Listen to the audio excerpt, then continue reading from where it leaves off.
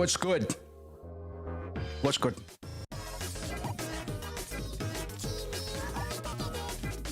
It's Friday once again.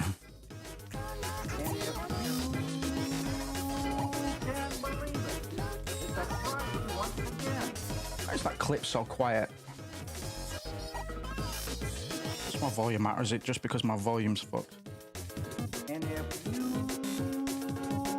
can believe it, it's a Friday once again. DH, I was just thinking about you, boss, because I realized I said yesterday that today I would get back to everybody in my messages, but obviously I haven't I haven't done that. I didn't have anything on today, so for the most part today I've just slept. For those of you that were joined us yesterday, you may know that I was running on 0 hours sleep, and in spite of that, I was still up until about 7 or 8 o'clock this morning. I don't know what the fuck's going on, bro. I don't know what the fuck's going on.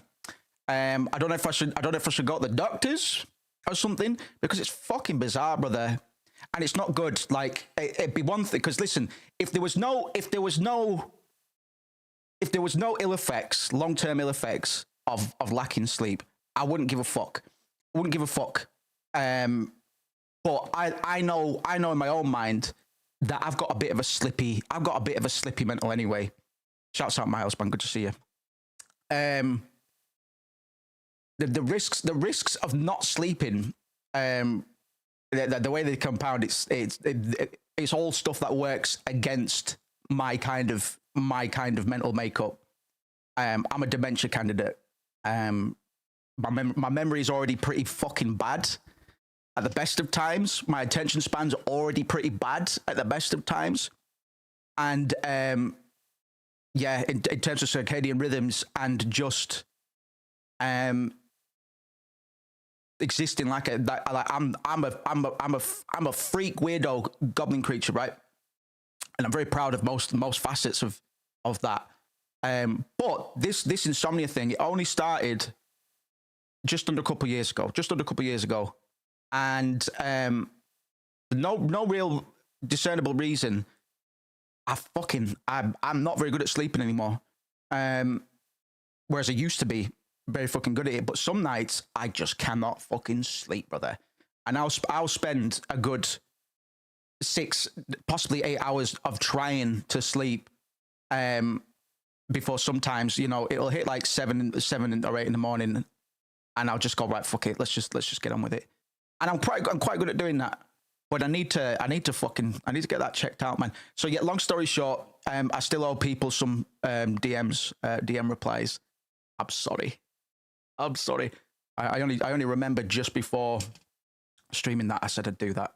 I'm quite bad for that anyway, but I'm trying to up my accountability. So when Moose says something, you've got to hold me to it. You've got to say, you said you'd do that, and I'll go, I'll fuck you. But yeah, shouts out to Brian. I meant to order some melatonin last night because Mikey chucked us a super chat dono to cop some magnesium. So I've picked up some magnesium, some other thingies as well. Need to get some melatonin. We can't get it OTC in the UK, but I can get it online, I think. That does help me as well, because I've got some meds around the house from fucking years back that I can take. But meds, fucking knock you out, cunt. They might, some of these meds might make you sleep, but you might not be completely awake the day after either. Whereas today, I really wanted to be sharp and on my shit. That didn't really happen because I had to catch up on sleep. But it's all right. I don't lament it. Like there would have been a time, because I'm so time precious, because I'm aware of how much of a master procrastinator and just how fickle and perfectionist I can be. I know I take way longer than most people to do most things. So that's why I'm always fucking online, even like mentally. Even if I'm in the slumps of like ADHD, just pure like I can't fucking do anything, man. I can think about doing things, but I can't actually bring myself to do any of them, because I'm in that mode quite a lot. So in my mind, I'm like, whenever I can be doing something, I fucking should be doing something. because I've got to catch up on stuff. Let alone 10 years of fucking no music releases and stuff like that. Apparently, there are two kinds of melatonin, and you can have and you have to get the type that's right for you, otherwise it can happen with that too. Yeah, because BB's on the melatonin, and I think it's helped me a bit, but I have to pop a couple of those fuckers, man. Like, yeah, I've got a weird tolerance for stuff like that. Don't know why. But anyway, how are we doing, folks? I hope you're all right. And if you can believe it, it's a Friday once again. You can't get melatonin. Yeah, that's what I was just saying. So, I've got some mags, and I did because I got a new pair of Moose's cheap old fucking round glasses, because last time I was babysitting for my sister, I left them there and they were dismantled. So we've got a new pair of them, man. But I think, actually, I don't know. I thought the lenses might be a bit bigger than my old ones, but I think they're actually all right. I think it's just the bridge of the nose. So these are my sunglasses. Do you like them?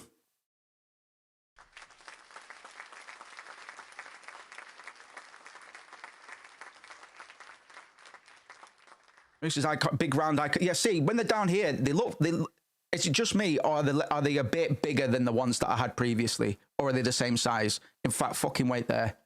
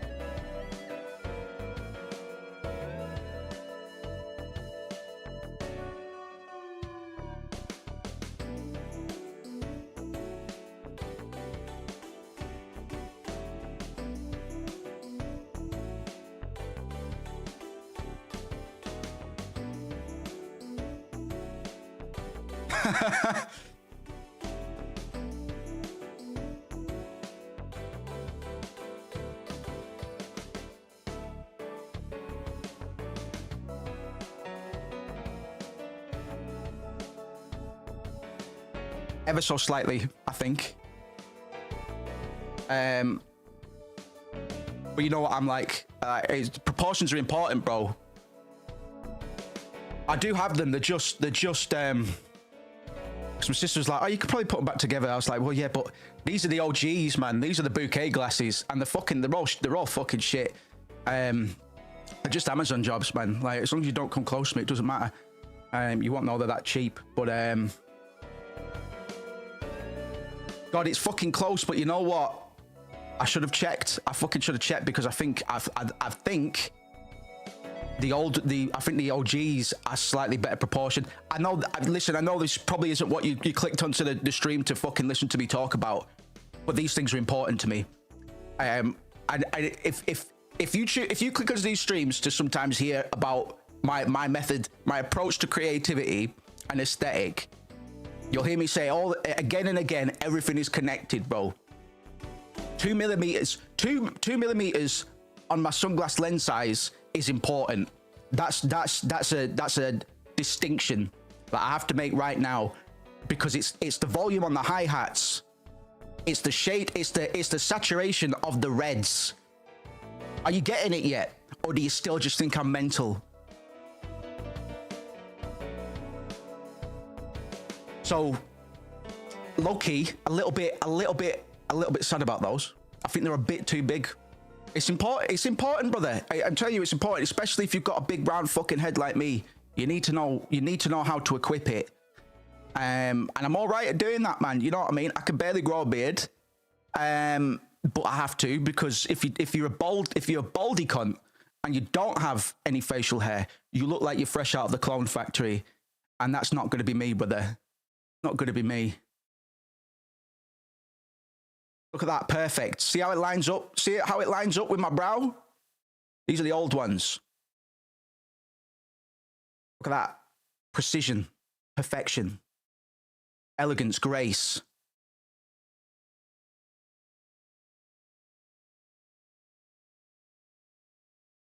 they don't slot in quite the same.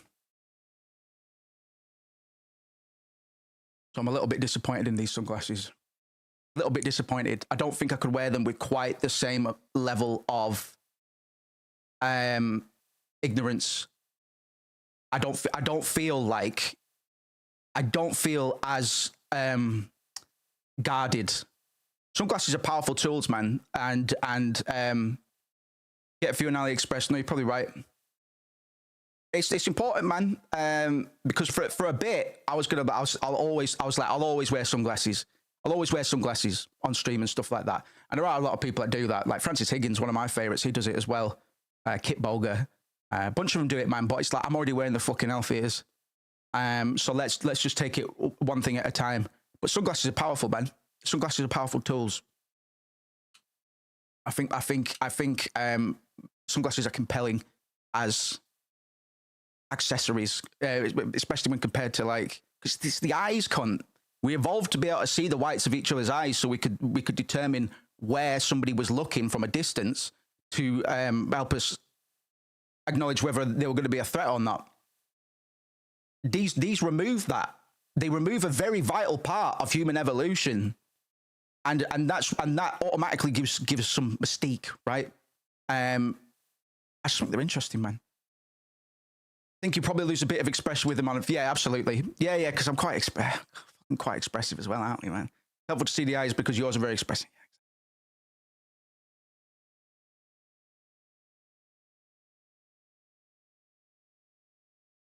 How we doing? It's fucking Friday once again. A lot of fiends here, y'all.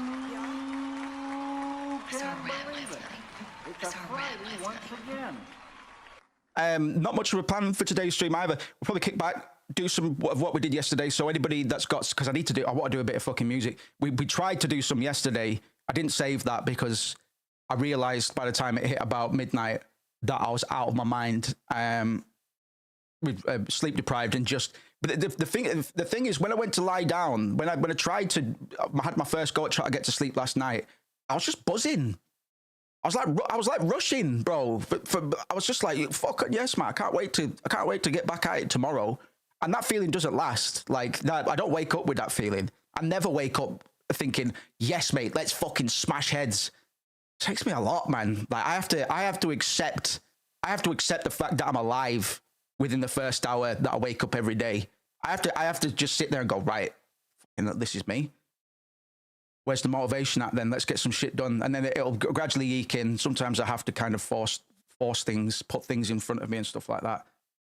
But last night, man, even after being up for over 24 hours, I just still couldn't fucking do it, man. Don't know. Might go to the doctors. We'll see.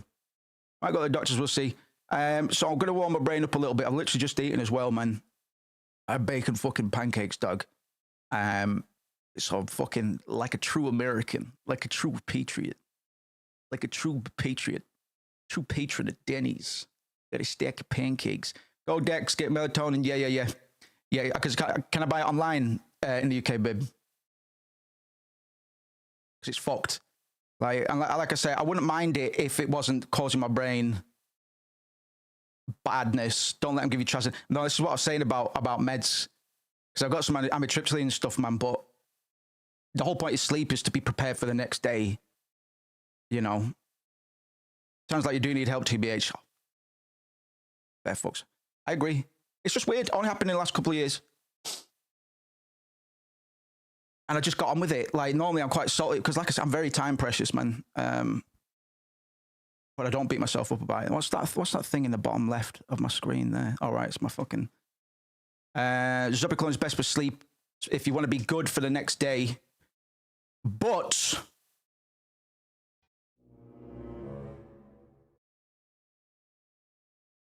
I saw a rat last night.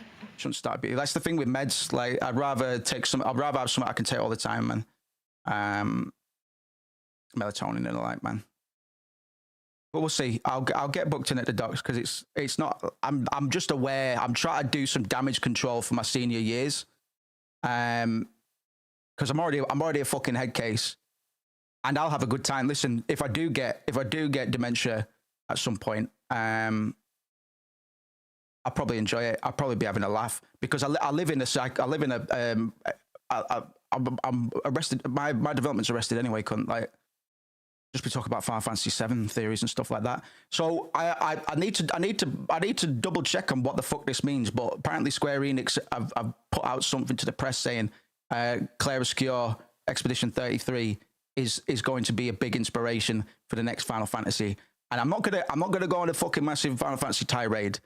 But just know that I'm angry and I'm amused at Square Enix. The nerve of these guys. They are cowards. They are cowards. And I'm fucking so disappointed in them. I'm so disappointed that they folded like that over turn-based combat. So fucking disappointed. I would if they came out and said, you know what, we want to do turn-based combat. We've actually decided we do want to do turn-based. We want to return to the golden era, and we want to bring back turn-based combat. If they said that on their own accord, standing ovation. Even though listen, turn-based combat isn't the thing that's going to fix Final Fantasy, by the way. It might help. It might fucking help, but it's not. Sakaguchi's not there.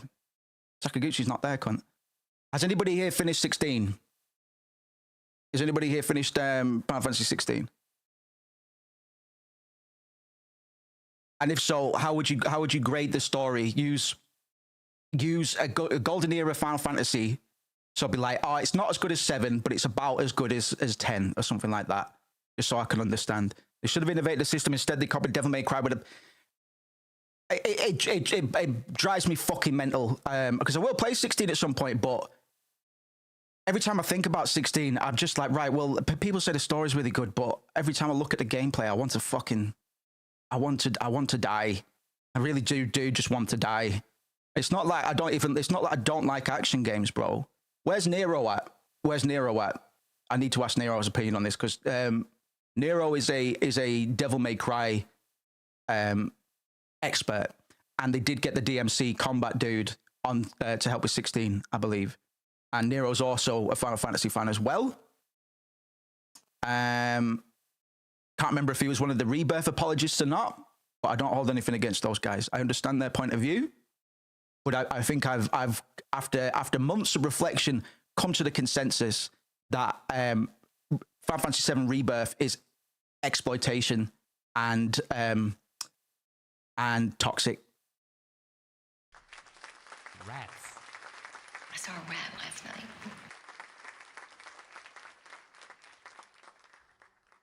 So if Final Fantasy VII, because here's another thing about saying that as well. Did I not fucking say they haven't even started on 17? When we were talking about the 9 and Tactics leaks, didn't I say that all signs are pointing to the fact that Final Fantasy 17 doesn't really exist yet in any form, and they're going backwards instead of forwards?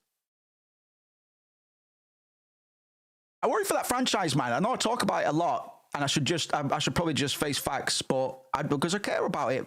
A lot of us care about Final Fantasy, bro. That's why I always find a way. There's always a way I can segue into a conversation about Final Fantasy. In any conversation. Anything at all, man. Paying the fucking bills. Yeah, well, at least we don't live in the Sector 7 slums, eh? Like and subscribe.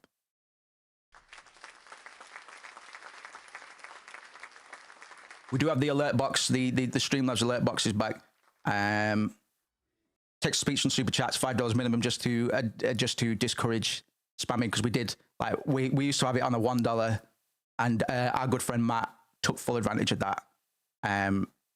He's a good stress tester for stuff like that. He just abused it until I turned it off. Do love that FF talking to music chat for sure. I should have been a fucking I need to be a Final Fantasy commentator, because the Final Fantasy commentators that are out there are fucking garbage. Remember that guy that was trying to say so. Let's find it. Let's find the clip. Let's pull the clip up.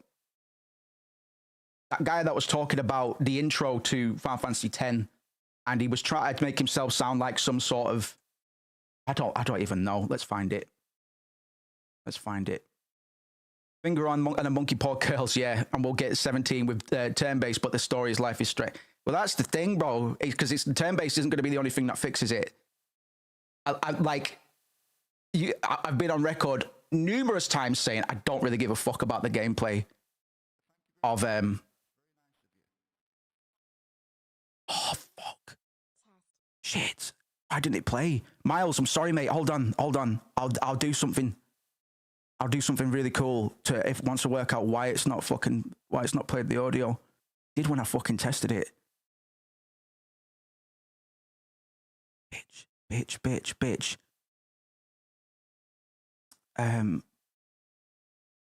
It's not in my mixer. Why is it not in my mixer?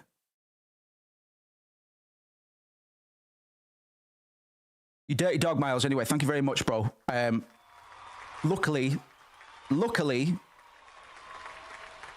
you didn't put anything. And this isn't a diss on your message, by the way. Put whatever you fucking want in there.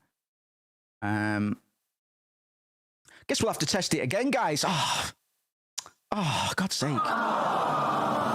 No, don't hide in mixer. Right, okay, I wonder why that's... I'm maybe better off looking at it tomorrow, but let's get rid of that super chat text-to-speech. Fucking... Bantering meme stream, because I'm going to be looking at my... I'm going to be consulting with Kawusko about a few things, man. Craig said, interested to hear about how you got to collab with some big people in UK hip-hop to... well, I'll let things come up naturally, because I didn't work with too many big people. To be honest, man, if Moose wasn't as lazy as he was, or as I don't know, I wasn't gung ho enough. I could have done all right at the time. I was on a few in the know people in the knows top 10 UK MCs lists for a little bit.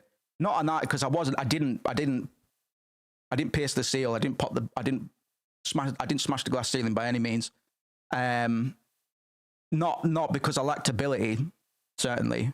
But these are all things I'm trying to work on now as well. So we got bars, bro. But for the most part, the people that I did end up working with that have decent rep, Bad Bones and stuff. Ramson Bad Bones, he was an affiliate to the label I was on at the time. Diligent Fingers was doing an MF Doom mixtape project. Said, you all come on this. Bad Bones is on it. So I never had I never had a direct line to Bad Bones, but he's one of the he's like a UK MF Doom, funnily enough. I did have a chance. Yeah, man. I've been present whilst Blackout Crew recorded a project for an entire day as well. They were recording at my brother-in-law's.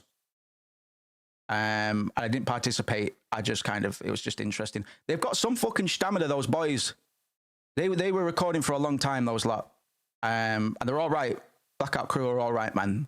If you don't know who Blackout Crew are, you might know of the famous UK summer anthem, Put a Donk on It, from way past. Good boys. You're close to Danny Lover. Yeah, I discovered Danny Lover in the early days.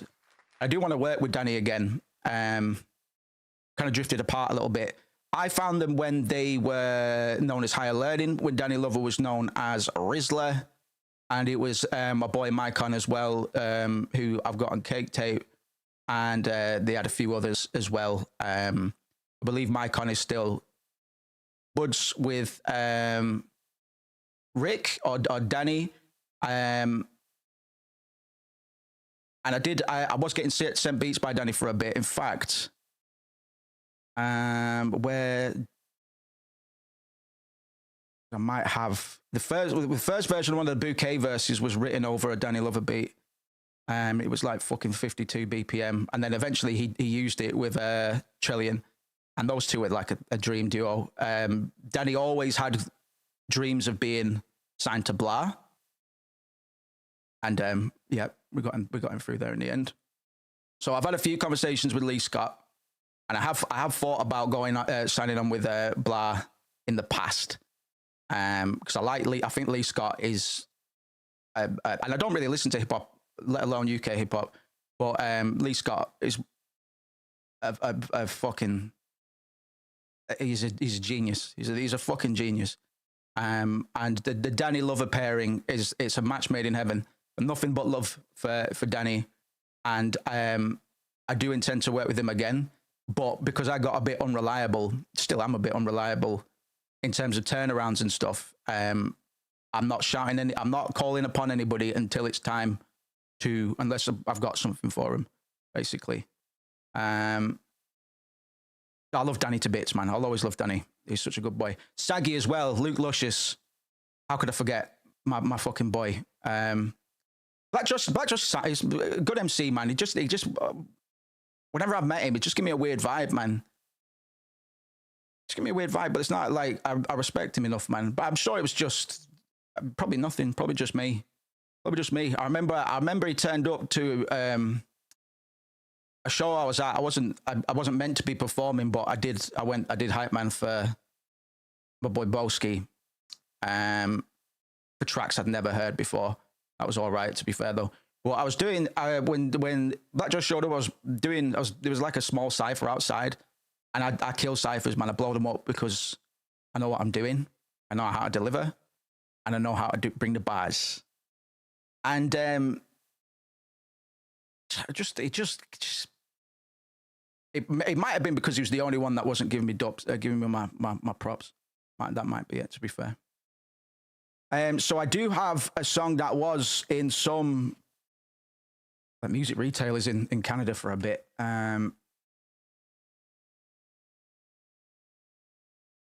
If I can find it, man.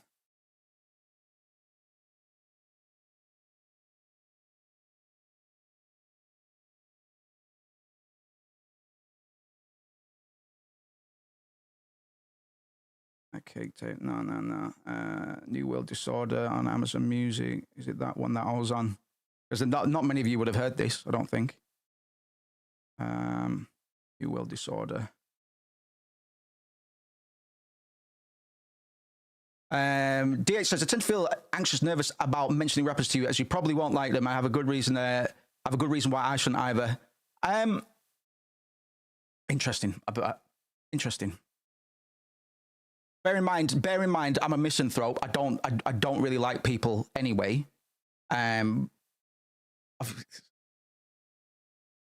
There's degrees to that, obviously, because obviously I like you lot, man. But even you lot, I wouldn't be able to cope with you all the fucking time. You know what I mean? So in that case, all the fucking time is just like, well, there's people all the fucking time existing around me, so therefore I just don't like people all the time. Who doesn't like anyone, not just rap? Yeah, exactly. That's the most succinct way of playing. You have to, I try not to be too cynical because it's not desirable well, I don't know. Some people would love that as entertainment, but yeah, just take everything I do say with a pinch of salt. I try to deny my bias. I try to maintain a critical perspective at all times, man. But people are inherently binded to their biases. We need to be aware of these biases. Daniel Kahneman. Go look up Daniel Kahneman, Thinking Fast and Slow, and try and read that book. It's one of the most important books I think you'll ever read. It's fucking really hard. It's hard to get your head around though. But yeah, bro. To be honest, a lot of rappers have it coming. You know what I mean?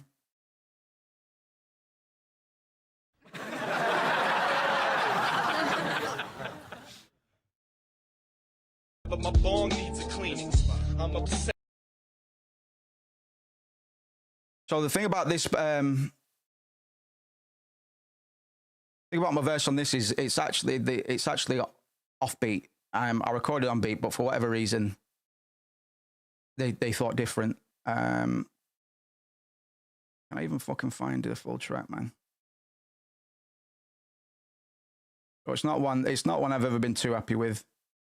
With the thought of nostrils bleeding. Fuck RBD, your mama drop a star in Papa God's museum. Just to watch the lies fall apart, a hate crime. I make a sick beat just to sniff the baseline. I know your honey's wayside, she keeps me company. Smoking cigarettes while she gets undressed in front of me. She calls me Rizla, the one and only giver. She even calls me a nigga, but fuck hoes. Is it? The trunks fill up with skunk.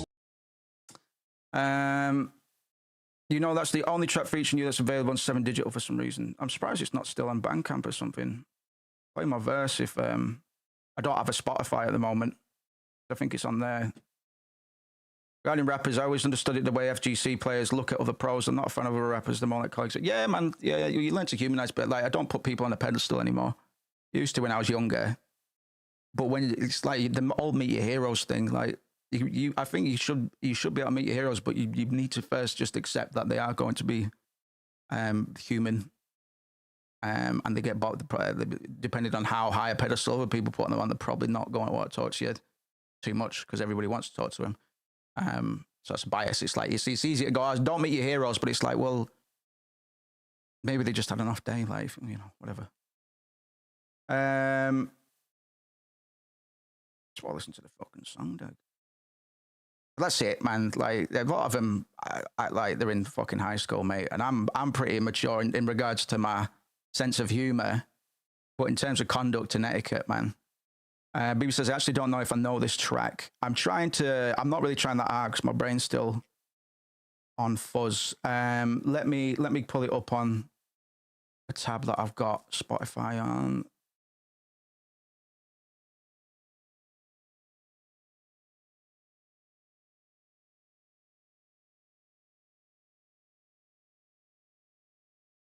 Because I won't be subscribing to Spotify again after hearing what CEO's been up to, but my music probably will still go on there, I'd imagine.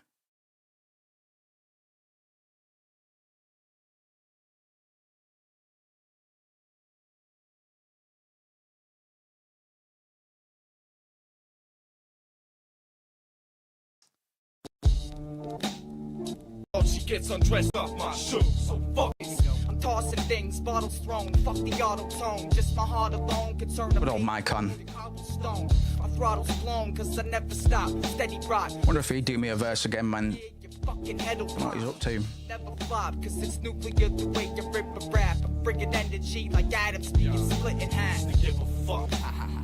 Now we just live it Oh, up. why's my fucking vape like leaking everywhere? The concept.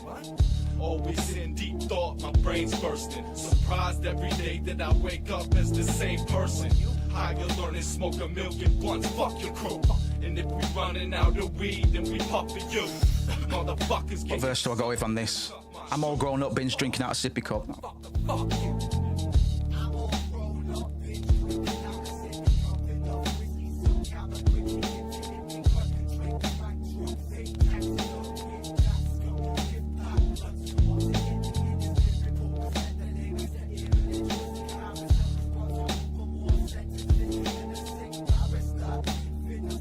Barista.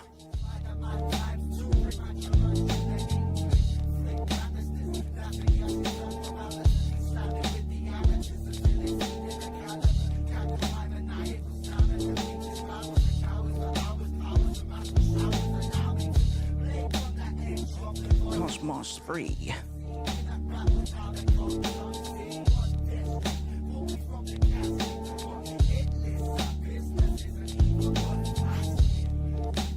I'm really annoyed about that. The verse wasn't that good anyway, but you always send reference tracks when you record over a beat. You send the vocal, the acapella, but you also send an MP3 to show how it's supposed to go, and it's way off, man. Way off. I don't know if it's going to be as noticeable to other people, man, but yeah, I will work with Danny at some point again. I hope. For me, it's all about the art, and I want to find the right place for him. Danny's got a very particular style, very particular style that he invented. He is the originator of that style. That is the Danny Lover style, and I'm proud of him.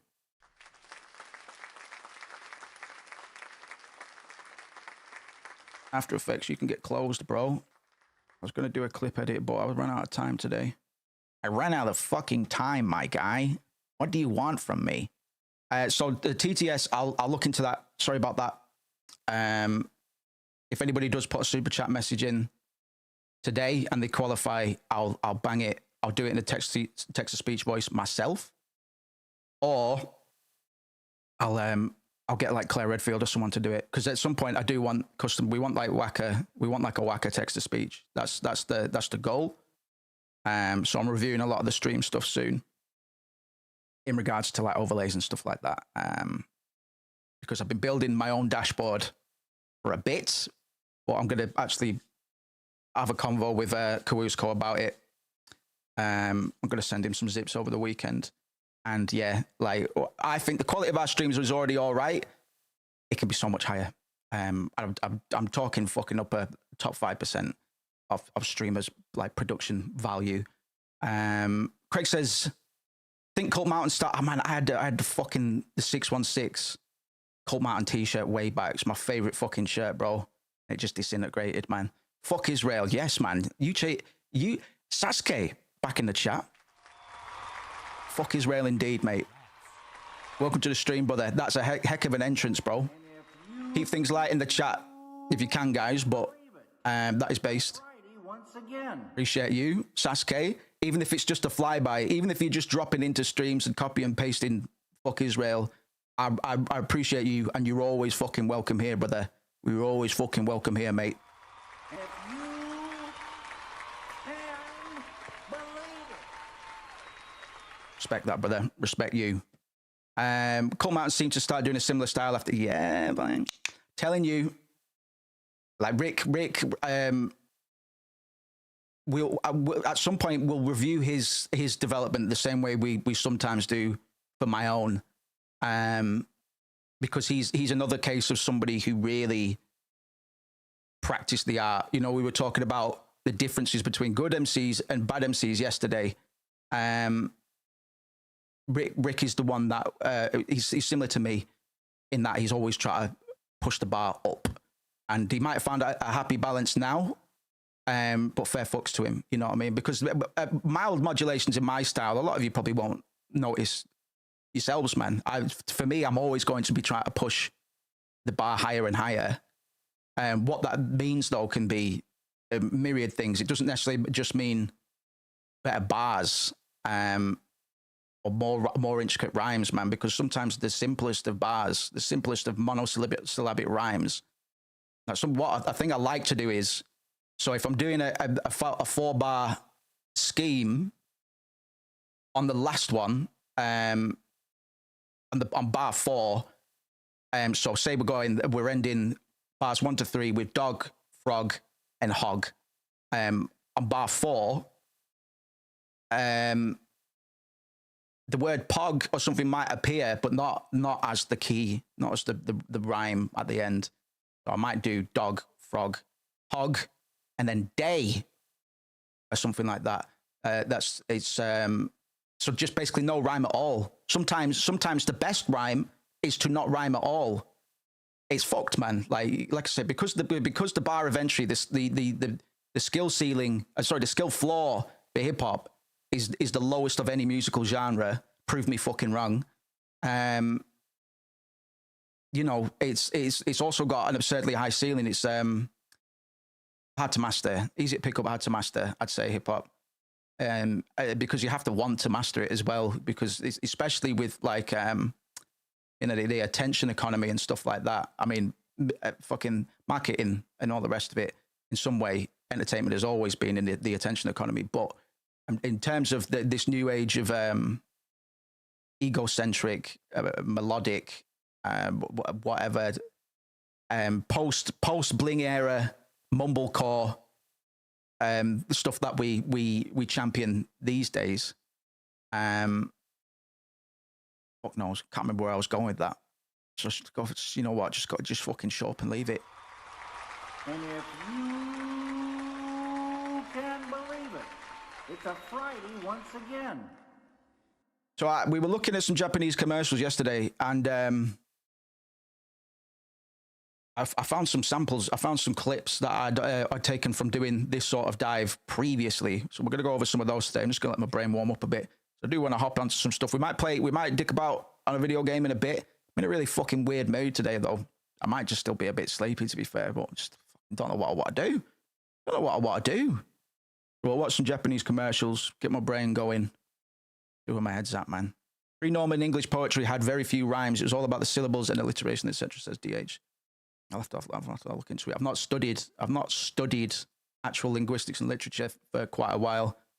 It's more engineering, I guess. Linguistic engineering is what I do. I'll stare at a line and be like, well, does every word there need to be there? And what does every word in that line say in this context, in the context of itself, and what came before and what came after this particular line? It's a process. It's a fucking process. Yeah, weird mood today, man. Got a bit of fucking physiological anxiety, but no, not anxious about anything consciously. Just got a bit of it, like something's a bit off. You know what I mean? Any fighting games? I was hoping because been tracking my lever list that's on the way. Yes, Brian called it, mate. Fighting games on stream is negative on block until a new fight state patch comes. Probably, mate. But believe me, we'll get straight on top of that. So I was hoping it might have dropped in today, man, but it's coming from overseas, to be fair. I think it's already in the country. So maybe I could doubt it. Slim chance we could do it tomorrow's stream, but if not, next week. So we'll kick back, man. To be honest, yesterday's stream was a lot of fun anyway. And if people enjoyed it, good stuff. Didn't have any plans yesterday. And recently I've been stressing over like Friday streams, because it's like I thought, what the fuck should we do? And what should we play? And it's never a problem because I'll always turn up anyway, man. Like if I'm to be an entertainer, then I need to be able to entertain regardless. I shouldn't have to coast on anything, you know what I mean? So when we pick games and stuff, we pick games, it's like, because that's what will help me capitalize. Rarely ever about the games. All right? It's rarely ever about the games. It's all about you and me. It's all about you and me.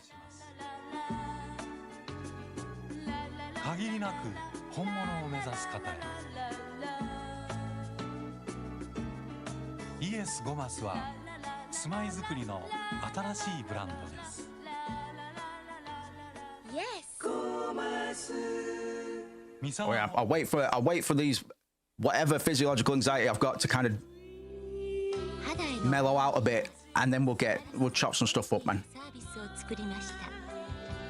Sample suggestions, I'm all for. PS1, PS2 soundtracks or weird sort of rabbit holes like all Japanese commercials. We do a little bit of sample diving, mate. I enjoy doing this on stream, and I will do some surveys at some point to see if what kind of content people prefer the most. We are lucky that we have a bit of variety through the week because we do stream 5 days a week.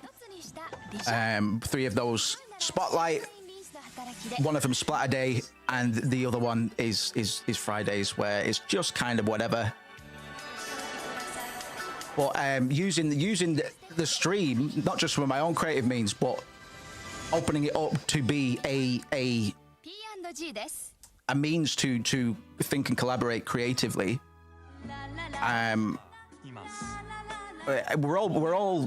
We can only win from stuff like this as long as it's enjoyable, you know.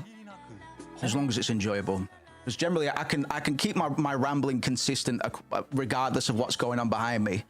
So that's all right, man. Some days sometimes it helps to have a little bit of like a game that is funny on its own to kind of help out a bit, but it's more about you and me.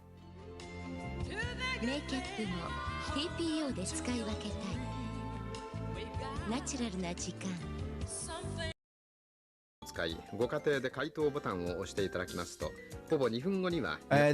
said the battle rap talk yesterday actually really helped me realize a lot of the faults and things I don't think about while writing, so I really got fucking good stuff, man. I'll talk about writing. We used to do songwriting workshops, so we'll bring those back at some point.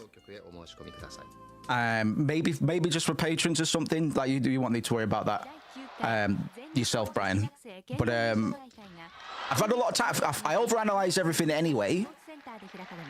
And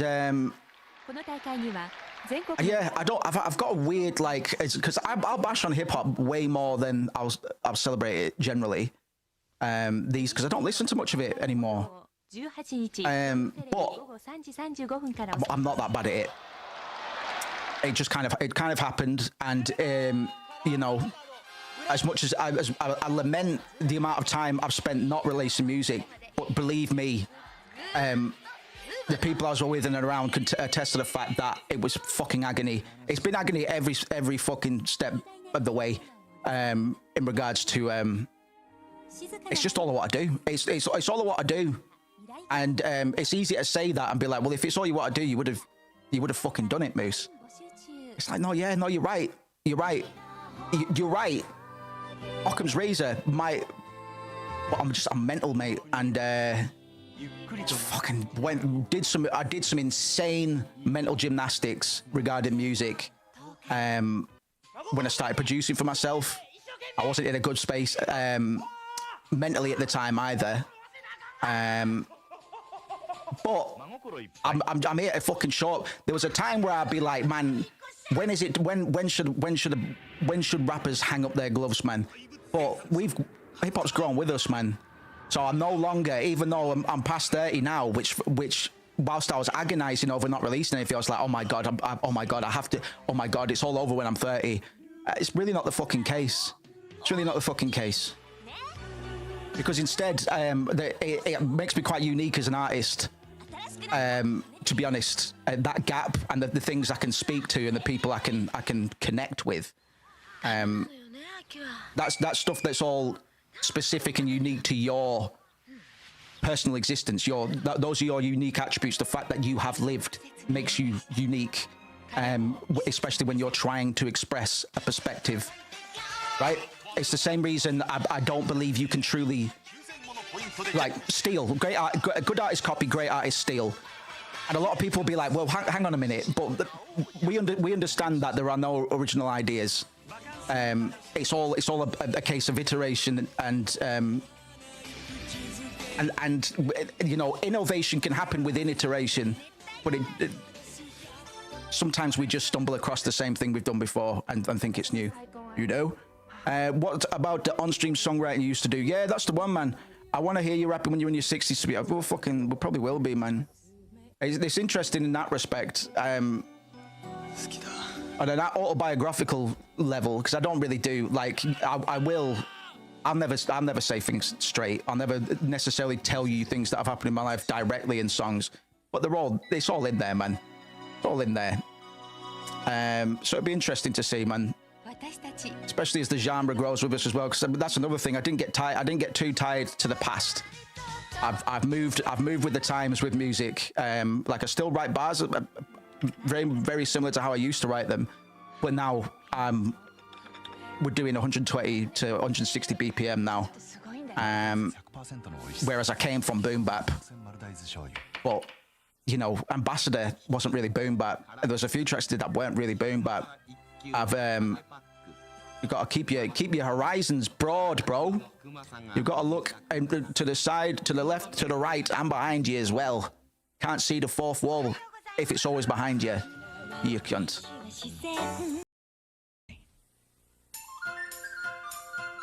この秋、ロッテ村のシリアルが豊作です。ロッテのシリアルはチョコ入りだ。のスペースドクター西川産業 Space Doctor. Experiment, exactly. No genre. This is something I've tried to internalize myself. Fuck genre. Don't think about it. Just create. And it might take form of a genre. Leave the genre to the end. Don't determine something's genre until it's fucking done.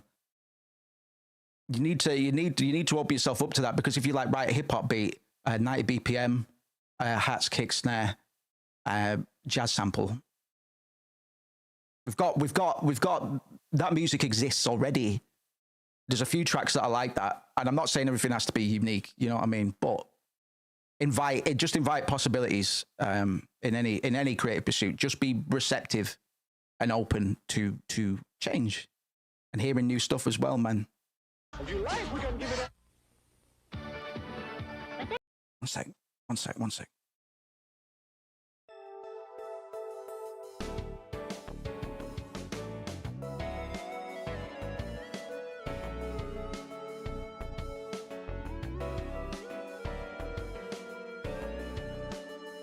Sorry, I thought it was my door.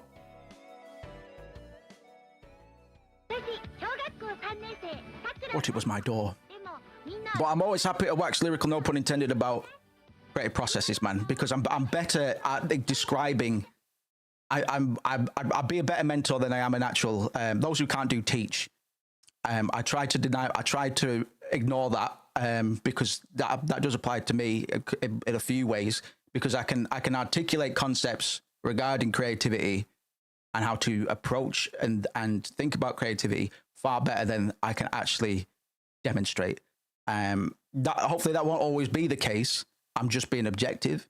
I haven't released enough. My body of work is very small, very fucking small, and I don't want it to always be that way. We've got new stuff on the way, bro. But I'm pragmatic about what I've done. But at the same time, advice and stuff on creativity is pretty abstract anyway. So even thinking about creativity is creative work, creative development in a way, right?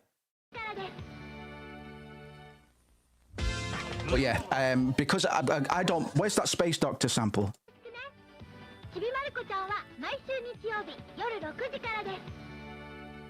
Where's that Space Doctor sample? Yeah, it says your body officially released work. Yeah, fair enough, man. Yeah, to be fair,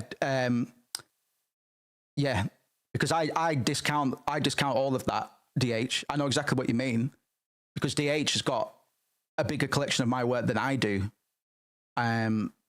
Because I don't count it, if you know what I mean. Don't know what stuff I really do count, but I think it's stuff of full rights to, like Confessions of a Puppet, Messiah Facelift, Ambassador, The Lost 3. Those are what I think I consciously consider my body of work in regards to stuff. Like, I stole a lot of beats, bro, and I didn't fucking have to. I didn't have to. But I didn't know producers that would. I know some good producers that make good beats, but just not good Moose beats. And nobody was. I had to steal Lollipop Lobotomies. Fucking hate that title, but it's perfectly weird. It's just perfect. It's so minimal, but it suits me down to the ground. I need off kilter stuff, man. Off kilter, and it's funny watching my production process now, because I've always gone full circle to my sensibilities 10 years ago, which isn't a bad thing, because it means I've always had a vision and an idea of aesthetic. Got to know what you're fucking creating, man. Still got the life and death. Yeah, man.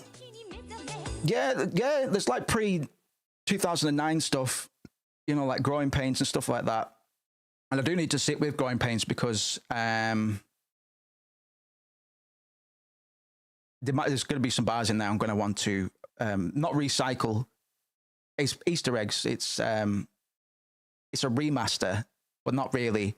I've already said this before, but if you hear a bar that's similar or identical in anything that comes after me saying this to you right now, it's probably there deliberately and not completely as a cop out. You know, do a bit of fan service is going to be about.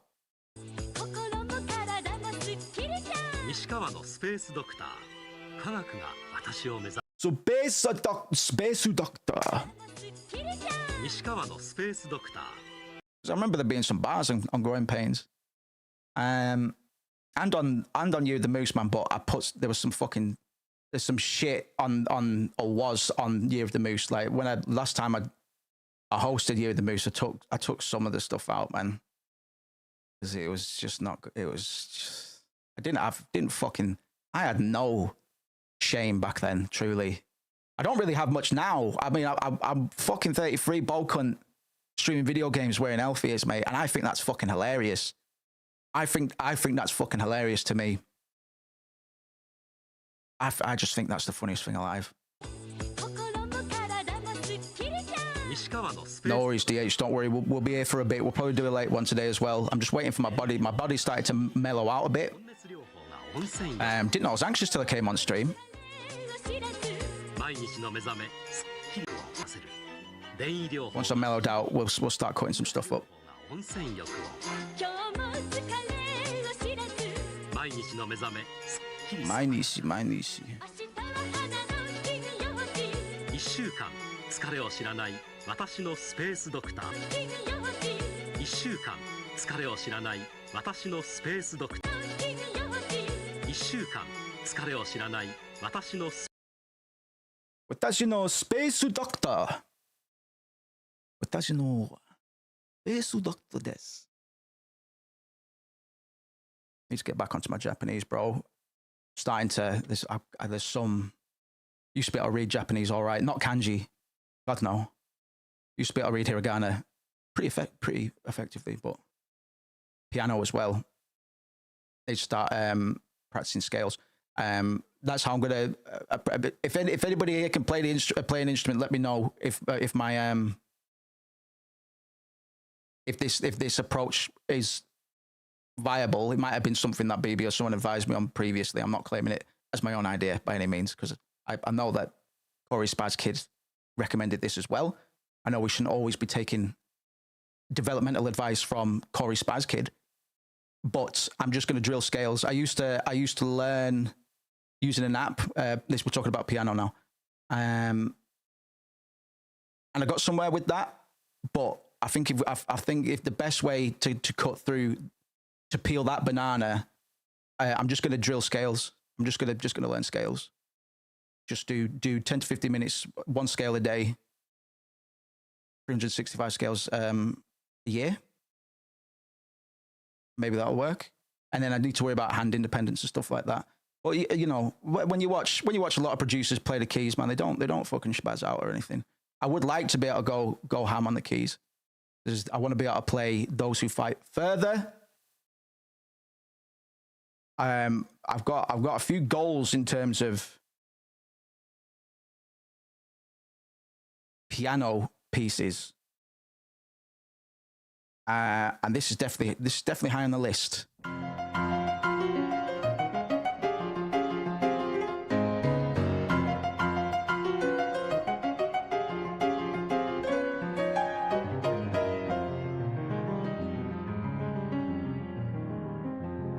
Uematsu is one of the greatest composers that's ever existed. I don't know if I've said this before, but you learn the correct scale fingering, then it would be useful, but find a beginner's course on YouTube.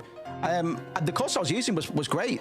I just stopped doing it, and I want to be able to get. I want it to be applicable to my music production ASAP, because my goal isn't to play songs that exist necessarily. You know what I mean? Doing scales will teach you to play scale. Yeah, of course. But it's important that I know that, because I can take it from there a lot of the time. You know what I mean? Scales are definitely really important. The amount of times I've had a progression in my head and I don't know what notes. That's what I mean. I'm most conscious of it when I'm on stream, because I don't mind working things out by ear. But if I'm hitting off key like 3 or 4 times in a quick succession on stream, it does irk me a bit, because there's nothing worse than hearing something out off key. You know what I mean? Learn to play 3-finger chords with your left. And Tommy, yes, I agree. Shouts out to Tommy. I think this is the advert. This is the one that plays when Tifa fights Loz in the chapel, right? But this is I don't know if there's any harder pieces than this that I want to learn. But as you can probably imagine, like, this bit goes off. As you can probably imagine, most the biggest reason that I want to learn how to play piano is so I can, or at the time it was so I could play Uematsu songs, and other video game ones as well, man. Because I did learn Beneath the Mask. Do do do do do do do.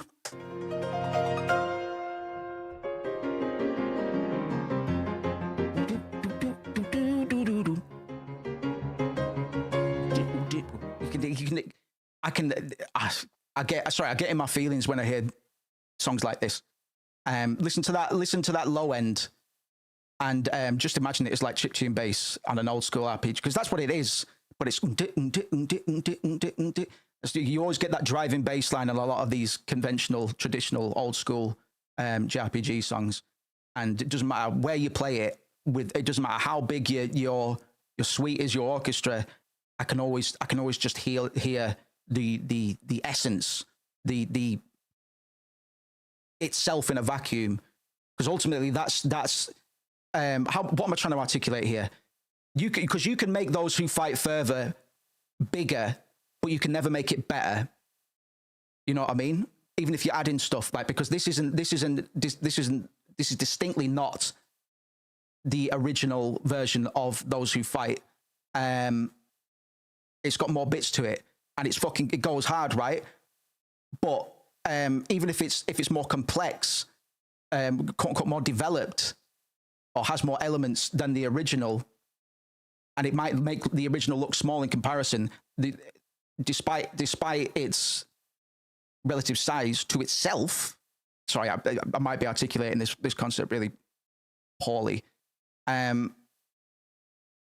It's why bigger isn't always better, basically, because you can make better bigger, but you don't want to. You can't make shit. You can't make bigger shits unless you're eating lots of bad food. And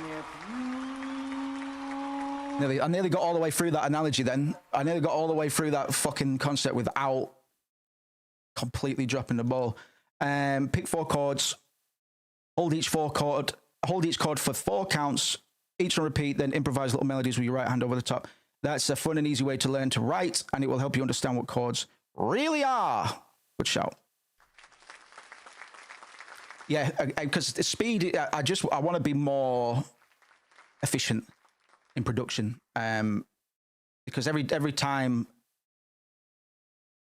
the more time spent on things that could be spent up, the more energy you're losing to them. And especially one of the biggest risks as a producer like myself, I can have a good idea 1 minute and turn it into something that I'm not going to save 2 hours later. At this point, and this goes to all producers really, when it makes you feel something, start trying to wrap it up. And what that means is going to differ, but fucking especially if you're fickle like me and you're likely to just drop stuff and be like, it's not that good. Keep it moving, dog.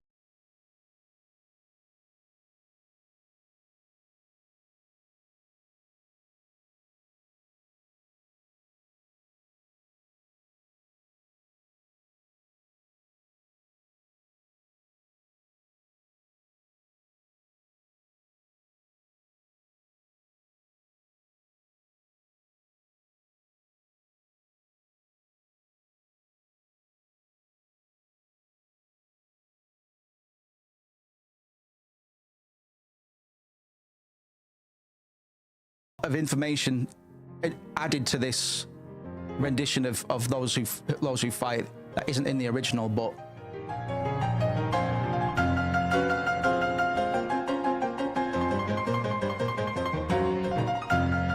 oh, absolutely, yeah. Because I've watched people play a lot, and I was able to play a bit myself as well. Like, I was doing all right on that course that I was on. I would recommend it. I think what was it called? Can't remember what it's fucking called, but if anybody's thinking about starting piano, remind me and I'll find out what app I was using, because it's really fucking good.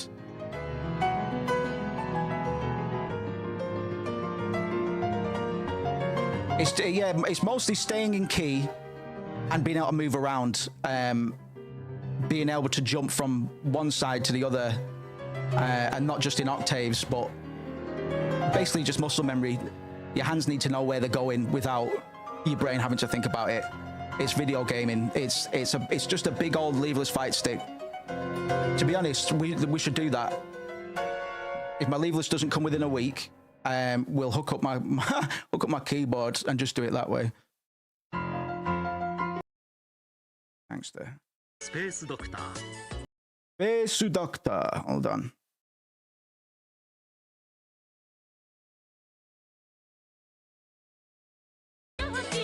週間疲れを知らない私のスペースドクター西川産業です。I want to see if I can get those strings with a splitter. I don't think it'll be clean enough, but we'll give it a go. Space Doctor this. Space Doctor.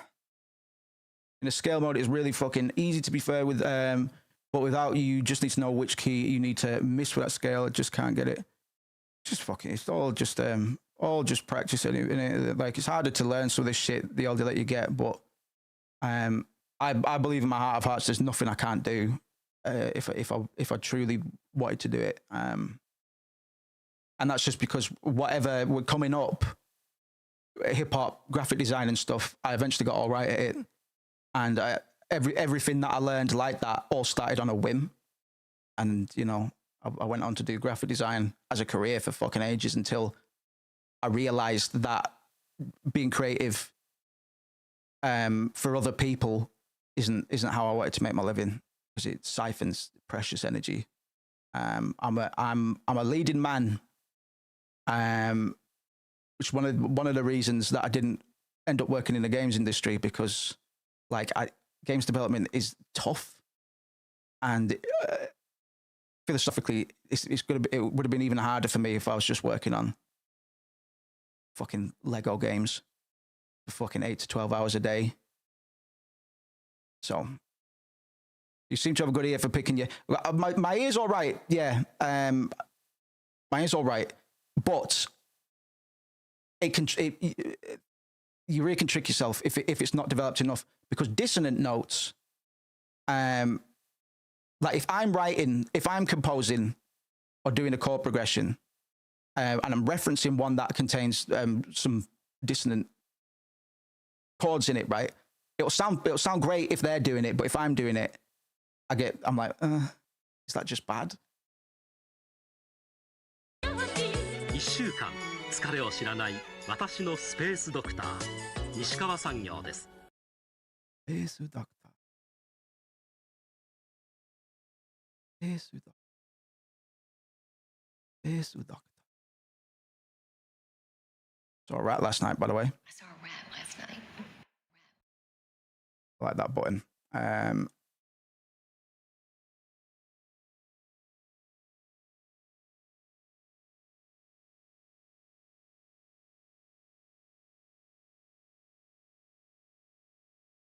I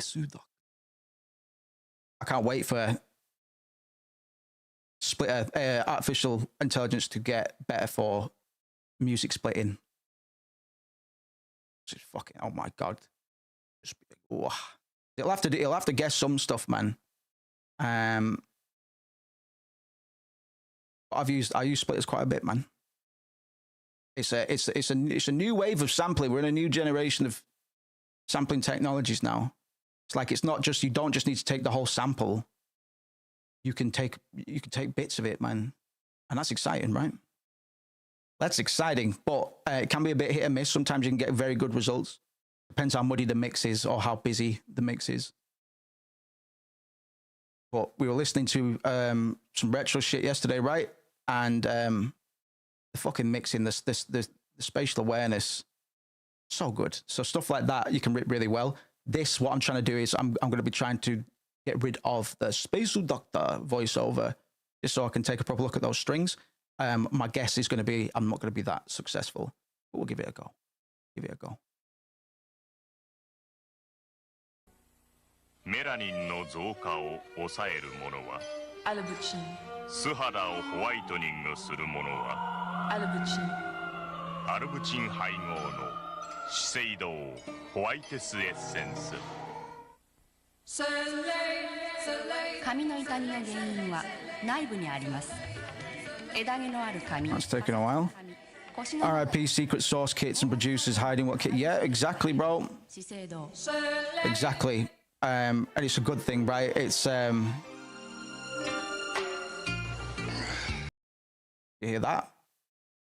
We won't. I don't think I've got the don't think I'm alive enough to bring up the AI debate again.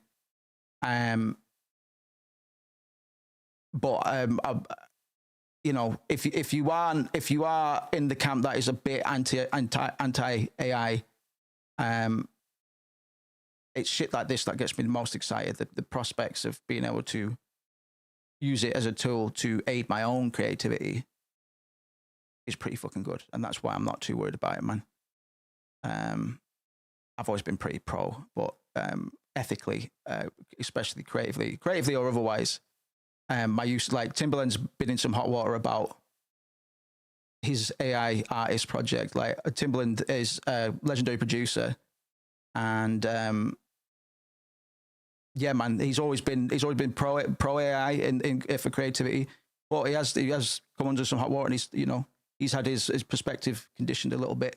He used to address it as AI as having a soul to some degree, which is obviously well, we know what it means, but it doesn't. You know what I mean? He was corrected on that. But as a tool, fucking right, bro. Give me all of it. Give me all of it, man. 加山です。僕の朝はプレミアムクラッカーで始まります。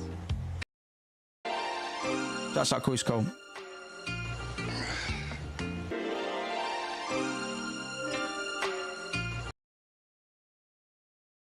Easy.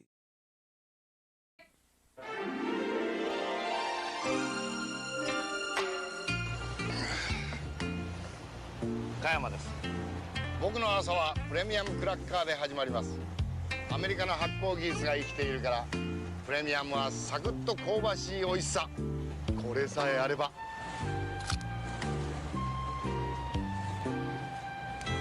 やっぱりうまい。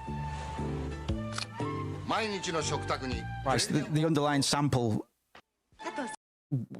that went crazy. I don't think I'm going to be able to capture it, but that went fucking crazy, Doug.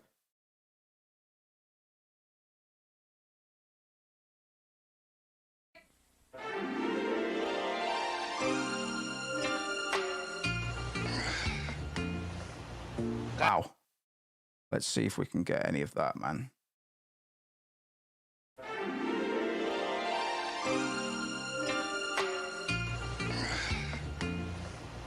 Kayama です。僕の朝はプレミアムクラッカーで始まります。アメリカの発酵技術が生きているから、プレミアムはサクッと香ばしい美味しさ。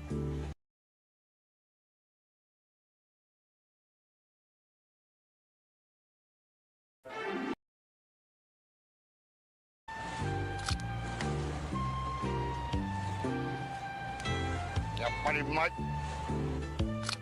毎日の食卓にプレミアムを。Every day I eat premium crackers. That's what he said. Commercial premium crackers. Verify you are human. Difference does it make? I can get a Tampy Monkey script to do that for me. Or ticking it, I can get something that is explicitly not human to tick that box, and it's quite fucking easy to do so. I think capture technologies are in trouble. Kenny Beats used to tell people, I need to watch more Kenny Beats, because Kenny Beats, his process is so fast and dirty in a good way. It just gets shit done in a way that my pretension has not allowed up to this point, but I'm trying to. Who always wanted to do everything themselves, that at the end of the day, most people don't care exactly. Most people don't care how your social beats to indicate if it's good. It's like when I'm listening to, when I'm watching a movie or something, and my brain, the autism in my brain's going, I've heard that sound effect from here, I've heard that sound effect from there, oh, I've got that sound effect. Most people don't have hundreds of gigabytes of samples on their PC, let alone sound effects. You know what I mean? People don't give a shit. People don't give a shit. Depends what your goal is, I guess. In regard to what, I think you're probably right. I think the same goes with AI, where the way you can use it, where the way you use it can be lazy, but the end results end up showing up eventually. Generally, still don't like AI, so that's fair enough. Like I say, I will always try and articulate why I'm happy for it to exist, but I still exist in a grey area, because I do acknowledge the damage as well. Strictly as from a personal bias and standpoint, I definitely welcome it. I definitely welcome it. But that's removing all context. Besides the fact, if it was just me and I just had these tools, fucking happy days. Wouldn't let anybody complain about it. but we're mid discussion right now, and I'm aware of that. Like, we're very early in these discussions, and these kinds of discussions that are going on at the moment are going to impact the way society develops over the next 100 years, bro, probably. So, you know, I'm happy. I'm welcome to be not wrong per se. Well, although I'm welcome, you know, I don't mind being wrong either. But just, you know, ready to, I don't have to be defensive. I don't have to be like, oh yeah, but what about this? Because it's like, well, I know, bro. And I know that I sometimes use AI to fast track shit that I can't be asked doing. A lot of that will be like fucking drafting emails and stuff that I don't want to talk to. It can help for that because my emotions, it doesn't count. It doesn't count for my emotions, which can creep in. So sometimes it'll write an email that's far more approachable than I might be willing to write. You know what I mean? I think ethics is the biggest issue. AI companies will try and distract people from their shady business practices by trying to change the conversation. But what is we had this one a couple months ago, and because I haven't got the fucking the latency to get into it properly today, but something I used as a fuck. Actually, I'm wading into the waters here, so I better be careful before we ignite, because it is a really good discussion to have. I'm just a bit slow today. Something is released. It could be music, could be a piece of visual art, could be a video game. It comes out and it exists. At this point, we don't attach any attribution to it. It just exists. Turns out that this new piece of art is the greatest thing that's ever been and the greatest thing we've ever acknowledged as a species. Turns out an AI made it. How does that differ as far as the piece of work is concerned? How is it then affected? Is it less of a? Like I say, I'm not necessarily on this side. I'm not necessarily trying to say, oh, AI can be art. That's not what I'm saying here. Just using it as a device, as a bit of a thought experiment. It's the greatest thing that's ever been made, but an AI did it. Does that naturally detract from the work? Is it no longer the best thing that's ever been acknowledged? The first thing that's been, you know, purely as a piece of art, purely as just as something that exists. But if the art could be produced without feeding it on the art of other humans, it would be different. I know, but that's what I'm trying to, you know, with that device in specificity. I'm only acknowledging the work that comes out, the piece that this hypothetical masterwork by our human comprehension, regardless of any of the other factors. It's just that fucking good. Does it begin to diminish simply because? Does its value begin to diminish simply because? I had to say because it's hypothetical, but I think there's enough. I recognize it's a little bit abstract, but there's enough information there to be like, well, it's either fucking good art or it's not. And this isn't me, again, I need to reiterate, this isn't me trying to legitimize and excuse AI in the art discussion. It's more part of the art discussion, right? Because art to me is anything that evokes an emotion and is presented in context. Yeah, anything can be art, really. If you like it, then it's good for you. What if everybody likes it? I would say it's less art at the sense of expressing something as nothing is being expressed. What do you mean? But if art is just a representation, then it could be that. I think we have too many definitions for art. Yeah, you're probably right. Yeah, it's supposed to be abstract in it, which is why I find it quite a compelling case. Again, it's a hypothetical. Because I'm in my mind, I think, because I'm still trying to work this one out. In my mind, ever since I came up with this thinking, this device, I've been trying to reason with it objectively and be like, well, if it is truly the best song that I've ever heard, does it lose some of its luster after the fact if I then find out it wasn't made by human hands? Everyone likes it in this imaginary scenario. I would like it. Yeah, no, it's not about liking it necessarily. Like, the only objective thing about this in this hypothetical is that it is a phenomenal work. It is good. It is good. Everybody likes it. Universally, everybody likes it. But does that work lose a little bit of luster based on how it was spawned into existence? If you catch my drift.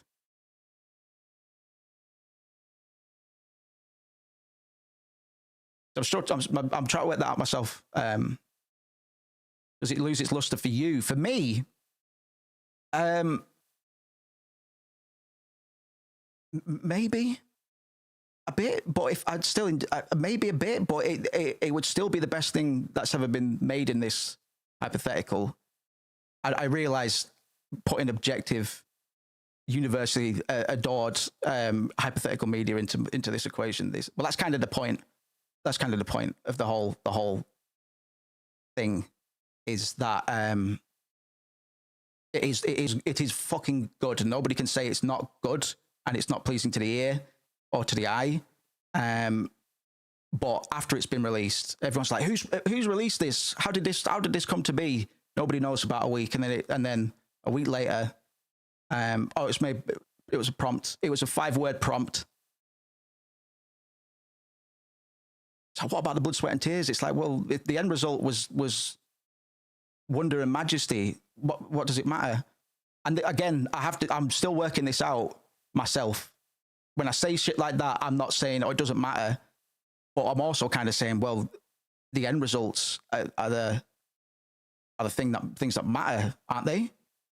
I understand a lot of context goes into making a piece prolific, but not always. Sometimes it's just a toilet in an art gallery, right? I don't like listening to music made by people who committed atrocities, because all I'm thinking about is the bad things that they did. You don't tap your feet to any Michael Jackson songs.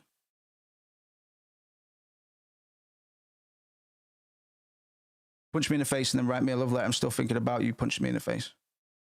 So, in that respect, it's better than an AI. That an AI makes the best thing ever than somebody who is a toxic POS, right? Or would it? So it's what I mean. I'm still working it out, man. Brian, for me, it says, for me, it does lose it, but it's almost irrational. Appreciate that. I respect that, because I always thought of art as this release impulse of an individual, of an individual of the human. But that logic quickly falls apart with bands. Yeah, true. Actually, depends how the AI was trained. Fair enough. Fair enough. Because I haven't added that concept. It's literally just the end result, and we're working backwards in that example. Very separate. Fair enough. I'll bring that device up again at some point, because I think there's something to it in trying to work this shit out, man. Because, you know, especially somebody that's not good at showing results. Like, results matter. Like, the outcome, something being fully materialized and available is more important than any amount of. Well, it depends.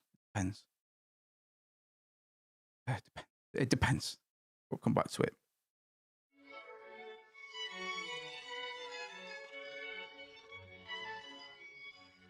Not bad, actually. I could probably transcribe those.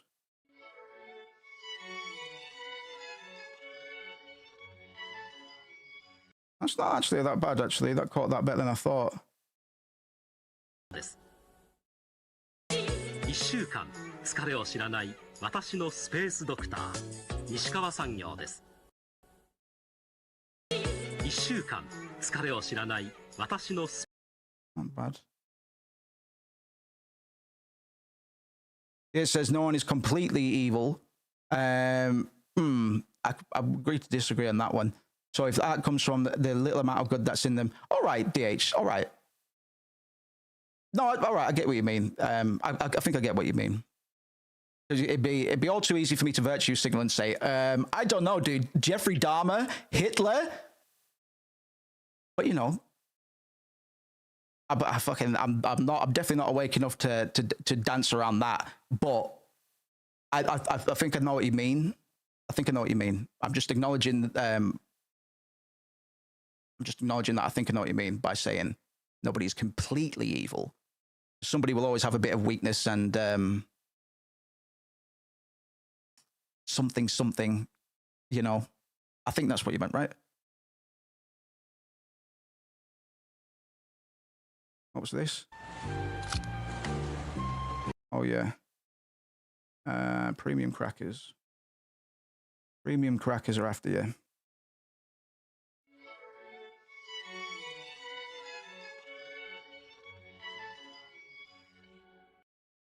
Bad. We might be able to transcribe that pretty easily. So that was Space Doctor. Commercial Space Doctor strings. And then get out of there.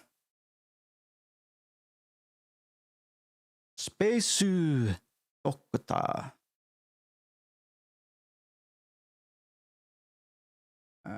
Back and get the premium crackers. Strings? No, it wasn't just the strings. I want to get rid of the vocals. That's mainly it. Vocal and instrumental. Doctor.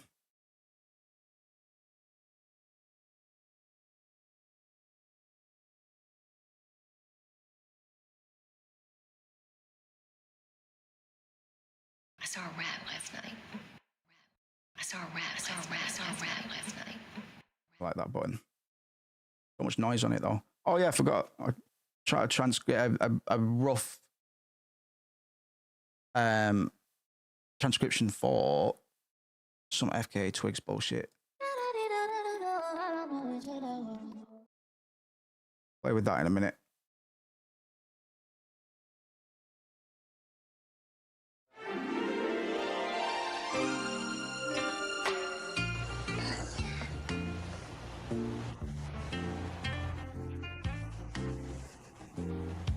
Way better than I thought. Not great, but way better than I thought. I think this tech's getting better.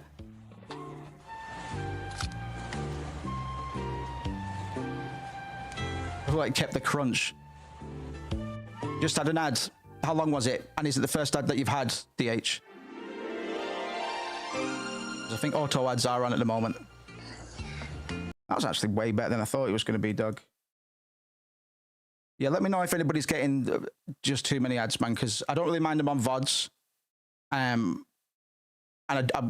But I also don't mind them on live as long as they're all right. Because if I have to insert them manually, just means I'll have to remember to do that when I go for a piss or something like that. But I don't want them negating from the live experience, regardless of whether people are paid or not.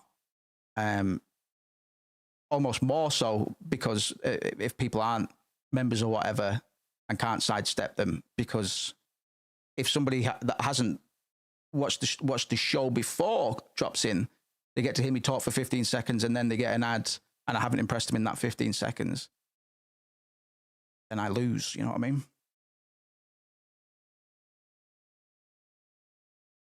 Are we still doing the 3 minute? Oh, I need to remind myself to do that. You're right. Honestly, I need to get, I'll be talking to Kawusko over the weekend about some overlay shit, because I just think we could do so much better than a lot of channels with some custom shit. Like this little thing here, the first widget that I've made myself. But I want stream alerts to be in similar styles and stuff like that.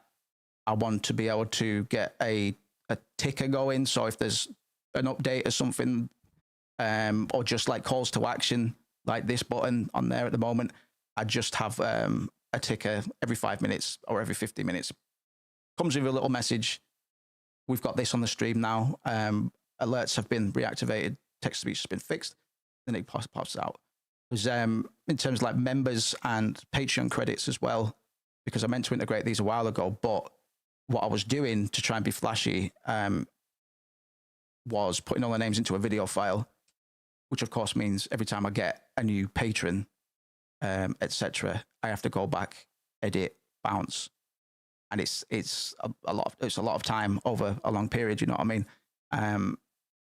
So I'm planning to develop my dashboard so I can do things like have those tickers, have this at the bottom, and have little buttons for like show the credits or whatever, then animate through style guides or whatever. No reason not to. And just unify the aesthetic as well. Do I have my old overlay on here anywhere? I don't think I do. No. I kept that on there because the way I have the stream at the moment, so we do have some donation goals going now. We've got a throne going. The link is in the bio. But on this screen in particular, because I like it being quite minimal, I wouldn't want a donation goal on here. But there was a screen that I had where the screen itself is a bit smaller, visible chat on the right, recent subs and all the rest of it in the bottom there, and a bit of room underneath the frame, the screen frame, for stuff like dono goals and stuff like that. And a lot of this stuff differs in aesthetic as well, man. Like I need everything to be, and if I've got the head and mind and the eye to do it, there's no reason not to, really. Regardless of even if we are still sub 15, sub 20 concurrents regularly. Bro, that's never stopped just before. That's never stopped me before. Have you lot seen the birthday video that I did when me and Jake did birthday stream in like 21? Yeah, let me pull that up because the fucking lengths I used to go to for this stream, man. Like we're pretty minimal at the moment. Deliberately, I did deliberately trim back on a lot of stuff just to keep it more focused on the content and not just have loads of things popping up over the footage or annoying people or whatever. But there was a lot of things that I used to do that I'm going to start integrating back into the stream gradually. A lot of green screen gags we used to have going as well. So on my Throne wish list, I made sure I put everything that I put on there is generally intended to help the fucking stream anyway. I have no expectations. I was encouraged to do it. It'll be there. But little calls to action like that, because you might not have known, man. So having a ticker come across the top once every 15 minutes with a different message saying, oh yeah, by the way, we have this now. It would save me remembering, because like it's my job to remind you to like and subscribe, bro. The algorithm likes it when I say that, and the algorithm likes it when you do that. You might not think to. Like, it's not your responsibility to like my fucking stream, is it? It's not your responsibility to remember to do it. Like, it's my job, man. So if we can automate that, fucking happy days. And we can, is what I'm saying. Where's this birthday video, man? I have to show you it because I'm still very proud of it. Not my best editing, but it's the sheer. It's a masterpiece. It's a masterpiece. Use image magic to generate the video from a list of names. Yeah, it's mostly just the process, because what I could do instead, and what I intend to do, is have it as part of my dashboard. So I just add a name to it. I've just got a list of all the names, and whenever I'm ready, I click a button and they animate onto the frame. Great way of doing it. Then I can summon it whenever, instead of it being arbitrarily tied to a particular screen, which is what I was going to do. I was just going to have the stream ending screen with the list of names, man. But that's a bit shit. I think that's a bit shit. I think it should be on the fly. I should be like, shouts out to my patrons. Like these lot of sound as fuck. Rather than just be like, oh yeah, thanks to the people that are fucking keeping me fed. I swear, some people don't give enough dubs to the people that are contributing, man. Maybe the more money you're making off of it, the easier it get, the more entitled you get. I don't know. Decent group with, oh, sorry. I missed this one. First in the stream, I had one at the beginning too, 15 seconds before the skip. Could have ended up a problem. If you get another one, DH, let me know. I'll turn them off. If you get another one within the next couple of hours, man. Craig says a decent group with some quality people, to be fair. What's that?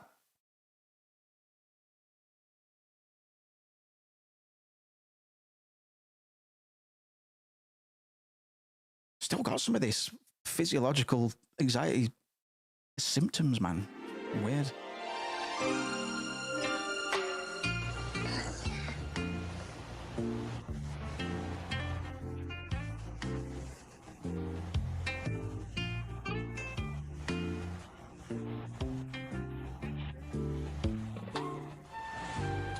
Did way better than I thought it was going to do, taking those vocals out.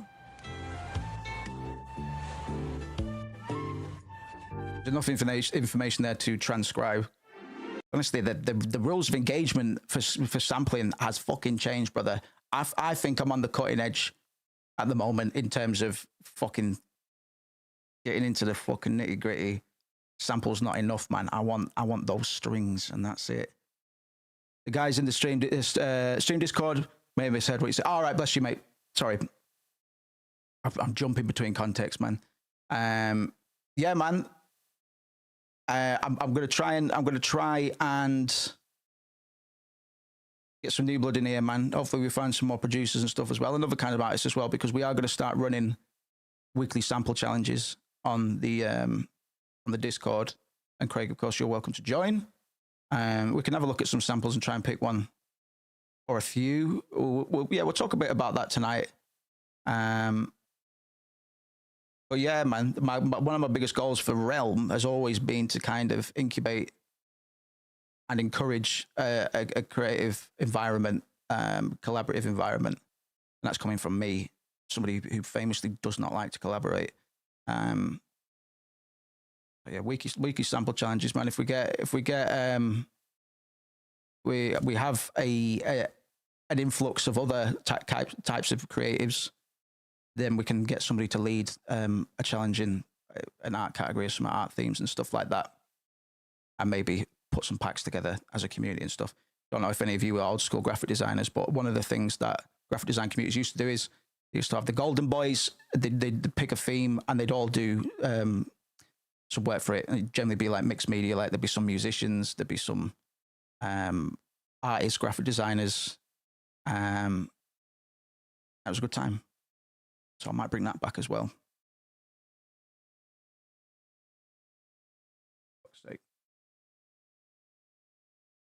Trying it up, yeah. No, all right, fair enough. That was so weird yesterday, mate. Honestly. So I'll get that sample in a minute, and I'll put it in my pack. And I'll say maybe we'll just like one core sample and a bunch of goofy ones, and then we're like, you don't have to use them all. Or do you have to use them all? Because ideally, we all use one core sample, especially because there's a small amount of us doing it at the moment, and then we see how different our results get. Our results are using the same sample or whatever. It might be the cleanest way to do it. Yeah, we'll think about it a bit today, man. So I'm a bit slow today.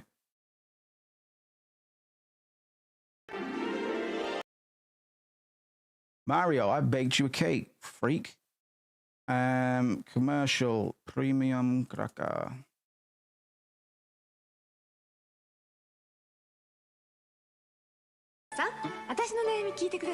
Hopefully I've mellowed up. Fucking hell, we've been streaming 2 hours already. Not bad. We've done fucking nothing. That's good. Not nothing.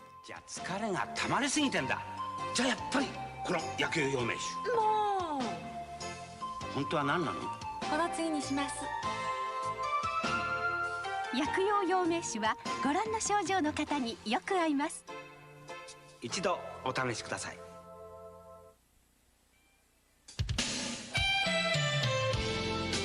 逃げたら薄い。センチのエレガンス。き合い方を知らない。綿毛布です。潤いみなぎる新化粧水。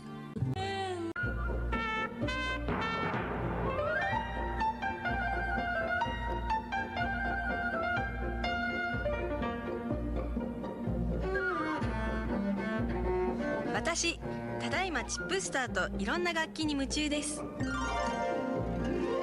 うまく弾くのって本当に大変。いつも手放せない美味しさ。ナビスコチップスター。チップスター。楽になる草、薬。これが薬という文字の起源なんですね。薬用養命酒には古くから伝わる薬草が混然と溶け込んでいます。これが薬という文字の起源なんですね。薬用養命酒。So that, man. I wouldn't necessarily want to use it. This is a bit too sappy for me, but you've got to trust your gut with this shit. If your gut says sample it, just do it. Better to have and not need type beat. 薬という文字の起源なんですね。薬用養命酒には古くから伝わる薬草が混然と溶け込んでいます。あなたも一度お試しになってみませんか？胃腸が弱い方や疲れやすい方などご覧のような Uematsu style number that 1日3回このぐらいずつお試しください。 Love that little bit of reverb on. Listen to this voiceover. I don't know if this is natural reverb or if it's added. Hold on. 1日3回このぐらいずつお試しください。 Artificial, which sounds good. Sounds good.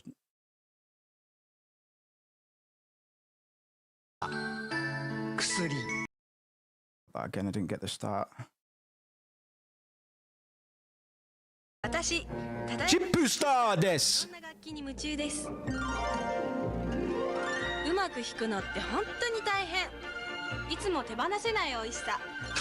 ナビスコチップスター。クラウドストライフ。 楽になる草。 It's got to be the room. Yeah, you think so? You're probably right, to be fair. 薬という文字の起源なんですね。薬用養命酒には古くから伝わる薬草が Hard to tell now. 溶け込んでいます。あなたも一度お試しになってみませんか？ Yeah, it has got a bit of reverb at the moment. You're right. 疲れやすい方など It's probably just the studio, right? Just not sound. It's just not insulated. 1日3回このぐらいずつお試しください。 I like it. I like it. I like it. We will hop into Fruit Loops something soon. Maybe play something in a bit. Or we're just having a fucking chat, man. But it's like, last night I was like, tomorrow I'm gonna fucking smash heads, man. Especially since it's an ad for like soy sauce. Yeah, man. Yeah, you're probably right. Probably right. Probably a cheap studio, man. I'd love to be able to get to some points to get some fucking studio space. Build a set a la Half in the Bag, Red Letter Media. That'd be the dream, man. But I need a team to do that and money, lots, mostly just money. But I was watching Jerma's Dollhouse streams, which is basically just him LARPing The Sims, and weird shit happens. And he was working with Twitch, so he was able to get some integrations for it, so viewers could like interact. That's a fucking cool idea, cunt. I could do that. I could do that. Just plan out loads of weird random events. Yeah, that'd be fun. I didn't finish the Dollhouse stream, to be fair. I'll show people what we mean briefly, because I've only just gotten into Germa really, and I was more because I was intrigued. Like the algorithm would always say you should watch some Germa if you like only plays, you probably really like Germa, and it just wouldn't. I didn't realize how popular the cunt was. But Germa's really, really fucking popular, isn't he? And I can see why. Like he's just quick. He's not always the funniest guy. Like I'd say cats like Zach and Oni and G make me lol more often. But Jerma's on his own, man. It's difficult. It's streaming's tricky sometimes, man. With nothing to really bounce off some of the time. But Jerma, he's just with it, man. Jerma Dollhouse, just to show people what we mean, man. Because I'd love to do something like this. I think it's a fucking brilliant idea.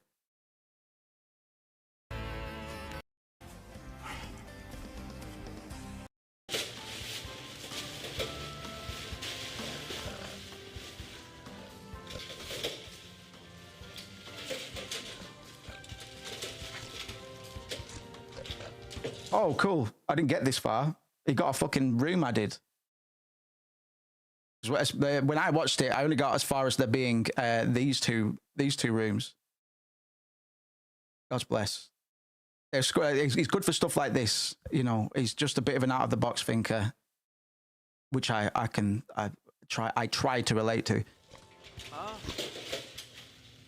What?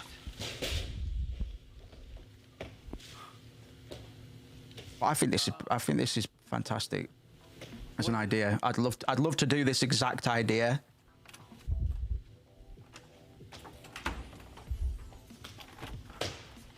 Like just copy it outright. Front of my fucking door. But obviously, like, because when I was watching it, they had like some clowns show up randomly, and they were like fucking with him. Outside, I hear something.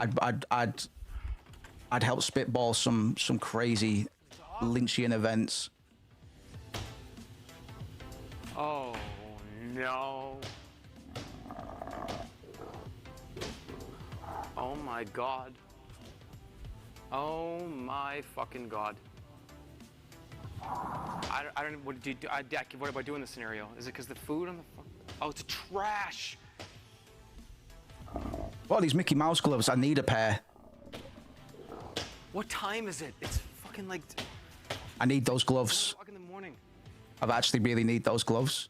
Oh shit! If somebody finds some and suggest them to me overthrown, I really need some Mickey Mouse gloves like that. Actually, I think that would complete the look. What am I supposed to do about this? I gotta go in the bedroom. Just imagine me rapping in front of a trash can on fire at midnight with my top off, and I've got elf ears and fucking Mickey Mouse gloves on, man. That'd go so crazy. You want to do what? I don't know. I'm not going out there. What the fuck am I?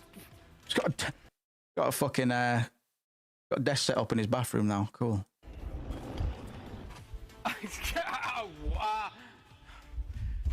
All right, it's time for you to pay. I don't want to go out here. Yes, Alex, how are we doing, brother? Let me do this. Hey, Bear, you're in deep shit. Oh my God, he's biting me! Oh my body! Oh, Jesus! Oh, play dead! I saw a rat last night. He gets attacked by bears and stuff like that, man. I'd have mad shit like that, except it would be the bear from Annihilation or something that vocalizes using this screaming pleas of my murdered grandmother.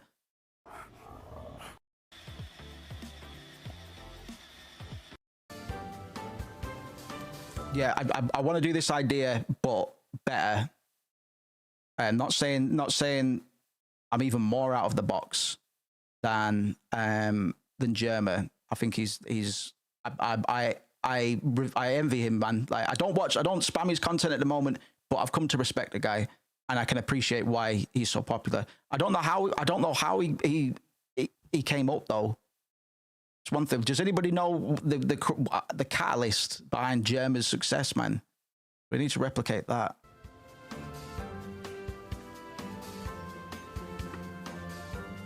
Oh, stunner! Butterflies, like I care, whatever. What the hell's going on here? How does that work?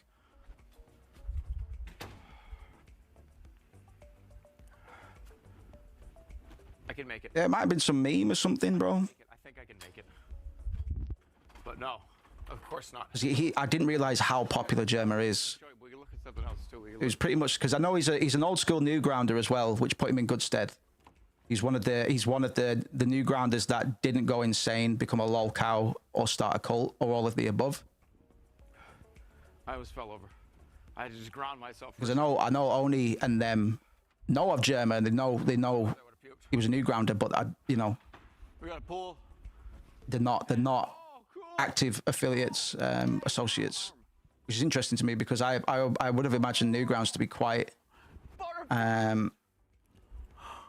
connected at that level. He started with his I think he started with his first large event. It was the Jerma Rumble, which was him and putting 100 random characters into WWE and treated it like a real event. Genius. Oh, I think I got one. Yeah, that's what something we need to do more of, is gimmicky little I didn't know that was still for fun as well. Like this, I'm not trying to fucking sell out on you that quickly. Obviously, the quicker I can sell out, the better, because then we can just get over it. Some of you will get upset, make a Moose Cake Truth subreddit, and berate me on there, say, oh, his content was better when he just used to talk about rap bars. Successful popular streamers are less fun to watch. There's too many. Well, that's the thing. I was saying this to just like Jerma gets 10,000 concurrents, and the way we have it at the moment, you know, I try and respond to everybody ASAP. This is a big house. And yeah, that's one of my thoughts and possible concerns as well. Is being able to do that when when things speed up on our channel, right? Never say never, but I'll be pragmatic. May never happen. But I did worry about that, because it's one thing to have, like, because certain members will always have limited access to the cult channels, the cult lounge and stuff like that. So there'll always be a place for the day ones and honoraries, man. But yeah, it'd be interesting to see how it changes the dynamic of this stream. For me, in some ways, it'd be easier, because I could just cherry pick things that I can respond to the best. You know what I mean? At the moment, I can't really get away with it. If somebody writes a message that I ought to respond to and I don't respond to it, it's going to be pretty noticeable, right? Up to about 50 is do. Yeah, I could probably do that. Of that, people get silenced. I wonder. I haven't looked into what they're thinking for YouTube as a streaming platform, because we're missing a lot of features that Twitch has. Still don't regret it. We haven't had a single fucking bot in here, where we used to get some every single stream on Twitch. But it's lacking a lot of the integrations and stuff that Twitch has. It would be good to VIP members and stuff like that, as I know you can do in Twitch. I feel great. There's some workarounds we can do with custom code and stuff like that, but there's only so much. So it would be good to be able to isolate those messages at some point, the same way that super chat messages get saved to the top of my live chat thing, so I don't miss them, basically. Damn, what a good night's sleep can do. Because that'd be incentive to keep and stay involved as well, if I'm going to prioritize your messages, which is what I'd like to continue doing, right?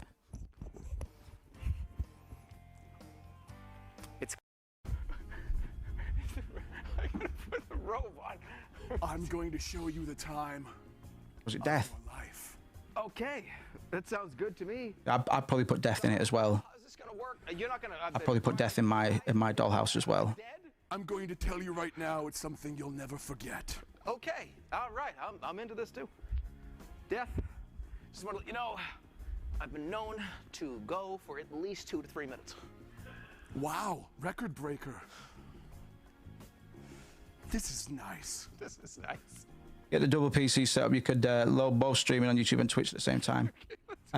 Yeah, I could be multi-stream. I need to do that, actually. I couldn't get into my Twitch account for a bit, but I can now.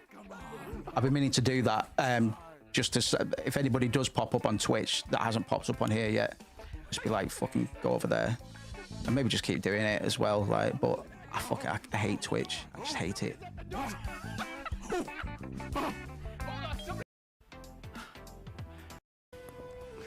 We're way more comfortable here, man. It just makes a lot more sense, especially with the fucking subs that I had as well, man. Just think when I started streaming, YouTube wasn't too far on this yet. King Elton McCartney, the Conqueror the Fifth. This is good. It's not great. This isn't quite surreal enough for what we do, though. I need to read a scroll. Like we'd give it a heavy horror element, a heavy horror element. At my expense, obviously. Drugs are going around this neighborhood, but it's something hard. Pledgeth, fealtieth, or you'll be severeth. But imagine some Evil Dead scenario. I trust you've all seen the OG Evil Dead movies, Sam Raimi. We should do that that should be the Dollhouse. We do Dollhouse, but with dashings of Evil Dead and David Lynch. And maybe like Eric Andre. Yeah, that's perfect. It'll be an irreverent mix of Evil Dead, It's my fourth The Sims, Eric Andre, and The thing is, if you don't the other one. I don't know if you ever used one of these. It's kind of dull. It takes a little bit of time. That hurt, actually. I've done 3 today. Anyway, where did we get to with these commercials? I'm going to switch over, man. 私ただいまチップスターといろんな楽器に夢中です。うまく弾くのって本当に大変。いつも手放せない。楽になる草、薬。これが I recognize that melody, 薬用養命酒に but は I don't know if it's just because it's used all the time. 楽になる草、薬。 It almost sounds like EastEnders, man. 薬という文字。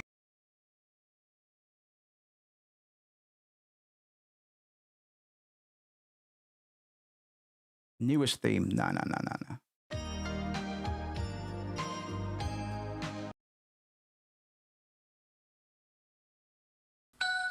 楽になる草、楽になる草、薬。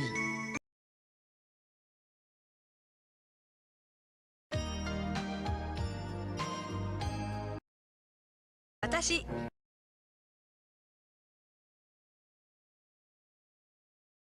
Right. It's the Christmas Carol. Oh, yeah, you're right. 楽になる草。 Yeah, you're right. That's what I'm thinking of. これが薬という文字の起源なんですね。薬用養命酒には But yeah, event streams. Anyway, let's spitball about that at some point, man. I'll try and think about it a bit more. So I think we've always done quite well with event streams in the past. ご覧のような症状によく合います。 We once did a live radio when we were celebrating maybe the first anniversary of Realm. This was years ago. We did a whole bunch of things, man. It's a bit of a variety show, and as part of that, OG Carter wrote a radio drama, and then I think it was like me, Rob, and Carter all kind of took part in it, played some ambient sound effects and stuff like that. All live. I didn't see the script before. I wonder if we still got that somewhere, man. Pretty funny. 楽になる草、薬。これが薬という文字の起源なんですね。薬用養命酒には古くから伝わる薬草が混然と溶け込んでいます。あなたも一度お試しになってみませんか?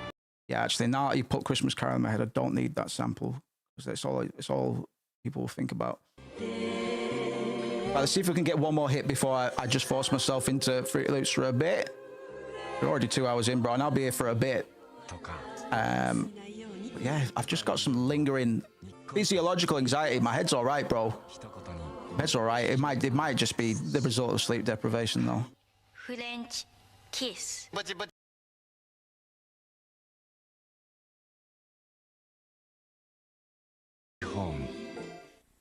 Pucci French kiss. I like that. I don't know why. Don't really like the word kiss either. Kiss. I like that. Pucci French kiss. I like that. It's got a bit of rhythm to it. French kiss.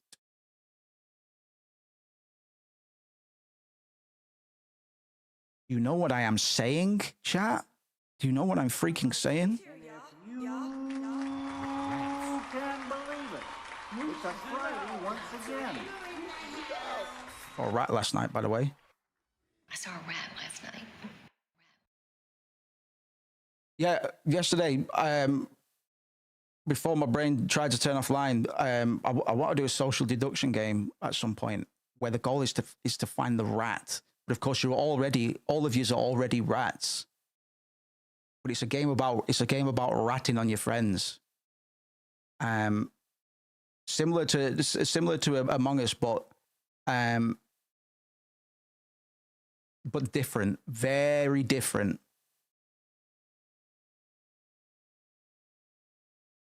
French is.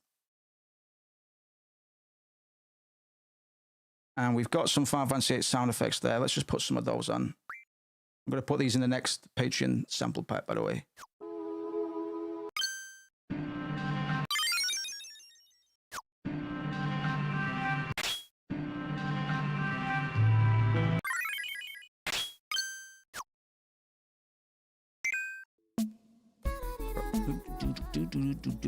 Oh, yeah.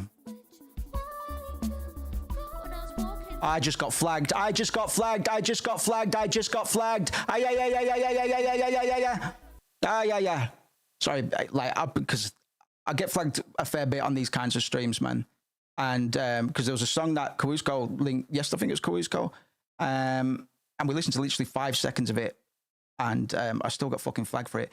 And I basically, what happens every time I get flagged, because I can remove the song without affecting most of my the video and my voiceover, stuff like that. But for every claim, it takes about a fucking hour to do it. It takes quite a while, bro. So if and when we can avoid strikes, I try to. Because I finish a stream, it's like, we're not monetizing that. It's like, fucking cunt. Well, some people are going to be watching that immediately. You know, Tommy and Cherry and some of the VOD gang, they might choose to watch it before I've fixed that stuff. You know what I mean? And we're literally fucking pinching pennies, but it's all to play for. You know what I mean? It's a good thing I can actually make a little bit of money from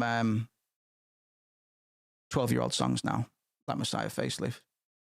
Fucking pittance, mate. But that's still probably I'd mind you, Apple Juice has had quite a few listens the last couple of days. Normally it's Messiah Facelift. What the fuck is that doing down there? Normally Messiah's the track of the week. Going by analytics. French is. I was going to watch something else. Oh yeah, I was going to have a look at this. Twigs conversion. Probably going to be a hot mess. That's another AI-ish. Well, I guess it is AI. Turning samples into MIDIs. I think we're on the cutting edge of sampling. I really do. I know I'm giving myself far more credit than is probably warranted. But this is stuff that we've only been able to do quite recently, bro. And I just don't know how many fucking terminally online producers, hip hop producers, but just stick to hip hop, are on this fucking wave yet, bro. So you're welcome. You're welcome.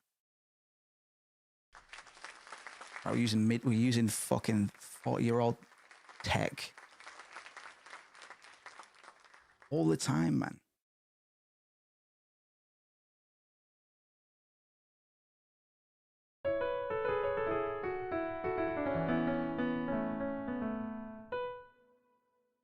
Do.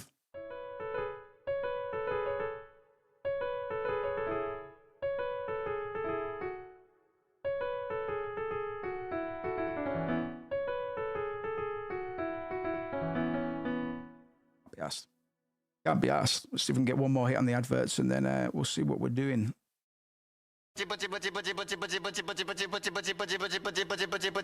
Pucci French kiss. Love that. I'm gonna use that. ミスタードーナツから新発売。ヌードより綺麗。ゴルフに必要なのは毎週見る、読む、集める。週刊 Do ゴルフ。Golf is pretty aesthetic, isn't it? At times, golf's pretty vaporwave, I think. 体内物質ヒスタミンが細胞の鍵穴に取り付いて起こります。 You should have sneezed a big yellow green grolly on the camera. Then I would have bought the product. Steamed.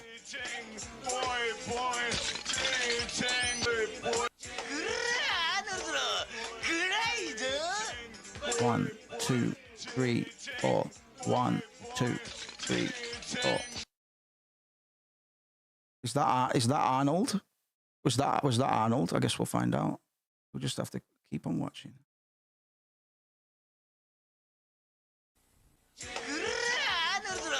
I wish I could roll my eyes that easily, man.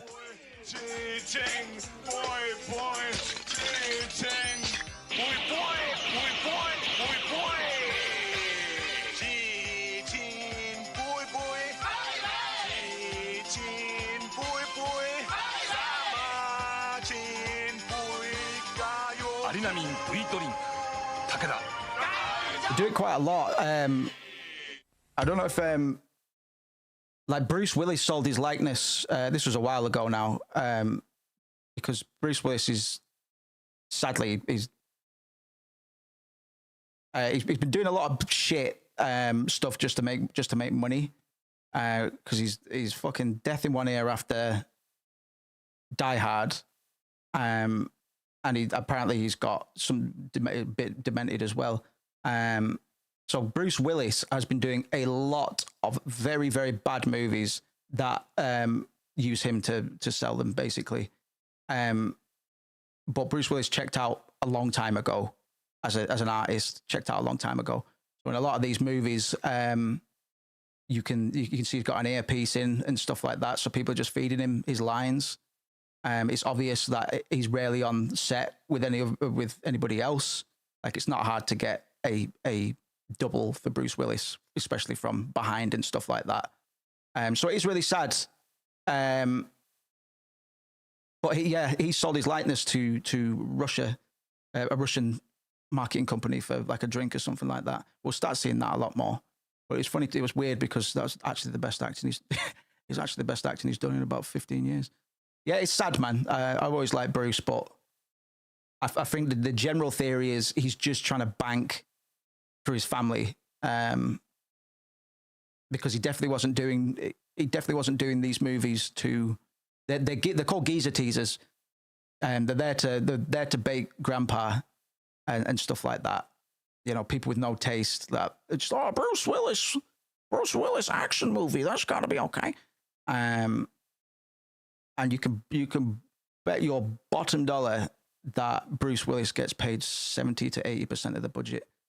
But yeah, we'll start seeing that more and more, I think.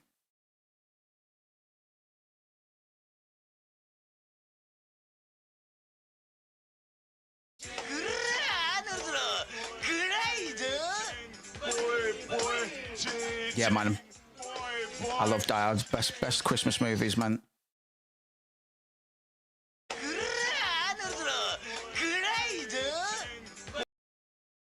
This is so obnoxious, but it could be turned into a little do do do do do do, like a little chant or something.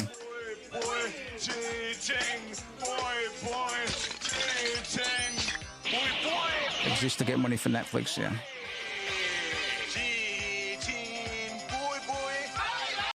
Boy, boy.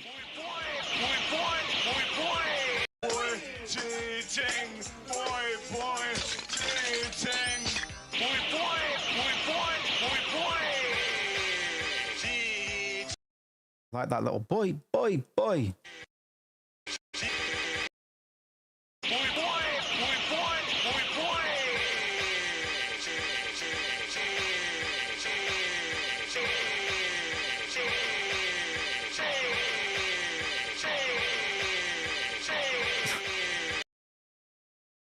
Hey, boy, boy. Let's just get that and get out. Get that and get out. And then I will fiddle about in Fruity Loops, man. If my brain says I'm not fucking doing this, then we'll play something, man. Commercial boy. Yeah, the little laser. Yeah, you're right. Need to find those. Because the Dragon Ball sound effects are godlike in production. I've found I haven't been using them recently, like the instant transmission sound effect and stuff like that. Is pretty fucking good. Sound effects in general, like we've got the Final Fantasy VIII ones on here, and I only put 2 and 2 together today because originally I only got these sound effects for like stream alerts and stuff like that. But thinking about percussion, bro, and like impacts and stuff like that, I'll mix that with a snare or something, or that with a snare. They go a long way, man. So I need to get those. I need to get a lot of those sound effects, man, because I did find a lot of the classics in terms of a lot of the Cartoon Network, Hanna-Barbera, maybe a bit, not even Hanna-Barbera, but definitely a lot of the Cartoon Network sound effects. I've got a lot of those. I've got access to a lot of those samples that you would have heard all the time. There probably are some similar reels for anime sound effects, I'd guess. They're probably doing exactly the same thing.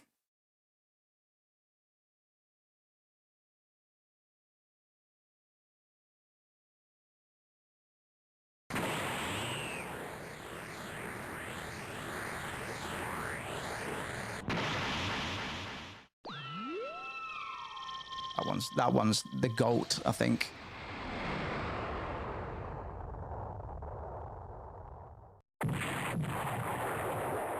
He's just so good, man. There's so much flavor to him. Falcon Punch.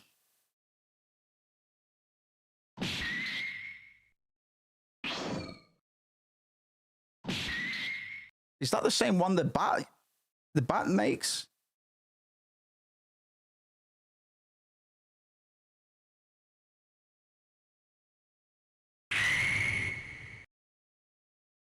Some part of that sample is the same, not all of it. The guy that edits King Cobra JFS videos to be watchable using the teleport sound effect whenever he moves around his. God bless King Cobra. Well, don't necessarily, man. Right. Okay. So I think hypothesis. This is just a sample. It's not specific to Smash Brothers, but I think this is the sound effect that went into making this other Dragon Ball Z sound effect. So I've come to find that more often than not, it's that easy. At first, it's easy to think, oh, they must make all of these sound effects. Did they fuck? Did they fuck, bro? Did they fuck?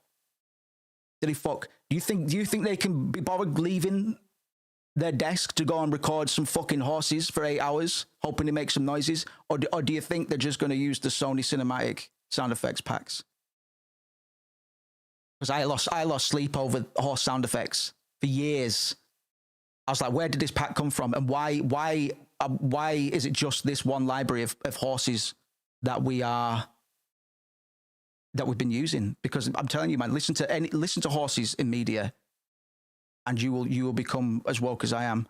German Face had a talk meme, so I think that helped. Yeah, he's hey, I can be memeable too.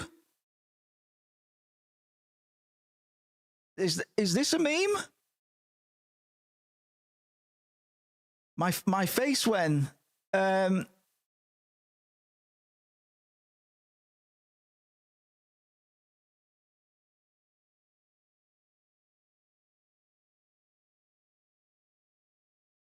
not quite. Nearly. We'll get it at some point, man. We'll probably get a good my face when at some point.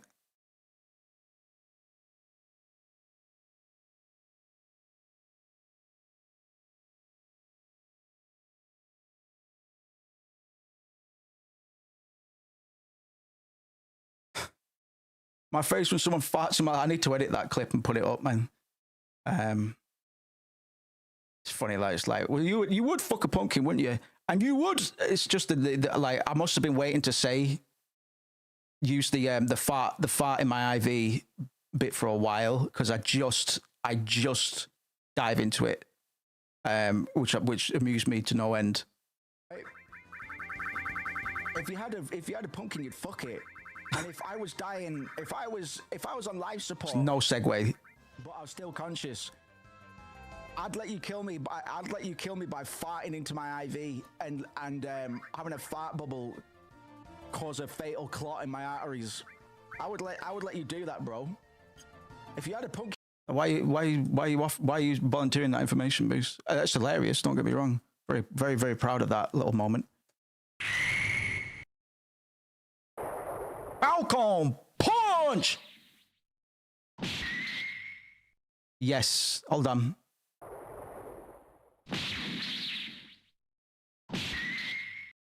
it's literally those two samples. It's power kick and the bat sound effect. Yeah, and it's faded out pretty quickly, but you can hear that distinctly, right?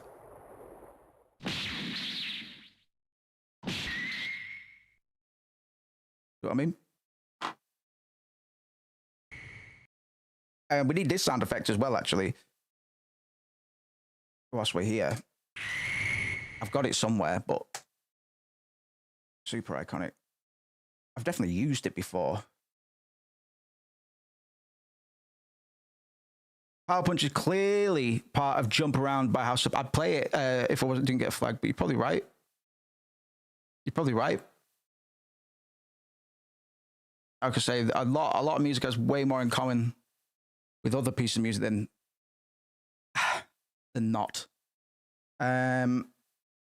Smash Bat. And we'll put that on the timeline on the playlist as well. Bitch. And we'll start poking at it in a minute, man. Don't know if my brain's gonna be able to do it today, but we gotta try. And if not, we'll play a video probably, or watch more junk. Boy, Smash Bat.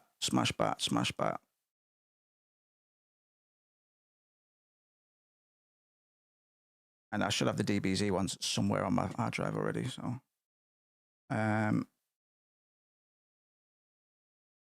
Falcon Punch sound effect. Is that the same? No, it's not. I already know it's not.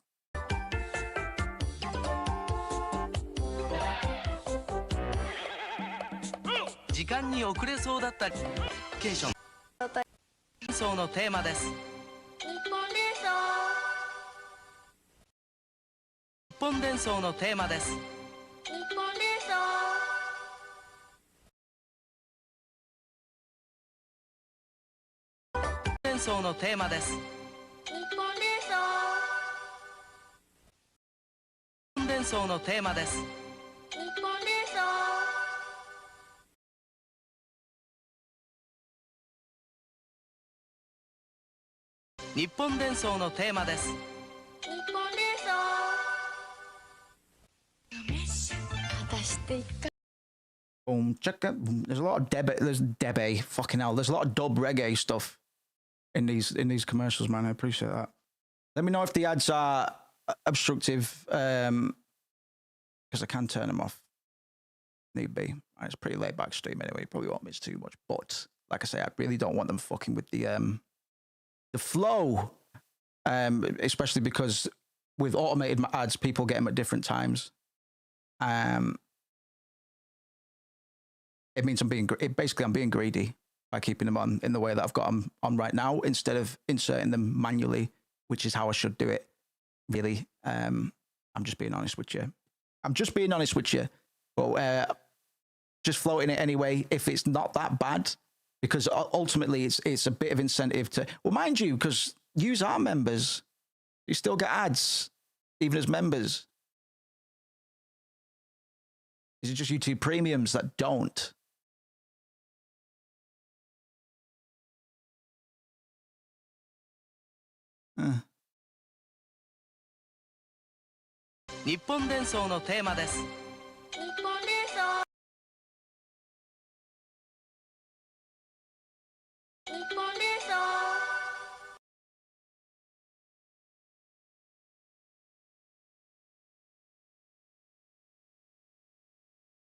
Premiums don't get ads, right.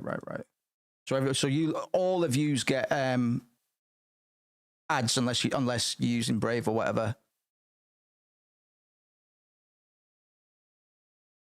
Okay.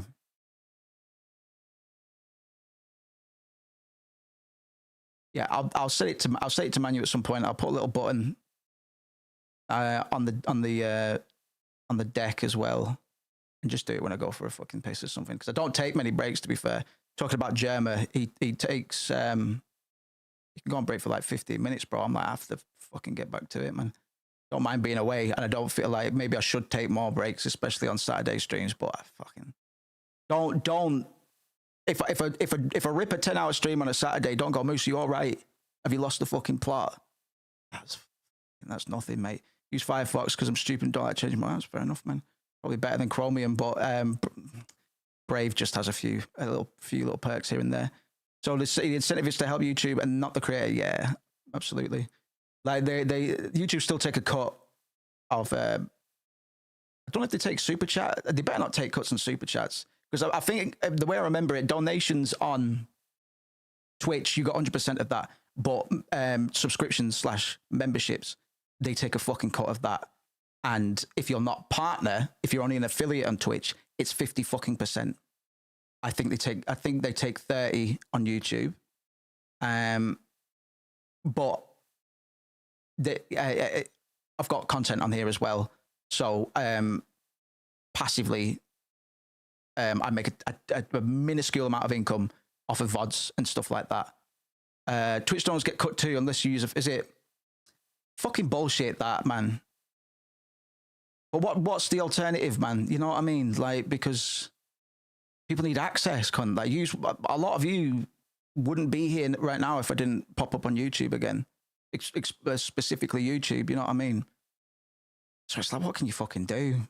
Obviously, just get more cunts in and just beat the just make money, basically, make actual money. My name is Bob.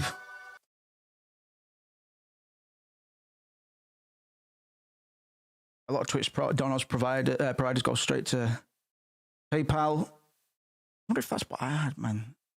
I had like a tipping page and stuff. I have Ustream, I can't remember.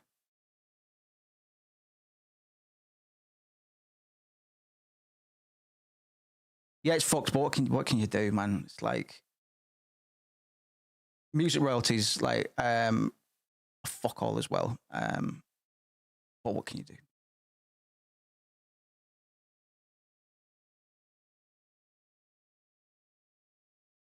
None of this is really about the money either, which is the fuck thing. The only reason I want quote unquote money is so I can fully commit to doing shit like this and music without having to second guess myself or have certain anxieties regarding the social contract and stuff like that. But that makes me entitled. Makes me entitled to say I the only reason I want to do money is have money is so I can do what I want to do, and that's literally it. Give a fuck, man. Don't need a lot of money, just need enough to pay the fucking bills and that, and then the repressed part of my brain where my ignored anxieties regarding the social contract are stored. They can all go, we're all right. We're all right, actually. Encourage listeners to use Bandcamp. Yeah, no, you're right, DH. I appreciate you keeping up with Bandcamp and stuff. No, you're absolutely right. We'll do that as well. But it's a weird, like, distribution's really weird for music right now because it's just the norm to just put it on streaming. We don't really sell albums really, in the same way that we did certainly. Cusco says any company that does this sort of social payment stuff take their cut. Yeah, absolutely. Yeah, and it's fucked, like, because in an ideal situation, the faster I get my money right, the more time I can give to my overlords at YouTube. Like, you know, take a little bit less, and in return, I will grind harder for you, man, because besides other obligations, like money is the only thing stopping us from doing 6 to 8 hours 5 days a week instead of just the 4. That's literally it. It's literally it, bro. I'm not saying more streaming is going to make the content better, but you may also know that I have no fucking problem ripping an 8-hour stream. So the ironic thing is I am willing and prepared to make more money for YouTube. But yeah. Whatever, friend, yeah. It's a shame, innit? Capitalism. It has to ruin everything, doesn't it? Hey ho, hey ho. Select files. I'll select your files, baby. What was that little commercial? Nico this.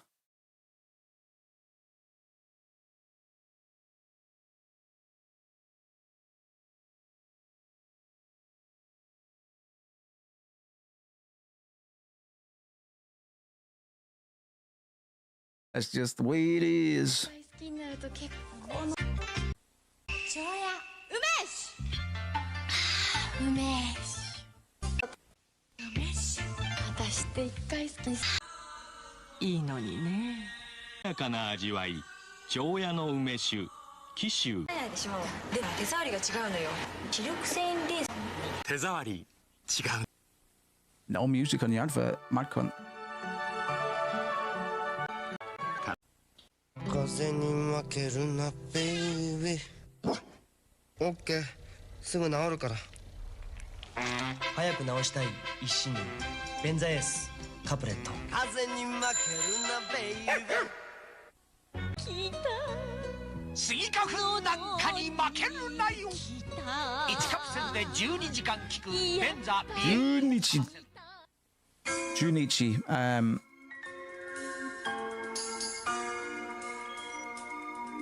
What's that? Junichi? Is that 11? 12 hours? No. 10 hours? 演奏オートエアコンとこうなってると Oh shit, am I going backwards or forwards? シティスリッカーズ。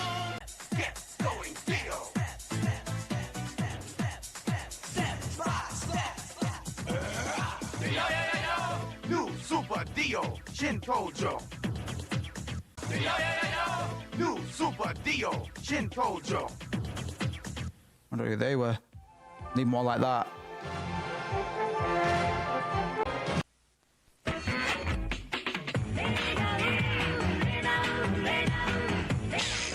All right, Jet Set Radio type beat.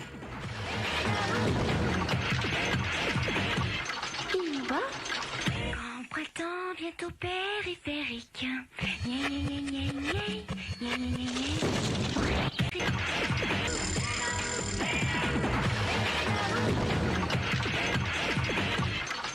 Iba, grand printemps bientôt périphérique. Iba, grand printemps bientôt périphérique. Iba, grand printemps bientôt périphérique. Kind of have to cap it. I don't think I'm going to use it, well, tonight necessarily, but I think you hear it too.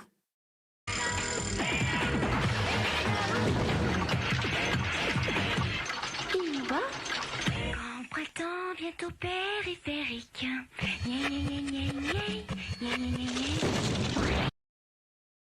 Oh, mind you, that little record spin up.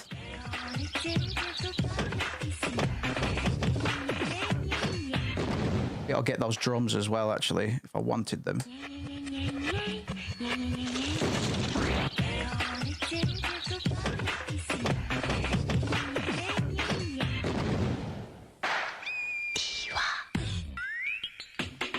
Holy shit, there's a lot going on in this. They've got the San Andreas, they've got the fucking G-Funk bells on the go.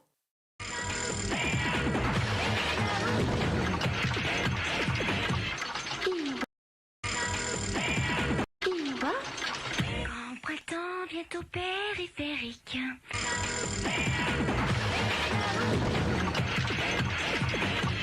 Iba, grand printemps bientôt. Iba, grand printemps bientôt périphérique.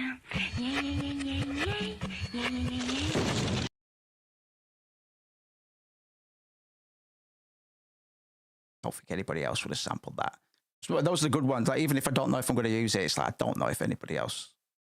Somebody else might have been digging, and I may have gone through this advert. I don't think anybody else would have capped that. Iba, grand printemps bientôt périphérique.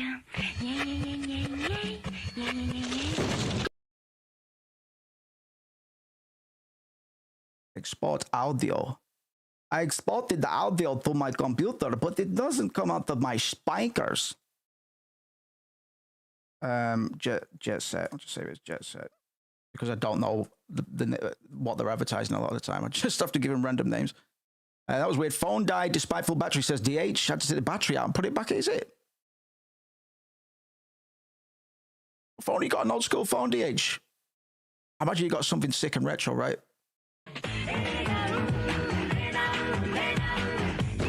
That is a very Jet Set Radio sample. There's a lot going on here, brother. Don't blink.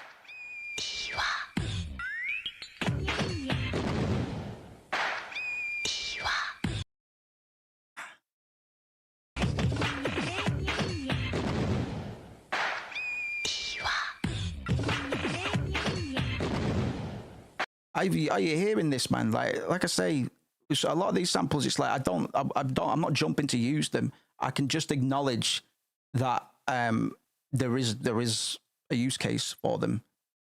Like, this is a nice little fill, a nice little drum fill, bro.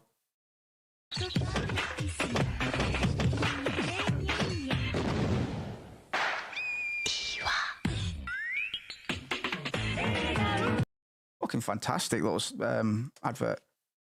Well, I don't know about the advert itself, but Fairphone 3, I've never heard of it.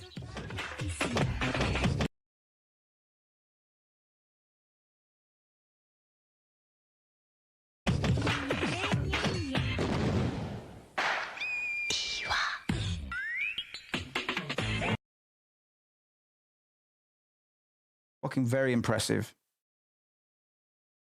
Because we've got, even that little bit at the end is a fill on its own, but the whole thing just makes for, well, it needs dividing up into little pieces, but to this little fill on the back.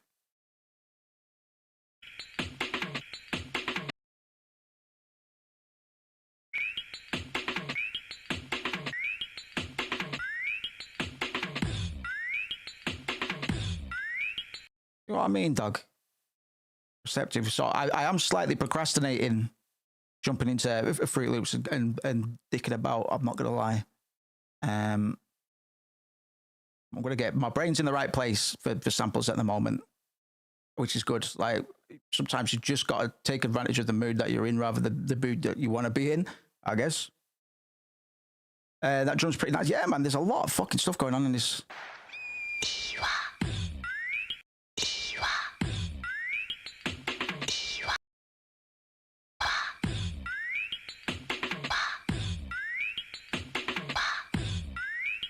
What I mean, man, and it's like we can, you know, odds are that fill is from a sample pack that I've got, but I think we're the only cunts that have sampled this advert with intention to put it on a hip hop beat, because it's just too, I don't know, but you can never say never, can you? I mean, look at what fucking Peggy was doing. In fact, I'm not going to make that claim at all, because Peggy found the ultimate Japanese commercial sample, bro.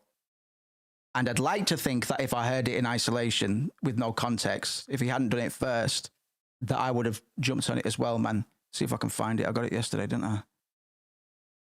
The Don Don sample, what did I call it?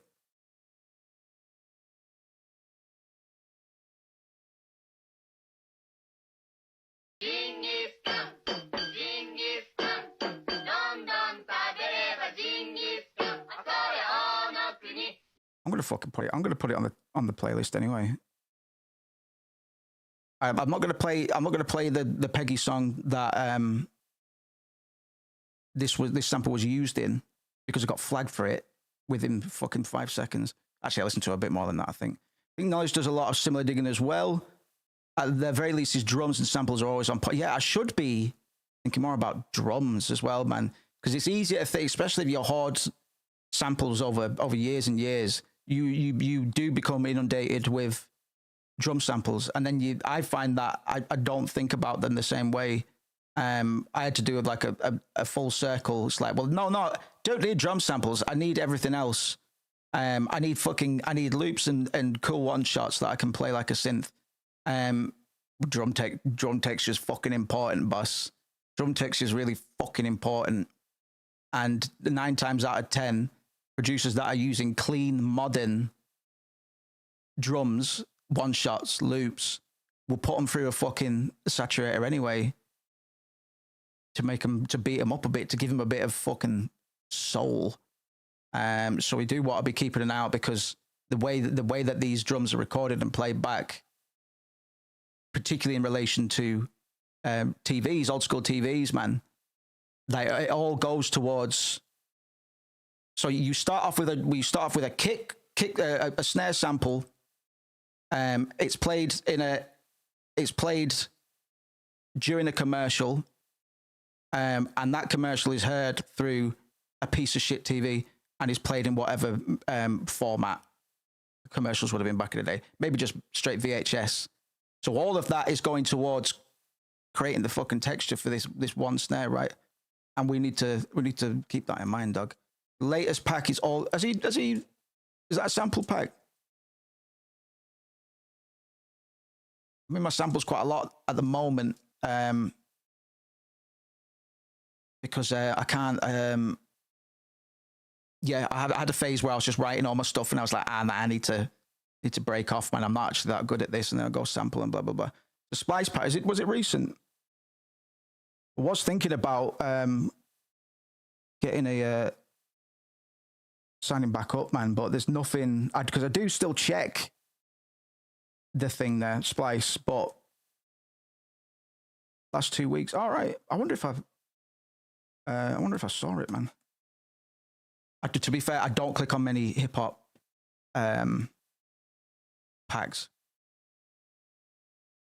because I'm just I'm a bell end. One, I want to try and avoid ones that are being used by other hip hop producers, and two, I'm just a fucking pretentious prick.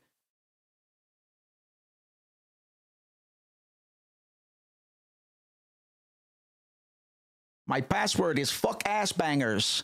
Fucking granny ass bangers. 60, 69, 68 this year.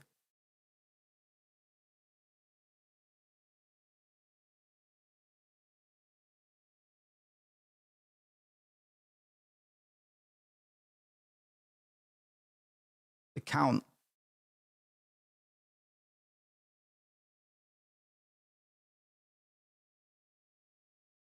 Nice one. Oh yeah, I don't recognize the color. I'm definitely going to do a Splice pack at some point. It'll be different to the probably when a few projects have been finished, but definitely. I imagine that you make a fucking pittance per download, but I could make it, because I and tell me if you guys are the same. I'm more likely to check out your samples if your cover's good. Doesn't matter how good your samples are, man. If your artwork isn't compelling, don't give a fuck. So we've got some visual know-how as well, man. So we could probably, you know what I mean. Oh, that's the wrong number. Sorry, we're here anyway.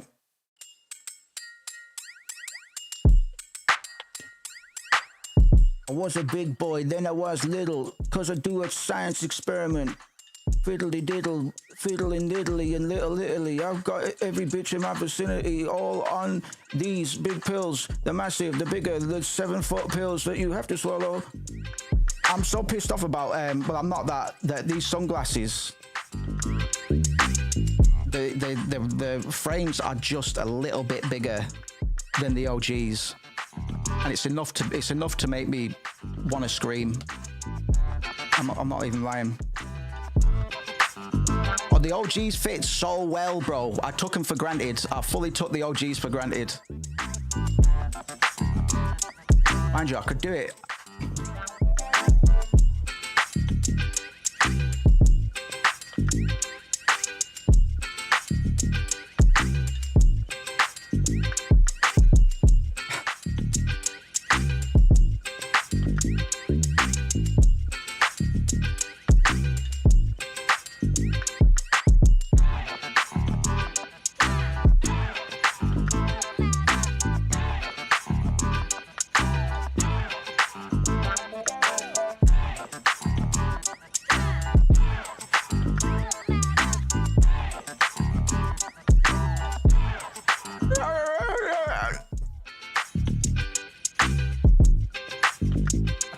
I told you guys when I found that robotic render. This might have been before your time, Brian.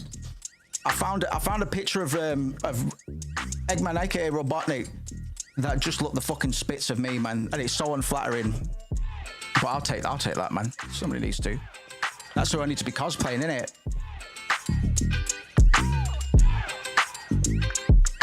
Brian says I try not to judge off of cover art because I know, yeah, no, fucking good, fair fucks.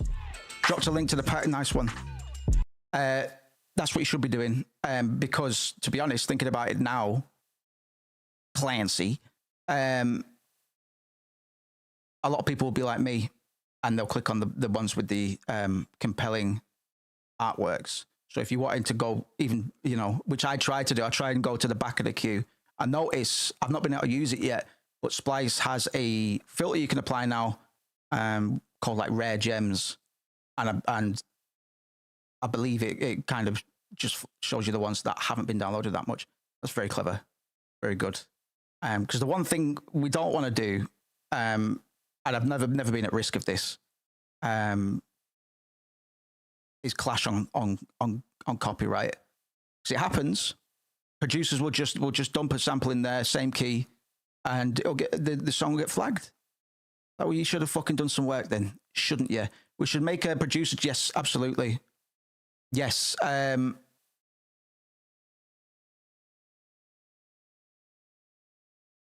I was just running the logistics because I meant to do this this week. This week kind of got under me a bit. I will probably keep it for the Lounge Gang. Here's the tricky bit, man, because if we do get any newbies that come into the community and stuff, I'd want them to be able to participate in the sample stuff as well. The flip side is there's a lot of members that don't give a fuck about like they you know, a lot of, the Discord came together because of friends and fans of the music, right? But the problem with putting it in a more general context is it breaks up the flow of the channel. So this is something that I've fucking too many channels. We don't need too much clutter, especially stuff that people aren't going to go access all the time. So the easy solution to that would be keep it for the Enclave, the Cult Lounge areas and stuff like that, Cult Workshop. I can still do that actually. Just make sure that my resources, my contributor resources are separate. You know what I mean? Yeah, I'll think about it anyway. So not the time for me to work it out. But yes, you're absolutely right, Cusco. Anything to kind of help us, all of us, just to keep us working, really. Counts Real Break Library. Drums, is it? Drums, is it? Drums, is it? What, I hear a demo, bro. I want to hear a fucking demo. Counts Real Library 2. I want to hear a demo. I want to hear a demo. For free. No.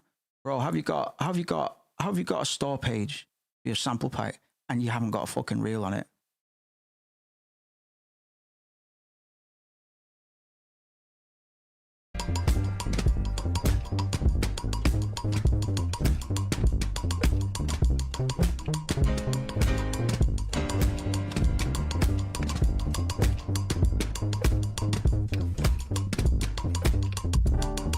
Has the demo. Oh, sorry, my mistake.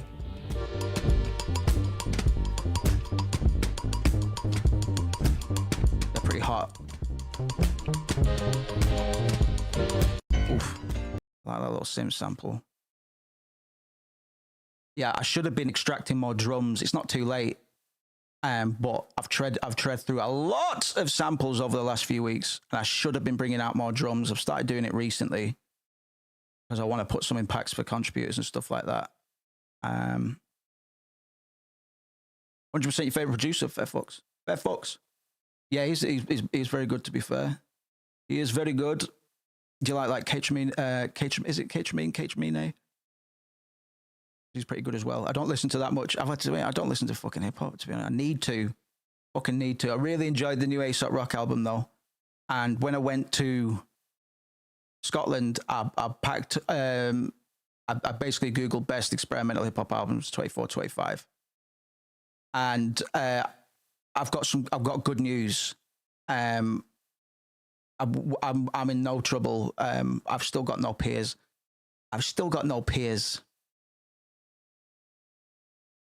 So that's good.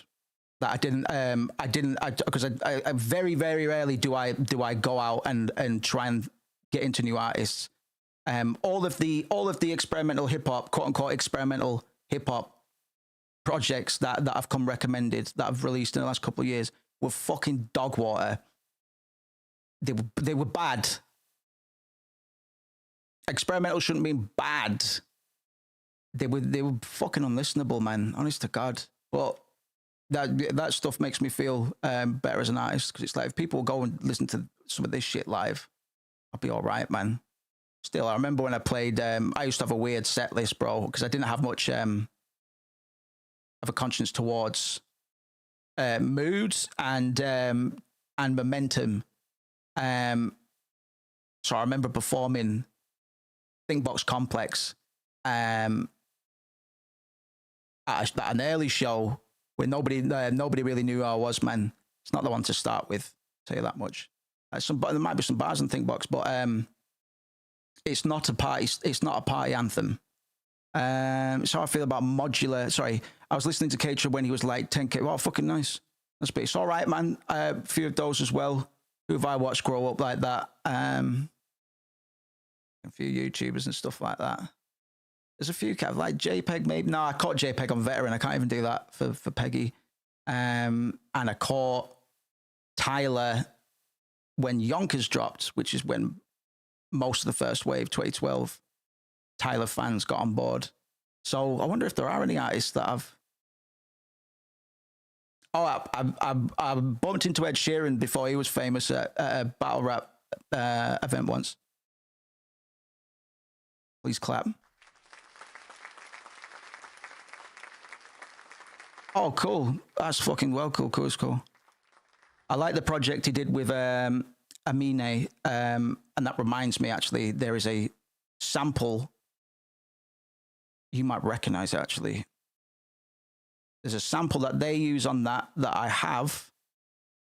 And I want to basically remake the song that they did with it, because it's good, but the bass line wasn't as good as it could have been. Do I still have it?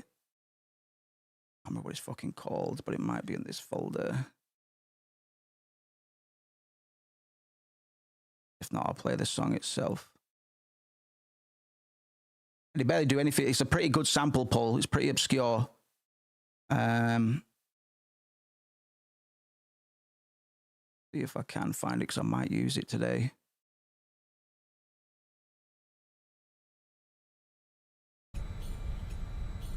We gotta pay.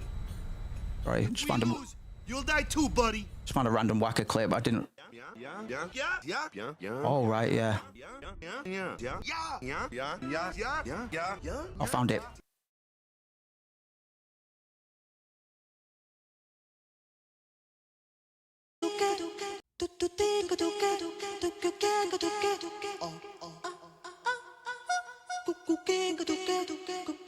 You hear that?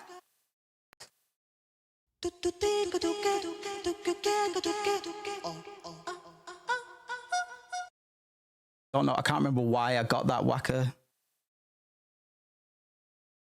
Maybe I was preparing to make a. No, that'll be why I would have been preparing to make a voice clone,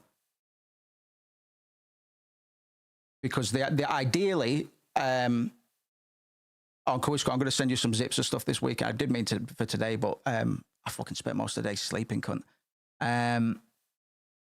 The goal would be to be able to synthesize voices for the text to speech, and we were talking about having Whacker be the voice. So I'll look into that as well. But for the time being,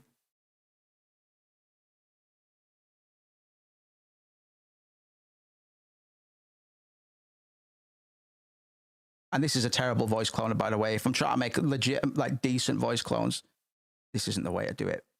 But DH says, I was listening to this obscure artist called His Kid when he was doing really simple stuff. Yeah, well, that's it, man. That's what we intricate now. Even like Bouquet, pretty intricate. I don't think anybody gives Bouquet its flowers, no pun intended, half as much as I do. I don't even necessarily think it's one of the best ones I've done. I just think Bouquet's pretty fucking good. I think if I released that with a music video, maybe a bit more here and there, I think it would have popped. It was scientifically designed to, in a way. I had a lot of fun with that. 8-syllable bars. It's just pure SoundCloud trash inspired. But bring the bouquet. Bring the bouquet. I'm available. Look at the state of you, huh? People said you're making moves. Well, I just like bring the bouquet. I'm available. It just sounds good, bro. I remember when I came up with that as well. I was walking my dog. Rest in peace, Dee Dee. I think every music video should be you in glasses and goblin ears terrorizing the north. Thought about this. Like playing a little mischievous creature, which I probably will do just to some extent, like do some Rella style videos. I think the stuff that I will do initially will probably be a bit surreal. Stuff I can assemble and put together pretty quickly, because one of the biggest failures really of mine in releasing the Lost 3, no music visuals, man. It could have been because people liked the AMV stuff, man. Even if they don't really comment on it, they liked it because it does lend some of its energy to this is what we refer to as aesthetic. It all informs, something informs everything else, or everything informs everything else, right? So naturally, the AMVs like Apple Juice, shit dog, like the combination of Apple Juice and Dead Leaves is dynamite. It's absolute fucking dynamite. And when I think of Apple Juice, I think of that symbiosis. Even if I'm just thinking about the song itself, Apple Juice is still informed by the fact that it is now associated with that edit of Dead Leaves, man. Dude, Apple Juice is so fucking good. It's on a fucking yes, mate. Nice one. Appreciate that, Doug. I really like Apple Juice. But I talk about it a lot recently. That's the only song I've ever written of that quality in about 30 minutes. Just stream of consciousness, writing straight ahead because everything it was absolute smoke. So I've got a lot of reverence for Apple Juice. My biggest lament is, as with a lot of my stuff, I don't have the rights to the beat. Can't monetize that shit. I can't make money off of Apple Juice, which is tricky, right? Because it's like, well, I really like those bars, and I could do a similar beat, but it's been done now. So if I was to quote unquote, actually, that might be funny. That might be funny, actually. If I remade Apple Juice and kept most of it the same, but I changed some bits, almost imperceptibly so.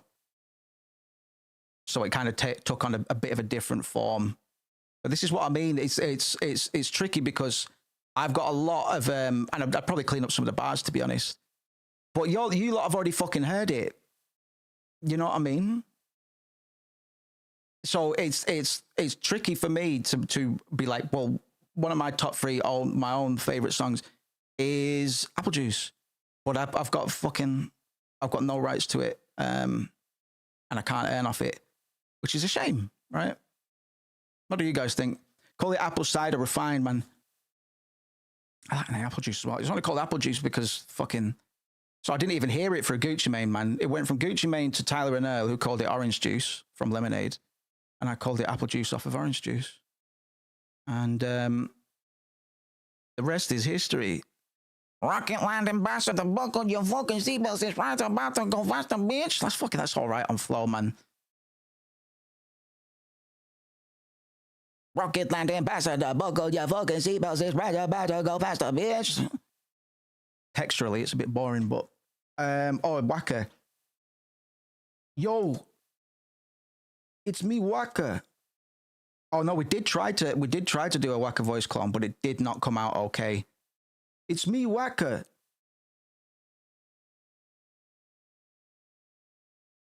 Big shout out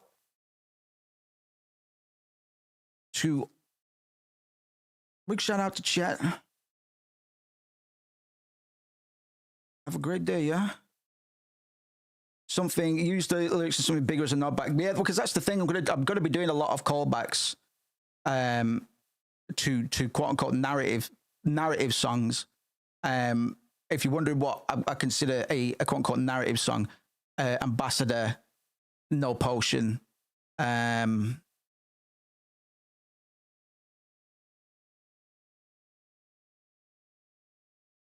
99 Bouquet definitely, yeah. Because a Bouquet comes after Ambassador in terms of narrative. Thinkbox Complex, yeah. Yes, probably Thinkbox Complex. Probably Thinkbox, yeah, I'd say so. Because, a bit of a spoiler, I've had on the list of track titles, because I really like picking out titles, man. Thinkbox Conquest has been on there for a while. I don't know if it's been made yet. I think I've tried to assign it to a few things, but little things like that. Thinkbox Conquest. I mean, another little spoiler, if you've not heard it previously, the album's going to be called No Cure on Pluto. Originally, for years, well, at first it was Realm, and then it was Pluto, but neither of those names, both of those names are fairly, there's no context. There's no, like, what can you derive from that, man? Like, what can you extract from that on face value? Because everything's to play for, man, especially in the attention economy. So No Cure on Pluto gives some narrative, gives some context for people that have no fucking idea who I am, right? Little bit. A big shout out to chat and have a great day, yeah? So yes, No Cure on Pluto. I quite like it. I quite like it as a name. For years I was settled on Realm, and they all mean the same thing, by the way. Like, Yeah. It's me, Wakaka. A big shout to chat. And have a great day, yeah. Big shout out to Whoa Chat. I think I know why it's doing that. It's because I fed it a little bit of dialogue and then the yah reel. That was fucking scary. Let's get Waka dialogue. Yeah. Right, let's get a quick recording. Just see if we can actually make a. What was that? Did we export that? Probably not. Let's see if we can. I don't like it. No, exactly. Well, maybe he got caught out. Maybe he was having a danger wank, and then over to you, Waka, and he was like, "Oh, yeah." So he was already nutting when his mum walked in the room. I get the picture. All right, let's go. Hey, you okay? Hey, you okay? I like that. You wanna try that move one more time? You know, amateur. Who you play for? What team you say again? Since Toxin got to you, but you're still alive. Praise be to Yevon. All right, back to practice. I'm Waka, coach and captain of the Besaid Aurochs, brother. What? You hungry? Okay, back to the village. I'll get you something. Back to the village. This is John. This is Long time ago, there were a whole lot. If Final Fantasy X was big cities with mainstream, people would have tried to cancel John DiMaggio for this, right? Do the work, and then, well, take a look. Sin came, and Or am I being too cynical? Because Apu from The Simpsons. Just like you said. Remember that wave? Sins are punishment for letting things get out of hand. What gets me though is we gotta suffer, because of what some goofballs did way back when. Of course, way back when. This It's just that it's hard to keep. This accent is fucking. Listening to Waka in isolation is weird. FF10 playthrough. We had a fucking. That was a banger of a playthrough. Sins are punishment for letting things get out of hand. What gets me though is we gotta suffer because of what some goofballs did way back when. Of course, way back when. We must always repent for our sins. That's important. It's just that it's hard to keep at it sometimes, you know? Maybe Waka wouldn't because he's actually a white guy. But here's the, because some people, it's like, you can't do that accent, that's racist. It's like, no, it's not. It's not. It can become racist, but all kinds, all different colors of people are born in all different fucking countries, you know what I mean? So doing Apu, doing like a white guy doing the Apu voice for years, I can understand that there is room to point that out and go, you probably shouldn't do that.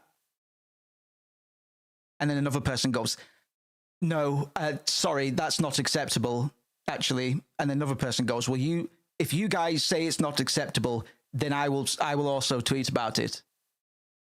So fucking relax. Relax, guys, like fucking hell.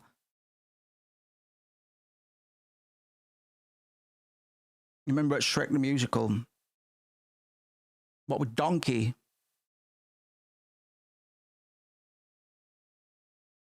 The white guy doing it. Oh, yeah, and he did it really well as well.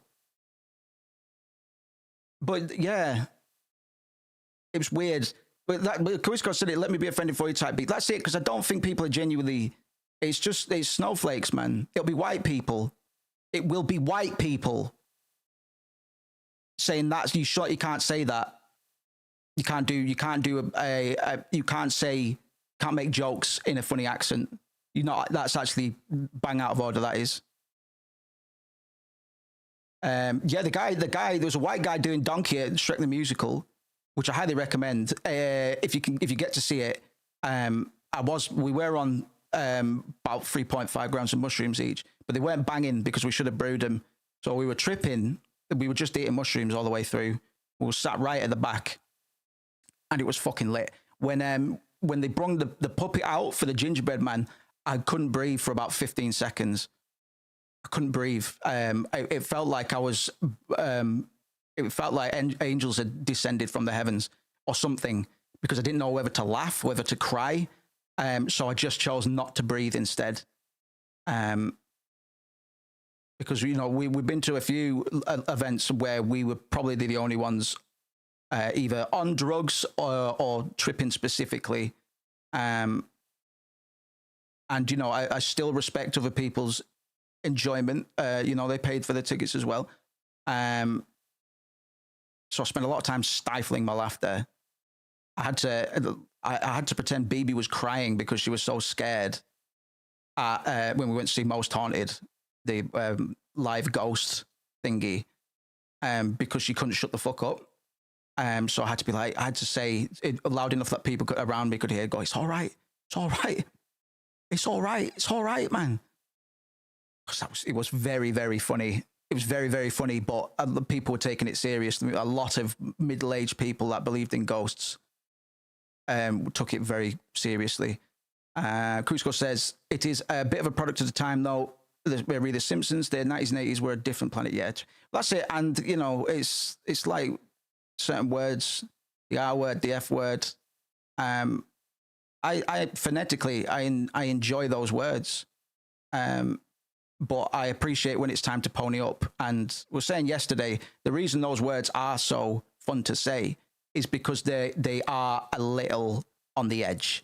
It's because they're waiting for their time to switch over to, all right, you've had enough fun there. That's half the fun, right? But yeah, sensibilities, man, like, yeah, it's all a bit of a fucking great. I understand that some social we need to be moving forward, absolutely. But in some instances, and I haven't really got any bold examples except for maybe the accents thing. Sometimes I think we throw landmines in front of us because we haven't stepped on one in a bit. Cusco says it's hard because I think you should be able to make fun of anyone as long as they are part of the fun and it comes from it. Yes, context. But a lot of people don't. It's like we were watching that rap battle yesterday, right? Nero. This is where people like Nero. That's why these words are quote unquote blacklisted, banned. Not for us people that can use them in context, because you can say something racist to a dear friend. Listen, I'm just, because we bust each other's balls all the time, man. I haven't done this recently. I'm just being brutally honest. If it's all fair game and nobody fucking minds, context is super important for this, man. Then it's understood to be all love, right? You take shots at me for something, I take shots at you for something. But it's all within irony. It's because we understand each other. But those are very isolated cases, and they're within context, and that doesn't apply to the broader spectrum, the broader bubble of society at large. So it's better to just say, right, well, don't do that, don't say that, because if some idiot hears you and goes, all right, that's my rationale for being able to say that all the time, like Nero, who had no social awareness yesterday, I think it's best to lock up those words and not say them, just to save idiots from appropriating them. And I do mean appropriating my precious slurs. My precious slurs have been taken away from me to the point, you know. And like I said, I'm sorry, that probably made some people's ears prick up a bit when I said, you know, you can say some quote unquote racist shit to a mate, as long as it's all understood and in good fun. I realized that was a bit of an extreme example.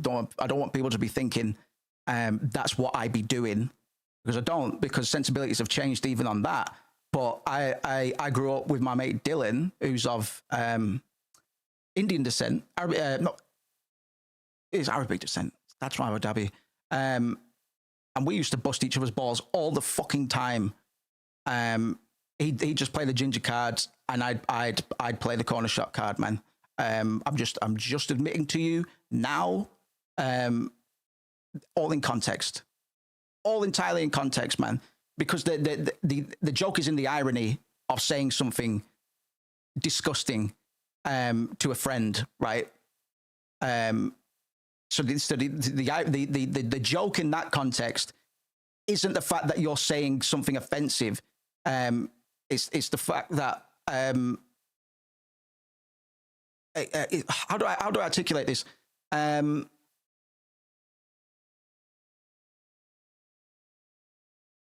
It's ironic.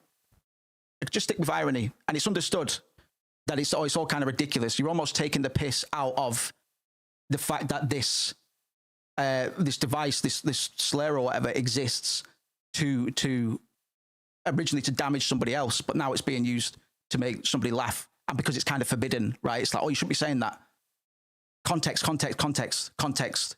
I realized that was a bit of a wild example for me to use, and I really risked stepping in it then, man. But listen, man, I've fucking last couple of years of my work, I've reported numerous hate crimes, man. I used to get really fucking, not to get my soapbox, the little jokes and harmless things would remain harmless if we weren't perpetuating a system where those who are different from the power class are suffering from. Yes, absolutely. Yeah, exactly. Yeah, it's like don't acknowledge it. It's bad. It's Friday, Ash. What's going on, diggity dog?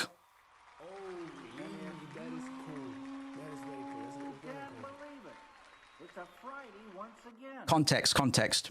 Because I almost regret admitting to that. But I know it's kosher because those are my boys, man. And like I say, the reason we would joke like that was to be edgy and say, do forbidden things. Just take it to extremes. You know, the other week I was talking about things that thoughts that always make me laugh, like old people getting hit by slow moving cars.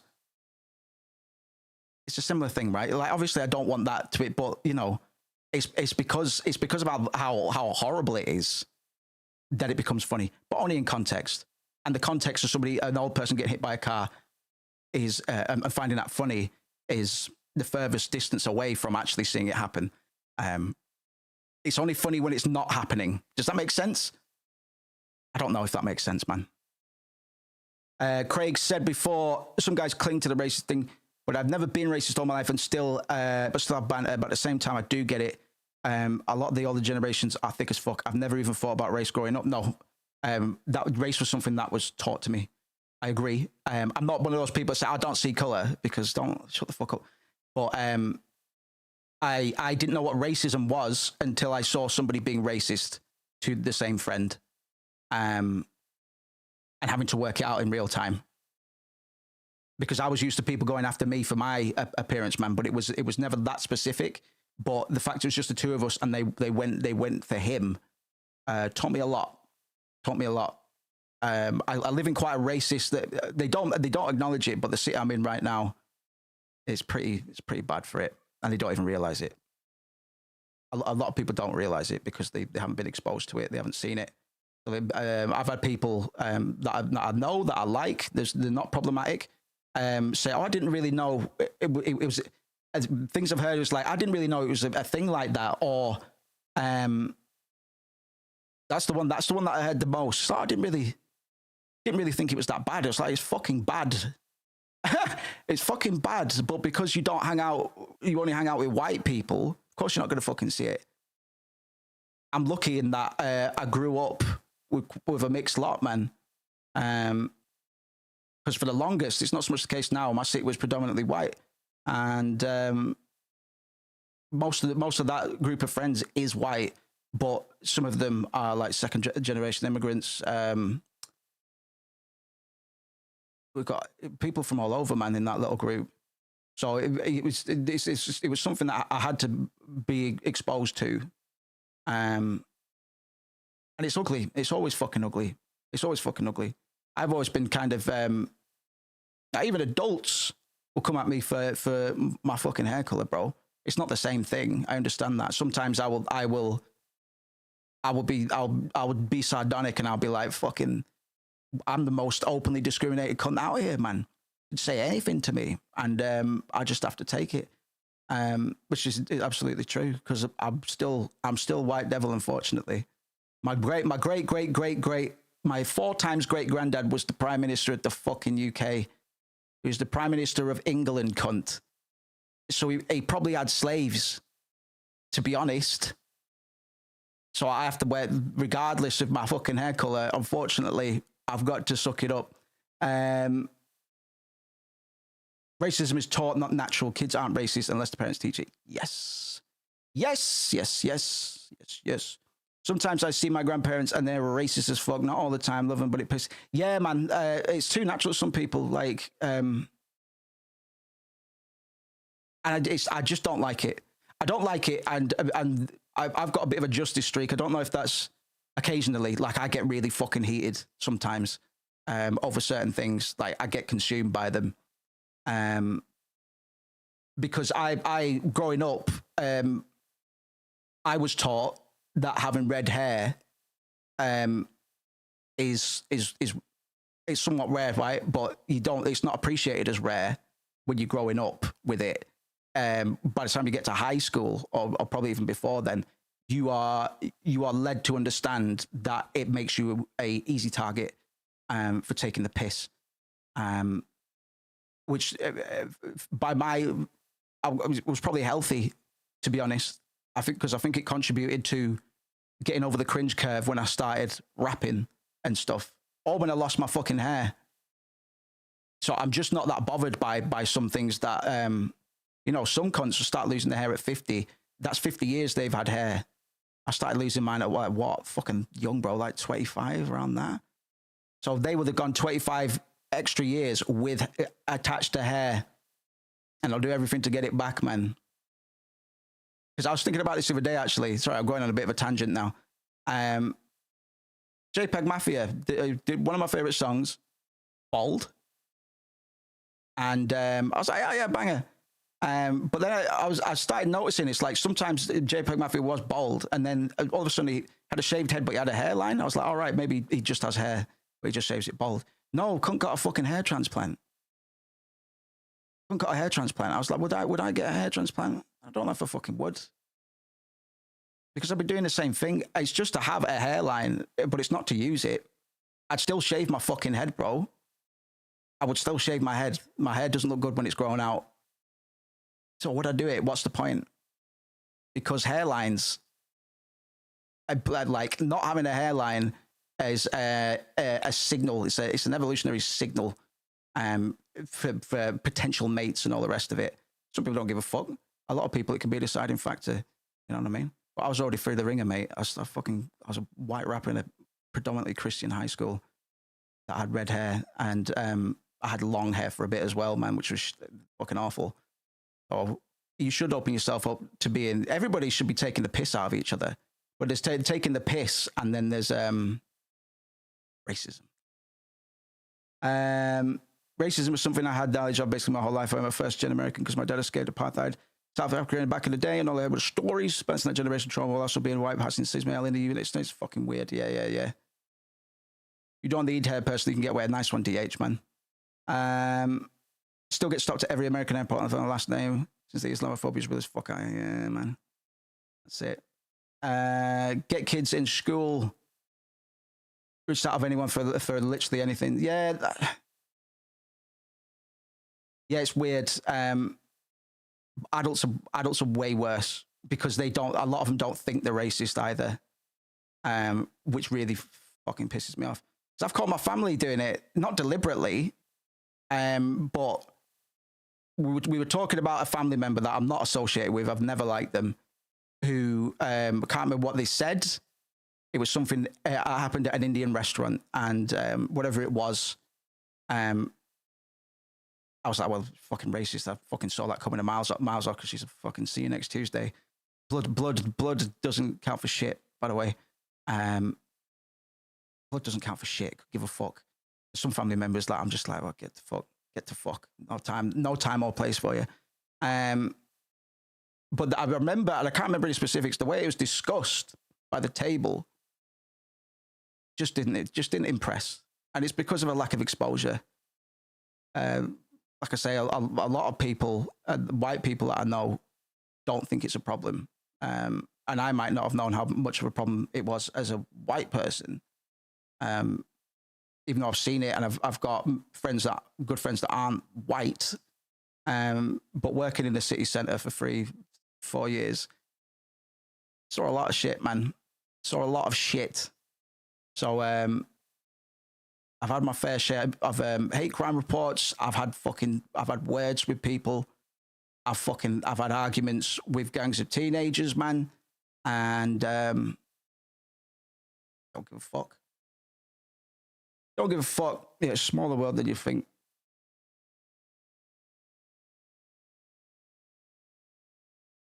Got a bit of a justice streak.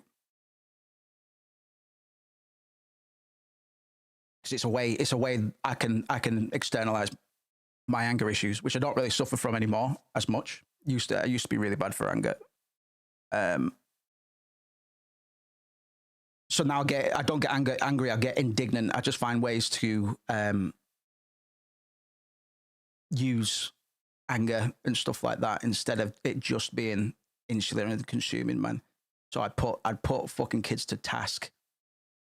Getting kicked out of schools and stuff like that, brother. I'd fucking love it. And then I'd go and say something about it on Facebook or something, and people would show up to expose themselves as racists. You get apologists. That's a bit tight, man. They were only young. It's like, I don't give a fuck how old they are, man. If I'm not taking shots at them, I'm taking shots at their parents. Don't give a fuck how old they are. That's not an excuse. I've had a few people pop up saying, oh, man, I figured. And then somebody who's in the right will pop up and say, no, don't. What the fuck? Can't say shit like that. Can't give people another chance with this stuff, man. Because then it doesn't count, does it? No. Boom. Boom. Kicked out. Fuck your life, man. You say fucking things to my nice people. I'll say fucking things to you horrible people, man. feel that so much. I've heard family say stuff, and it just sucks because yeah, exactly. It's tricky, and it's exposure. That's the frustrating part, man. It's like trans exposure as well is not great at the moment. So, but it's difficult to call these people toxic because they're not. They're not toxic. We might get frustrated and a little bit offended at their lack of awareness, but all we can do is try to educate, right? And that's my virtue signaling for the day. AF, did you hear about Shiloh? Why do I? Shouts out to AF. Happened around a month. No, I didn't. What happened? I'm trying to remember where I've seen that name before. Welcome to the stream, brother, and welcome to you. It's the Friday experience. We are gonna listen, man. We've been streaming for fucking 3 hours and 20 minutes, and we've just been talking breeze. Is everybody all right? Can we get a bit of a vibe check? Who's bored? Let me know if you're bored, because I've just been floating by today. But if everybody's vibing, you are now a normal round. You're ready, man. DH says, I'm told my justice thing comes from my autism. Well, it might be the same for me, man. I've not been tested. But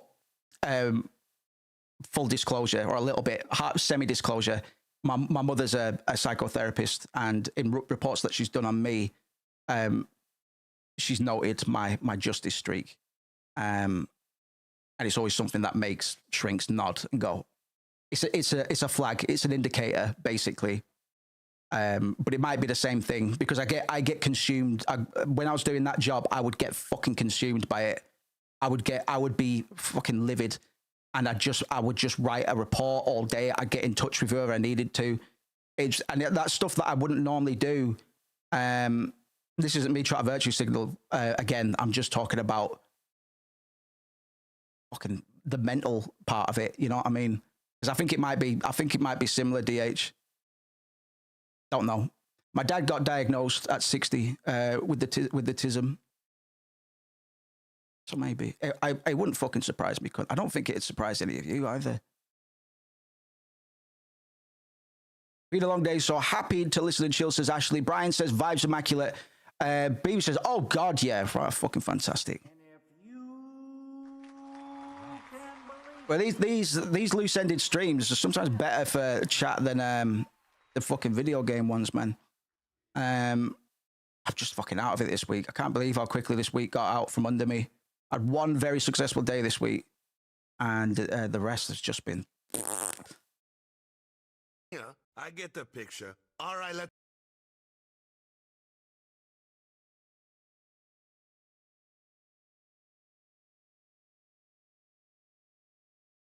He says, same, I have autism, but I was also raised in a very politically aware family. Yes, absolutely.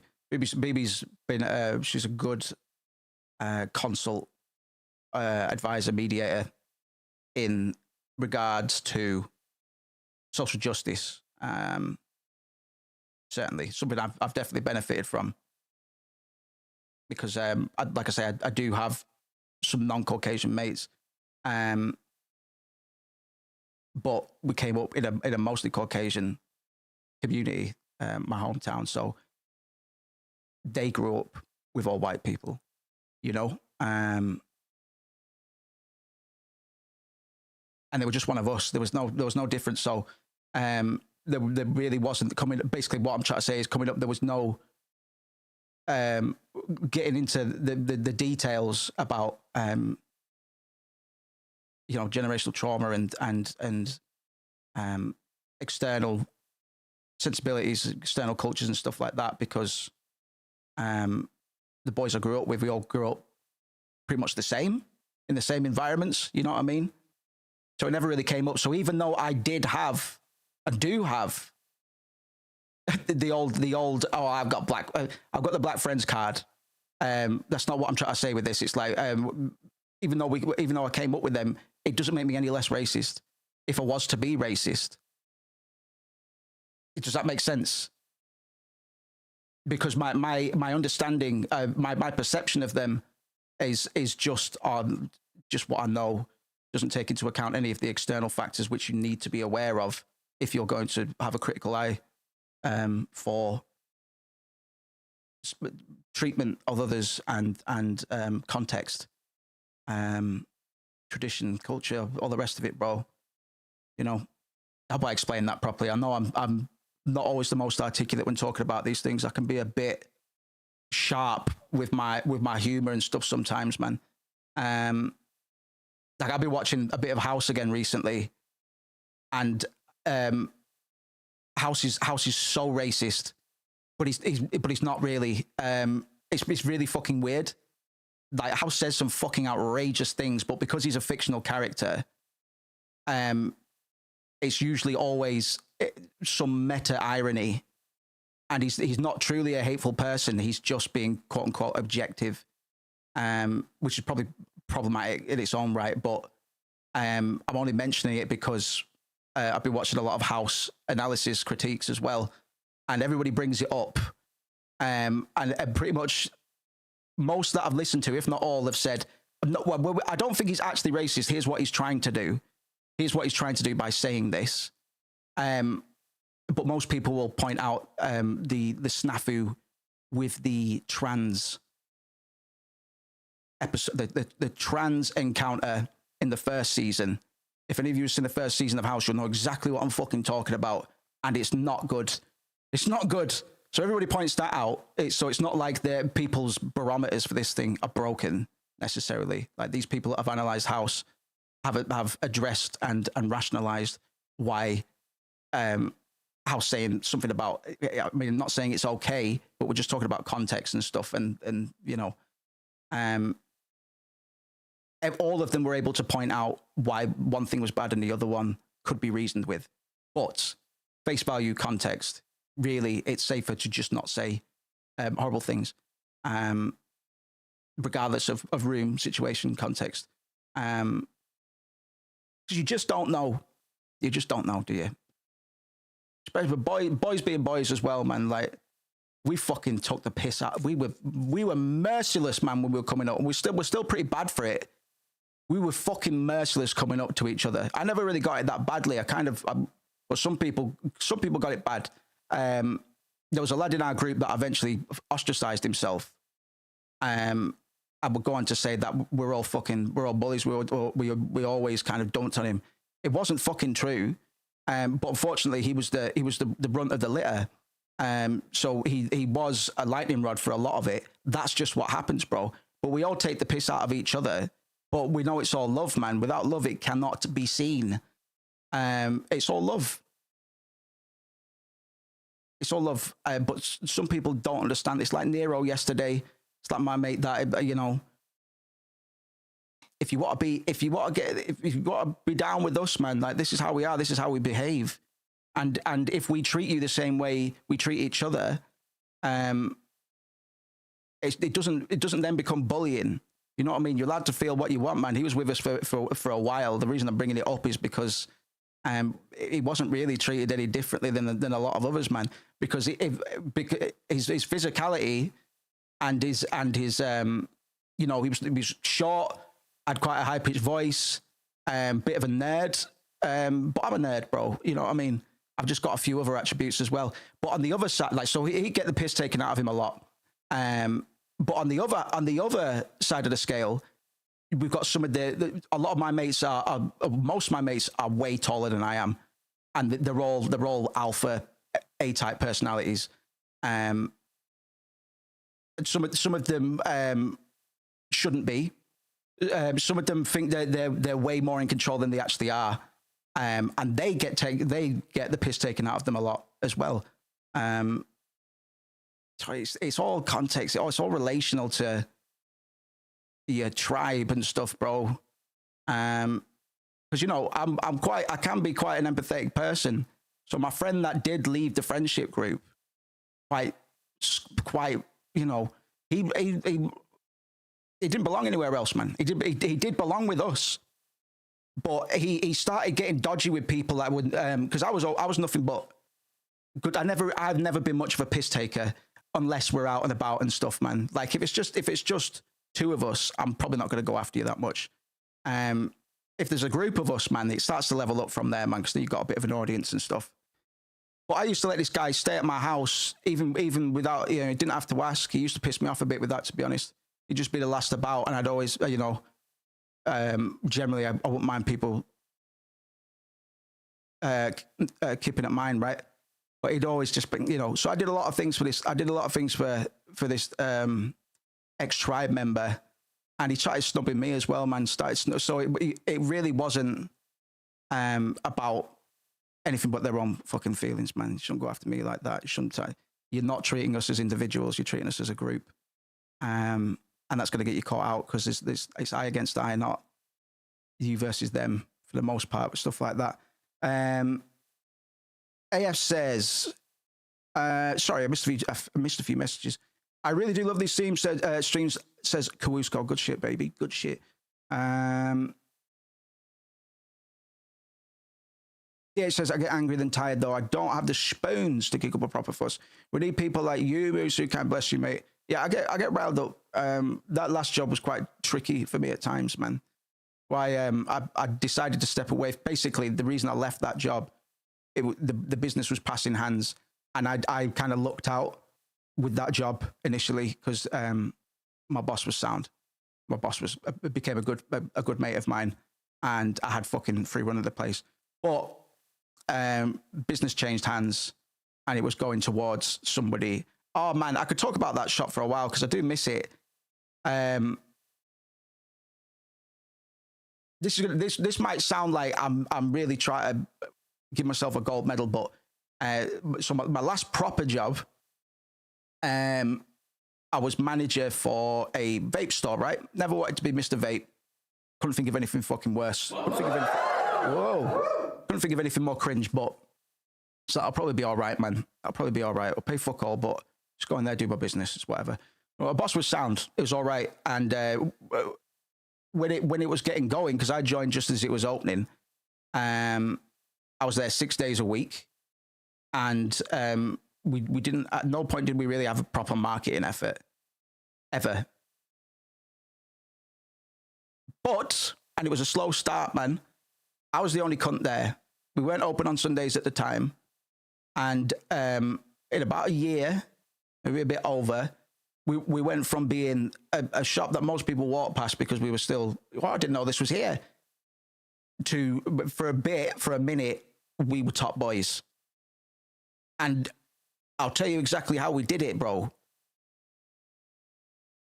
You just be nice to people.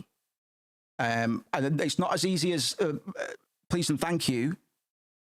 I mean, you need to understand people when they walk in the door. You need to be able to identify who they are, how old they are. All these different factors should, for me, alter the way that you're going to address them. And having that sort of awareness, people really fucking bonded to the shop. Like, I made a lot of good personal connections, probably some lifelong friends through that business, just by treating motherfuckers like humans.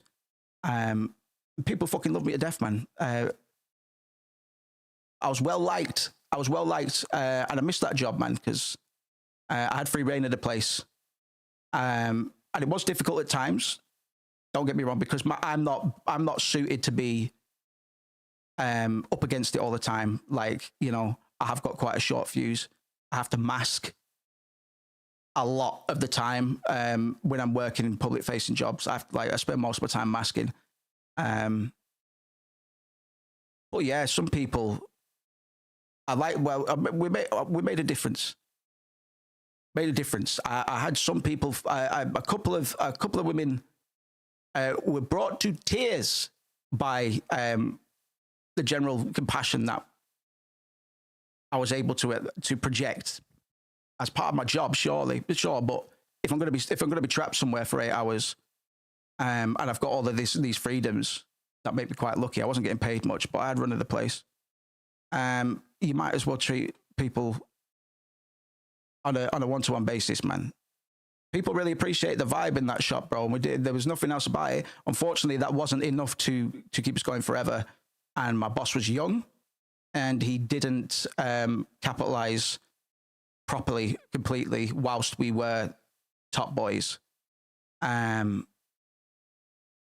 we got beat out by some competition eventually, and that was it. But yeah, it was the last job. That's the proper job that I worked, man, and that's where I used to get. That's where I used to see a lot of the undercurrents of racism in my hometown that I previously wasn't aware of, and now I'm fully fucking aware of. To the point where it's like, well, it's not even a fluke anymore. Group of 6 lads, 6 teenagers, coming up my high street. Whilst there was I'm going to move on from this in a minute, man, because I don't like to sour the vibe. I'm just going to virtue signal this last time and then we'll move on. Group of 6 teens, man. Boisterous, you know what I mean? Free Palestine rally. These lads don't even know what Palestine or Israel is. They'll know people are talking about it, man, but the young teenagers have no empathy. They don't understand. So, very busy day, Saturday. These teens start going, fuck Palestine. Get fucked, man. Fuck Palestine. Yeah, fuck off then. Saying some bad stuff. Shouting it very, very loudly on a packed day. So the march will be able to hear it, man. And nobody blinked a fucking eye. Not a person blinked a fucking eye. And I was fucking furious, mate. Fucking furious. I flew out of that shop so quickly. They went into the shop next door, went, "You all right, lads?" Got a picture, sent it to some of my mates that work in schools. And that's the only thing I can do, man. I can't knock them out. There was fucking 6 of them anyway. So I like to think that one of the reasons nobody said or did anything other than me, again, I understand I'm virtue signaling, but I'm also indicated this is the problem, and the sickness that I was forced to acknowledge. Nobody fucking batted an eye. Somebody might have thought that's not on that, but they didn't fucking say anything. So why? Are you afraid of getting battered? It's fucking 6 lads, like fucking teenagers, man. Broad daylight Saturday. They're not going to fucking knock me out. They're not going to knock me out. They're not going to knock me out. So why didn't anybody say anything? I don't know. But that's the sickness, bro. I was forced to learn the hard way, man, because everybody we hired at I was the only, throughout the whole thing, for the most part, I was the only white male that ran things that was employed there. We did have some other younger white fellas, but they were all trash. So we generally didn't hire as many young white men as we would anything else, because young lads are stupid as fuck at the moment. They're so fucking stupid. They're fucking so dumb, man.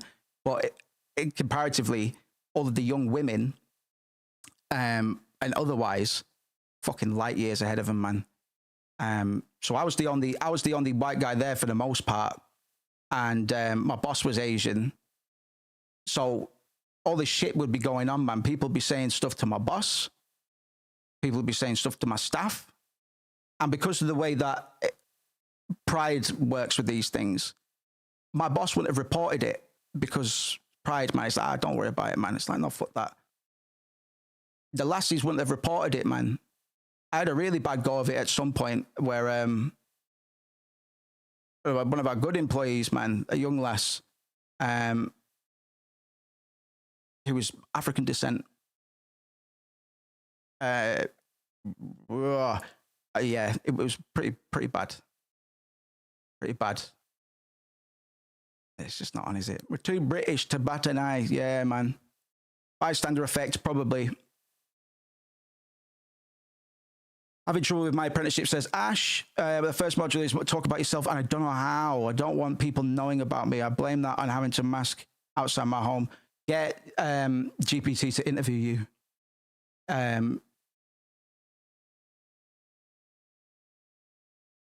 Yeah, do it that way, maybe. I do that sometimes. Just like, ask me questions about me, so I know how to define myself. You know what I mean?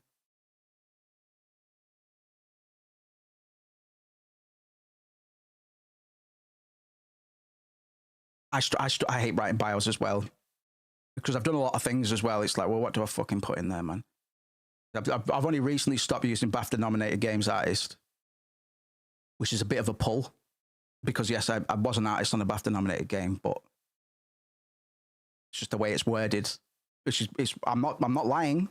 I am a BAFTA-nominated Games Artist of the game that was nominated. Yeah, I use the AI to interview me on a few things. It's quite handy, and it helps processes. If you are somebody who fucks around with prompts and stuff, it helps to understand how they connect with particular information when you're building a case. Oh, yeah, Waka 2. Makes you use their AI tool.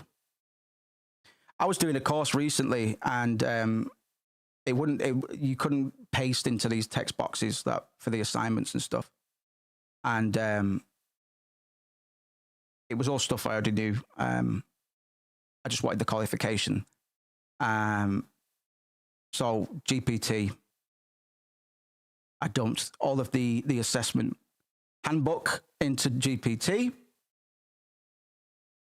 And then I said, GPT, write me a script, an auto hotkey script that will type out my clipboard instead of trying to directly paste it.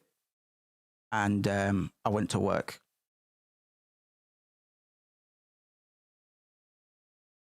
I'm an awful, horrible person, I know. I'm an awful, horrible person. What can I say? Waka. You know, it's nearly 10, by the way, and we've done quote-unquote nothing, which is good going, to be honest. I've had a good one. I will do some polls and surveys to see what kind of shit people like. Because this stuff might be good for regulars, but streams like this would be awful for new blood, I think. I don't know. Because I'm not somebody who's ever clicked onto random streams looking for it.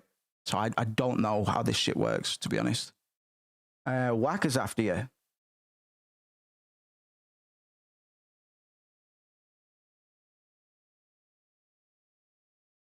Frog moths. Hey, yo, it's me, Wacker. A big shout out to chat and have a great day, yeah? Cancelled. It's all right for John DiMaggio to do the Wacker voice, but for me to do a voice, a Wacker voice, now that's where people draw the line. That's when it gets a little bit sus. It helps with questions and support. Surprisingly pretty nifty. One of my at least they acknowledge it, man. There was some acknowledgement of it by my course tutor as well. I give a fuck. Basically, yeah. I'm not proud of it necessarily, but I also wasn't going to spend any unnecessary energy on it on that course. So I didn't. But you should still try. You should still keep your brain in use, particularly creatively, or just anything critical, because your brain will smooth over, man. You'll forget how to do some shit, or it won't be as easy for you. You need to flex those muscles, and in return, you'll be able to utilize AI more effectively. You know, if you're thinking on a higher level generally, that's when AI will actually offer its full benefits to you. Ironically, the more work you do, the more productive work can be done with AI, bro. Like, oh yeah, in terms of ethics and my personal ethical uses of AI, me using it to write a script and get answers in order to do this course as quickly and efficiently as possible, really fine. Fuck it. Work smart. Sometimes you gotta work hard. You can only work smart if you've been working hard. Because if you're just using AI to cut corners, you're not working smart. You're working like a fucking prick. And if you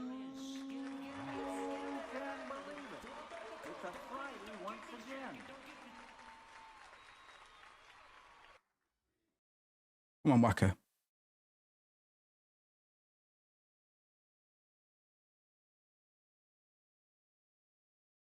Oh, I found that birthday video, I think, that I was talking about fucking 3 hours ago. Come on, Wacker, where you at?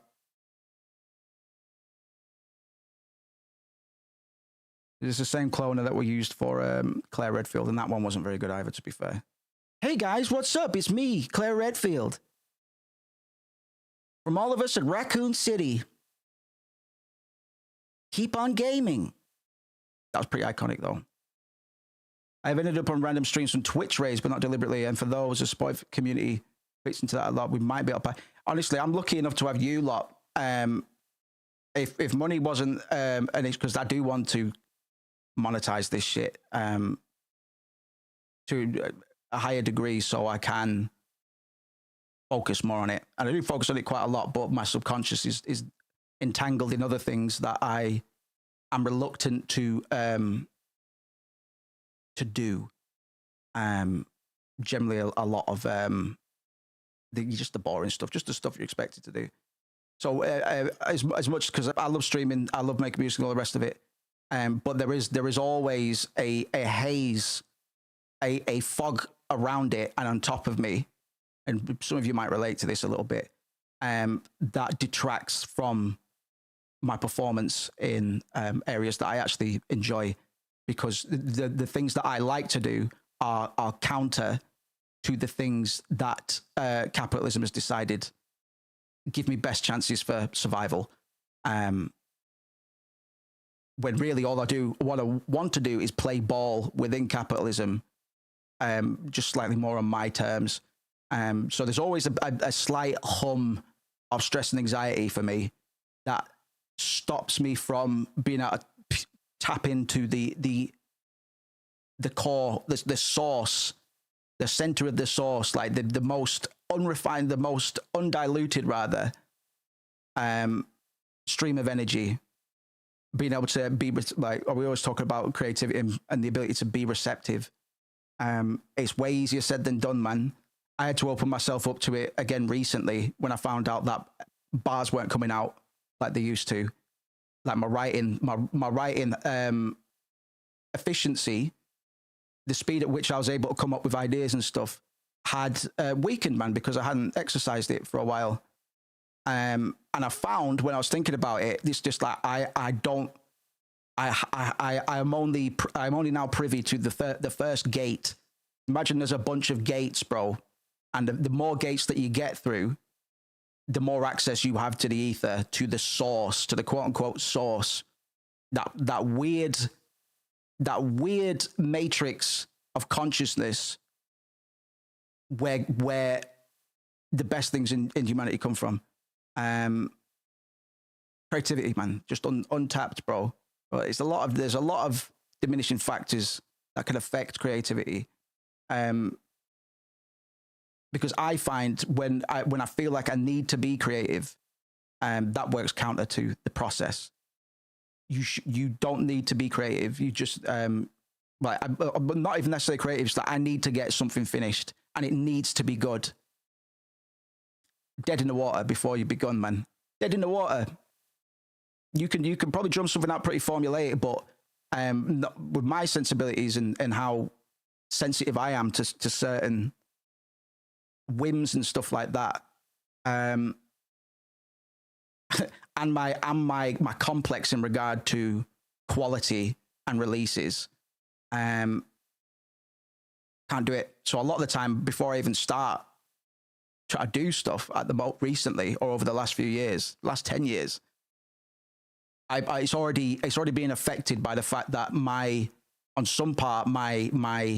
mental, some part of it is having to stand guard behind me. You know what I mean? They're not over here discussing ideas and inviting the ether in. They have to be stood on the perimeter. I guess is the best way I can put it. Why isn't Wacker fucking Wacker? Where you at, you big creep?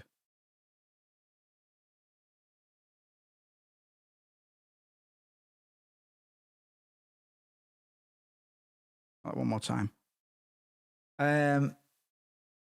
Dates will probably find, says you'll probably find your sleep issues don't help. Absolutely, bro. Yep. Go for a walk or something. Maybe the change of scene tends to help stimulate. Absolutely. These are things that I try and do as well. It's tricky. Well, I'll talk more about that at some point as well. I have opened up a little bit about some of my issues creatively during the last years or whatever, a little bit. Because at the time when I posted that on Patreon, I was like, all right, I kind of opened up on that a lot, man. That's more than I normally share about anything. But that was only the surface of it, because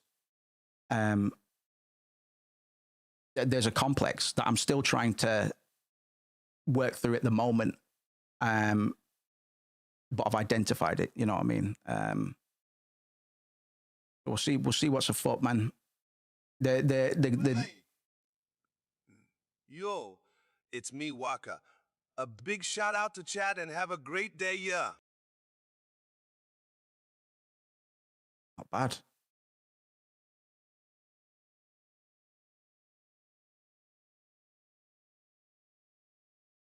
Yes, Lewis, how we doing, bro?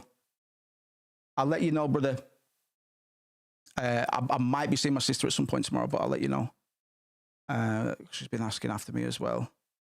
What time are you having people at, Lou? What should we have Waka say?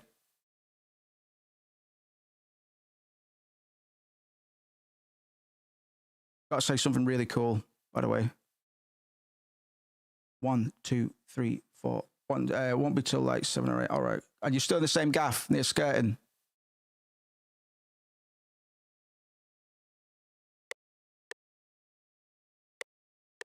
Bet. I'll let you know, bro.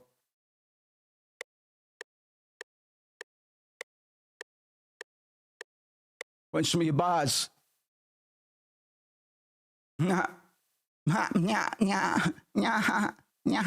right. Counting. No sheep, bo peep, nosebleed. Dead from my toes to my full gold teeth. I mentioned gold teeth a lot in my bars, by the way. I did it again the other day. It's just become a motif, gold teeth.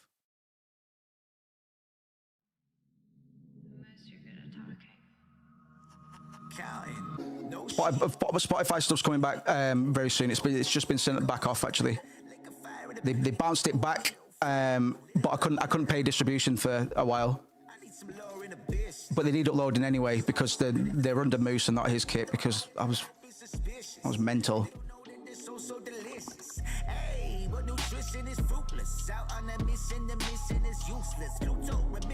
Pseudo abyss, glued to a critter, my choosing, abusing. The bulls was marooned in the piss, baby.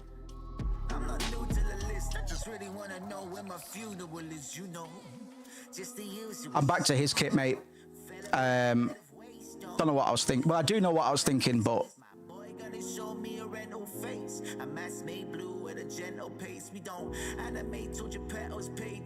it doesn't always necessarily matter what your name is.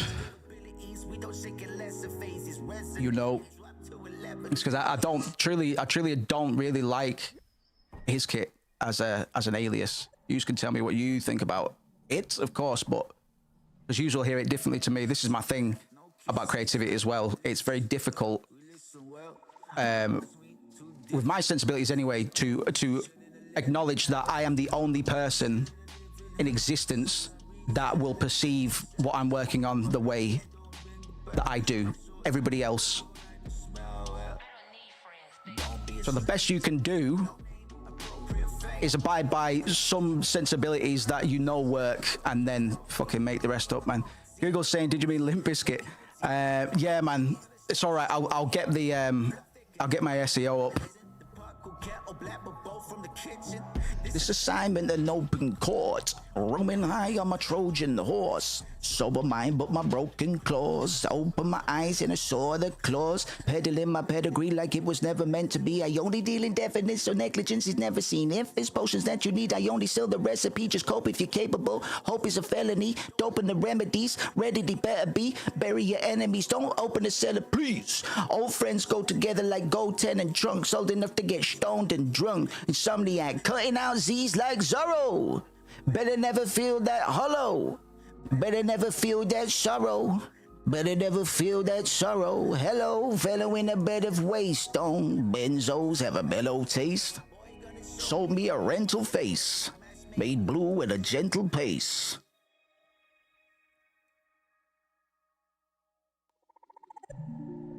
Plenty of time left. If you never know, then never mind. I respect 99. I respect this as a song. I think I did all right with this one. Peddling my pedigree like it was never meant to be. I only deal in definites. So negligence is never seen.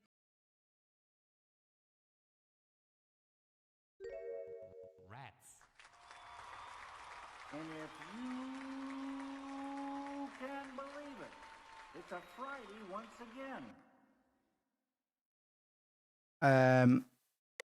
2, 3, 4, 1, 2. I kind of like 100 recently. Rap over, you know? I don't know what it is about, like the 100, 105 mark. But I kind of like it. It's kind of liminal. It's kind of no man's land in a way. You know what I mean? Because half of that is like, half of that's 50. It's still within head nodding territory. All beats are, because I mean, at 140, you can still nod to that. You can still nod to 160. If not at 160, then 80, etc. Cake, also known as his cake, also known as Gumdrops. Yes, man. And those are all fucking. Sparky, I held down for a while. Where did I go from Sparky? Was it straight to? I used Gumdrops whilst I was a GM on World of Warcraft. Used that for a while. I inherited that from a good guy that I knew on my home server. He was in the best raiding guild on Alliance, and so was our mate Dynatos. I was just a little scrub, but I used to hang out with them because my character's name on World of Warcraft was Skepta. And at that time, only a few people would point out, because Skepta wasn't a big deal back then. So a few people would be like, ah. So it was me, Gumdrops and Dynatos. Fortunately, our good friend Dynatos had heart complications and he died, and Gumdrops quit the game. So I inherited his account for a bit. He had like the Ashes of Allah and stuff. And fortunately, I haven't spoken to him since, man. I think he might. I stopped using it after a bit. I never tried, but I took the name forward anyway. I made some good fucking friends on that game, mate. Well, obviously not good enough, but check out my new single, Caught with My Hand in the Fan Job, baby. Sprinkle it on my cookie so good. AF, who is AF? That's something that Cherry would say. Good to have you, brother. Pucci French kiss. Pucci French kiss. But yes, I do have new stuff coming soon. And then we're just going to keep on rolling it out. I've tried to position myself effectively, because some people like you lot, who I've just been trying to convince for the past fucking 6 months, however long we've been back on here. It's like, no, it's coming. I swear, it's going to come, and there's going to be more music coming after that as well. There's a lot of people. I remember I got a comment on 99. It's like, you know what? I don't mind if this motherfucker only comes along and releases a track every couple of years, because there's always so much to it, man. I was like, you bastard. You fucking cunt. Don't, you're embarrassing me. But it's fucking, it's you know, and as much as I like having a quote unquote cult following, which is what I regard a lot of you, like kind of fiercely loyal to this content that I did ages ago. It's good. It's humbling. It's really fucking humbling. So these days, because so much has changed in regards to my approach to music, and the context of me releasing music is now very different in the eyes of different demographic pods of people. You know what I mean? So I need to. I'm going to be trying to convince everybody at the same time that we're far from done.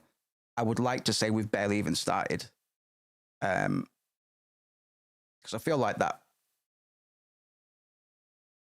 And the bars are fucking good as well, man. God, some of the bars are as good as they've ever been at the moment. Let me just say that much.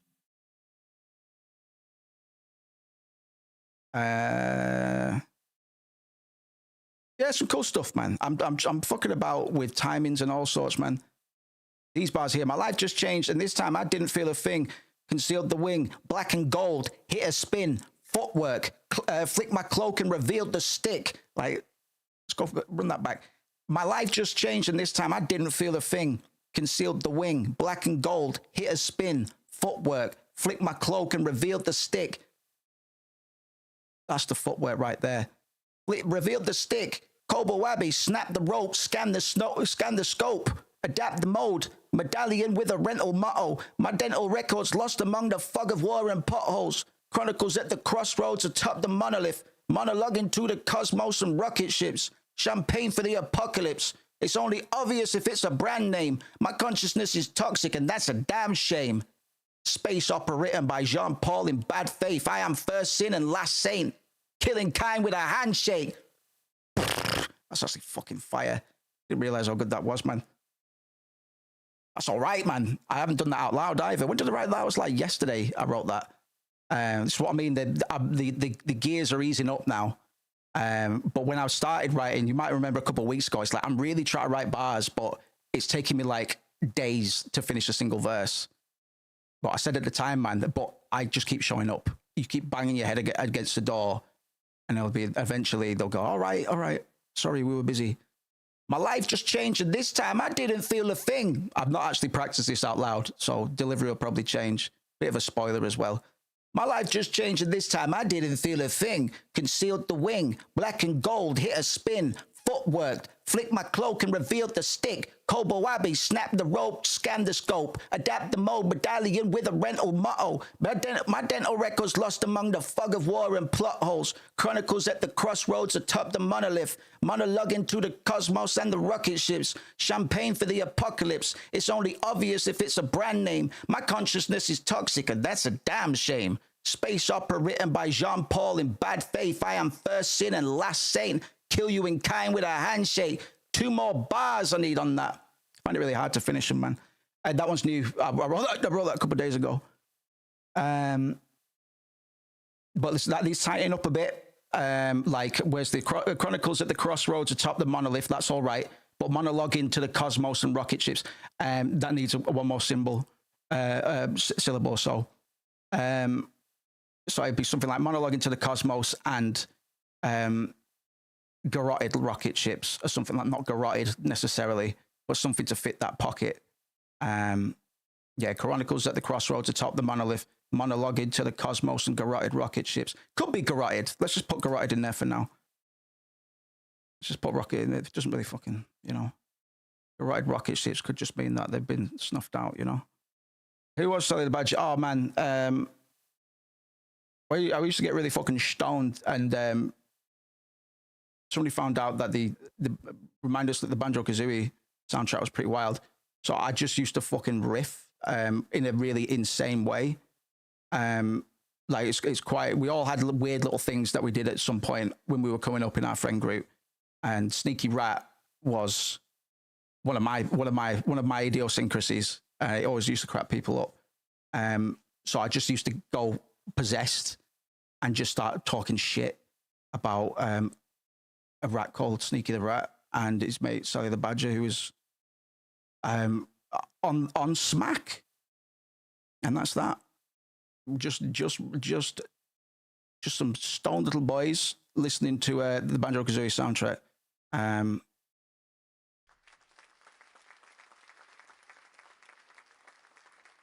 Petit French.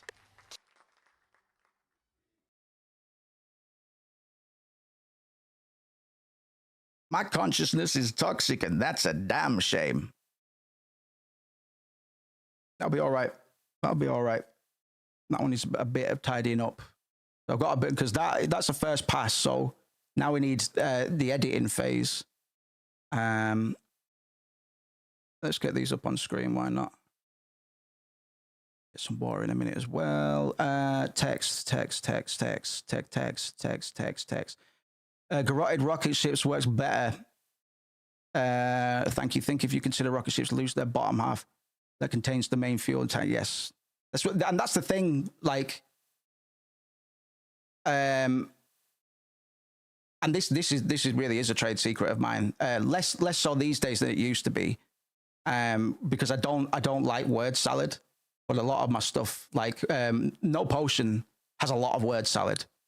But mixed in, the reason the word salad works with No Potion is because amongst that, there's some very bold and direct statements that I'm making that are very easy to understand.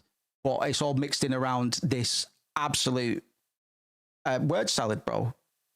But in the context of No Potion and the delivery and all the rest of it, all of it kind of adds to this. It's this presentation, this performance of my anxieties and my angst. Whether you can identify what I'm so angsty about or not is irrelevant, as long as you can tell that I'm angsty about something. Then I like to leave enough for interpretation. I'd always rather leave it open than tell you outright. Because there's a lot of personal stuff in my songs, man. But I'm not gonna make it easy for you. I'm not gonna make it easy for you. My goal is, as a writer, first listen, make it palatable, make it flow good, make it sound good. Second pass, oh, that's how that punchline works. Third pass, is that what he meant by that? You know, and so on. That's the most important thing to me. I go for the Lynchian. Sorry, let me fix that. I go for the Lynchian approach. Whenever somebody would ask Lynch to explain what one of his movies were about, or if he had any particular inspirations, he'd never fucking tell him. And I always respected the fuck out of him for that. I respect the fuck out of him for a lot of reasons, obviously, but it's that explain the art exactly. And this is, sorry to come back to Final Fantasy again. This is why Katase saying no, R equals U and Squall is dead. Bollocks. Sorry, not true. Sorry, it's not the story that I directed. That's why that's not on. That's why to this day I'm still pissed off about that. And I'm the only person that's noticed he's been walking it back for over a decade. He's completely turned around on that now. And now he's like, players should be able to interpret it however they like. It's like, well, that's funny, Katase, because I remember you saying the complete fucking opposite in one way or another. He did the biggest disservice to his crowning achievement in the Final Fantasy franchise by pulling that bullshit, man. Because no, you might not have intended for it, man. But why would you say? Maybe I don't know if he didn't hear R equals U, but that made the story better. And you could have taken credit. Well, you could have taken credit for that without doing anything. You wouldn't have to say, yeah, we definitely thought of that, or lie. You could have just said, could have just shrugged with a smile on your face. I think how gangster that would be. But no, he's walked it back now anyway. So the first thing about these bars, the length of them is kind of all over the place. Back in the day, I used to write 16 bars as 1, 2, 3, 4, 5. It's kind of changed these days. It might even be different on 99. Nah, it's kind of there. Oh well, here's an example. Dope and the remedies. Ready they better be. Bury your enemies. Don't open a cellar, please. Back in the day, I would put those on one line. I'd write them on one line. I write a bit looser than that these days because fuck genre, fuck structure. Basically, just make it work. Just make it work. But stop only thinking in constraints, because that's what a lot of creatives do. They think they start with the constraint. Obviously, there are limitations to all crafts in regards to the tools that you've got, the expertise that you've got.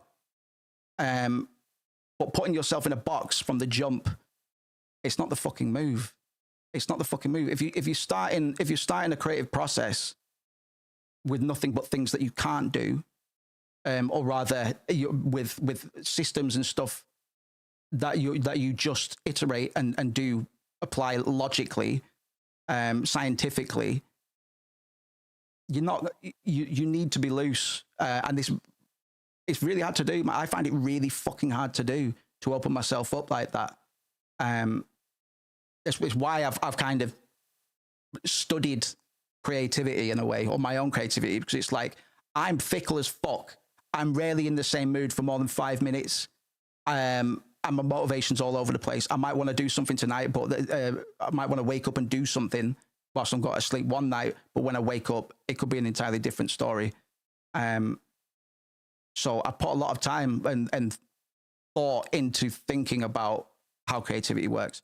And if the shit that I'm coming out with isn't helping, and you're interested in this stuff, pick up that fucking Rick Rubin book. Just buy it. Just buy it. It's called Rick Rubin's The Creative Act. Just fucking buy it. Honestly, I think every creator should have that. Unless you're fine, unless you're uncorruptible, and you can just work. I know some artists that can just do that.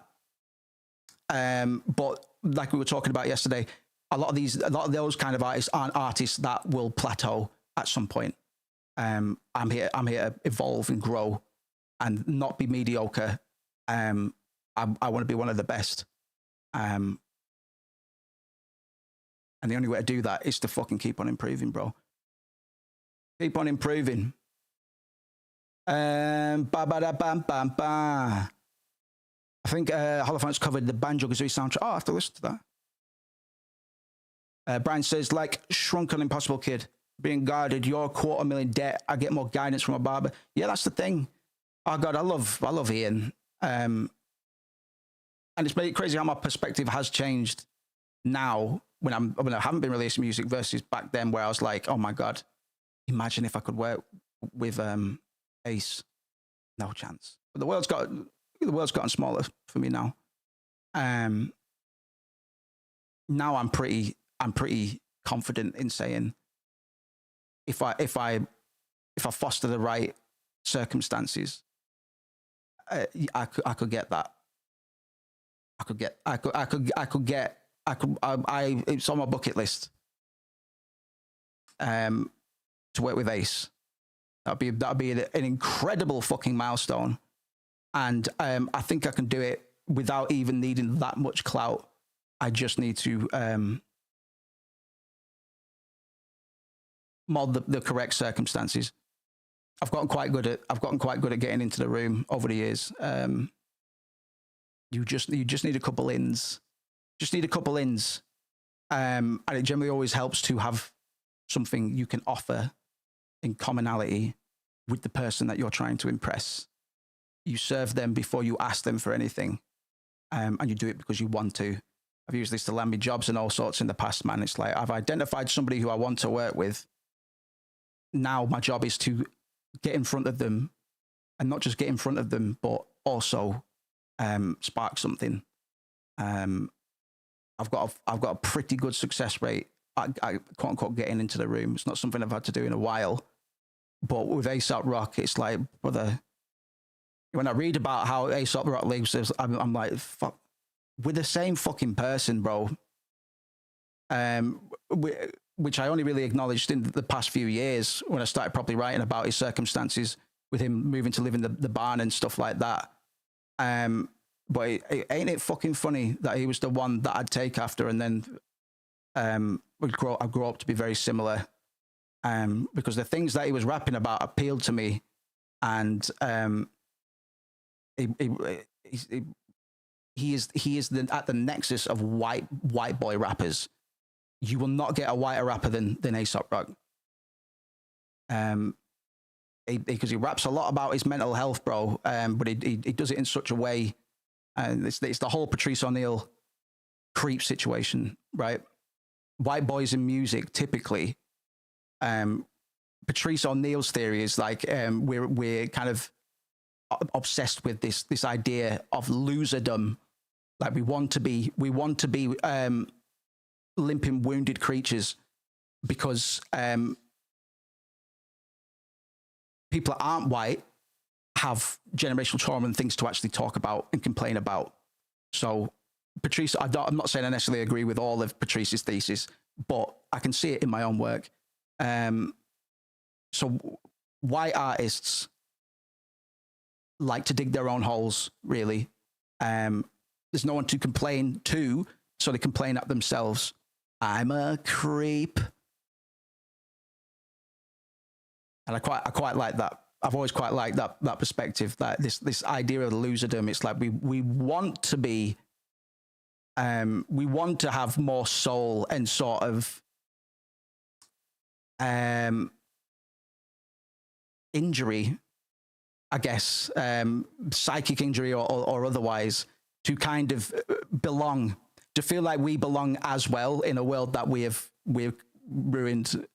It's funny. There's a twisted irony to the old miserable white boy artist trope, but it's so fucking true a lot of the time, man. Like, I don't agree with it 100%, but fucking Patrice O'Neil is my guy. You ever played any Magic? Nope. But these Final Fantasy cards are out, aren't they? I want to buy a bunch and just sit on them, bro. It'd be tempting not to open them, but they just get put in a drawer and never fucking used. But I wouldn't mind them.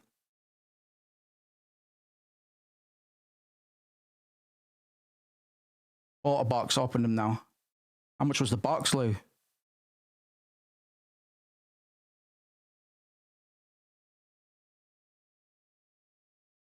Is the hallmark of a white rapper a mental health thing? I thought it was just a modern rapper thing.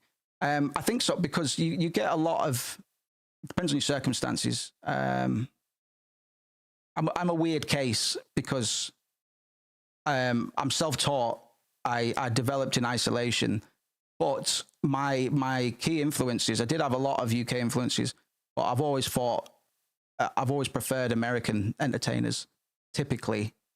So I think some of that rubbed off on my personality in regards to, wow, you know what I mean? I'm just a bit wacky. And that was always a little bit of a point of contention among a lot of my mates. It's like, man, why don't you listen to Dave? Why don't you listen to Central C, man? It's like, because I don't fucking like him. Don't think it's impressive. Doesn't impress me. That's why. I don't like most hip hop, let alone UK hip hop. I don't think most UK accents sound good on a beat. I really fucking don't. So I view myself as an anomaly because I don't acknowledge myself as a UK artist, which is absolute insanity. I'm sure you'll agree, but I guess in some ways it's like I don't regard myself English either. I'm just out here, man. Just out here. You said that, not me. I'm just out here, bro. I didn't ask to be here. Man. I'm just getting on with it. So yeah, I don't know in terms of the whole white thing. Maybe, but it is like, you think about artists like Idea and other Def Jux rappers. A lot of them, like, think about LP and Stepfather Factory and stuff like that. LP, another white red rapper with a history involving issues with stepfathers, basically. And that was he was all the way in Brooklyn, you know what I mean? So it's hard to say, mate, because you will still get some young kids that grow up in non-white areas. It's all about environment, bro. I don't know. Because most of my personality, in saying that I developed in isolation, a lot of my personality comes from people that impress or entertain me coming up. So that'd be people like a lot of comedians, man, like Bill Hicks, George Carlin, eventually Patrice. And you've got people like Tyler, who came a bit later, man, but like Aesop Rock. Yeah, man. As a rapper, the rapper part of me is quite segregated from a lot of the rest of my psyche, certainly. because I covet my abilities quite a lot, especially because I'm an anxious guy, man. I haven't got the best self-esteem either. But I will say with conviction that I'll wrap 99% of the planet under the fucking table. Oh!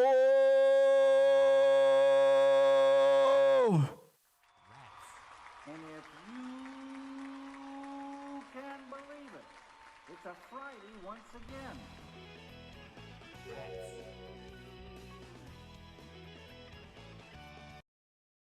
Or 20 minutes. We've not done anything yet. Some more in a minute. I'm still chilling out for a bit, by the way. I'm having a fucking vibe. I think I'm still a bit rough from the last week and stuff, man. But I hope you're all right. It's fucking good to vibe with you, regardless. Like I said, this content's perfect for you lot. In that, you know, we just shoot the breeze, man. Difficult to grab new members with this, but generally, I need to work out my whole strategy for getting new blood in here. Music's going to help because I'm hoping it'll bring a couple more Kawuskos, couple more Bryans, couple more Pudgies, couple more Antis and stuff like that. Couple sleeper agents that might not be aware, still using the same account and stuff like that.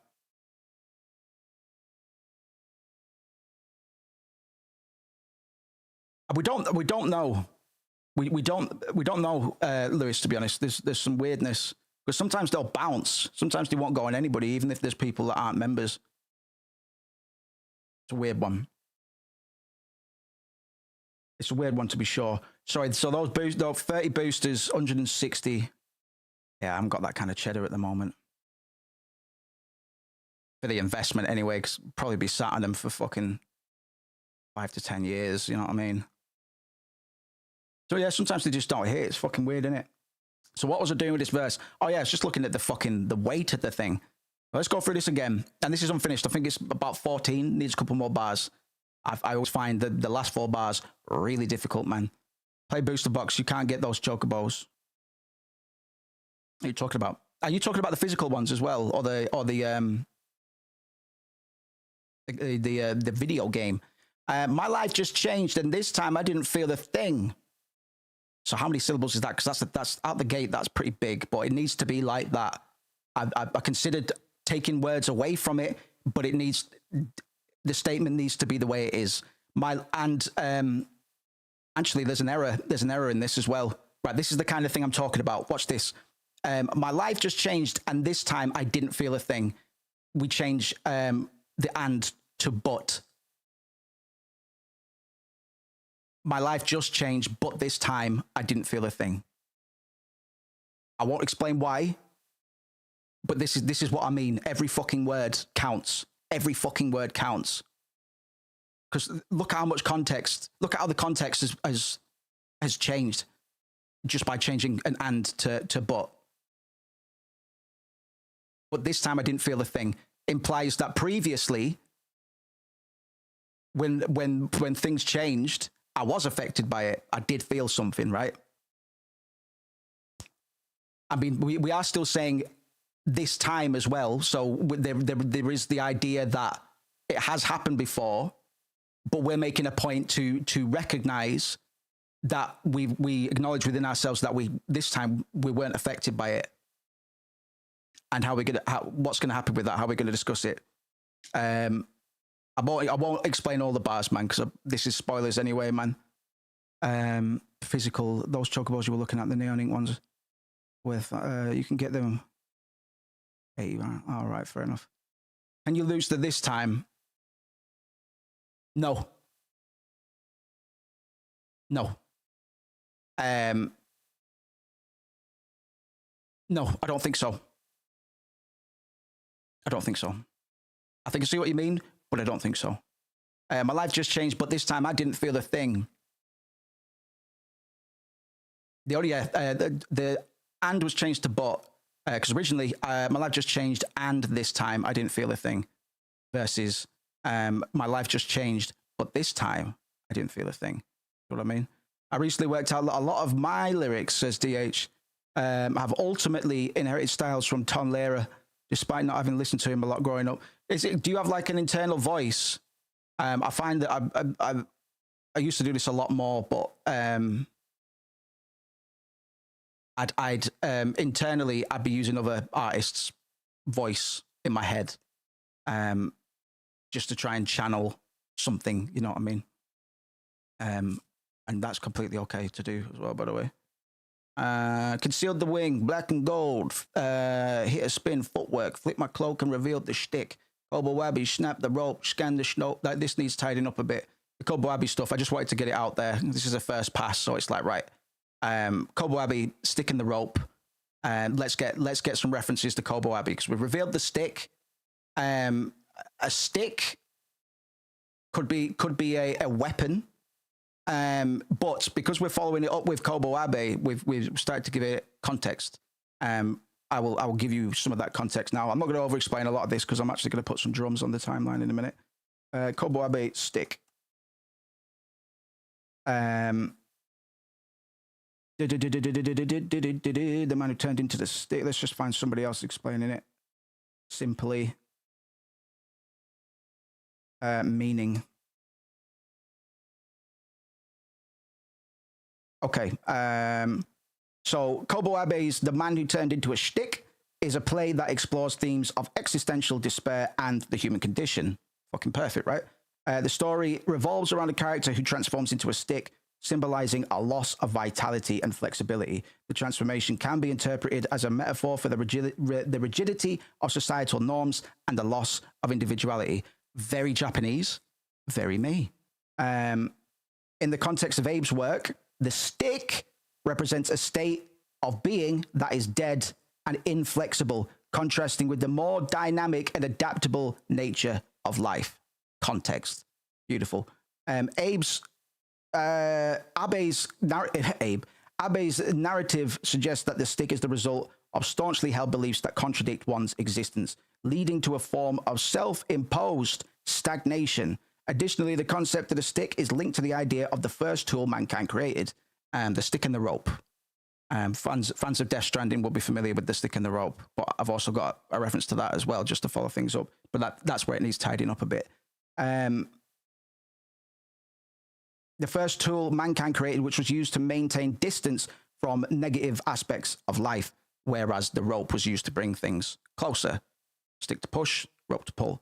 The notion is further expanded in the context of the video game Death Stranding, where the stick is referenced as a symbol of protection and separation from harmful elements.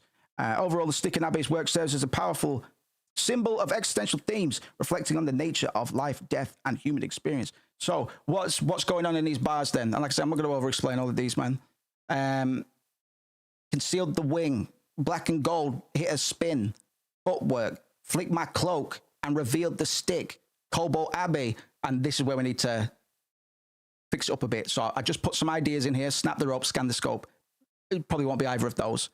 Sometimes it's just best to keep fucking moving and then come back to it later on. Some rappers wouldn't dare do that, man. Nero, but like I say, I think he was just writing straight ahead, which is fine. Like Apple Juice was written straight ahead as well, but adapt the mode, medallion with a rental motto. Medallion with a rental motto. My dental records lost among the fog of war and plot holes.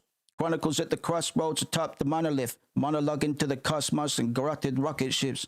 Champagne for the apocalypse. It's only obvious if it's a brand name. This is where we're breaking the remember I talk about how to get out of a scheme. Sometimes it's best to just do it with a slap to the face. We saw some good examples of how not to transition out of rhyme schemes when we were doing the old rap battle thing yesterday, right? And I'm not saying this is the perfect way to do it, but sometimes it's best to just pull the rug. Let's just go from so champagne for the. And here's what I did actually. I can remember my thinking about it. You borrow components from previous lines. So brand name champagne, right? I've already kind of set up this switch because at this point, so we got scan the scope, adapt the mode, rental motto. Chronicles, crossroads atop the monolith, monologuing cosmos, garroted rocket ships, champagne for the apocalypse. Obvious kind of goes with it as well. it's only obvious if it's a brand name, but it's like, okay, shit, you've you changed something there, and I don't know if I was ready for that. So you keep like consciousness, apocalypse is toxic, and that's a damn shame. You don't completely forget about what came before. You extrapolate and you pull it, you suck it into itself, for lack of a better way of trying to articulate it. So whilst it was previously that scheme or that rhyme was used at the end of these bars, you start to displace, and champagne, you can just take the pain, you can take the sham, and you could split them up. Have something that rhymes with sham here, something that rhymes with pain over there. Just remain open. Like there's no. I don't have a distinct strategy. I just have considerations that I make. It's like, well, this word here, that word there. Every word counts. Every fucking word counts. That I don't want there to be a single redundant word in any of my lyrics. It's only fucking 16 bars, so you can afford to make everything count. Champagne for the apocalypse. It's only obvious if it's a brand name. That needs fixing up a bit, I think. My consciousness is toxic, and that's a damn shame. Space opera written by Jean Paul in bad faith. Who's been doing the philosophy homework? What am I talking about? Kind of like that bar. Space opera written by Jean Paul in bad faith. So Jean Paul Sartre. Bad faith. Bad faith has a couple of different meanings as well. The most obvious one I'm inferring here is Jean-Paul Sartre's bad faith, which is a form of self-deception in which individuals deny their own freedom and responsibility for their choices, instead conforming to external roles, values, or societal expectations. And here we've got a bit of a callback to Kobayabe's symbolism with the stick. This time we're invoking a Western philosopher. So we are quietly inferring beneath the surface that this is global. This is some sort of, regardless of where you are, you're probably going to be affected by whatever I'm being affected with in this verse, man. I'm trying not to spoil too much, man, but I haven't shown you guys any new bars in a bit. Normally I like to perform them before we do this, but fuck it. Mikey says, and between two parties means to work. It means to work at cross purposes in both ways, to be in disagreement. Yes, brother. Yes, exactly. Bad faith. Yes, layered meanings. It's always good when it does. Not Jean-Paul II. Good to see you, Mikey. Brian says MF Doom did that quite a bit. Why were those messages retracted? Do you guys do it? Sorry if you did. I'm just wondering if it was an accident or something. MF Doom did that quite a bit. Rhyme in the middle and start in the next. Absolutely. Sometimes I can channel Doom quite well. I don't try to do that much. I should be a bigger fan of MF Doom than I am. I respect the fuck out of him. I acknowledge him as a top 5 all-timer. But I've never been... I don't know how to describe, because like I say, I acknowledge just how good he is, but I guess what I'm saying is I don't use him as an internal voice as much as I should do, because it's a good one to use. But I shift about, man. I will, because I've had some big influences. I think the only ones that I haven't used as an internal voice would be like Tyler. I might have used Earl as an internal voice, to be honest. I've used A$AP Rock as an internal voice. Who else? MF Doom, a few others, man. I love him, but Fritos, Doritos, Lay's, Cheetos, yeah, his internal stuff is fantastic. Real recognize real. I think, okay, I'm about to say something preposterous. I think the reason I've never been an MF Doom super fan is because I fucking relate.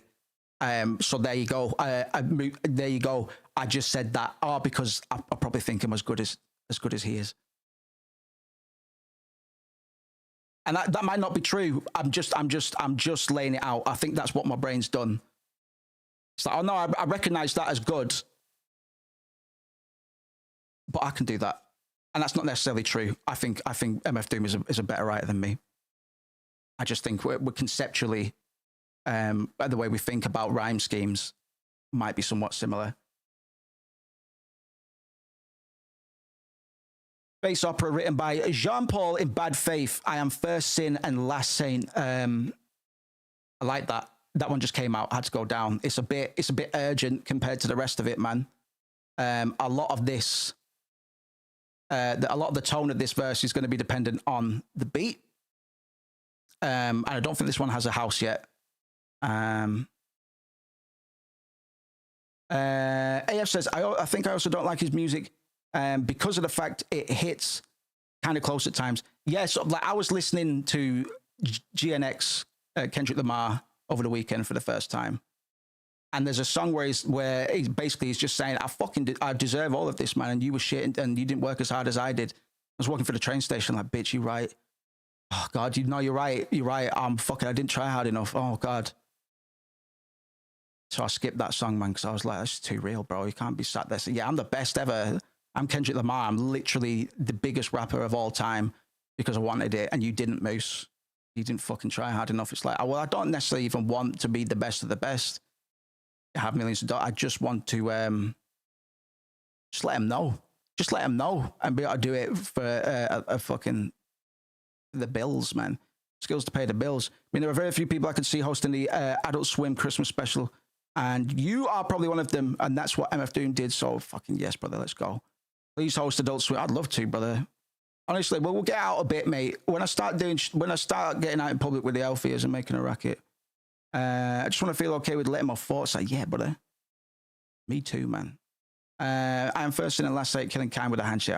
And that's about as far as I got. Like, this all needs working out. I am first in and last eight, killing kind with a handshake. Needs working out. Because the thing is about this, it's quite veiled until I go, I am first sin and last saint. I like that line, but I'm also half considering getting rid of it because it's almost too specific. It probably will stay in there because this is a case of over editing. Because the context, a lot of the time, my own context for these songs emerges after I've released them. Quite a lot of the time. What's my best example of that? Apple Juice. I didn't really understand what Apple Juice was about until way later, but now I do. It's about lazy criminality. Pretty much, it's about lazy criminality, and just feeling justified in being a dick, I guess. I'd love to host some shit like Adult Swim, bro. You shouldn't want to be the richest, the best anyway. The best, if it exists, it's more like, yeah, well, this is the thing, man. So I, taking a piss a little bit, having Kendrick listen to this Kendrick Lamar song, and then he's basically just going, yeah, man, I fucking worked for it. I got out there and stuff. And here's Moose, who's consciously always aware and has anxieties and guilt and regrets about the lull of music releases, despite having the ability to do so, and not being able to properly articulate the complex and the feedback loop that I got stuck in. That hit me hard, bro. I was like, I don't want to listen to this. I don't want to listen to this. I fucking know, Kendrick. I know. And by the way, fucking most normies say I sound like fucking Kendrick, and I don't know how I feel about that. I don't know how true that is. I need to get some water. Okay? Now you wait there.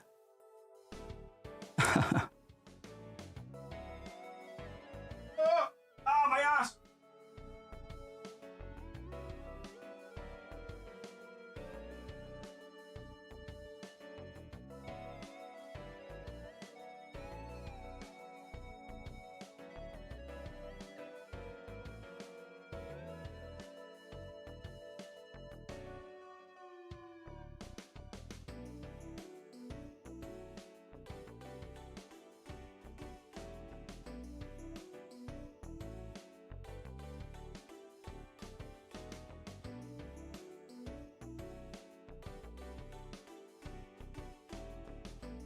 Props to Moose for screwing out my ass during Prime Month. That's right, because I had excellent gay sex before the stream, just to promote gayness. I'm not gay. I wish I was. I wish I was gay. I wish I was a eunuch, actually. I've been on record saying this a few times. I wish I was a eunuch, but I'm not ready to, you know. But the thing is, once it's gone, you probably won't care. You probably won't care, man. We should still be using. We should still have eunuchs in government. Am I right? Am I right, guys? And not just eunuchs, but toddlers. But toddlers as well. Toddlers need to be in the government. Hear me out. Hear me out. It's my old rough concept for a super government. You start your youngest cabinet member, your youngest government guy is about 5 years old, right?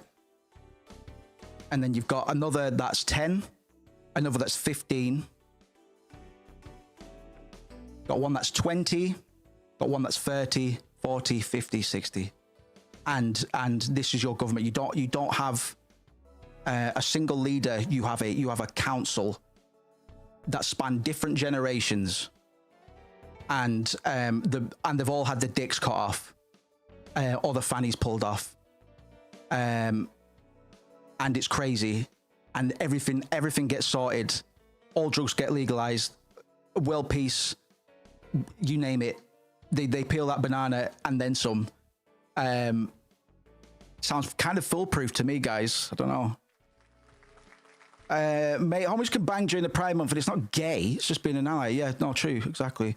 So inspirational and great. Be exactly. I took a big dick up. Oh, sorry. I'm not going to finish that joke because I am going to get flagged for my language at some point. It's just got to happen. Mikey, by the way, thank you very much for the super chat last night. I did get some magnesium. And I'm fucking fuming about this, so I'm just going to keep talking about it. I needed to replace my iconic round sunglasses, my cheap iconic sunglasses. So I just ordered some willy-nilly and not really thinking about it. And, well, look.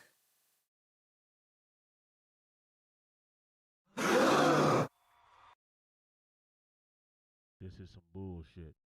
Too big. They're too big, and I didn't realize until I put them on today on stream.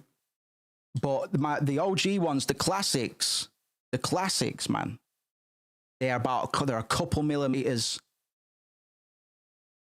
smaller, and it makes a lot of difference. And I'm very upset about that. This is your Friday night.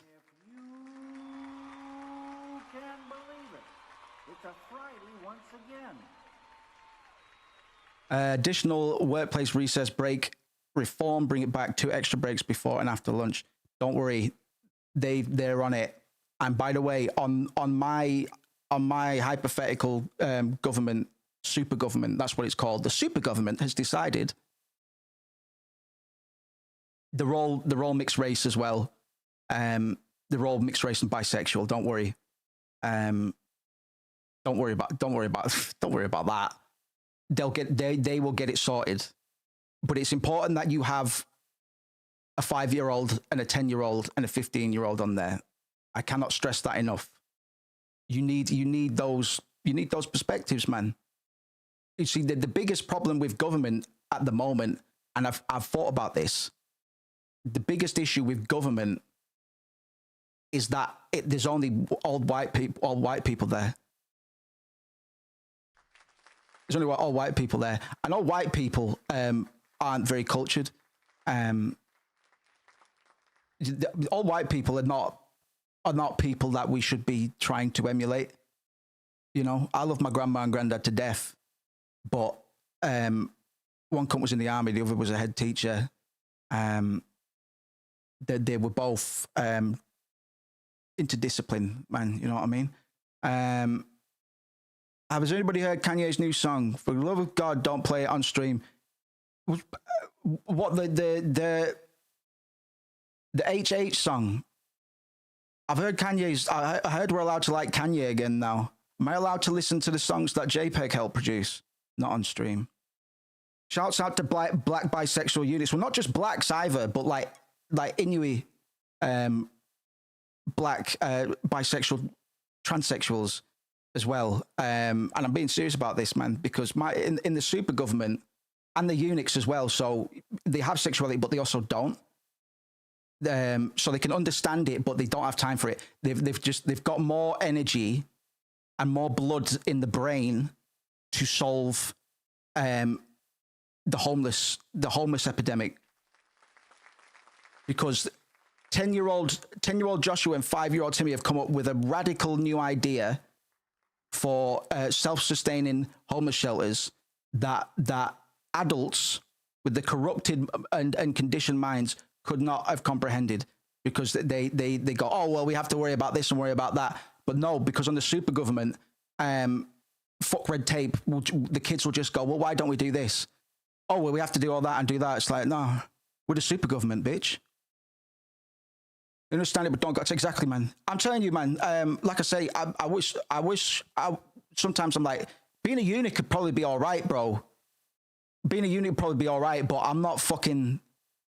You know, it's like you're not gonna know until you've lost your fucking junk, and by that point, you better be all right on the other side. You know what I mean? Because you might be like, oh, fuck, I should have done that. I should have done that ages ago. I should have done that ages ago. Whew. It might be like that, bro. I don't know. Shouts out to Lavender, man.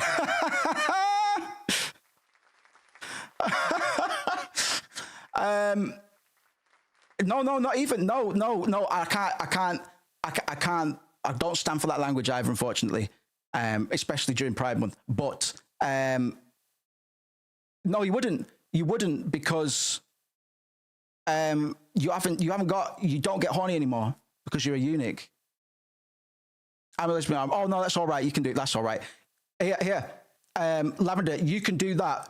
But I also need to virtue signal and say, hey guy, have you got a pass for that? Have you got a pass for that, my guy? So we're all doing our due diligence. Good to have you, Lavender. Join us, Moose. I might do. I like girls more than boys, man, and be thinking about getting rid of my willy, so I can write bars, but write better bars. The new rapper, his Kid Moose Cake, has stated that he cut off his own. He got his penis and balls surgically removed, so he could think better and write better bars for hip hop music. I'm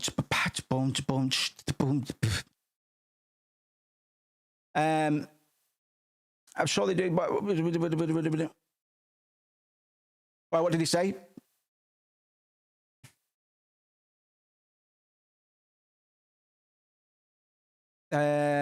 Exactly. I was growing up in both good and bad ways, so now I have no problem screaming at the top of the lungs while driving. Yeah, there you go. I thought you were going to say you were cutting off your willy so you could ride bikes better. Well, here's another reason. Like, let's just weigh up the pros and cons of being a eunuch versus not being a eunuch. Because I think the pros might be quite compelling, and we should all put our hands in the middle and go 3, 2, 1. Let's go get our genitals removed so we can write bars better. Now that I don't have to wank, I get an extra 4 hours a day to work on my rap beats. Lavender says, well, what they don't tell you is that you don't got to be a girly girl. You can be a butch lesbian and engage with masculinity from the other direction. Fucking more power to you. My cock still works great. Like 5 years post-op. Fucking well in. Fantastic. Didn't make me less horny. Can we just clarify that being a eunuch and being a trans woman are two different? Yes, no, let's do that. Like, that's not what I was trying to state, by the way. Let's clear that up immediately. Like, if anybody thought that's what I was saying, no. A lot of trans women are unique. I guess I've never really thought about that. Sorry, I've stumbled into a bit of a minefield here, but it is Pride Month.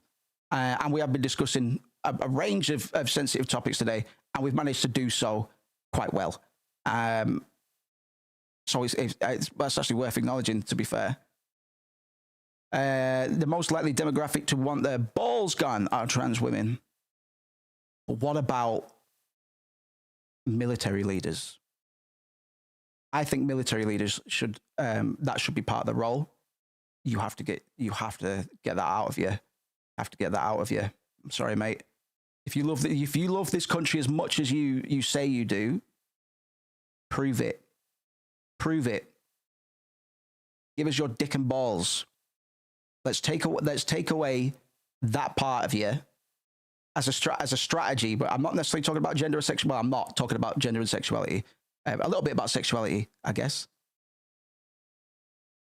Because some dudes don't do well with libido. They just don't do well. They cave people's heads in because of libido.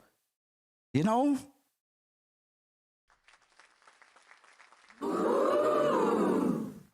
My sister is a trans leather and she's fucking. That's another thing. I will sometimes just read what I fucking see. Obviously, it's my responsibility to be careful about that. But yeah, trans rights, man. Happy Pride Month to all of you, man.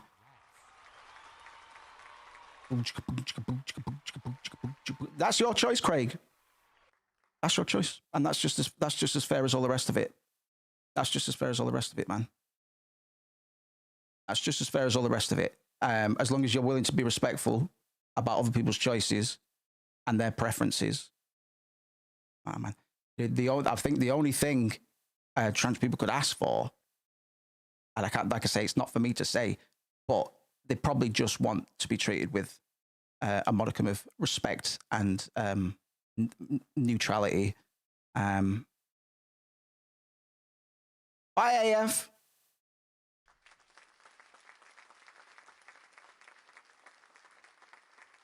No, Lavender, sorry. Like I say, I've stepped into a minefield here. The only reason I started talking about castrating myself is strictly for the tactical and the tactical and strategic advantages of not having to deal with that stuff.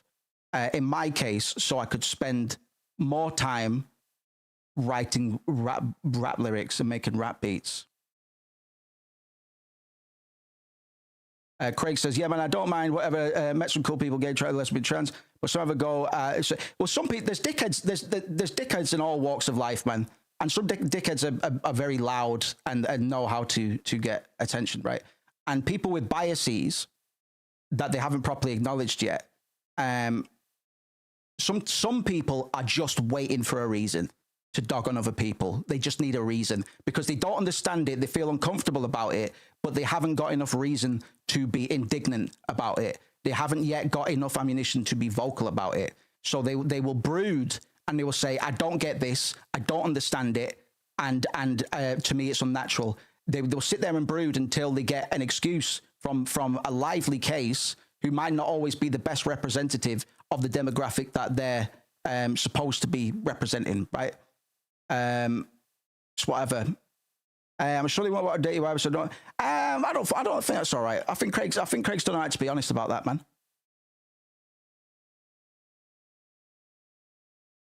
But Craig took it like a champ. But let's not listen, man. If people are comfortable, this is an open forum, man, and we have to, you know, in the event that some people might need talking to about it. So the last thing we want to be doing, the last thing I'll allow is somebody expressing an opinion and other people turning around and going, oh, well, fucking get with the times, dickhead. Because maybe they need to get with the times, yeah. But who's going to help them do that? Because I don't think it's going to be the progressives that are like, well, obviously you're a prick. Well, obviously you're a prick. So I'm not going to waste my time with you. Bye. Because then they are going to walk the other way. You know? So, you know, if somebody might say something honest in the chat and we can't just dog on them for that, man. Even if it's a bit, Don't think that's fair because they are opening themselves to the discussion. You know what I mean? Shouts out to fart bubbles in the IV. Fucking Ryan setting the stage right, man. No, Craig, I think you did fine, mate. I think you did absolutely fine. And I'm happy to help mediate these things, man. I'm not the best. I'm not the most aware. I'm pretty ignorant at times, man. But I also don't have the capacity for arbitrary disdain, hate, contempt. I don't hate anybody. I don't hate anybody. I don't hate Trump. I wouldn't mind if he didn't exist, but I don't hate him. I just haven't got the capacity for it, man. Mums big respect, yeah, good man. I think the right-wing media does a really good job of demonizing. Absolutely, yeah. Absolutely. AF says, it comes down to the individual. I've met wonderful gay and trans people, but there are just a lot of people. Exactly. And some are shit. There are a lot of trans people. Exactly. Some people just be people at the end of the day. That's really the only thing we need to be aware of. And all the rest of it is kind of just that obviously we need to discuss it because it spawned a discussion. But here's where the super government comes in. Here's where my super government comes in. Because I used to like playing with Polly Pockets when I was in primary school. Don't know why, just a short phase. But I got some of the fellas onto Polly Pockets because, like I was saying the other day, I was the game maker. And that was fine. It was fine. But I know in some other households, I wouldn't have been playing with Polly Pockets, bro. You get me? I don't know where I'm going with this. I guess just to say that gender is a construct. It's arbitrary. Stop thinking about gender. Stop thinking about male and female. This male, masculine, feminine. That there is masculine and feminine, but the rest is fucking arbitrary, bro. Doesn't matter. Doesn't matter. We in the pursuit of trying to simplify things, humanity is very good at overcomplicating bullshit and wasting so much time when really we could just be like, yeah, no, fair enough. Yeah, no, fair fucks. Yeah, no, fair fucks. Shake on it. All right, fair fucks. See you in a bit. No, fair fucks. You got a point about that. Like, you know, I've got my thoughts. You've got your thoughts. And I understand your thoughts a little bit better now, whereas I didn't before. And that's why I felt some kind of way about it, because I didn't really understand what it was about. It's a super government ran by elves. I guess that's only fair. Remember, the super government is it's a range of. So we've got the super government has a 5-year-old, a 10-year-old, 15-year-old, 20-year-old, 30-year-old, 40-year-old, 50-year-old, 60-year-old, 70-year-old, 80-year-old. Fuck it, we'll go all the way to 100. And they're all mixed race, and they're all gay and bisexual, and but they're also eunuchs, so they can think like that.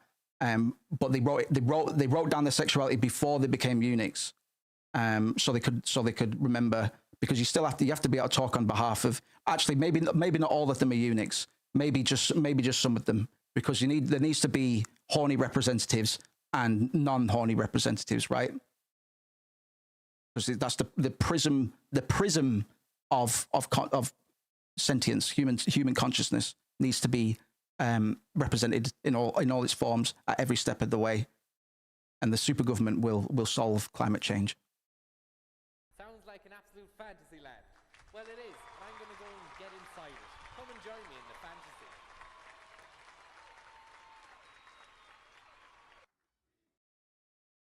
Exactly. And another rule is they can't be gay for each other. In fact, maybe they don't even see each other. Maybe it's like Venture Bros. The what do they call it? All the evil bad guys that sit on the screens and they're like anonymous. They do it in Evangelion as well. A bunch of faceless, but it's not capitalism though, because the super government creates a new economy, and it's fucking crazy. Like, I can't really talk about it right now. Take care, AF. Cherry, I thought it was you, brother. It's good how I can tell which you fuckers are. I still need to DM you back, actually. I did say I was going to reply to people yesterday, but I ended up sleeping most of the day today. By the way, I did an all-night... Yesterday, I was streaming with no sleep, and then I tried to catch up on it after the stream. I was still up until 8 a.m. Wasn't fucking doing anything. Just couldn't fucking sleep, brother. Fucking 11 o'clock. I've been streaming 5 hours. We've not actually done anything. It's fantastic, that. Controversial opinion. Sexuality should be determined on a sliding scale. 3 factors. Biogender at birth. Gender you self-identify as. Gender you're sexually attracted to. Yeah, at birth. Not just biological gender at birth. You need to decide for your child who they're going to be boning as soon as they're born. You just make that decision quickly. Because it is a choice. No, it's not. I'm sorry. I'm completely taking the piss. Gender and sexuality are 2 different separate categories. Yes. Gender's a social construct, bro. I won't take any questions. No, I will. If you want to know what I mean by that, we can get into some third wave feminism if you need to, if that would be helpful. But gender is entirely a construct. Sexuality is a different thing. Gender expectations are abstract. They are self-imposed. Well, not self-imposed. They are societally imposed. They're culturally imposed. But it's like dudes wearing dresses. Not a fucking problem with that. What's the issue? But some people's brains go does not compute. It's like what? A man in a dress? No, it means a kilt. No, I don't mean a kilt. I mean like a ballroom gown. What? Yeah, a man, and he fucks women too. What? Nah. Why not? I'm not saying I'm ready to put on a ballroom dress, bro. But we're all covering ourselves with the same fucking leaves and plant matter back in the day, man. We're all wearing the same loincloths. Well, what's the fucking deal, bro? If Moose looks good in a fucking dress, then fuck yeah. I was already dressing better than most of you anyway. Let's fucking step it up a notch. Right, let's catch up on this.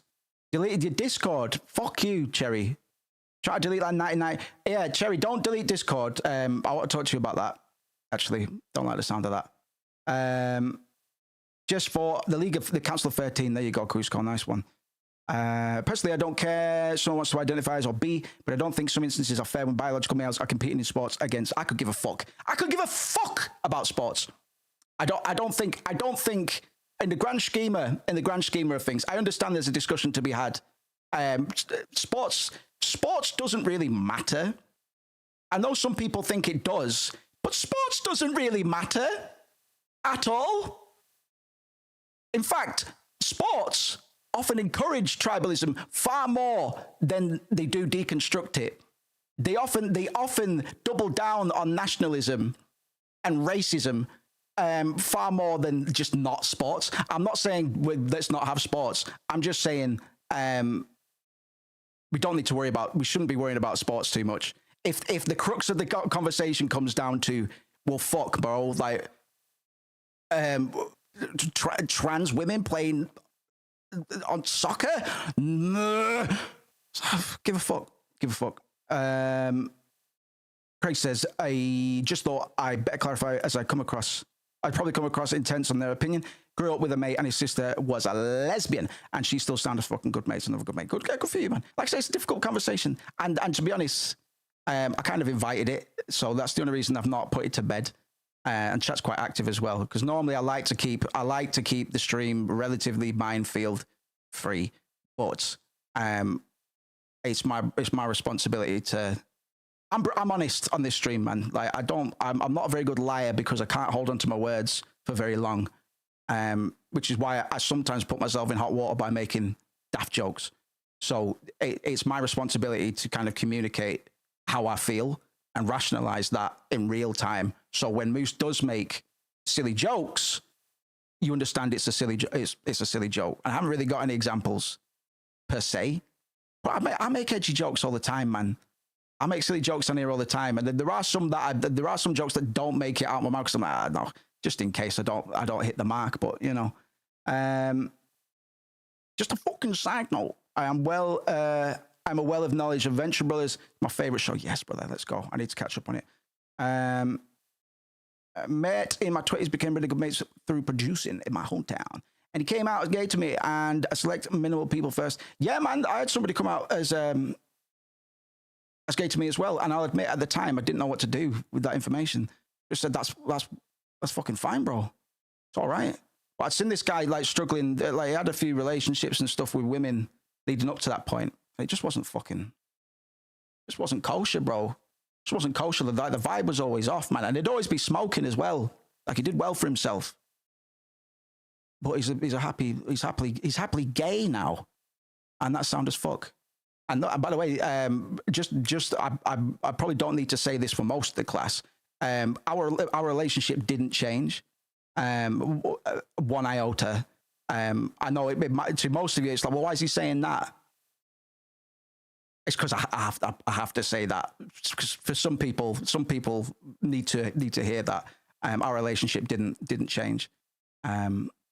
We had a lot of fucking gay sex though. Or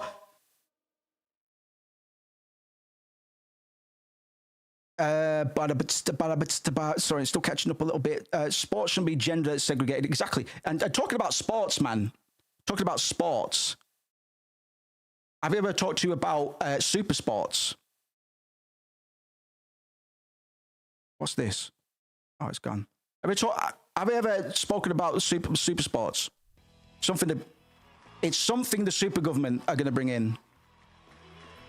You know how people be like, yeah, don't do steroids. I'm like, let them do steroids. Let them do all of it. Let them take whatever they fucking want, man, and see how far we can push things. Doesn't matter. Doesn't matter what gender they are. Doesn't matter. Just put them in the arena and see who comes out alive. You know why are we limiting ourselves, man? If they want to juice up and become demon people for my amusement, for the spectacle, do it. Bring back the Colosseums, bro. If people are willing to do it and destroy the bodies and the minds to do it for us, the people, I think that's brave as fuck. I think that's commendable. So do what they do. Let them do what they can. Let them take fucking fet. Let them take steroids. Let their coaches do MK Ultra on them. Anything, as long as they're up for it. Sign the dotted line. You know. Shouts out to Minefields. Yeah, to be fair, it's a good time to be discussing it.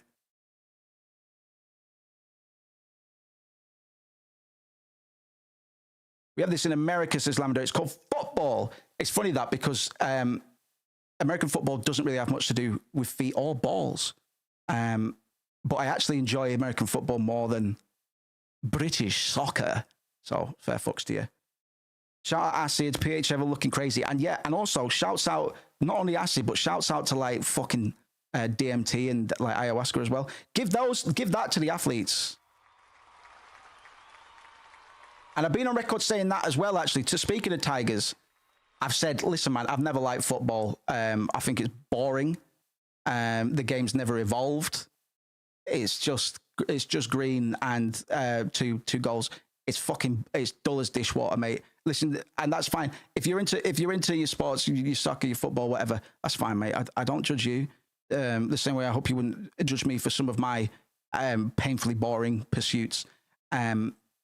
What they need to do is get like Twitch integrations, and you can airdrop supplies onto the pitch. We're talking like weapons, and occasionally we're just talking about weapons mostly, but maybe like shields as well, like cool shields, and also occasionally let lions out onto the pitch. And then the rest of the rules can stay the same. Like if you go offside because a lion's chasing you, or because you've identified that's the best way to protect your life, it doesn't fucking matter, man. You went offside, so stay there. It doesn't matter if a lion's chasing you. I don't care about any of that. It doesn't matter if you were swarmed by scorpions. It doesn't matter. The scarab beetles are all part of the game. They signed up for it. We let you take your steroids so you could fight the lions better. Psychedelic sports, all the gameplay takes place. Exactly. Fucking yes. Exactly. Two guys are in the ring, and I said, well, that's it, brother. Bring back the Colosseums, put all the pedos in. It's a fucking no-brainer, isn't it? It's just so fucking obvious to me. I just like the super government. I'm telling you, because I've got them all feeding in. Bring back the Colosseums, bro. I'm not joking. People want their pound of flesh, so fuck it. I know we won't, and yes, I am being a little bit silly. But I'm just in terms of doping in sports, I don't give a fuck about sports anyway. And aren't we trying to see what humans can really do? You know that all of Silicon Valley is on amphetamines all the time, and that's doping. That's intellectual doping. I know because I've got ADHD and I've tried this stuff. It's doping, brother. Because I go from not being able to do anything to being able to do everything in about 45 minutes when I'm on the stuff, man. So if everybody knows they're on it as well, so why don't we just see how fast we can really run? If we can actually do 100 meters in 5 seconds, and all it takes is a little bit of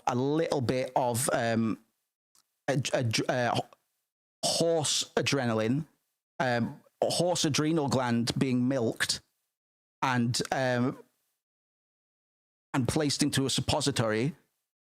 If that's all it takes, what the fuck? Take care. Cherry, what the fuck am I going to call you then? Don't delete your Discord because I've been meaning to reply to you for a bit. So don't delete your Discord just yet. Let me chime in. I want to be a space pirate too, to be honest. Shout out to the new sports. Yeah. Silosi Ball and Blitzball, like they want to make it possible through genome splicing, to allow people the ability to breathe underwater. But we're only going to be able to do that if you let them do it. Otherwise, they're just going to have to come up for air every 5 minutes. Not even that. Do you really want to watch Blitzball where they have to come up for air every fucking minute? I don't. So let them dope. Let them inject frog DNA and just fucking get on with it.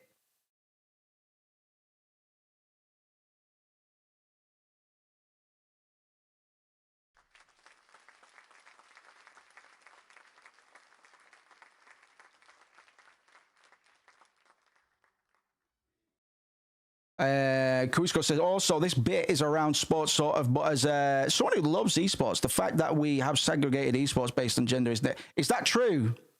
That is actual, and I think that's a good example of how little it fucking matters. Like, because the sports argument always comes up. It's like, well, what about sports? What about them? What about them? Well, what if women could play on men's teams and men could play on women's teams? Because of a technicality, that wouldn't be good. That would be unfair for the teams. I don't fucking care. You get some as well then. All right. If you accept them, there'll be more where that came from. Fuck it.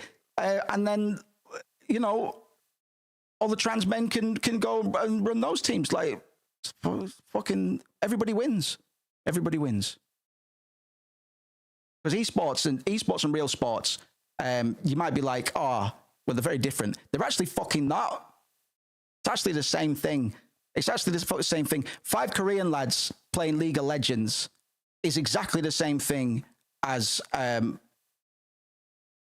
fucking Preston North End.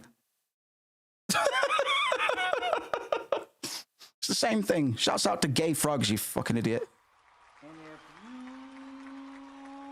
can believe it, it's a Friday once again. I didn't know that for esports, man. Didn't know that because, to be honest, the only esports I really watched lately, or not even lately, it's been a long time, but FGC stuff, so you just get one person versus another person. I understand demographics are a thing as well, and this or that demographic might be more or less likely to engage in this or that thing. But yeah, man, I want to see everybody win. I just want to see people do crazy shit. Don't care who they are. Don't care who they are, man. As long as they're either, you know, they're bringing something to the table. No power difference if you're using the same laptop. There you go, mate. Yeah, there you go. All right. I don't think physical sports is the same. Males are faster, stronger. Most computers have a skipper. Yeah, man. But like I say, in terms of football or soccer, we're really not. That sport's not going anywhere anyway. So we might as well shake things up a bit. Like, why aren't there any cool like techniques and strategies to take because it's against the rules? Well, why did the rules make the sport so fucking boring? Well, you can't do that maneuver because that formation it actually means that somebody would have to be offside at all times. Well, what does it mean if two people are offside? Well, that's still offside. Why though? Because he's stood over there and it's not good. That gives them an advantage. Yeah. So does strap. Let them take in fucking Nerf guns or something, man.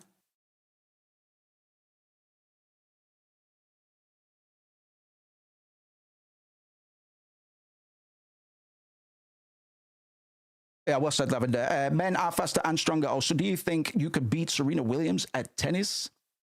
We're not going to see. This talk is very close to black people are better runners.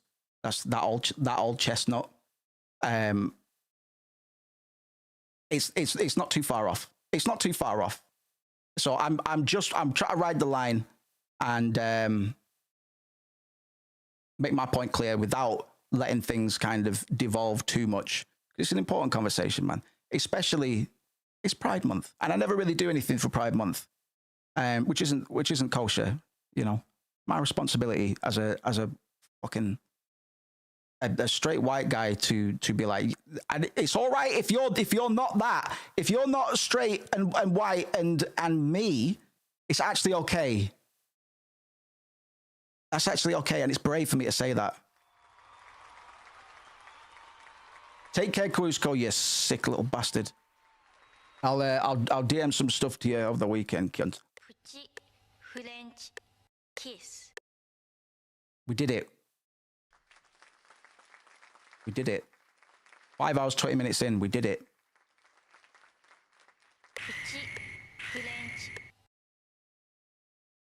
I've had a good time today, man. These loose streams, man, coming in with no plan has opened the floor up to some pretty interesting discussions the last couple of days, man. Like I say, I tried, one of my rules is just keep it light in the chat, but sometimes I walk right into it. So me saying, all right, no politics, just keep it light. I just want to make it clear that isn't me trying to scapegoat and avoid accountability. I hope I'm able to prove that I have a viewpoint, and I'm on the side. I'm on the good team. I'm on the good team. I get to virtue signal because it's natural. It's natural to me. Holy Foot moves, please.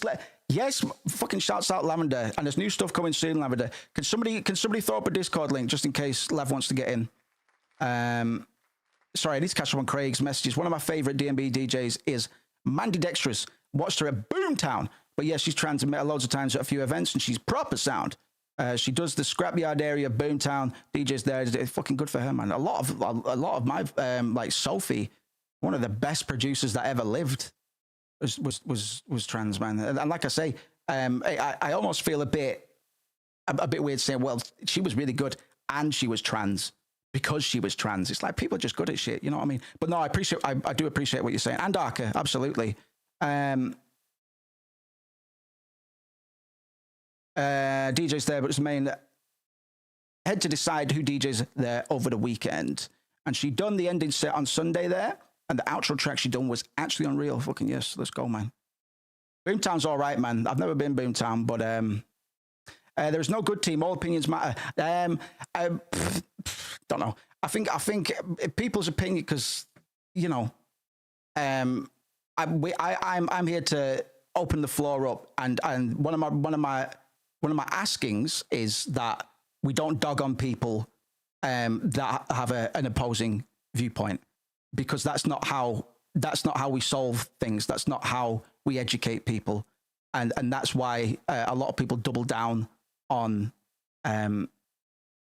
their ill feeling, this thing that they don't properly understand, because a lot of the time fear and hate come out of things we don't understand, and are only further demonized by other people that don't understand, and then it becomes a whole generational train of ignorance.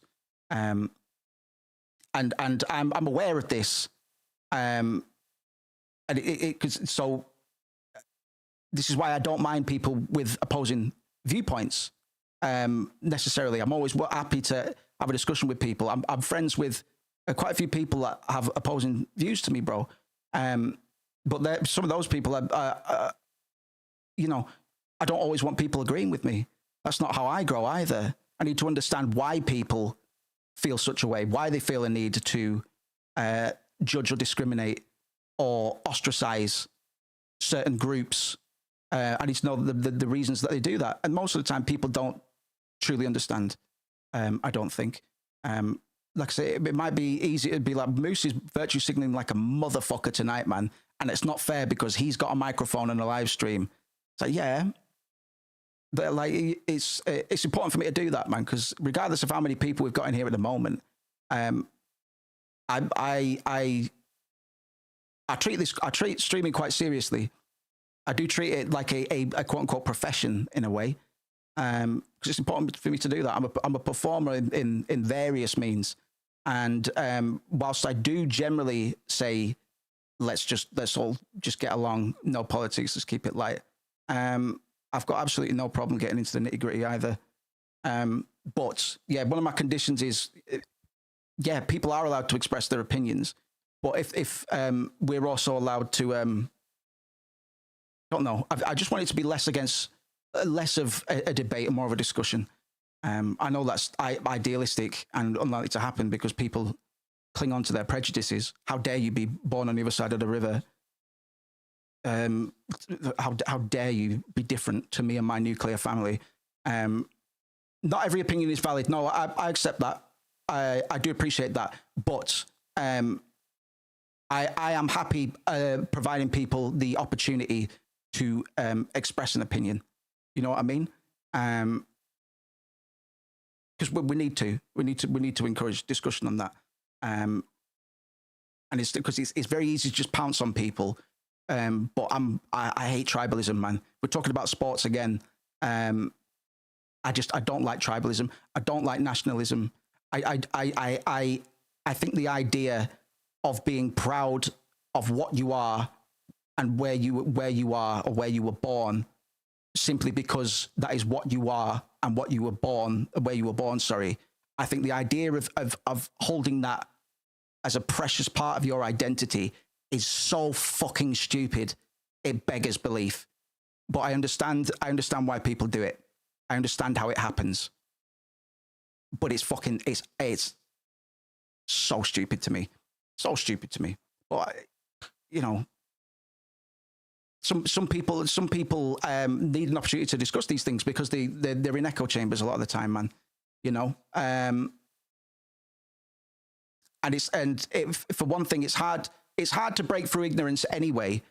But if we start off at each other's necks, we've already lost the opportunity, because people put their shields up, and then it's just, no, fuck you. Well, actually, what about this? No, well, fuck you because you're a prick. Yeah, well, if I'm a prick, at least I'm not X, Y, or Z. Oh, did you know that X, Y, and Z are actually way better than you? So it's tricky. And I hope I've proven to be an okay mediator for this shit, because I'm not the most woke. I'm not the most enlightened. I'd like to think I've got a pretty balanced take on things, man. Because I don't have much respect for human intelligence in general, because it's capable of doing things like this. We're fair enough, fair fucks. Well, we can go to space. Yeah, but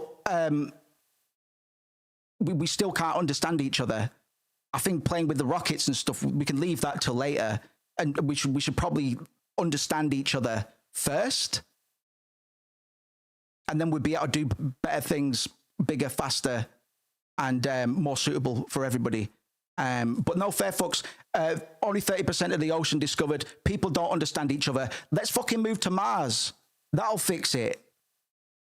Oh God, that'll fix it. Sorry, you can't come on here. You can't come on a spaceship because you're gay and black. What? Why does me being gay and black mean I can't come onto the spaceship for? Don't know.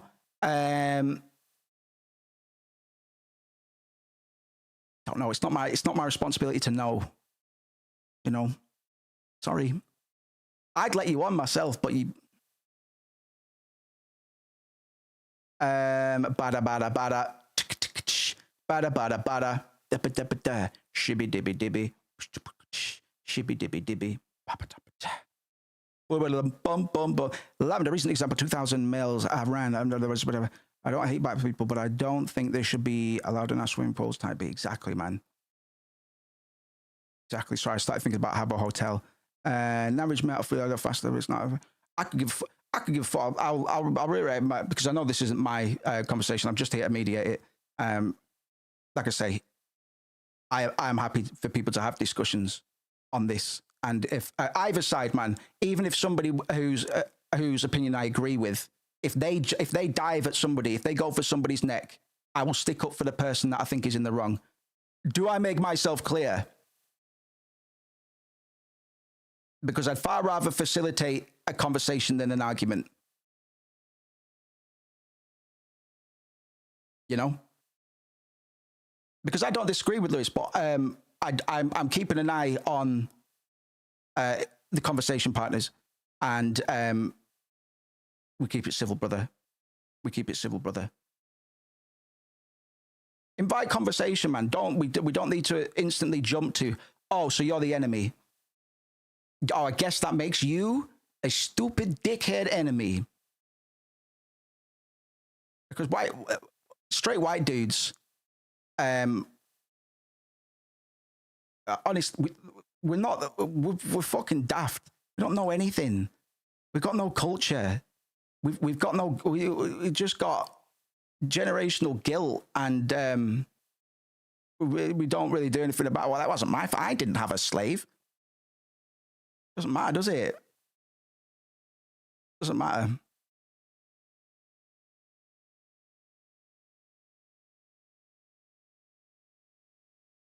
So yeah, I'm here to mediate, motherfuckers. Puchi French kiss. Puchi French kiss. You know. Puchi French kiss.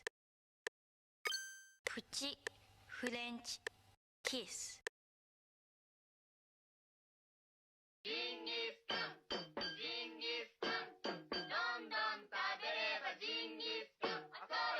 No, you honestly, Lewis, you've done fine, brother. You've done fine, mate. I've always been pretty, because a lot of my very political friends don't like this quality about me. When I say that I've got friends on all sides of the fence. Not anybody that's into super extremes, but I'm not shy about that. I'm not shy about that. Because my main thing is I understand that there is a mutual experience that all people are experiencing, and that's the common level that I want everybody to be at and meet each other at. Obviously, a lot of discussion needs to take place before we can do that without supervision. It's a lot easier when people are just usernames and we're just talking about video games. But we talk about all kinds of shit on this stream, brother. We talk about all kinds of shit. we were talking about like SA during the Final Fantasy VII playthrough. We'll find a fucking way. Like if there's something worth talking about, I think it's definitely Sticky Combo where, yeah, it's all right. I'm prepared. Fortunately, I didn't get caught off guard, because I've got a pretty simple point of view, and you know, I'm not trying to appear virtuous or anything.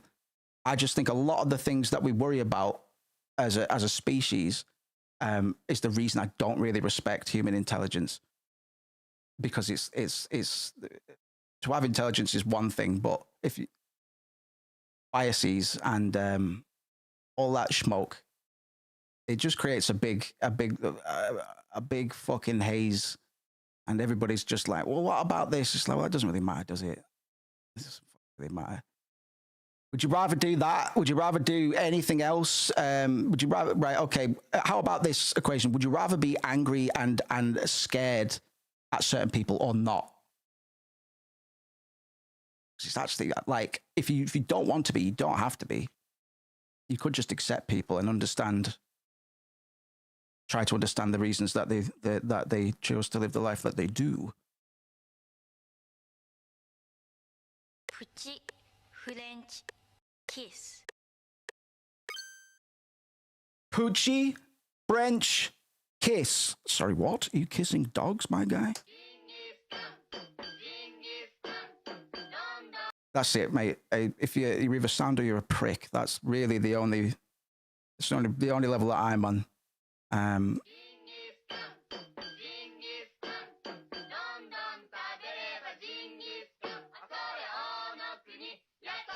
But even like analyzing fucking video games on this channel, I'm just going to use it as an example because of how ridiculous it is.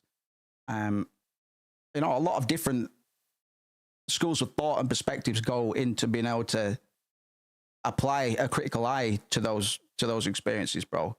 And the human condition is all part of that. It's better for me as an artist. Remember, we're talking about aesthetic, how everything informs everything. It's better for me as an artist to understand more than to be ignorant and understand less, sometimes deliberately.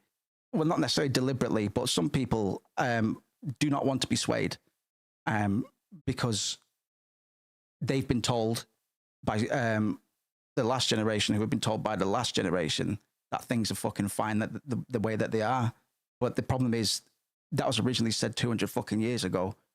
Things have changed, man. We should be trying to go forward as a species, man. So, you know, if there's certain words that become inappropriate, we're not allowed to say them anymore. And I'm somebody who quite likes language and the F word and the R word phonetically, and to call a mate, not because they represent either of those things. As somebody who enjoys those words, man, I understand how it works. Oh, well, back in my day, you could say regard and nobody would care. These days, it's fucking political correctness gone mad. It's not. It's just political correctness. It's just it. That's just what it do. Fucking move on, brother. Move on. Are you gonna get that angry because you can't use a gay slur anymore to describe your straight homie who you swear you didn't dry hump when you were a teenager?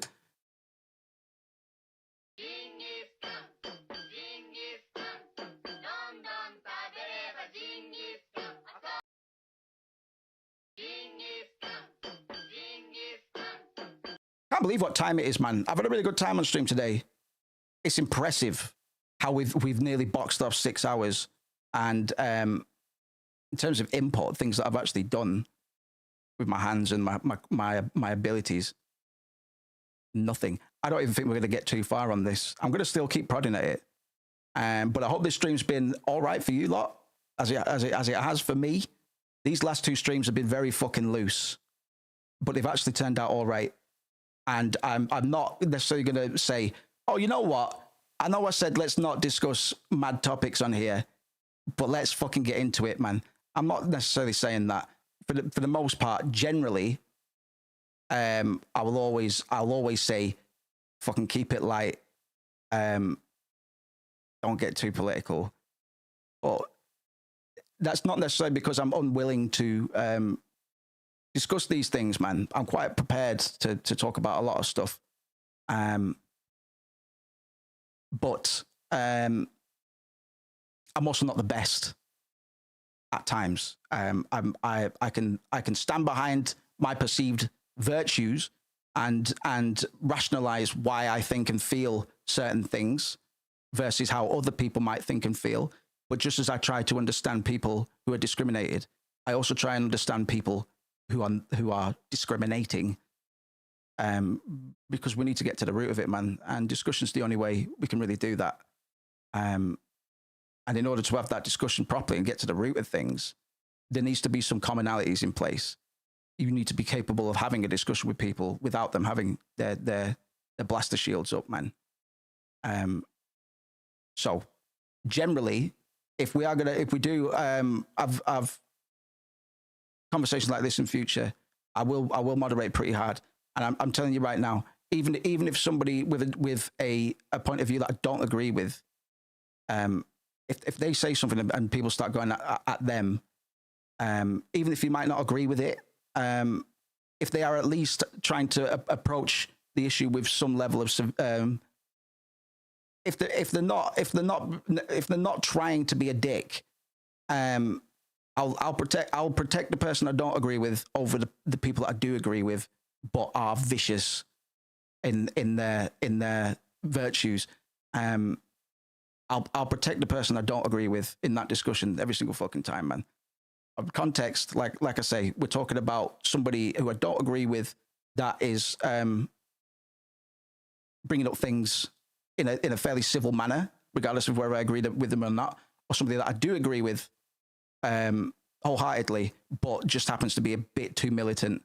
I'll shut that shit down. I'll shut that shit down, man.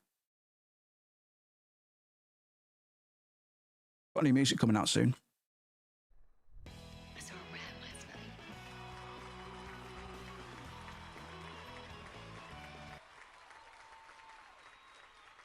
Clancy! Is that you, Brian? Brian, is that you? I've thrown a count, by the way. No expectations. But if you want to buy me a PS5, man. Mikey, take care, brother. Good to have you again, of course. I'm taking a piss, by the way. I'm just bringing attention to it because I haven't got my tickers and stuff up at the moment.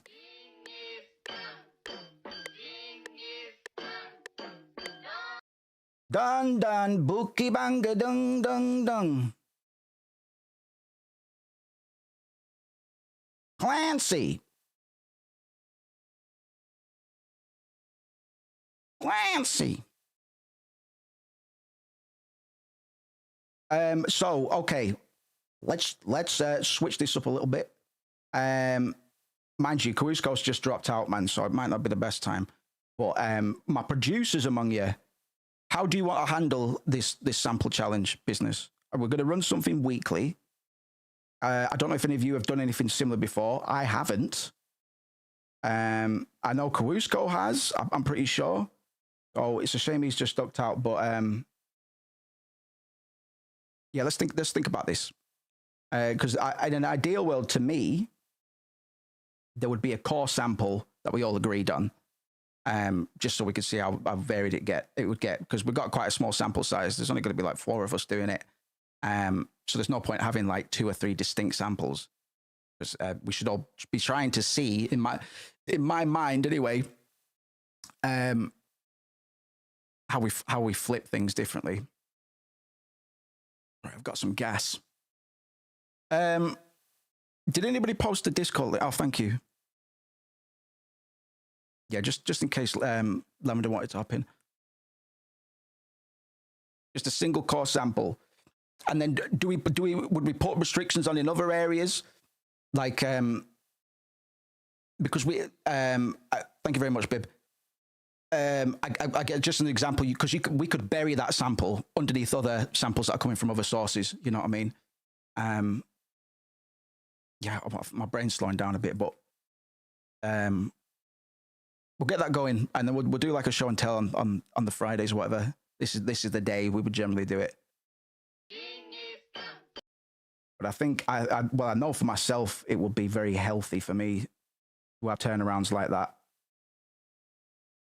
and a little bit of tiny bit of competitive spirit as well, man. Just a little bit. So I'm not outright competitive with this stuff, but like there's still some of the old moves still exists. The one that used to be like, all right, I'm on this track, everybody's dead. Everybody's dead. My bars are already better. I've already won this collaboration. It's not about winning in that case.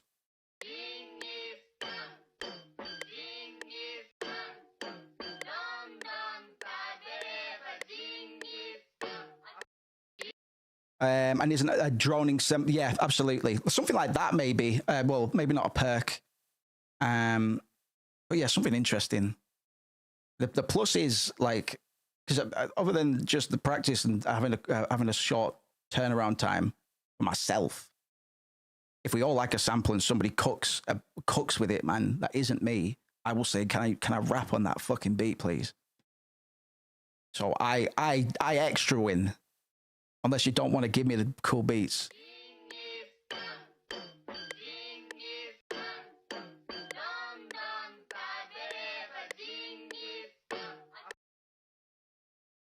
Deep boom. Right, okay. So when Peggy used this sample, he played it pretty dry. Some of these right, okay, yeah. So some of those are offbeat. That's good. Gives it a bit of wobble.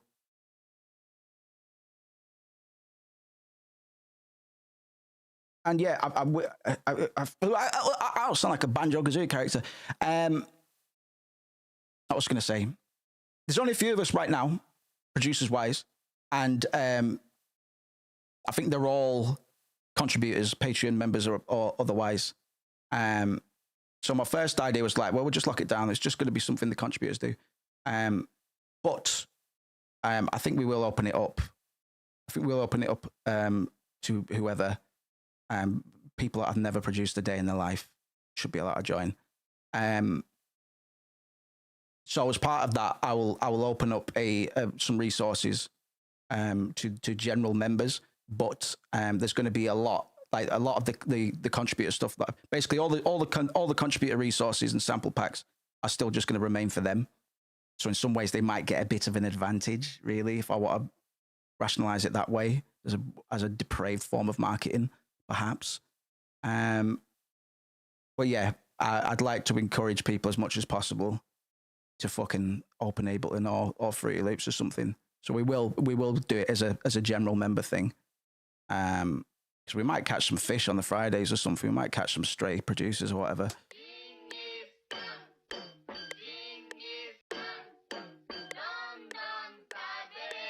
Take care, Lewis. I'll let you know tomorrow, mate. I think I'm supposed to be seeing my sister and my nephew at some point. But if I'm done with that at a square enough time, mate, I'll catch you tomorrow, Flower. A nice one. Fair enough for talking your perspective as well, mate.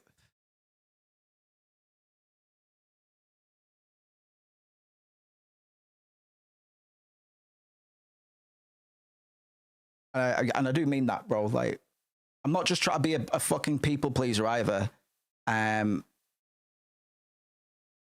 just makes sense to me not to immediately engage in. All right then.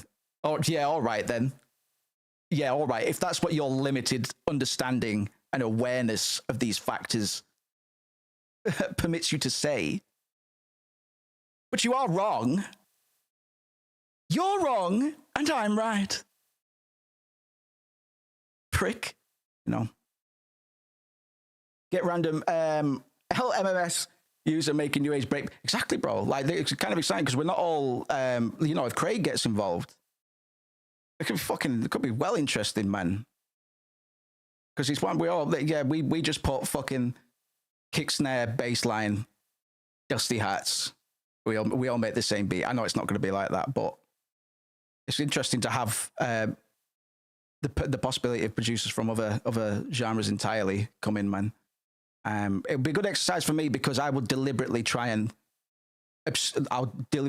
trash the sample to keep it from being too similar to anybody else's. Out the gate, I will just try and mangle that sample into something new, which is something I might not always do. You know, I think it's going to be really interesting. Tomorrow we'll probably run. Oh, it's long stream day tomorrow, man. I'm going to be here for a bit because I'm in a good mood and we're just fucking chilling. But I'm looking forward to Splatter Day, cunts. Are we continuing Fatal Frame tomorrow, or do we want something else? I'll put a poll up tomorrow, but let me know. It's a couple of weeks since we started Fatal Frame now, isn't it?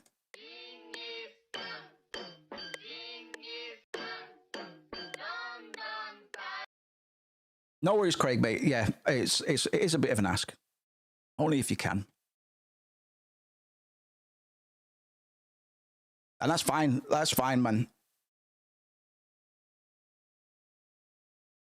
It's fine if you do, because we could have some loose rules, like, and we also use the same drums.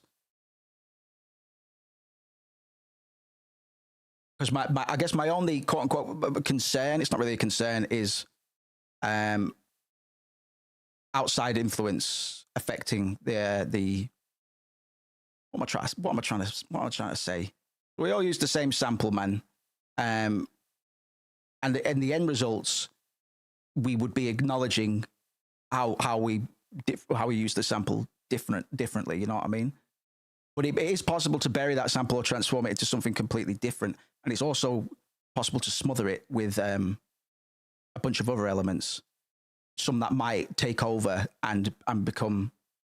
I guess that doesn't really matter as much. Fuck, it doesn't really matter. This is what I'm like, bro. But this is my brain all the time, by the way.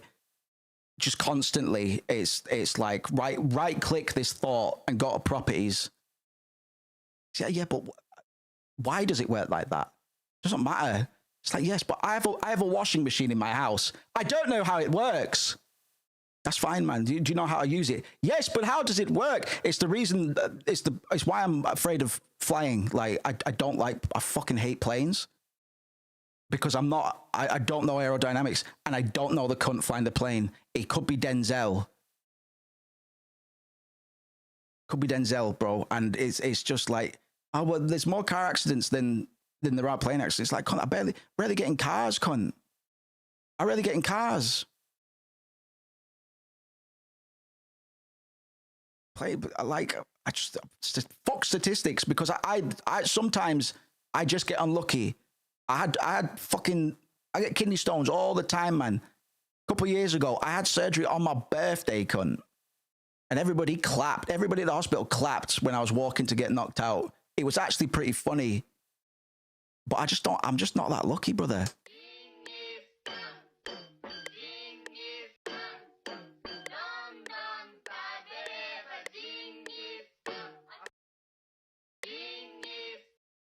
Eat my bins.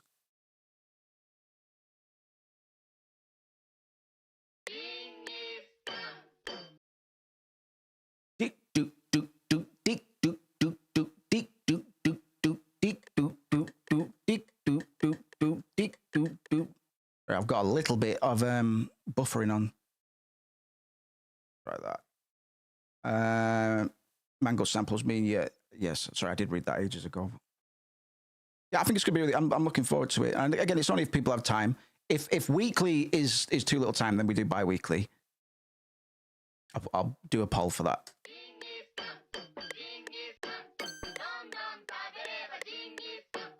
That fucking Final Fantasy VIII thing scared me.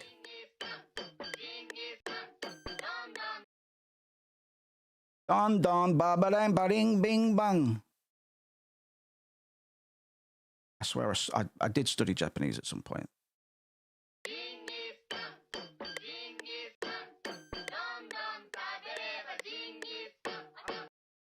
Bam, bam, bomb. Because Peggy played this pretty dry. And I'm wondering if he even had to pay for this sample, bro. Because I'm like, who the fuck? Who's collecting the check on a Japanese advert from the 90s? Somebody, I'm sure, but...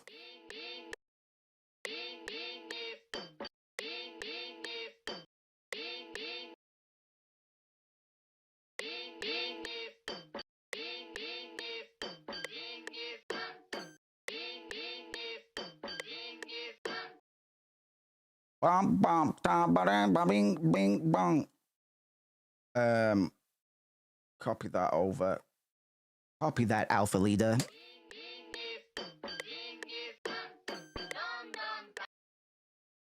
Do, do, do, da, ding, bing, bong. Eat my fish. Eat my dog. Everybody come to my house, shit a log. You have to. It's the rules. Is anybody on the Xbox Live? No, not even Xbox Live. Before that, spelling like they call the Hunter, THA. I think that has always been fucking cringe. I'd much rather use da myself.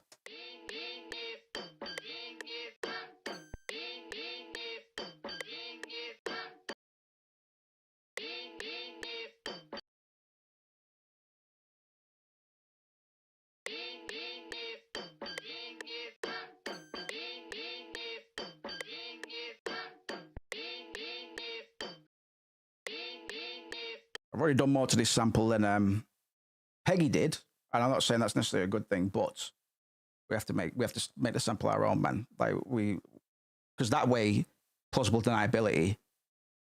You only used that sample because I used it.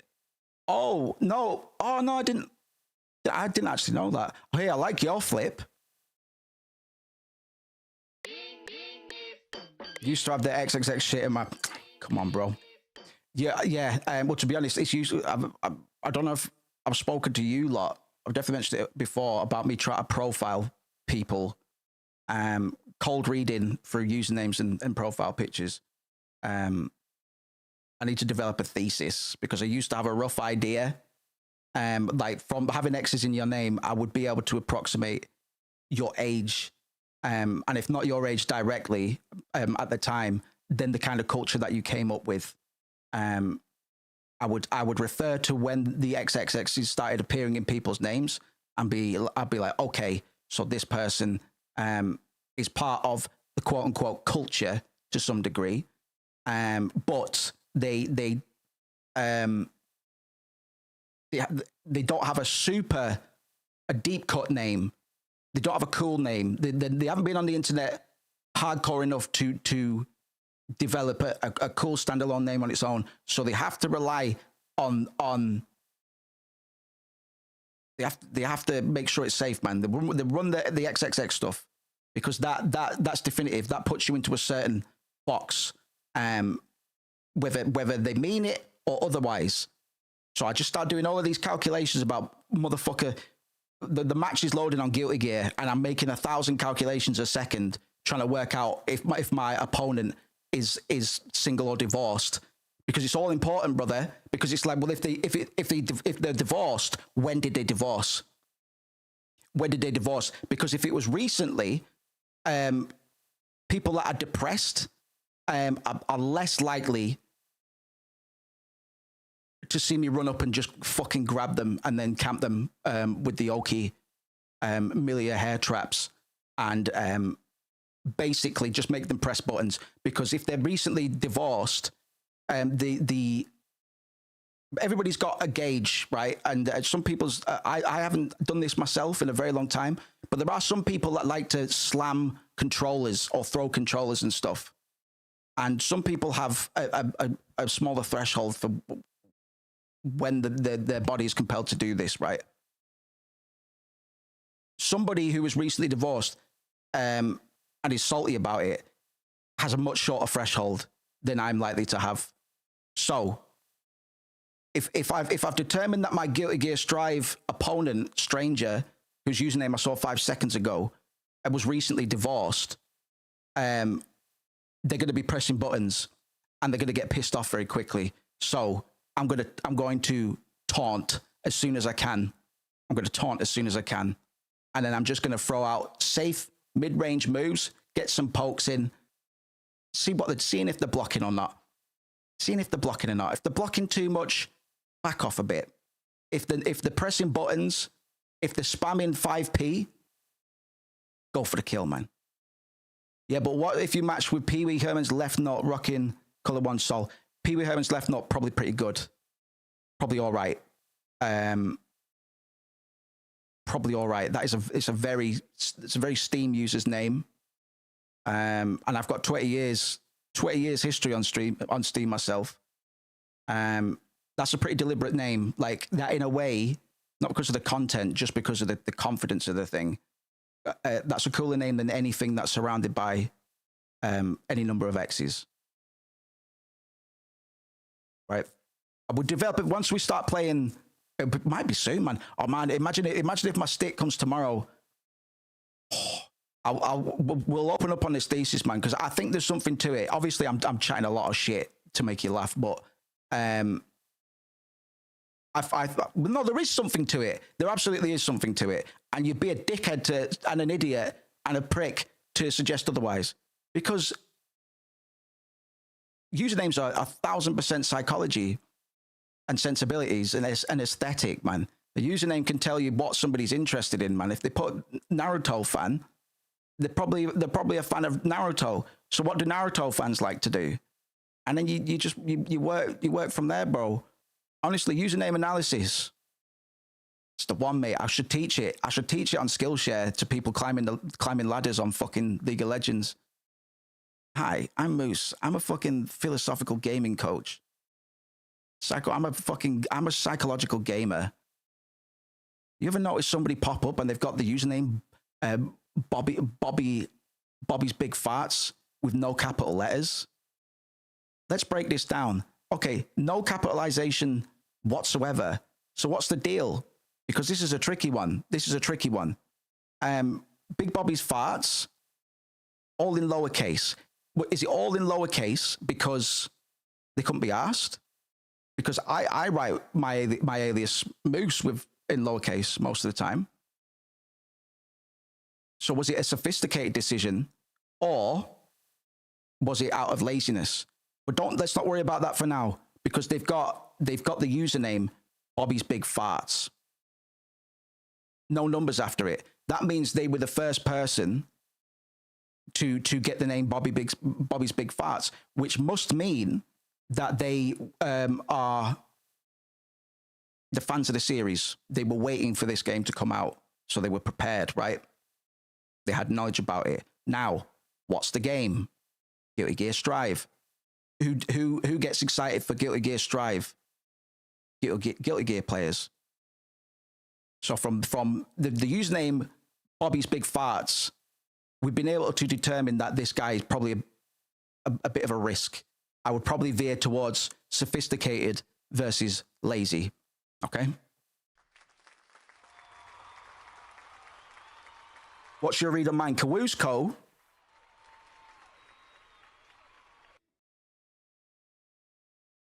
Kawusko.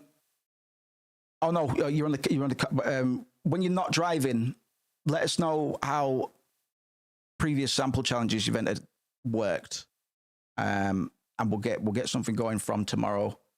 But please don't reply to me now if you're driving. Sorry, I read this ages ago, Craig, but I just had a funny thought. Craig said before, I'd hate to break my own stuff. Remember, so fucking funny. My best mate, Jake, man, he got DJ Hero, right? And I'm a little smart ass, man, because I'm a fucking nerd, so I'm always pretty good. I'm always better than average in my friends group, man. If there was a game and we're all competitive on it, I was probably a high performer in our friend group, because I'm terminally online and most of them aren't. So I used to get really frustrated at DJ Hero, man. And I just remember, because it's so absurd, mate, like just the scenario. There was some fucking Dizzy Rascal. I can't remember. It was Mixed Like Justice or something like that. It was a mix and he just wasn't hitting it, man. And he was a controller thrower. So if you hadn't played DJ Hero, the controller comes in two parts and they kind of like slot together, and you have to press a little button to kind of unbuckle them so you can separate the pieces. My guy Jake is like 6'3", 6'4", and he's a big lad. He just fucking ripped this thing apart and threw them to opposite sides of the room. And it was so fucking funny. So fucking funny. So fucking funny. It still worked though, so that was all right. It'll be a bit of a drive and park to the mark type. Yes, nice one, brother. Renaming myself Roman Cancel so people. Yes. Oh, fucking Bright Clancy. That's clever, my friend. We could we could get into that, man. Shit, man. Subliminal gaslighting. Like, call yourself Press Roman Cancel when the round starts, and somebody will do it, whether they mean to or because some people will be like, all right then. Some people will just be, all right, sound. That's funny, that I'll do it. So a bit of camaraderie. Or some people might be like, why did I do that? Why the fuck did I do that?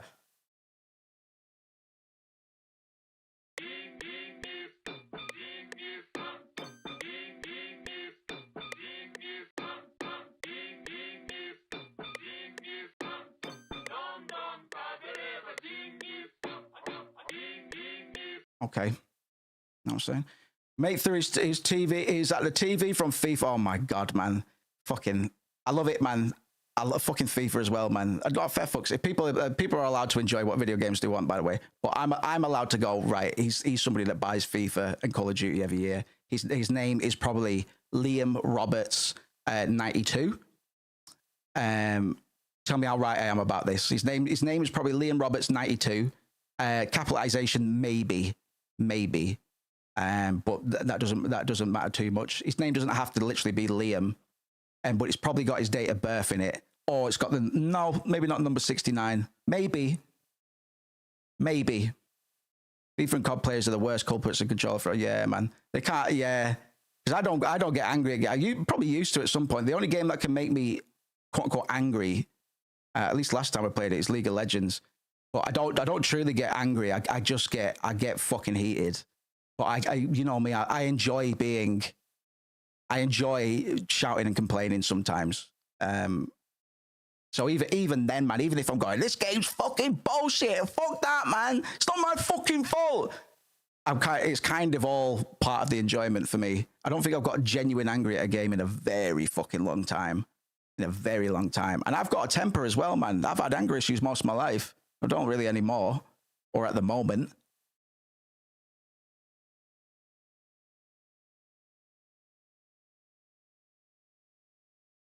Like and sub the fucking stream, baby. And if you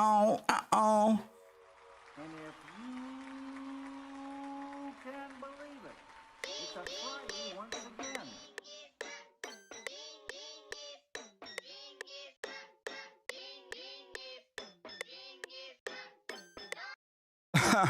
Don't know where I'm gonna fucking go with this, man.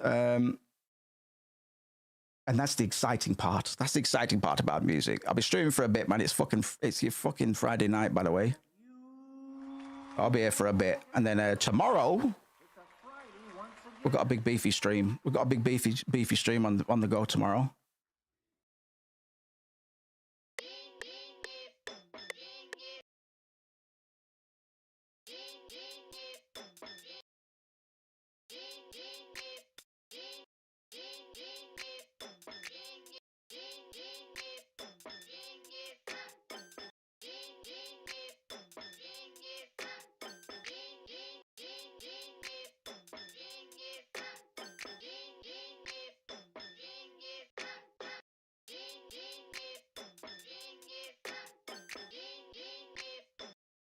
Sometimes you just need to take your hands off the driving wheel and fucking watch Fight Club with your dick hanging out your pants.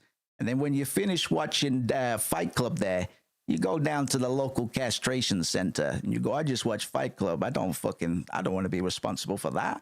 I don't want to be affiliated with that. Angry white men? That's not me. I don't think this movie's cool at all. I actually think Fight Club's fucking cringe, bro. You should play Final Fantasy VII. Same twist, way better.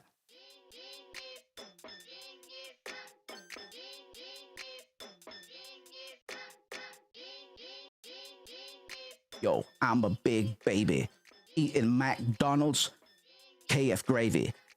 KF stands for Kentucky Fried.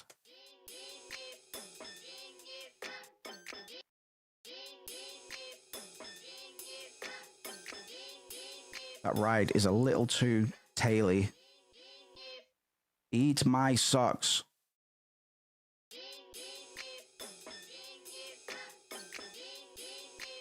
I love that scene in Fight Club where Brad Pitt comes down from the heavens with the Masamune and kills Bob.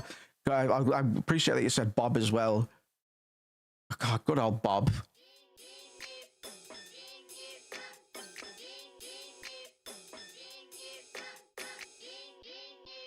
Man, if Sephiroth and Cloud were in Fight Club, then yeah, maybe.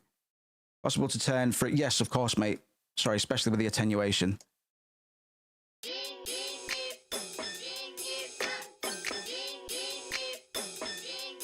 No, this beat's kind of making itself, man. But let's just let it, okay?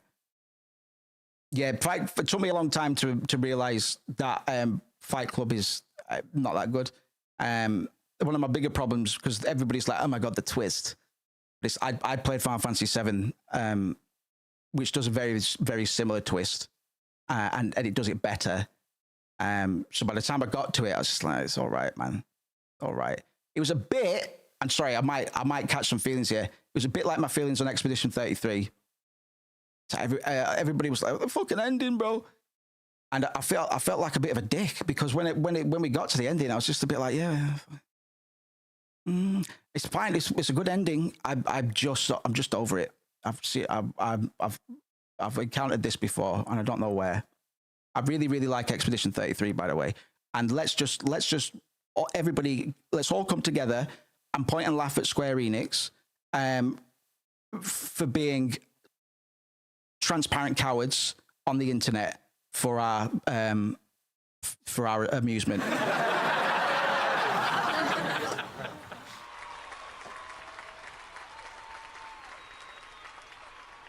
Because of Expedition 33 has really gone on to inspire us for Final Fantasy 17. Oh, yeah, oh yeah. By the way, Final Fantasy 17 isn't in development. And actually, they said next Final Fantasy game. They didn't say if it was going to be 17. They said next Final Fantasy game. What does that mean, Square? Can you not drop the ball for once, please? Please, Square. But anyway, it doesn't matter if 17 has turn-based combat. There's still a lot of other things that need to improve about the series, bro.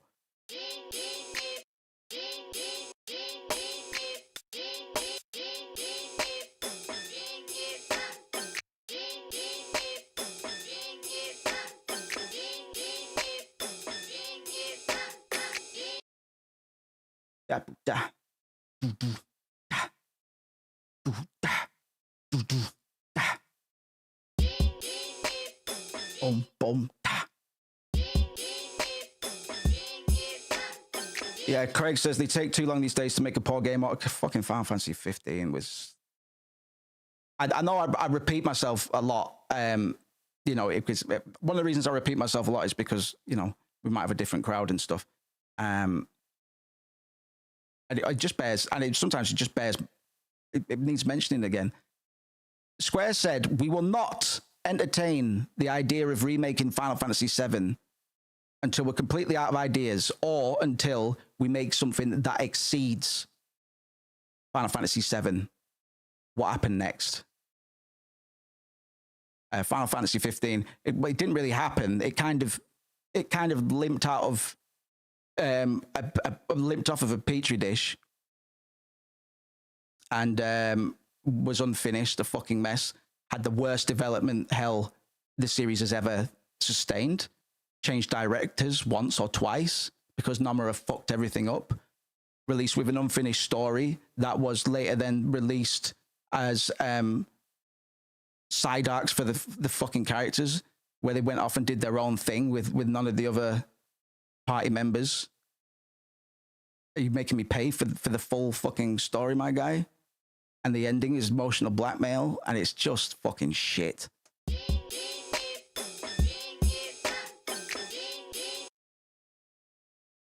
So yeah, I'm very good. I remember everything Square Enix has ever said about anything. I remember, so you don't have to.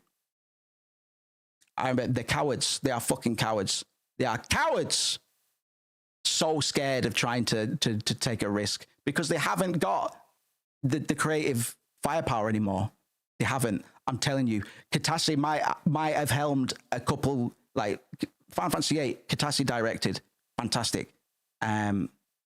So why isn't anything Katase directed been good since? That's a bit weird. Could it be that he's not actually that creative?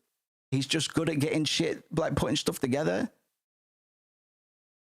I don't think he's that creative. And also, he's a little bit of a yellow belly prick dickhead because for walking back the Rinoa equals Ultimecia debunking. Okay, I don't think I've ever mentioned that on stream before, but.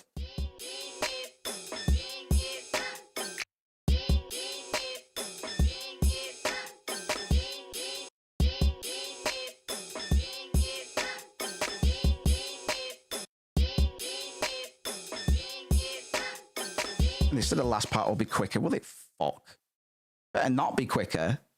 It better not be quicker because like they've established that they can do open world AAA RPGs still, which is fucking. I mean, not open world JRPGs with an overworld and vehicles. My God, oh my God, that's crazy. That's crazy that JRPGs can do that, considering they all had that fucking 25 years ago plus. That's fucking mad. That what will they think of next?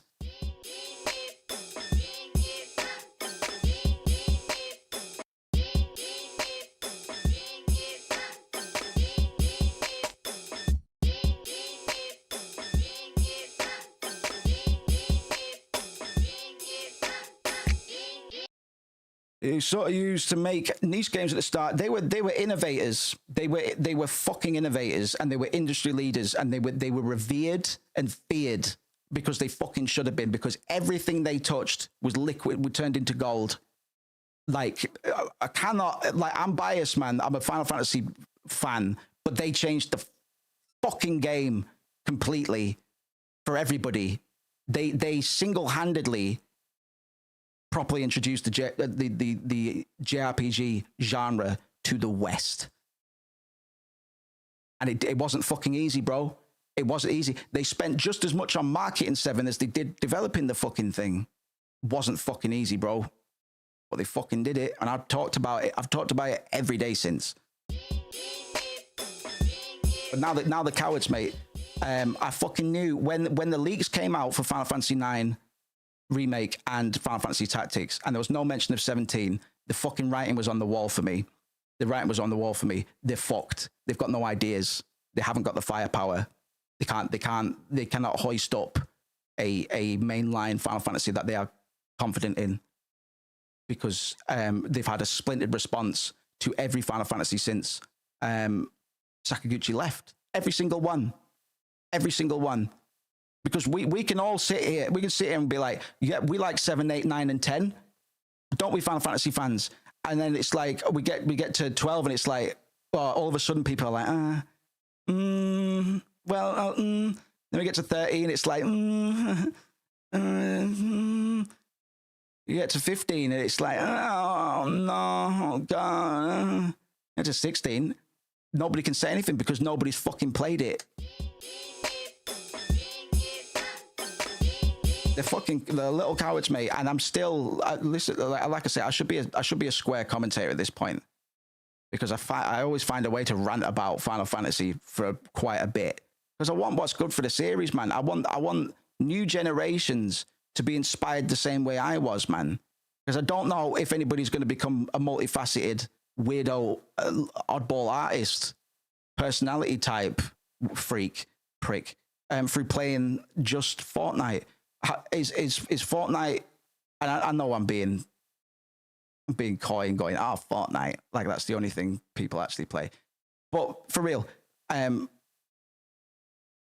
Fantasy 7 made me want to become a visual artist, a musician, a writer, a world builder, a character designer. Everything. It made me want to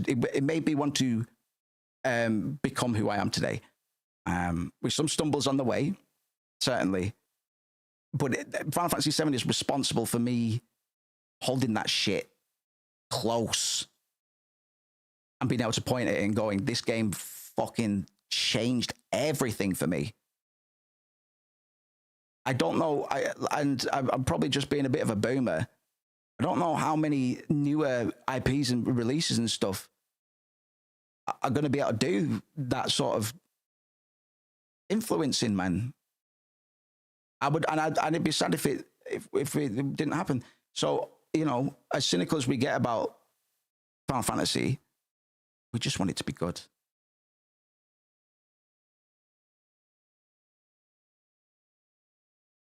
Yeah, I bought Final Fantasy because beautiful box art, beautiful jewel case box art. Turn the fucking thing around. Barrett's there.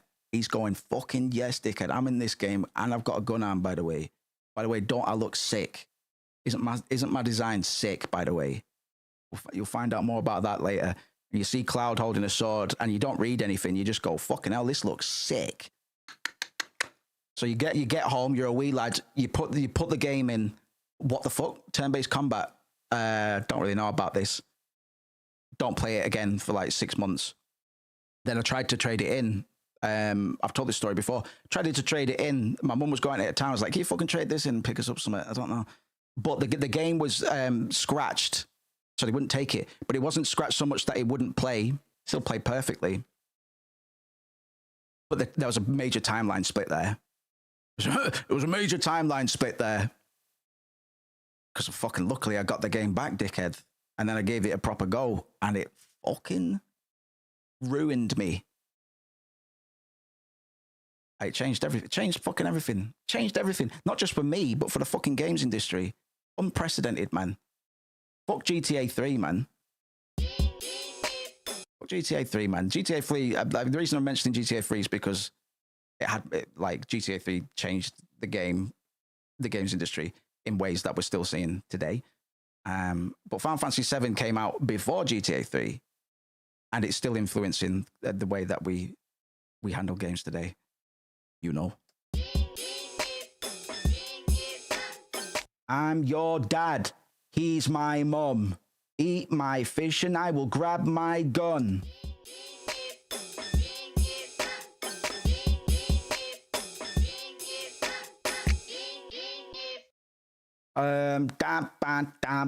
Bing, bing, bong. Remarkable. I've had Fruity Loops open the whole time this stream. 6 hours, 20 minutes. Barely done anything. It's fine. It's absolutely fine. We've got tomorrow as well. I just find it amusing.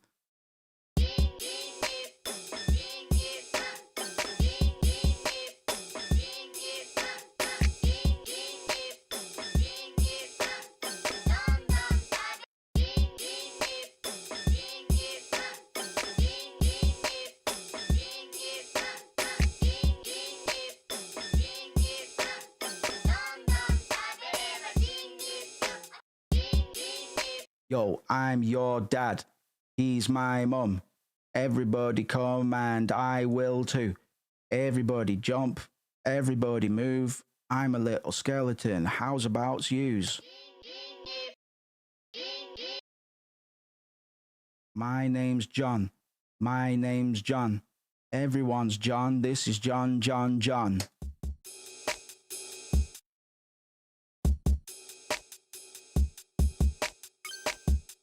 Oh, God, man. Those FF8 sound effects are going to be in the next contributor sample pack, by the way. You can just fucking get them right now. But they're fucking cute. The cute little perk samples, mate.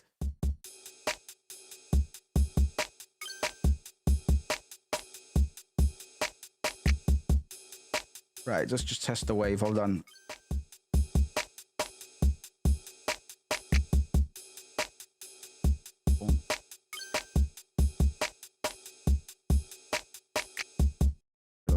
That last snare, let it breathe a bit.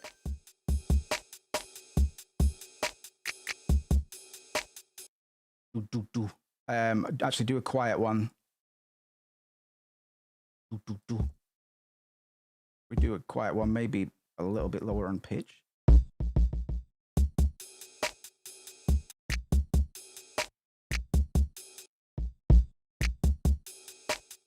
like that.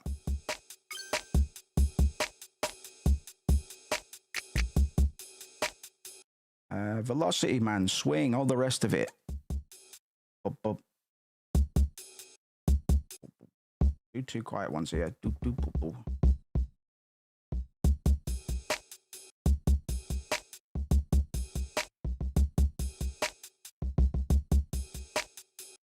I played FF games myself when 10.2 dropped. I did do 10, but I told that story a few times as well. My dad bought it. My dad always knew I was a fan of Final Fantasy, but you know, parents just know like things that exist. If a kid says, "I really like Final Fantasy," and you're an adult, you probably go, "Ah ha ha," and then pat me on the head, right? It sounds fucking cringe. So they probably never thought much of it. Probably didn't learn too much about it. But my dad picked up 10.2 when I was at my grandma's, man, and I figure when we got back to my grandma's, he wanted to see what this fucking game, what this series that I always talked about was all about, man. I boot the fucking game up. It's Charlie's Angels and Yuna's singing a J-pop anthem in a fucking short skirt, man, and there's hijinks going on. And I at the time I was just like, oh God, and I didn't say anything because I didn't want to appear pathetic. I didn't go, it's not normally like this, but I fucking felt I could just feel a shift in the atmosphere. You know what I mean? And I respect 10.2 now because it's got the best combat in the series. But again, Sakaguchi famously said he hated sequels. None of the Final Fantasy games ever had sequels until Sakaguchi left. Then the very fucking first game that they do, mainline entry that they do after Sakaguchi left, had a sequel. And it was problematic. And it ruined the story.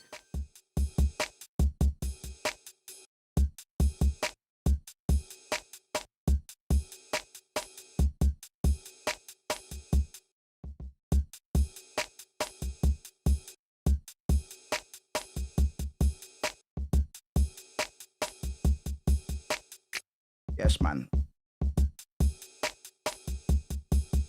Yes, okay. Hats.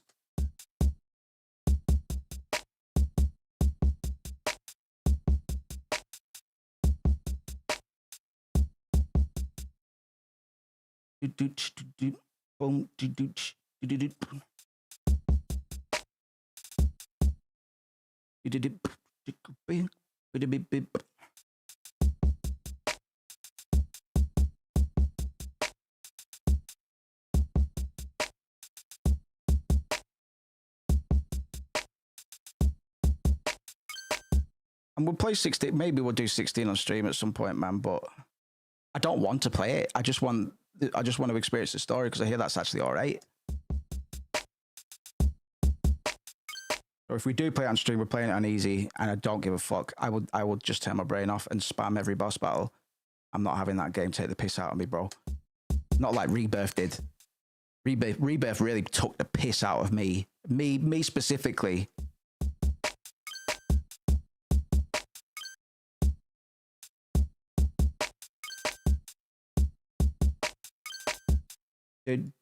No, we can't have trips because we've got something in normal time.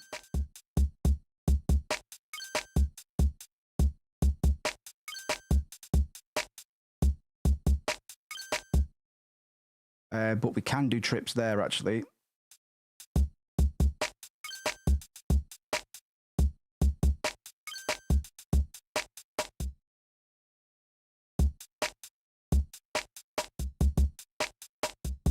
Huh? Why is a snare? Why is the hat playing there? Oh, it's not. Okay, sorry.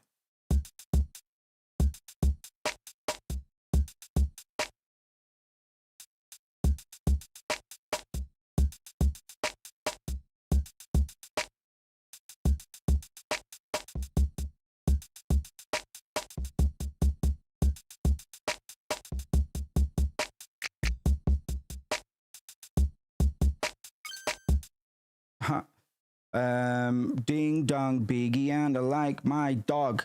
Eat my fish. Chomp my hog.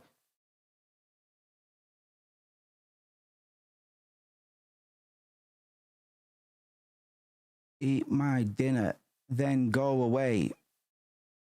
What we opening? Let's just grab anything, get the wave station out.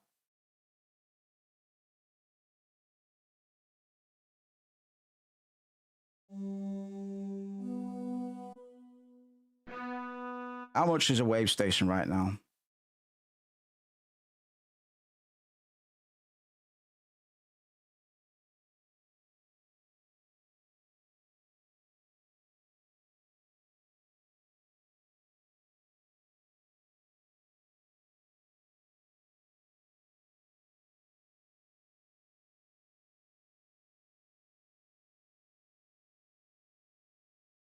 $930 Canadian dollars. Like that.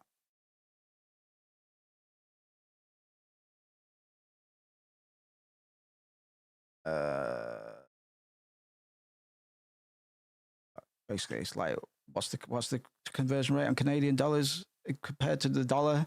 Like fucking 700 quid, right? Let's just say it's 700. Bit more expensive than the M1. M1s are about $700 maybe. Ah, that's all right. 666 for the wave station, bro. Very good condition. If I had a pretty penny to spare, I'm keen to pick up either an M1 or a wave station at some point, preferably an M1. Preferably an M1.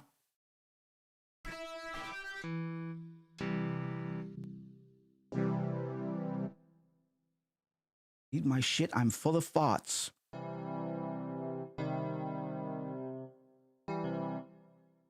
Happy Friday, everybody, by the way. And if you can believe it, it's a Friday once again. You piece of cunt garbage, okay? If you didn't think you're a piece of cunt garbage, well, you wouldn't be fucking listening to me call you that, would you, you piece of garbage? You stupid ass. I need an 808. Everybody give me one. Give me two. Give me maybe three, and I'll layer them.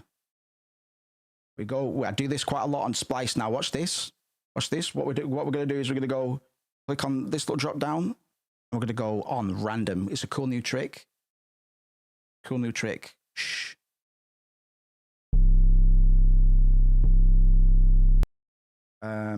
Yes, mind you, I should be playing this. Yeah, all right. Bit short though. No, you'll do.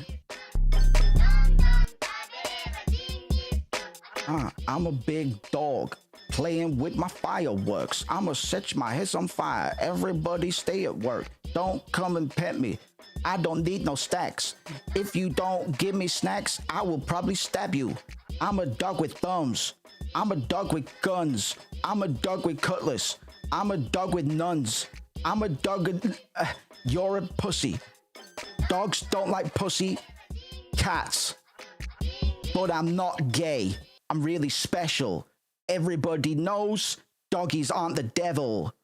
Clancy says, I remember sitting on Splice for like maybe 2 hours trying to build something and having like half a gig of shit I didn't actually. It's tricky. Like I haven't been subbed in a bit. Plus, it is convenient to have a subscription. It is convenient to have a lot of samples on Splice with the features that they put in over the last couple of years in regards to like being able to set a key and little things like that, plays in tempo and stuff with the bridge. Didn't always have that feature. So I will say, like, even though recently there hasn't been much on Splice for me, sometimes you do just be getting stuff like, probably might use that. But it's kind of useful to have. Like, obviously, once you've amassed some samples, you don't need the sub. But it's good to have the thing. I wish I could feed it samples. Maybe I'll be able to do that at some point, man. I'd also like to be able to, I messaged them about this 2 or 3 years ago. I said, oh, why can't I see what MIDIs I've tagged? And they just said, "Oh, no, it's a good point. Maybe we'll put it on at some point." Because it costs like 3 credits to get midis for like progressions or something like that, right? And I've grabbed a bunch in the past. Haven't got access to half of them. Like, I literally haven't got access to half of them unless I remember which ones they were. Kind of fucked. But Splice has done all right. They do offer some pretty good advantages. I will be doing a Splice pack at some point as well. I'm a big dog. Don't tell nobody that I'm here. I'm a big dog. Grab my bowl, pour a beer. I'm a big dog, pissing on my paws. Everybody knows that I speak without pose. Top of the domes every time I'm rapping fresh. If you want some pastry, baby, I am popping fresh. Stab you on the freezer aisle whilst you're grabbing deep dish. Now you're having seizures. Wow, what a creep, bitch. Deep dish, creep, bitch. I'm on the staircase, barking at the top of the stairs. Key detector. I tried looking for the Splice stuff I downloaded and got with credits, and it wouldn't tell me. It's fucked, innit? When you got that, I bet there's methods. Thinking about it, I'm not going to say anything silly. I'm just going to say, take fonts for example. Oh my god, this font costs 400 quid. I can only make previews on this website. Ah, fuck. Control-Shift-I. Oh, I've got the font. Oh, wow. Type beat. It's probably a way to do it with Splice. But like I say, because I've done the Audacity trick a few times recently, because I wanted a few samples, but not enough. I didn't want them enough that I was going to fucking subscribe again, especially because I'm brutally skint. But you lose the advantages of being able to bridge it, play it in tempo and stuff. You have to cut it a lot more effectively. And it's not always simple enough to determine when a sample stops and when it ends necessarily, because there might be a beat or something. It might be intended for there to be a beat or something. Maybe you didn't save the BPM information in the file name when you took it, which I definitely did a few times. There are advantages, but it's not always decent samples either.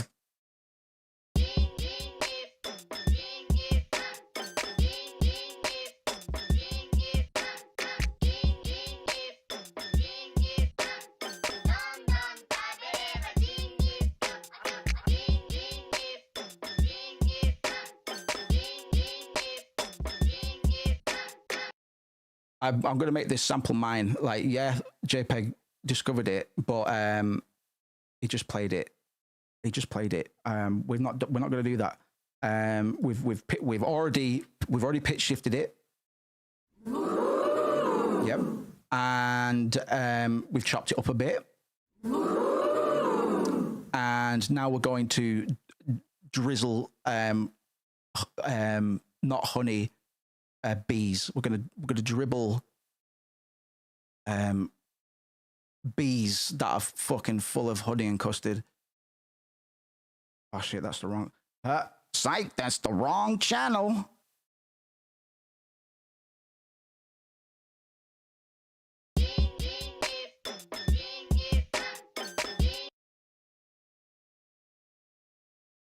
Buy me dogs, buy me cats.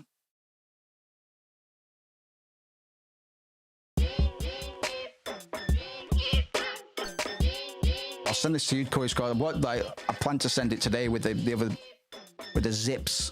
But I'll hand this over tomorrow. Oh, I need to do the Arteria shit as well. Nice one for that.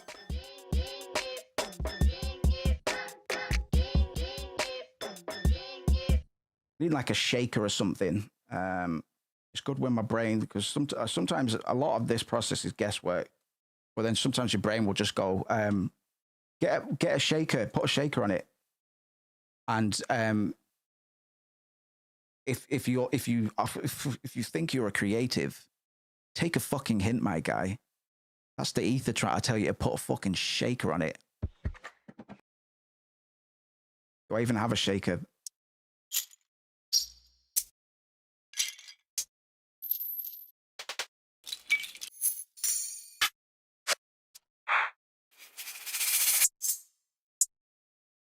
I don't have a shaker in there, is it? Okay. I must have one somewhere, but the problem is if I go down here and I search shaker, there's a chance I might crash my shit. All right, we're okay. I've still got some samples I downloaded fucking when I started producing, man. We ought to go through those. Maybe that's what we'll do tomorrow when we start.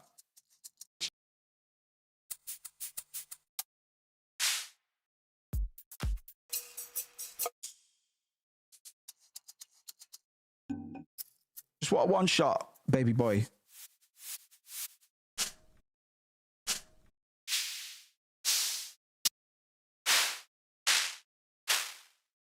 Those aren't really shakers, bro.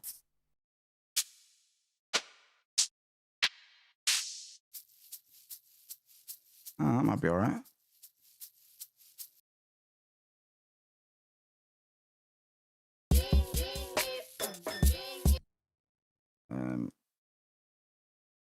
Offbeat, maybe.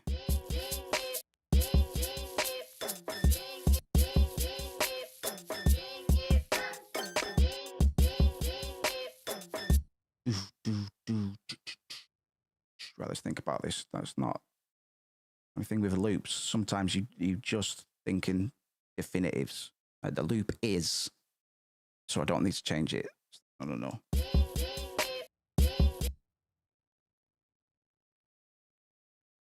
I sample, therefore I bamble.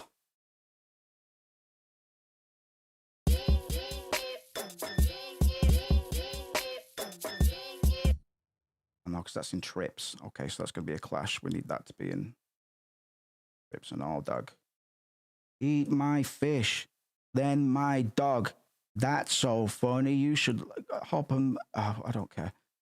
I don't care. I've been thinking I might get another fucking cat soon. A new one. But it depends if my landlord will fucking let me, dog. Because they didn't want Feng being about. The only reason I was allowed Feng in this house was because when I was sorting the house out, I said, I know you said no pets. Listen, I've got an old Mr. Feng. He's probably going to die tomorrow. Probably won't even be about for a bit, but fair fucks.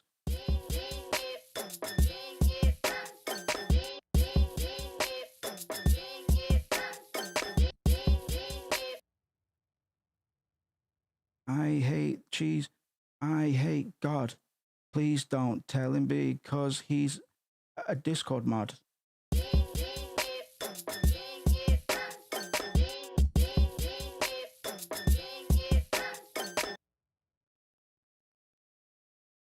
So I might get, I don't know, we'll see. At the moment, I just want to get some more music because Thing was one of my many reasons that I wasn't able to get as much done as I wanted. It's fair fucks because he was a little dickhead. He was a little dickhead. Like I love him to bits, man, and I still miss him very much. But he was a little fucking cunt, and that's the reason that I liked him as much as I did. If he wasn't such a prick, I wouldn't have respected him as much. My name's Dave. I'm your god. What key are we in? It's C minor. Can't use C minor. C minor is like a basic. That's how I used to think as well. Oh, I can't use C minor. Why not? Because it's the chord. You know, C major, C minor. It's fucking baby stuff. Fucking that's for fucking babies and infants. I have to be weird and obscure. Okay, like G sharp, diminished major, 13. Yes, C. Minor natural Aeolian, baby. Right, let's start the drums up here so we can hear the pitch and my name's God. No, it's not.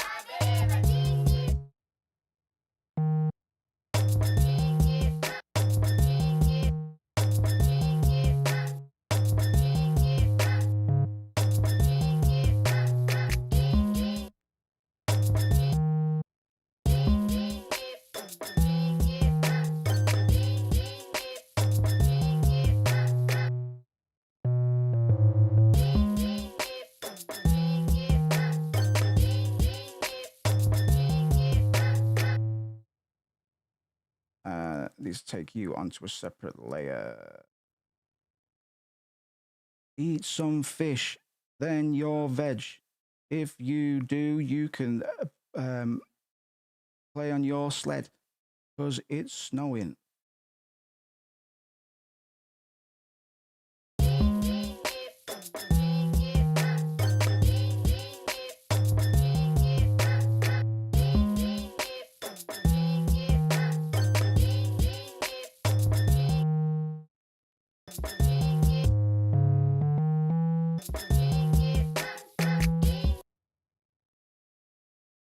Bit by bit. So it's important to just find the fucking find the flow, find the momentum first. It's the same as writing. Everything is everything, right? I'll keep on fucking saying this until you become the greatest artist known to man. Everything informs everything else, man. It is aesthetic. It is what you smell. It is what you taste. It is what you can touch. It is what you can hear. It is what you can see. It's fucking everything, okay? Music is doner kebab. Is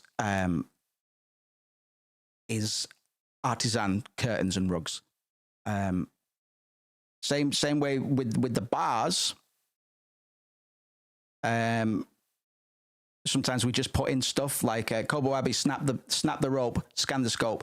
That's not going to be like snap the rope, scan the scope. Just get some ideas down, keep it moving. We'll come back to it later. We know we need to come up with a Kobo Abbey punchline. Because we've set it up. Flicked my cloak and revealed the shtick. Kobo Abbey, snap the rope, scan the scope. What we're doing with this, man, because so we've gone from the stick to the Kobo Abbey, blah blah blah. Anyway, that's how I try and treat composition as well, production. Just fucking keep moving. Find the general idea first, and then chisel in the details, man.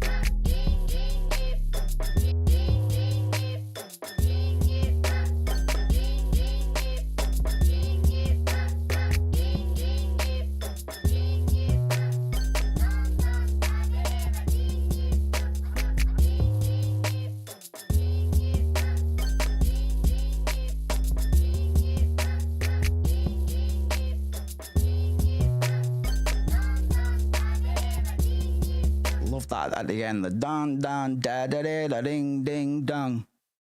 I might capitalize on that for the melody or whatever.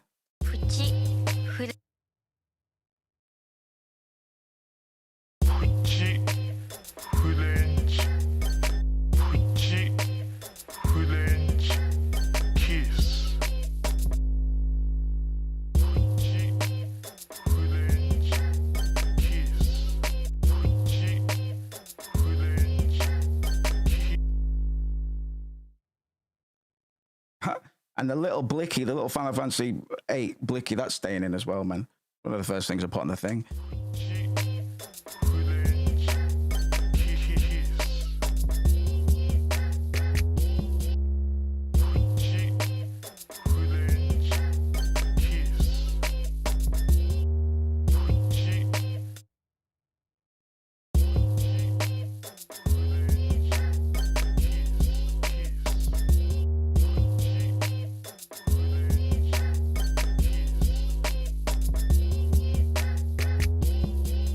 These 808s first. Hold on. Got too much noise at the moment for me to be able to do this properly. So let's get rid of the hi-hats, the snares. Let me really hear those kicks.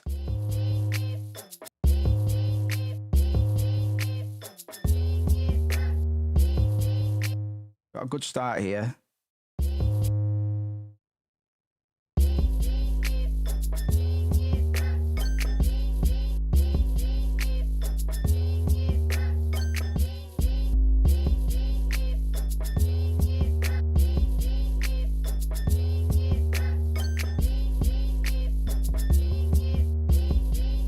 Let me fit. Hold on. 2, 3, 4. Right. Okay. Drums need to go off.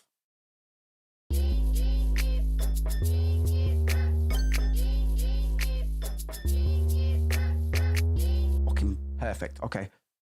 Now for that one.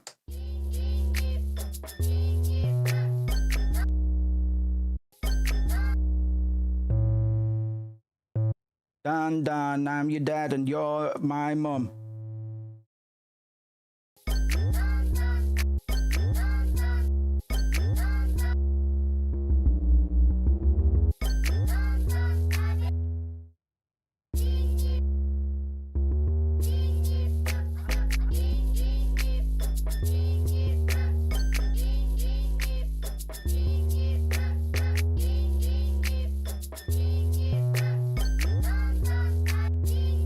Hear that flow coming together. It was literally just a case of moving a kick a little bit sooner on this first bit. So this one down here used to be bang on beat 3, or bar 3, sorry, not beat 3. We moved it back a little bit, and as a result, we get way more push and pull from this bass line in the first 2 bars.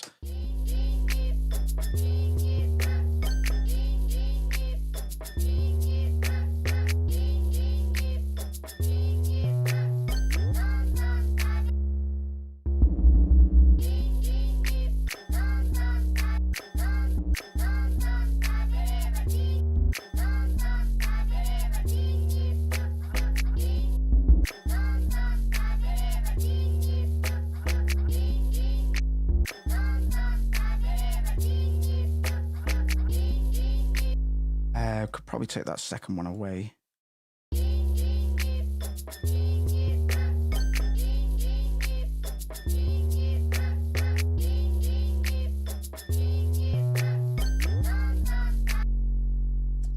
This is nearly right, but not quite. That should go. That should be a lot quicker. That step. It should go doo doo.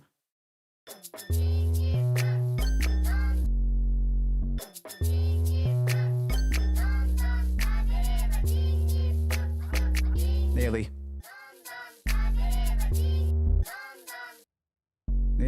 Nearly, cunt.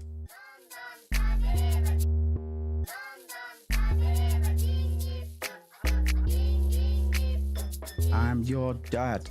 Get me a dog and then my hog. Yo, freestyle rapper. I go to the house and use your crapper. Don't wash my hands. Touching on your lambs because you're making fucking roast dinner. Yeah, I'm a creep. I'm a sinner. Walk into your house and fuck your babysitter. Don't worry, she's 25. Don't know why she's babysitting, but that's fine. Maybe she's good at it. She's bad at other things, if you know what I mean. Good at it, bad at, maybe she's good at it and bad at other things. That's all right. That's all right. Maybe they're good at it, bad at other things. Let's just write that down. Same as sampling sometimes. And I don't gender either. That's another thing I've stopped doing a little bit sometimes, because I will use, and a lot of rappers do this. A lot of songwriters do this. He and she, abstract. He and she. So when I use she, it's probably inferred that it's going to be because I don't know, if people are making judgments about my sexuality, then yeah, somebody I might be romantically involved with, or there's some feelings there or something like that. There's an inference just because you're choosing to address quote unquote someone. So with bars like that, the one I'm writing down now, which just came off as a silly freestyle, maybe she's bad at it and good at other things. We just take that to maybe they are bad at it and good at other things. But generally, I find it quite interesting, referring to these he's and she's that don't necessarily. It's more masculine and feminine. It's Jungian psychology basically that a lot of people are kind of. I don't know. I've got a developing thesis that started about 12 seconds ago. So I'll let you know how it gets on. Maybe they're bad at it, but good at other things instead of and good at other things. Because but and good, that's the only reason. That's not a miracle line by any means, but if my gut goes, just fucking write it down.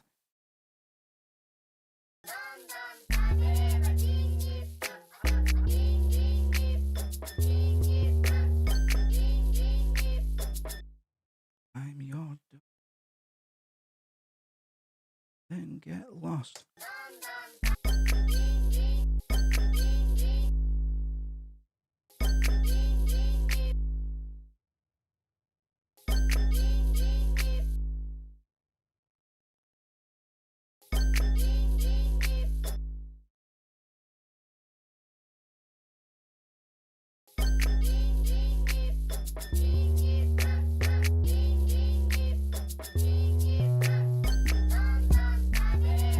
I'm gonna have to fix these drums.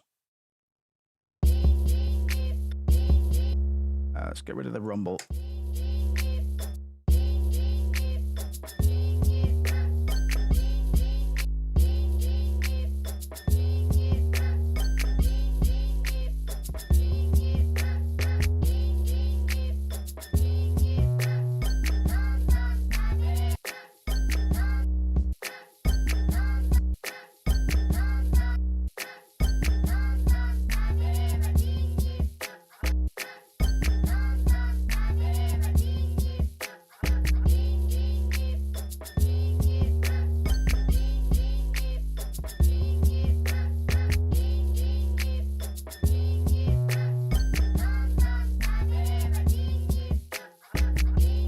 Worked out surprisingly well.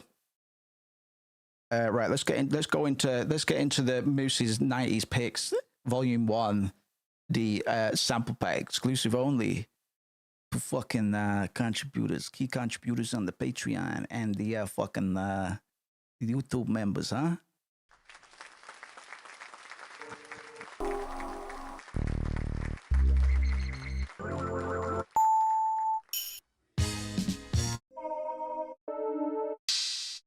Hold on, what are we looking for, Moose? What did you come here for? Well, we have to put the iconic metal hit in now that I actually have this sample. I've always liked this thing. You've heard it before, mostly in Uematsu soundtracks, I'm sure, but now that I've got it, we have to use it all the time.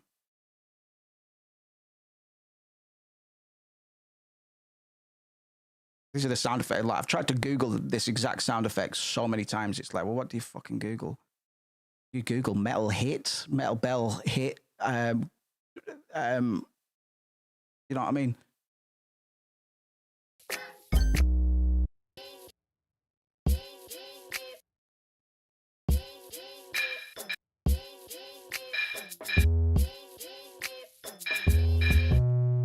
Got a loop on you. Yeah, shut up.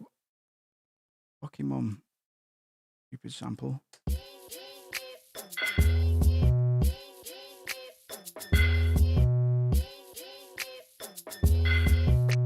Maybe not. That'll do.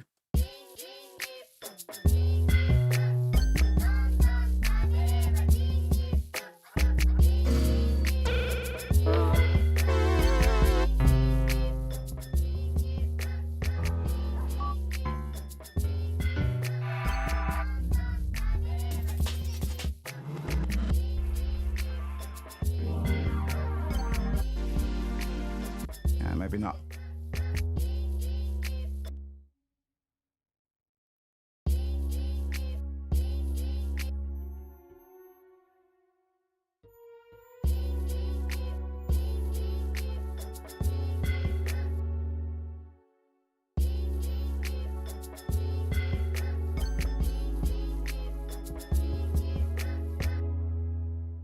Hey, I'm a big boy covered in chicken rice. Everybody talk to me because I'm very nice. Invited to your house for your Christmas dinner.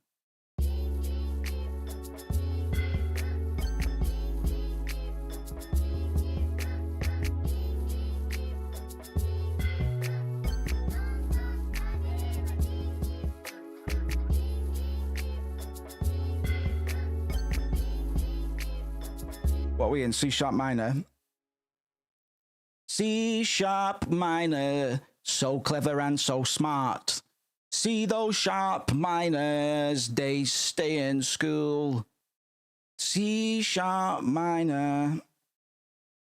He is a learner man, C sharp minor.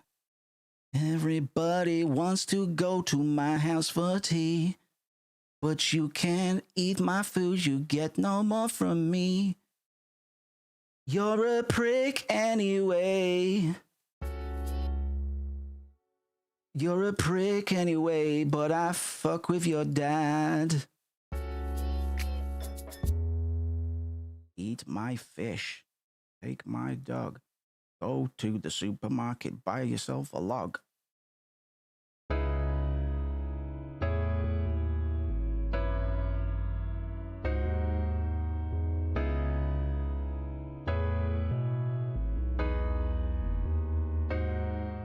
Yo, cauliflower rice, butter chicken on the stove. Give me all that shit before I move into my grove. I'm a big explode, big tasty power snacks.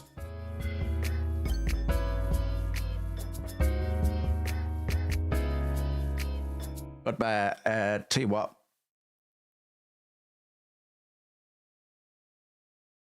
Hold on a minute, guys. Whatever you do, don't look at the screen. Whatever you guys do, don't look at the screen. You might ruin surprises. Hey, is that code progression number 20? Okay. Hey, you can fucking have it. I've just been stocking those up, man. I need to tidy some of those up, but I'm gonna dish that out to contributors as well. Fucking chord progression. I don't give a shit. They were strange because there would have been some point in the past where I would have gone, nah, fuck it. This is all mine. This is all mine. This is all mine. In Umineko, there's a character that's associated with greed, and a character tries to pay her a compliment, saying, "Oh, are you trying to read along with me? Are you trying to read this book with me? I had no idea you were into knowledge and stuff." And then another character says, "No, because she's the avatar of greed. So what she wants to do is she wants to read all of that information, then probably burn the book, so nobody else can have it." I was like, that's what I used to be like with samples. Plus, I just wanted to mention Umineko. But these days, I don't give a fuck because I know how art works now a little better than I used to. Right, let's make this work.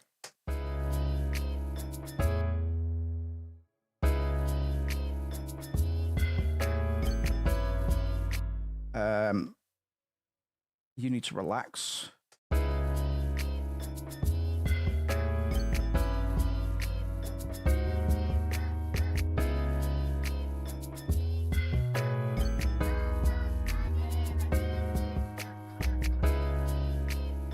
Ooh, the ether, sorry, just got a call from the source, and it said something about an upright bass. Said something about an upright bass. What do you think it could mean? What a completely natural and smooth mention of it. There's that many words, man, that I could probably. It's a shame. I lament the fact that my memory is pretty bad because there's been some passages in Umineko that I'm like, please remember this.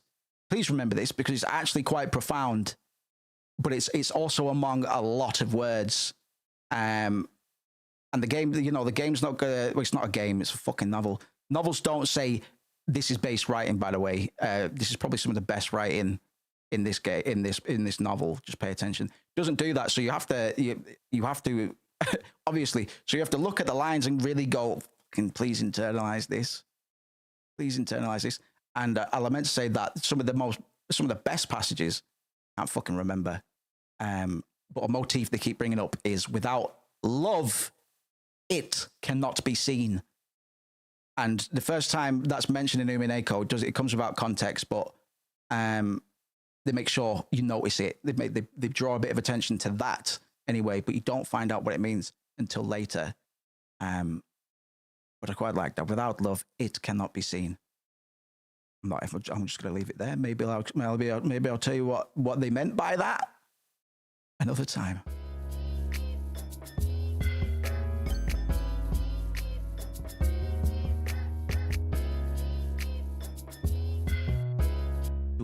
Do.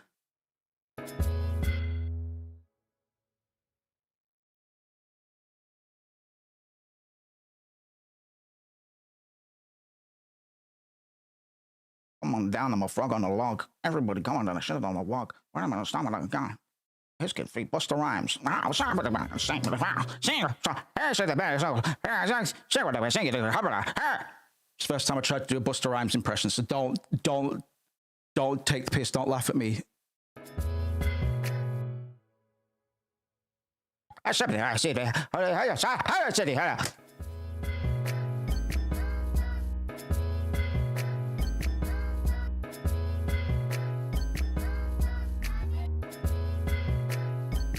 Sorry, this is a bit busy at the moment. Like these keyscapes really good, but fucking hell, they start really loud. Like these pianos. Make sure you pay attention to them, man. But I use this in my template, like my blank template, because it's this like piano's like a fucking sketching pad for me, right?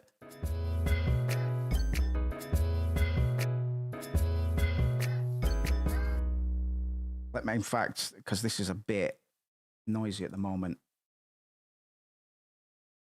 Reminds me, I've never read the book, but John Green apparently had a line in his book, like he fell in love like falling asleep slowly, then all at once. Kind of, no, I like it. And yeah, man, like might be a bit sappy, but it's like without love, it cannot be seen. Is quite and what it basically means is it's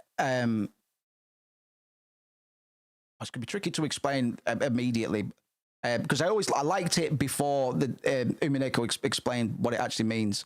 But it amounts to empathy, really. Two characters are on a beach, and one of them goes, "What color's the sea to you?" And they go, "It's fucking grey, it's shit." And then the first character says, "Well, to me, it's a fucking vibrant blue, green, and it's full of life, and yada yada yada." It's basically a perspective thing. It amounts to like empathy and just seeing the beauty beneath the scenes, because these characters are quite, they're shit on by life basically, but one of them is able to kind of get through it because their perception is one of love. See if I can get a more succinct. This isn't a spoiler for Umineko really. If you go to the Steam reviews, you'll see this passage quite a bit, and it's certainly not the most profound bit of writing in Umineko. The thing is with Umineko, because it's so long, you have to be present at all times, because sometimes you're just like, yeah, this bit's boring. But if you placated, man, and you're just burning through it, you're gonna miss some fire. The phrase "without love, it cannot be seen" is a central theme in the visual novel Umineko. It reflects the idea that one's ability to perceive the truth is influenced by their capacity for love and empathy. This concept is explored through various characters and plot lines, emphasizing that approaching situations with love allows for a new, nuanced understanding of truth. Because I forgot about that. That's what a lot of it goes into. It goes into the mechanics of truth and what makes something true. To a point where I couldn't get into it now because my head's fizzled. But yeah, it goes some places. It tries to do a lot of deconstruction. I know they should fucking pay me. They should pay me to market Umineko, because I fucking always talk about it. I didn't realize I was that mad on it. Like I still haven't finished it. But I always somehow always find a way to mention it. I didn't realize I liked it as much as I probably actually do. Did I miss the point in the story? I'm not going to read that. The phrase is often associated with the character Batola, who believes that love is essential to seeing the truth. Oh, sorry. We're going to talk about the ending there. The theme is also discussing the context of mystery and storytelling, suggesting that without love, the truth cannot be seen because it requires trust and fairness in the narrative. This is particularly relevant in the mystery genre, where the reader's ability to solve the mystery is tied to their trust in the author's fairness and the story's solvability. Cool, right? This is the guy that's writing the new fucking Silent Hill, by the way. Additionally, the phrase is mentioned in various online discussions, blah, blah, blah. Importance of love and perceiving truth, basically. Ryukishi, mate, what a legend.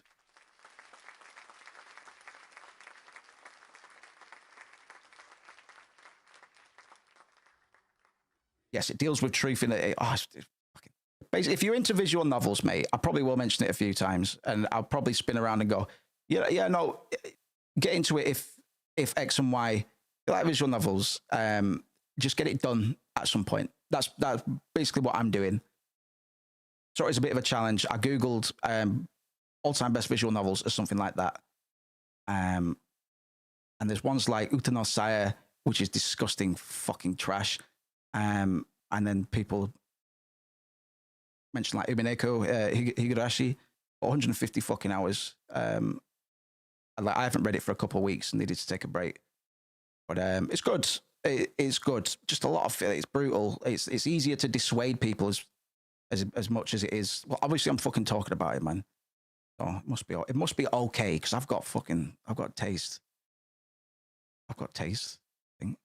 I've got enough taste to know that Uta no Saya is a disgusting, fucking horrible fucking piece of poo-poo, and that everybody that rants and raves about it on Steam or on visual novel forums is probably a child admirer, whether they appreciate it or not yet.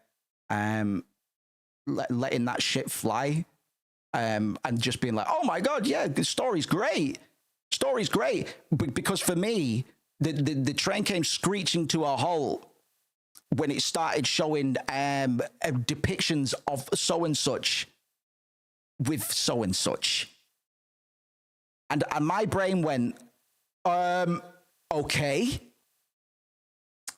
no, I'm not. I will continue. I'm grossed out by this, but and I'm somewhat intrigued because people give Uta no Saya, Song of Saya, like people are like it's one of the best visual novels, but it's the old, well, she's not actually a little girl. That's just how she appears. Yeah, but it's also how she sucks.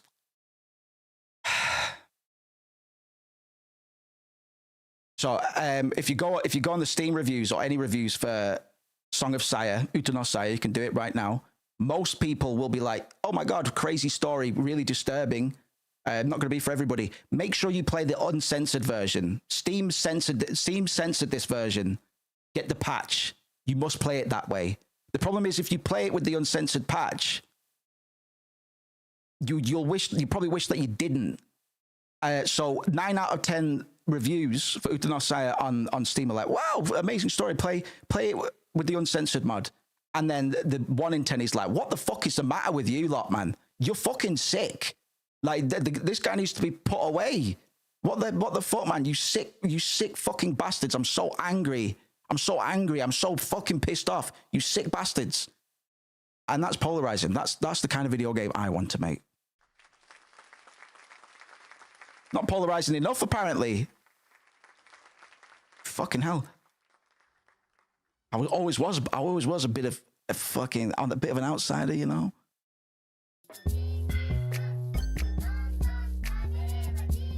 Right, let's clean up the end of that 808. I will come off stream at some point. I don't really care though. It's Friday night and I'm fucking vibing, if you don't mind.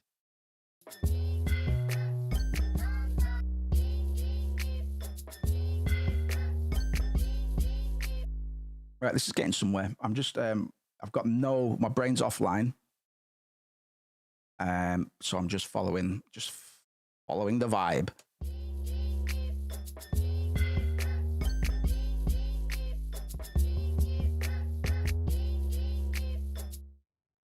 The whole point is the Lolita book is fine because I still need to read Lolita, but you know, I mean, Google Lovecraft's cat's name, not for any real reason, but just in case you didn't know what it was.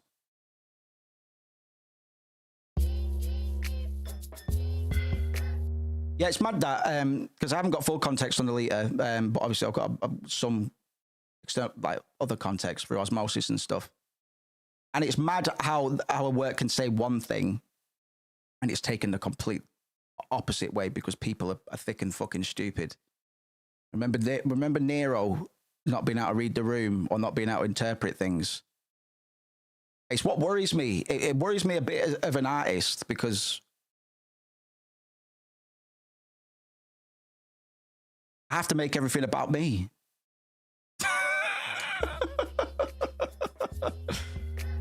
Yeah, exactly. Fight Club's a good example. Like, it's without love, it cannot be seen. It's his right bit. Once you understand that, it's fine. But the thing is, Fight Club's mostly liked by people that don't understand it. Am I right? I'm pretty sure that's right. Nobody really talks about the toxic masculinity aspect. When people bring up Fight Club, they're normally talking about the Fight Club.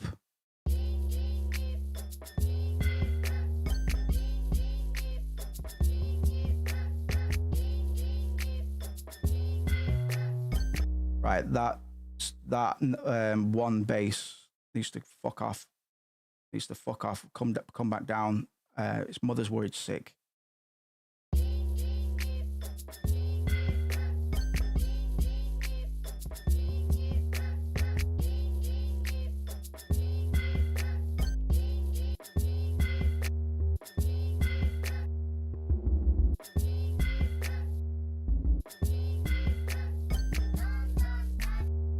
I love Fight Club, but I hate people who love Fight Club. That's fucking great.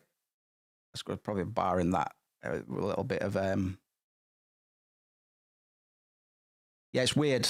We could talk about that fandoms another time, man. Like, it's not quite a bit different to the Undertale fandom, which also put me off Undertale for a bit as well. Although I do hail it as one of the greatest fucking pieces of postmodern video game design ever. Like, I really like Undertale, but I like it less because of how much and the ways in which many others like it, and it makes me want to distance myself from it, because then I'll be associated with things that I'm not associated with, man.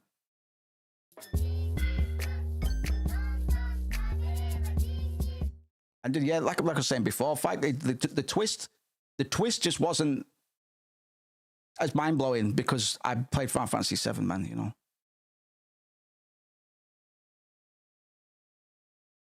It was kind of like whatever, because I'm so fucking cultured.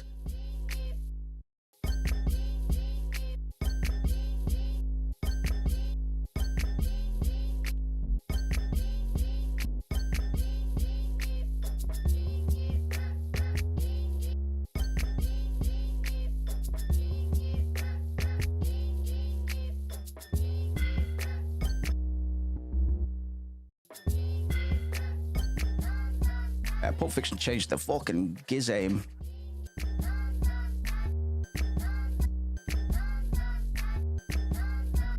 Dun, I want a doner kebab. Ooh.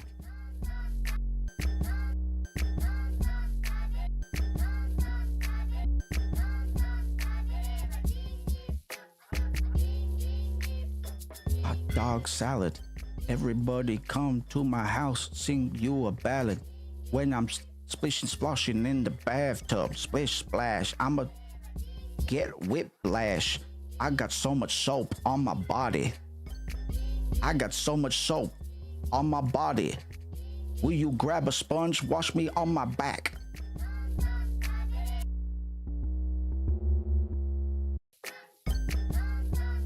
I would do it, but I'm on the phone to the bank. We gotta talk about money. Sorry, gotta take this. It's the bank. Sometimes the bank just call me to talk about money.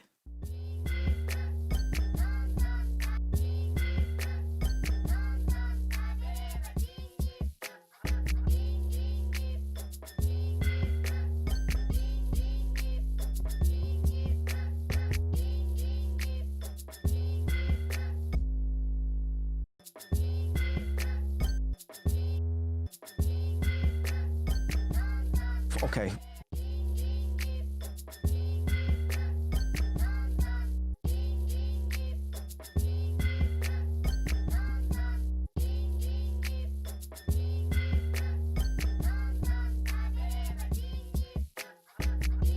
Right. Move on from that until a time where it calls to me again. You know, sometimes you just step back from something. It's weird. It's a weird little. Let me know if this happens to you as well. Like when you're doing a bass line or something, you've got it under control for one moment, and then subconsciously at some point you just forget what you're doing really in terms of like flow and momentum, push and pull, and all the rest of it. Sometimes it just goes, and you're just fucking clicking in the dark, and you don't even realize you're doing it. And then half an hour passes, and you're like, okay, what the fuck? But on other occasions, you just go away from it for 5 minutes. You come back, you're like, yeah, I need to move that back.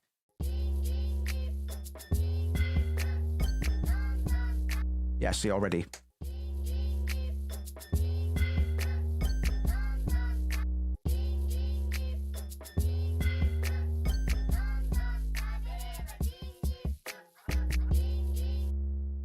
That 808 is a bit too cheerful. It's a bit too cheerful. It's quite good, so I'm not going to get rid of it, but I'm going to fish for another one quickly.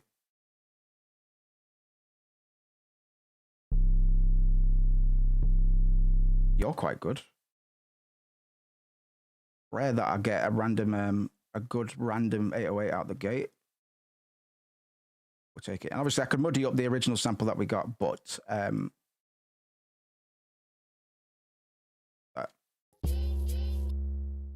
that sounds very similar. In fact, it might be the same fucking... It is! I think it's the same one, but brother, what the fuck? Well, no wonder I picked it then.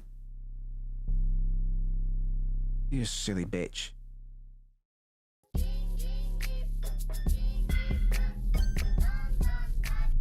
Hey, hey, hey. Why are the notes clashing? Oh.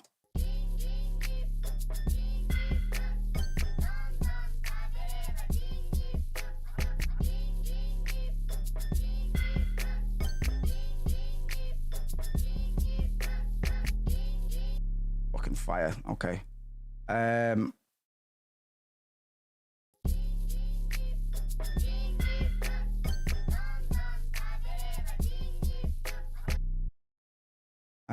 Let's make that a bit sexier, man.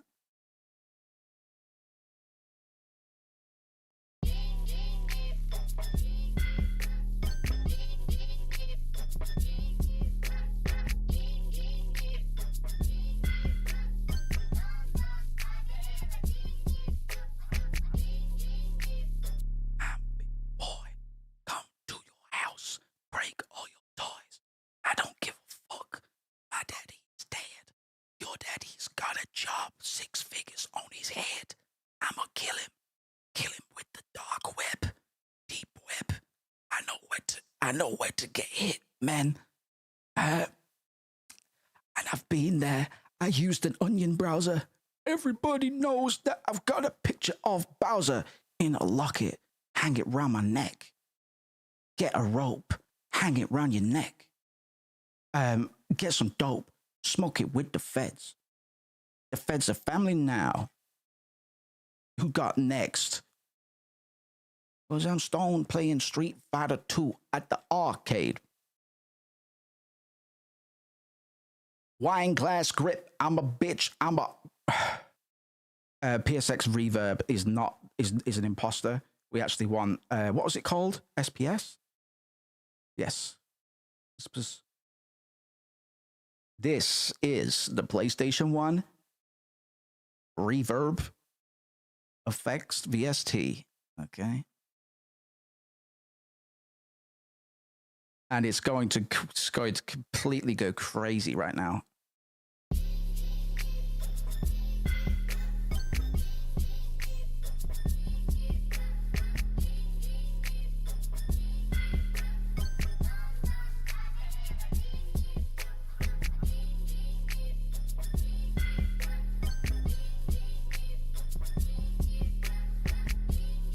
Yeah, and I'm your dad, But sorry, I bet this is what I do all the time. By the way, even when I'm on my own, I'll just start saying really fucking infantile, unfunny things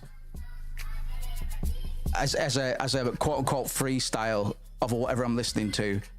If it's annoying, please let me know. I'm gonna get him. Come to your house and it's gonna be Armageddon. I'ma hit you with my sled, that's a toboggan. You ain't got me, you got a problem. I'm going to kill your pets and your fish too. Yeah, I walk through the door and the window. My life, it isn't simple, cause I'm complex. I got a complex. I live in a complex. Ain't that complex? Battle rap bars. That's a battle rap bar right there. I'm complex. I live in a complex. You need context. That's complex.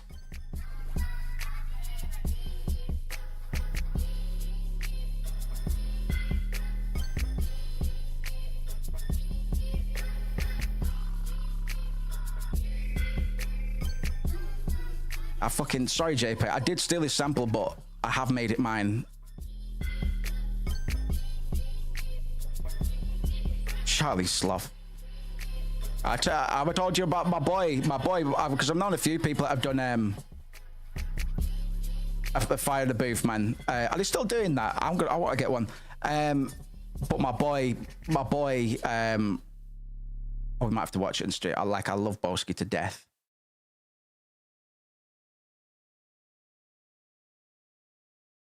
Should have asked me to write some bars for him. Uncle Bosk won some ting, and he got to do a fire, fucking blah blah blah. He got to do a Fire in the Booth. So he went and he did the Fire in the Booth, and it wasn't that good. Water Tower, we'll check that out as well.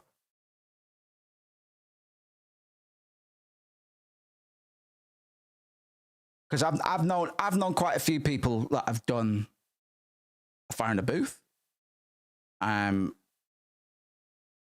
Everybody else I've known that have done one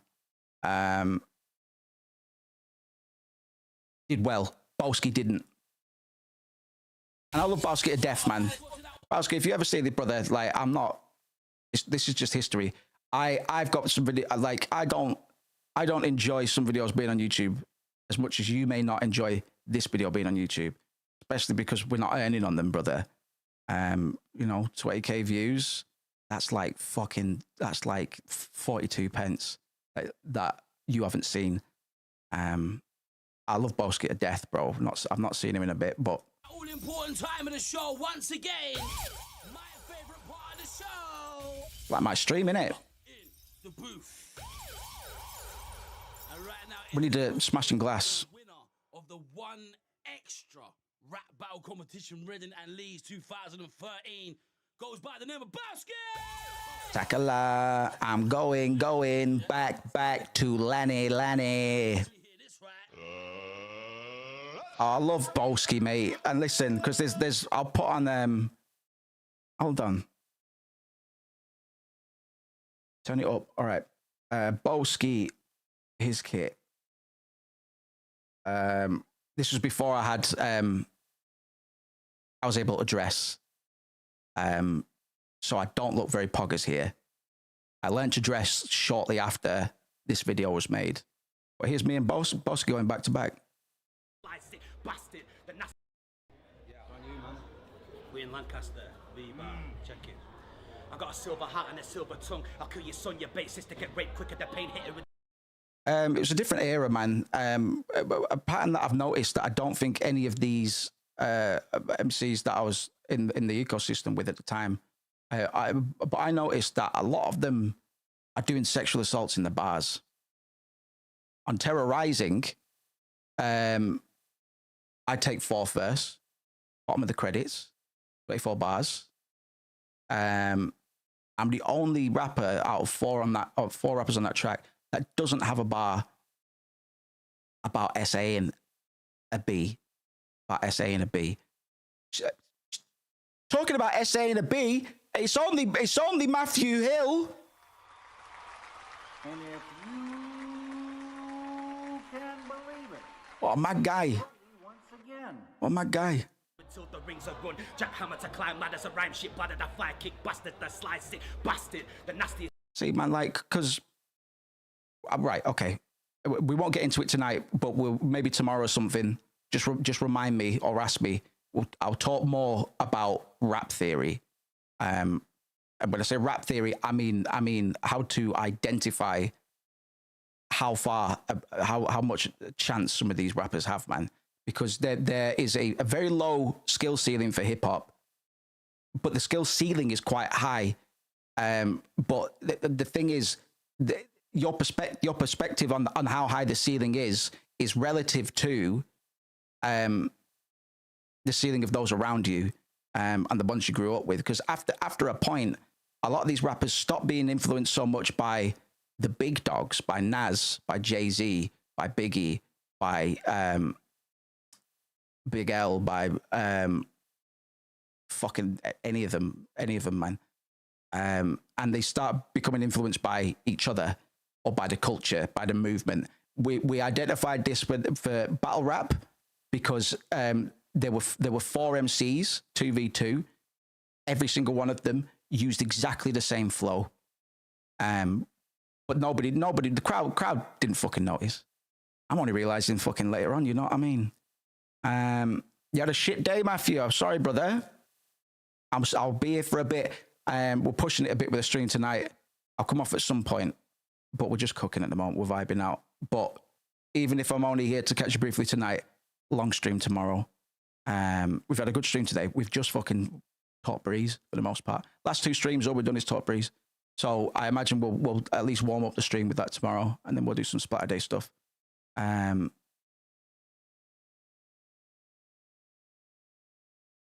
sorry, mate. Big ups. I hope it's a small bump in the road, and not a mountain that's going to have to be scaled.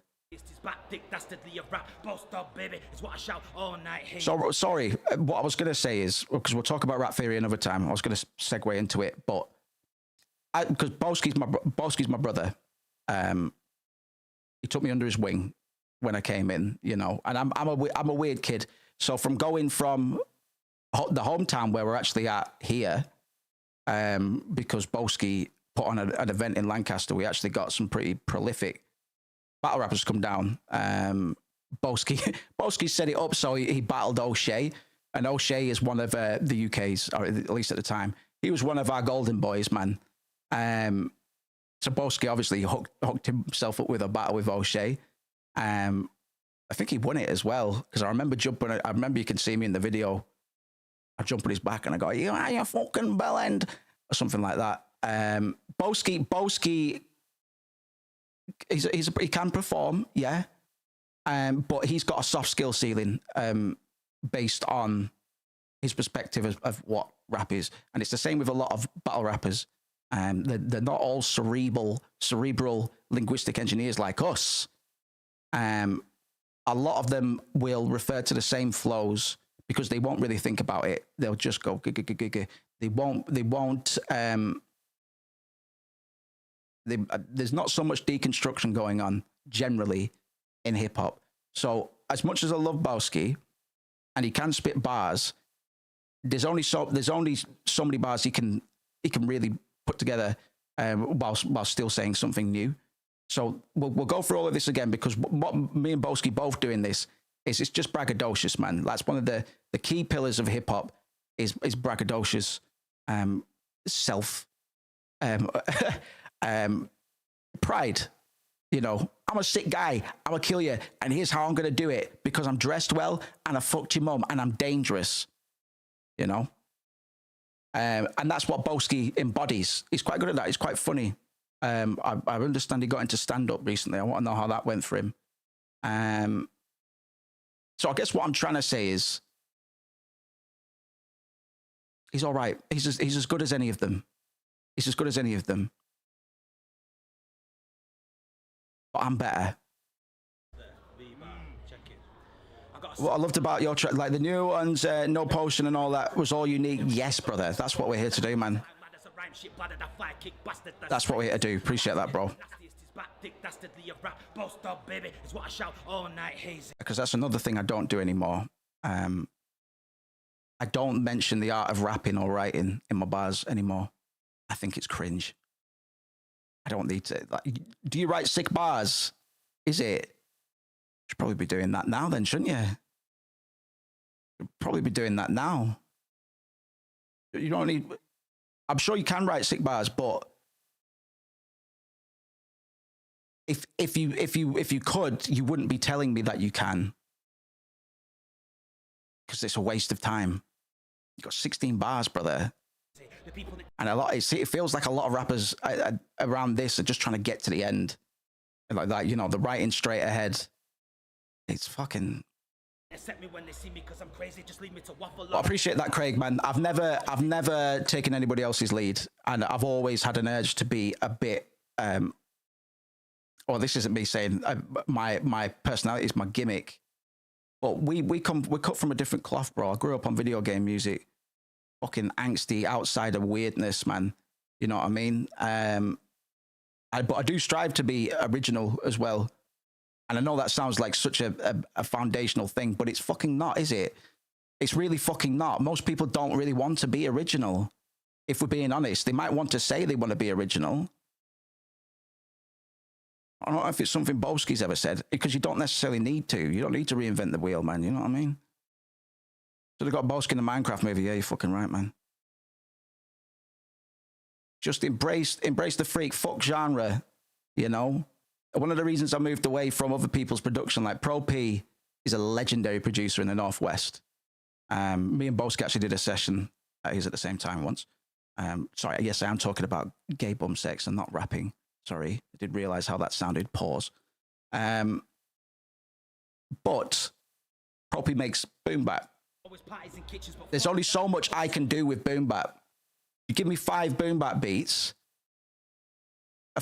content-wise, they'll effectively all be the same thing. They'll probably just be bars, but there's no drama in that. And if you're talking about a project, and the way that you should view these projects through the power of aesthetic, even if you're not writing an actual definitive like narrative, storytelling, pacing, act structure, momentum, flow. It's all things you got to bear in mind, man. So say you've got a project, right? And you have a little intro track, then you've got 5 boom bap tracks. Interspersed among other stuff, man. It's not enough, man. It needs to be some forward momentum, cunt. Always ends up in bitches I bust raps. If they ask me to rhyme as a task, I'll decline. Not a party piece, I'm hard to please, stay far from me, sunshine. When I rhyme, it's gun time. I fuck lines on you mother lovers. You best prepare for the cycle, beware of the cyclone. That's how my nights go. Yo, lead the fiend in substance beakers. Puffing weed with Justin Bieber. Teach him how to hustle me for whilst I'm touching up his teacher. The pumpkin creature, keep the cranium a dusty region. Children of the corn munching like a bunch of lusty vegans. From Charlie's Chuck to Uncle Peter's Griffins by the upteeth legions. Keep them under dusty bleachers, fiending up some comfy seizures.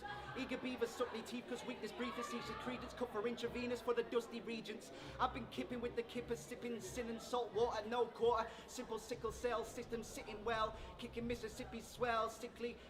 City living sick and stale. My fingernails never kiss and tell. Yo, sound off. Dama Mazi Panama and blah blah. Kick it with Banana Man in Bahama lands. Part my Prada Lava and bark and party plans. Hearty barking, hardy Harsel and entourage of Lava Labs. V-Bar Lancaster, Bostock's birthday bitch. Bow! The lad. Anyway, so but that was just a little bit of Boski. Just so you're aware of what he's capable of. That was all right. That's some all right Boski bars, bro. Okay.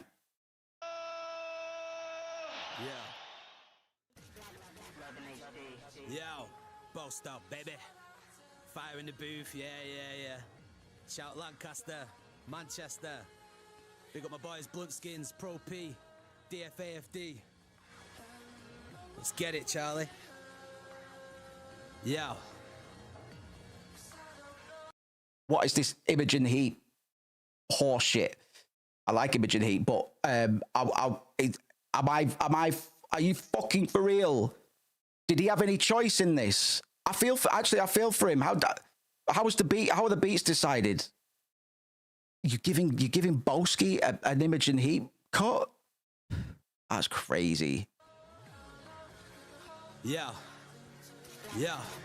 So now I got that fire in the booth, retire. A real writer, speak the truth in ciphers you require. Heart and skill of a fighter, my bars and schemes are tighter. You'll see I'm raw and hyper, hip hop prison, I'm a lifer. I've been writing raps, fighting back since day, laughing at cats acting bad. So shouts out to Oliver. It's your Friday experience. Welcome to the stream. None of this bad man is for the hell of it. We was all mellow kids joined in a fellowship and none of that bullshit. No. Boski.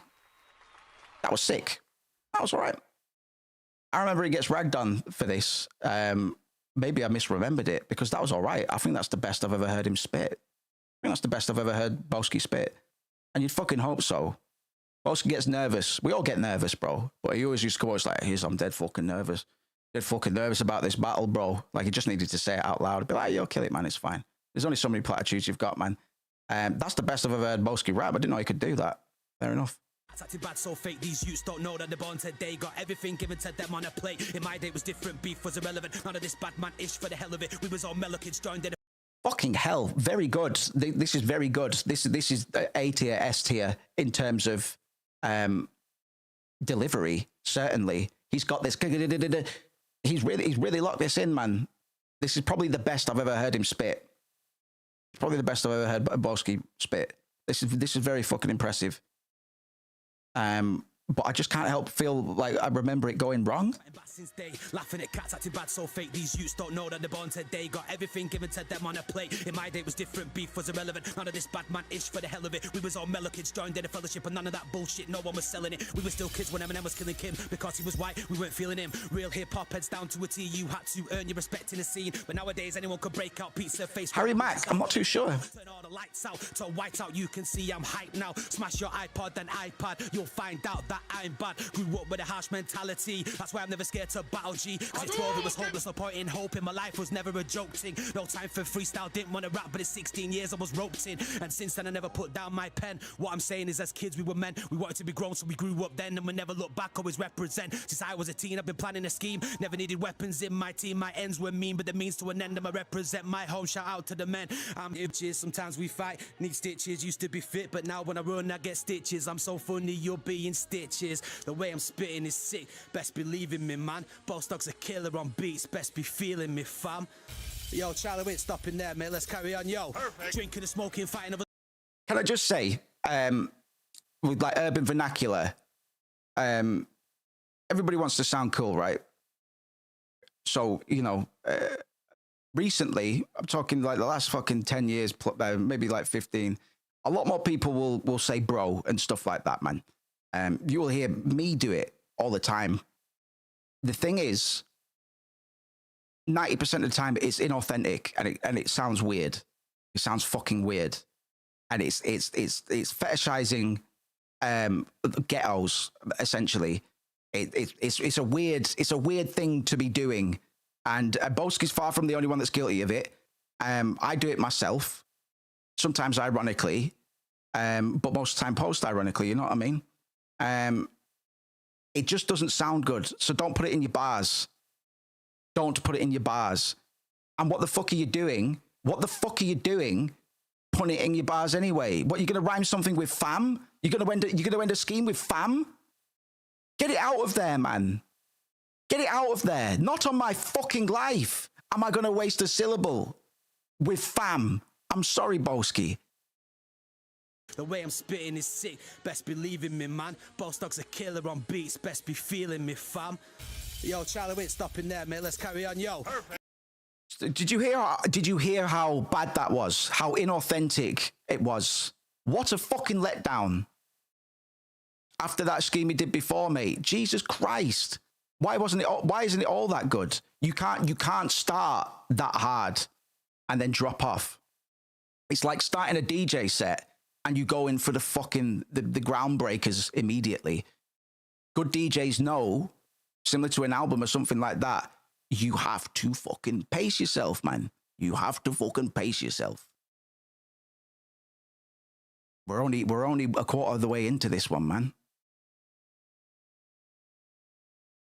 A filler word, yeah, exactly. He rhymes man with fam. It's redundant. Don't waste my time. Not more importantly, because I know I'm a better judge of rappers than Charlie Sloth is. I won't hear any fucking arguments on the matter. I'm dead fucking serious about this. Come on, bro. This is your shot. Like, Charlie Sloth's got clout. He's a prick, but this is a good place, the good situation to be in. And if you can write bars that are as good as the ones he was doing before, why do you have ones that aren't that good? Because it wasn't even the bars, man. It was just the flow. Like, double timing isn't as hard as you might think it is. Like, rapping fast sounds more impressive than it actually is. But this has got varying quality within the verse, man. Like, he'd been cutting it up, he'd been chopping heavy at the start of the verse, and then it just fucking flopped out, mate. Drinking and smoking, fighting other schools. No weapons, no knives, no guns, no tools. Bricks for phones, shitty clothes. We left all the other bullets at home. In my day, you had to know how to take a punch. But nowadays, some fuck could take out a gun. And every kid in the park better take flight and run. We used to fight for fun, but now your life could be done. I'm done. Hold tight, co spitting, boast dog. Stole your rhythm, I'm in your own yard. Killing my bars are hard and hitting. Nearly died, but now I'm living. Picked up the mic and now I'm ripping. From cider sipping to cypher hitting. I'm from the era when food was edible. People need to see that this dude's incredible. Never been. Edibles a good one to use. This is the thing about double timing. You just need to pick the right words. Because the peddling my pedigree like it was never meant to be. Peddling my pedigree like it was never meant to be. I only deal the definition, but you know what I mean? If I could massage that a little bit. But there's certain words that have easy sorry, this could sound weird. Your tongue doesn't get confused. Edible. It can clearly bounce around and pronounce each syllable pretty clearly. But yes, this isn't great. I'm done. Hold tight, co spitting, boast dog. And these, I don't know how they handle the beats, like, because you know what I'm like with bars, man. But these days, my delivery is, I can be versatile, but I'd rather not be. People need to see that this dude's incredible. Never been known as someone too credible, but that all changed when I smashed Lee's festival. Now all of a sudden, man's upon it. Too many lyrics in one, but yeah, man. He's just not. And listen, this is my brother. Like, when he did it, I hadn't studied. I wasn't as much of a scholar as I am these days. You know what I mean? I'll probably end up with an SBTV, but I'll always rep DFAFD. I'll take the whole game. I've earned the right to boast. My lines like Charlie will blow away the host. My thermals blaze in a perfect way. The words I spray will reverse the hate. I've earned my place in the world today with the workers now. No, you're all fucking bang on the money, and it's interesting because I might have set you up a little bit. I wonder if it would have been different if I didn't preface this by saying it doesn't go his way. But it's a good demonstration of sometimes simple's better, bro. Sometimes simple's better.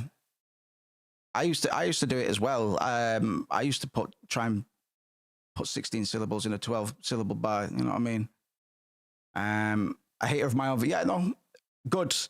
Because Boski's my brother, but the only reason I put this on was.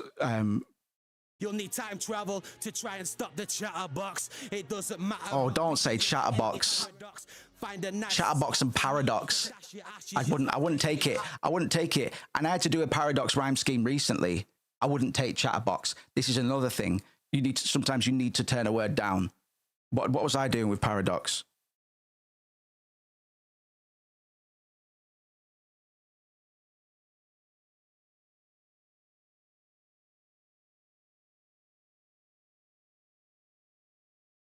Oh, is it not in this one? Paradox is a good one. I can't find it right now. Today to prove a lot of rappers are soft. Boast up, baby.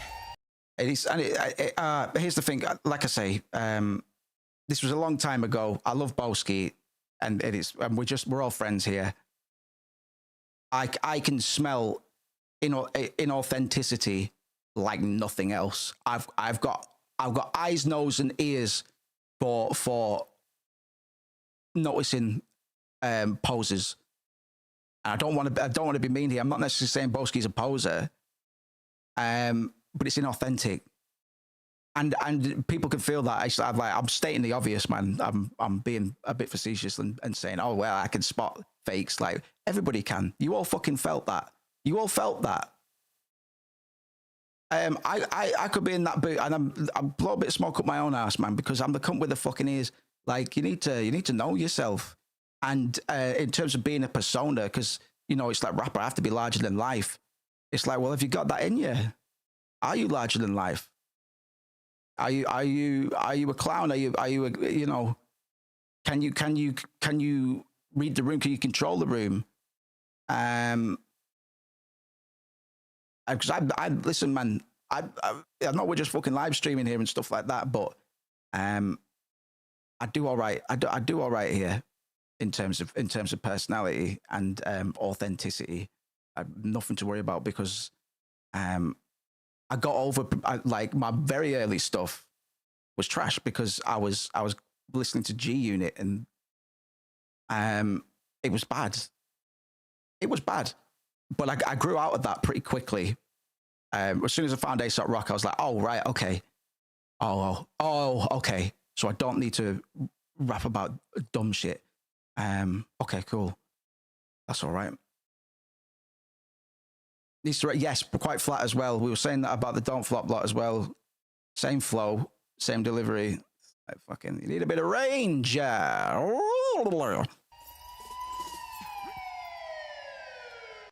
Boski's the nicest guy alive, man. Like, I'm not going after him by any means. I'm just pointing it out. I am a critic. I'm a scholar of hip hop and performance, rap performance. I might not do it much myself, but fucking hell, I thought about it for many years. I've thought about rapping and bars more than most rappers probably ever will. Not all of them, but most of them. I'm comfortable saying most of them because I know a lot of rappers, and I know a lot of rappers that sound the same they did 10 years ago.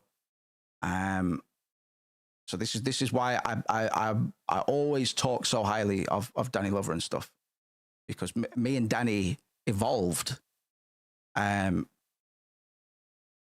year to year, beat to beat, man. Like we just tried. I think it's a responsibility as an artist. If you take yourself seriously as an artist, you should be trying to push the boat out a bit, but unless you're just trying to bring things that already exist into the world.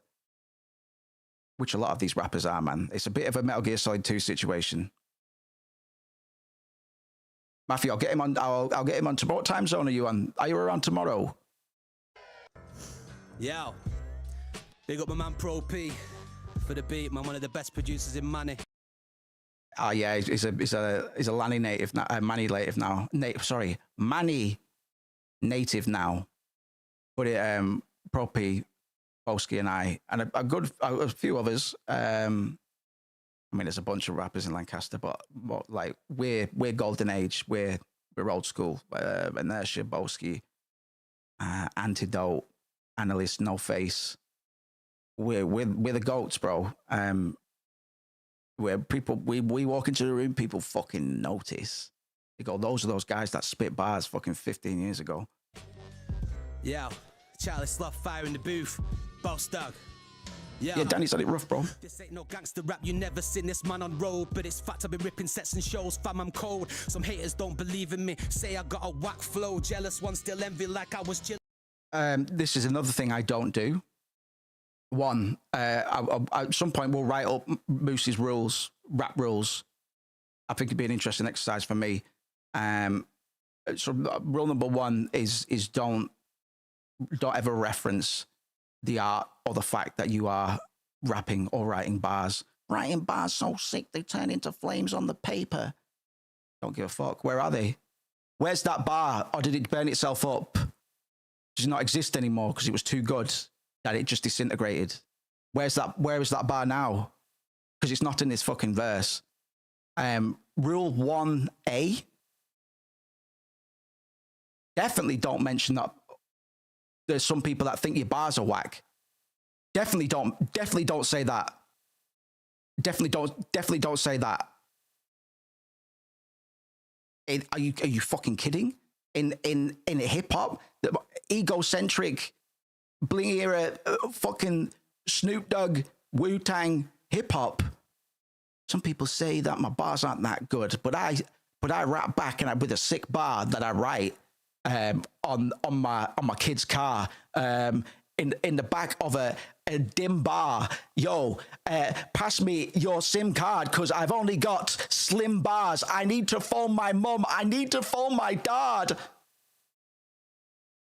This ain't no gangster rap, you never seen this man on road, but it's fact I've been ripping sets and shows, fam, I'm cold. CST, and yeah, I got karate in the morning. I'll be right, so because we'll probably be doing a bit of this to warm up the stream. Last couple of streams we've just. Dad jokes, why would Charlie Sloth give this fat cat a chance to blow? It wasn't his decision, I won this with round precision against competition that thought they could beat me, but they didn't, because it was the definition of Good lad, good lad. I want to know if he had any support with his bars. Don't have his number at the moment, and it's nearly 2 a.m. But sometimes he slips into something, and it suits him really well. Like it feels like he's got good control over it. And then a lot of the other time, he's spilling over. He's not completely on beat. You know. Why would Charlie Sloth give this fat cat a chance to blow?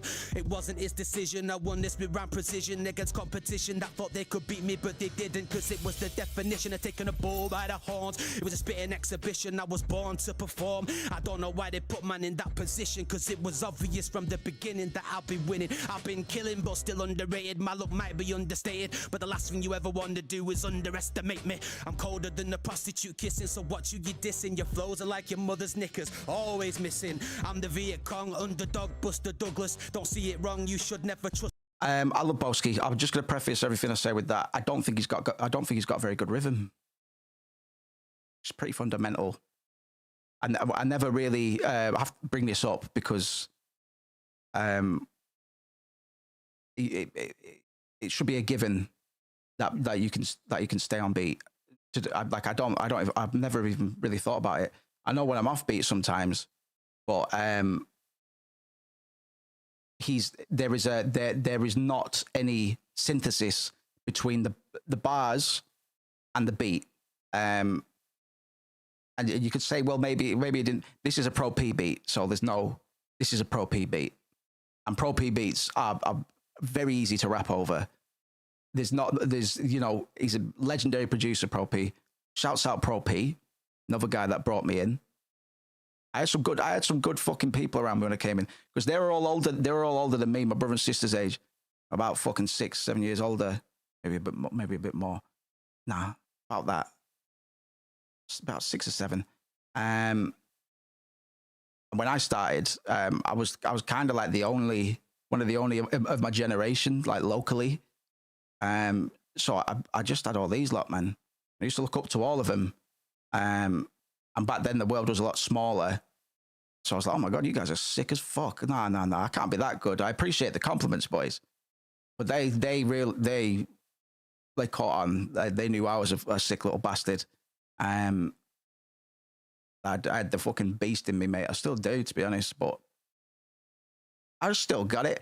I used to look up to all these lot, man. So it's nothing but love to any of them, but I'm a very different artist and person and critic than I was 16 years ago.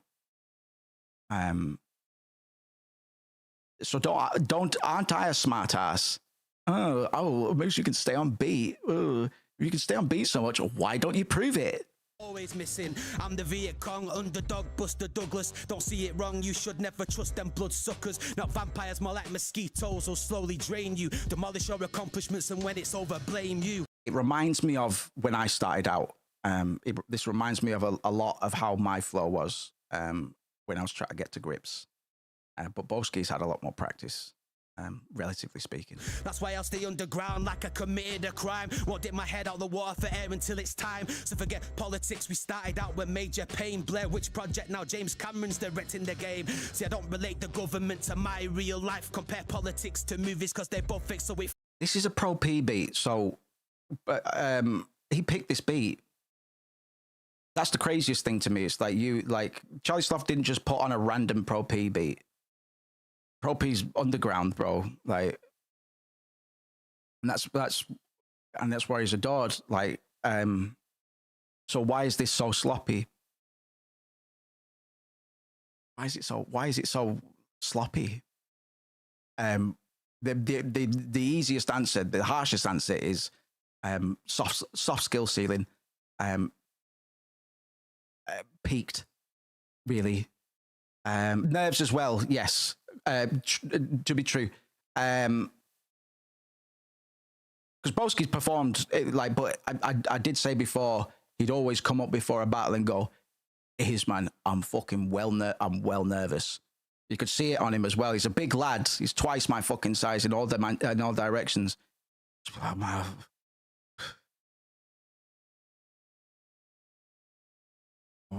look mad, mate. Look at my eyes tonight, man. That's what he's like. Fucking like his head's like kind of hanging a bit. Just looks like a big bulldog, mate. Feel for him. It's like, well, why are you coming to me, mate? Because I'm anxious just being here, cunt. I'm anxious just being out my bedroom, dickhead. So it's always good. You'd always see, it's interesting. You'd see some people get very nervous. A big thing, well, it's not really a big thing. A lot of the artists, and something I should have done a lot more, because I'd always just be hanging with my mates and smoking weed. And I didn't know how to say no. Long days. I shouldn't have been smoking weed on the day. Always kind of got away with it. But there'd be lads, especially some of the UK veterans, who'd be pacing up and down the street on their own, just going over the bars on a not a Walkman, but just practicing, man. It's interesting to see because it is a performance, man. What's up, Auntie Brother? Yeah, it's late for you as well, man. I probably won't be too long. Still need to catch up with some sleep, and I will be streaming tomorrow. But we're just fucking vibing, mate. Had a mad week, and we've had a couple vibey streams where we just talk breeze, mate. So we've done 8 hours tonight. Thank you very much. I'm still here for about half an hour, by the way. Where's my clap? 4 a.m. here. Is it a 2-hour difference between us? I always just thought it was a 1.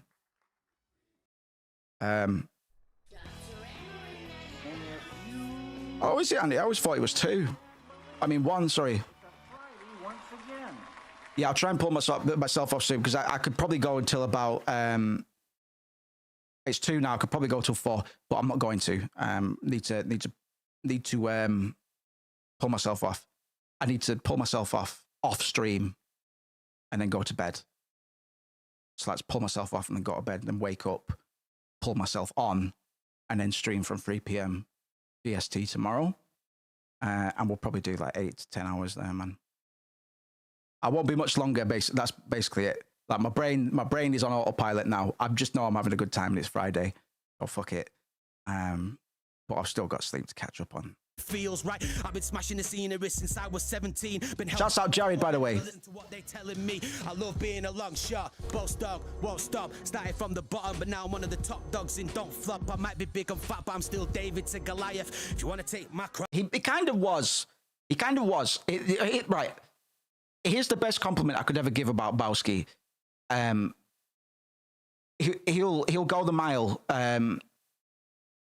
The only thing that held Bowski back from being one of the all-time greats wasn't his work ethic or he was active as fuck. And he did get some decent battles because he just kept on doing it, man. But as with many MCs that we'll probably begin to analyze as well, in the battle rap scene, they just hit a soft ceiling very fucking quickly. They just hit a soft ceiling. Like there's not the attention put towards development. I don't know because I'm not anybody else. I do know rappers, and I know some of them are very smart, but I also know a lot of them that are quite simple. And I don't know how common it is for MCs around this level to not like, oh, I'm just gonna sit down and write bars and that's it. There's no sort of I don't know. Maybe I'm wrong. Maybe he sit and studies bars for fucking hours. Managed to get a sort of date for tomorrow. Woo! Go on, mate. Brown, I dare you to try it. I'll always fight, bro. Rocky versus Drago. So I've got nothing but respect for Boski because he just gets involved. He was a well-known personality in Don't Flop around its peak because he just got involved, man. He was never great. Just being honest, bro. Like, so I think there was only so far he could have gone, bro. And for me, it all comes down to, well, in between all of those events and battles and stuff, did you just practice your craft? Because I know when you're battle rapping, you don't have to do it over a beat, or there is no beat. The thing is, though, if you go on radio, if you get a spot on Fire in the Booth and he puts a fucking beat on, are you going to still be able to rap over that beat?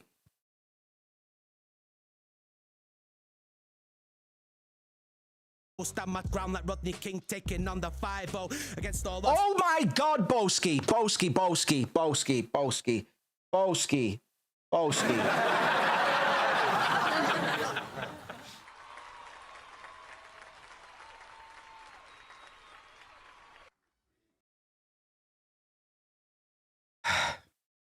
from Lancaster.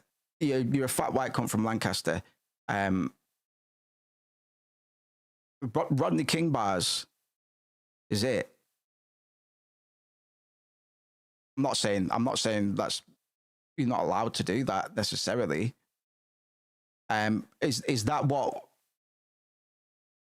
are you saying with that?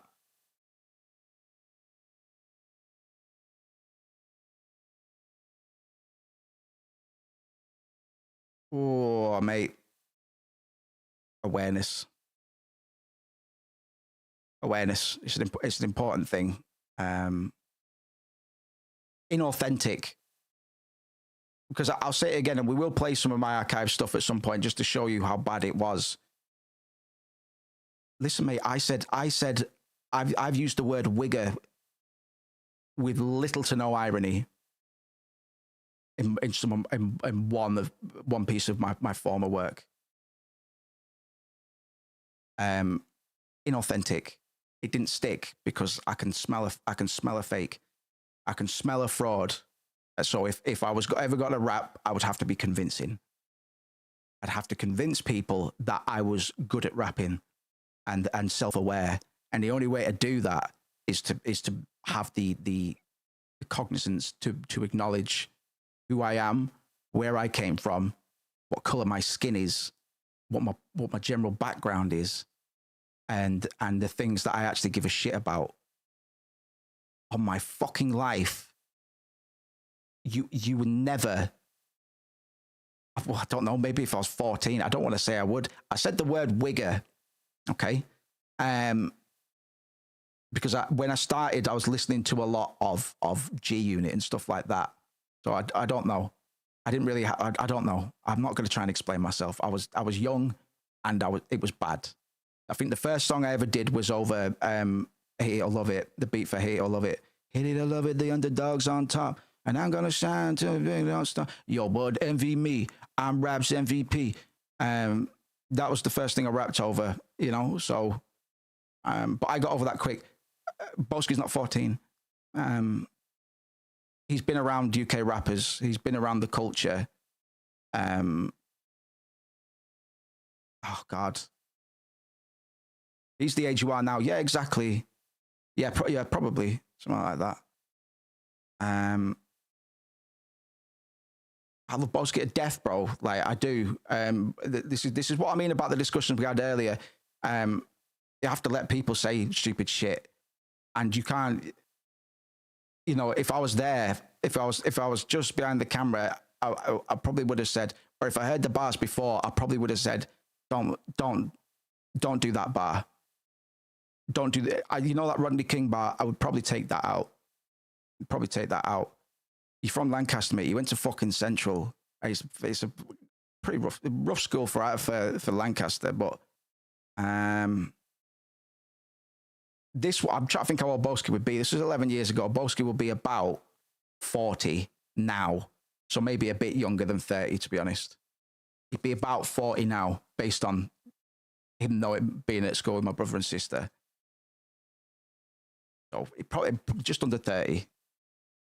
It's like Pat, but still ride on my enemies. If you try, you'll find it's not the right move to send for. It's like bro, still David to Goliath. If you want to take my crown, I dare you to try it. I'll always fight, bro. Rocky versus Drago. Stand my ground like Rodney King taking on the 5-0.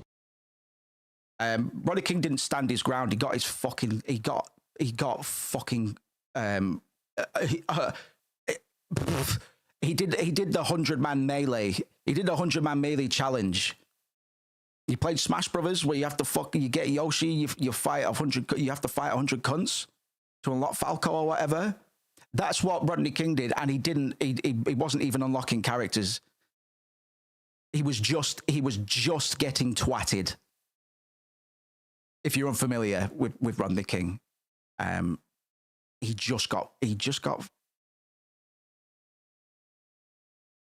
So context. You're from Lancaster, bro, and you don't even, because I think that the rationale is, Rodney King, shouts out Rodney King because he's a prolific figure in the civil rights movement, and all the rest, and police corruption and brutality and racist against racism and all that. So, I have a dream like Martin Luther. Don't say that, Boski. Don't say that, because I understand that you're trying to commend somebody's work, for lack of a better description, their impact. I appreciate that you might be trying to commend that, but it doesn't come across that way. It comes across as appropriation. You're trying to infer that you are part of the struggle, brother. But you're not. You're from Lancaster. I am from Lancaster. I am the cunt that wears elf ears, and I am a better rapper than any cunt that has been born in this city, and forever will be. I'm the best. I'm the best in the country, bro. Like, I'm best in most of the world, man. I'm in the top 0.5, 0.1%, because I wouldn't do Rodney King bars, man. He's comparing himself direct. Yeah, no, exactly. Listen, I love Boski. I don't regret saying that. Somebody should have been there for him, man. Somebody should have been there for him at some point. I'll set up an interview or something, man. I'll talk to him about it. Maybe not an interview. I'll ask him about it. I'm not bothered. I'll be like, bro, why did nobody say maybe don't do that one? Against all odds like Pat, but still ride on my enemies. If you try, you'll find it's not the right move to send for me. Inauthentic, bro. Why is Tupac being mentioned? I love Boski, by the way. Was this a genuine attempt to connect himself to a category, or was it just inflammatory to get attention? Don't think he thought it through that far. Genuinely, I think it's innocent.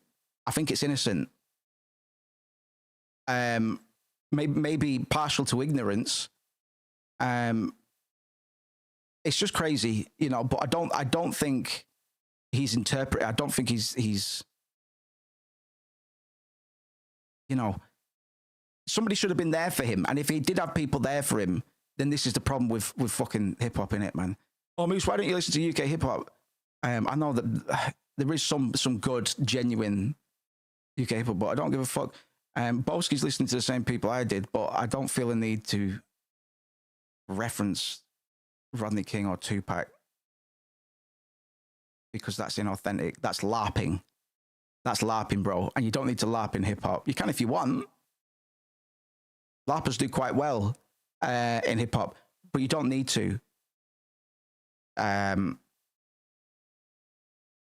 you need to be convincing. Like, hip hop is 90% confidence and being in the room, like not being. You got to have an aura about you, man. An ill-advised attempt at allyship, just in very poor taste. Yes, I agree. Innocent, cringe. Somebody should have been there for him. And I know this is wild, but I don't even blame him for it.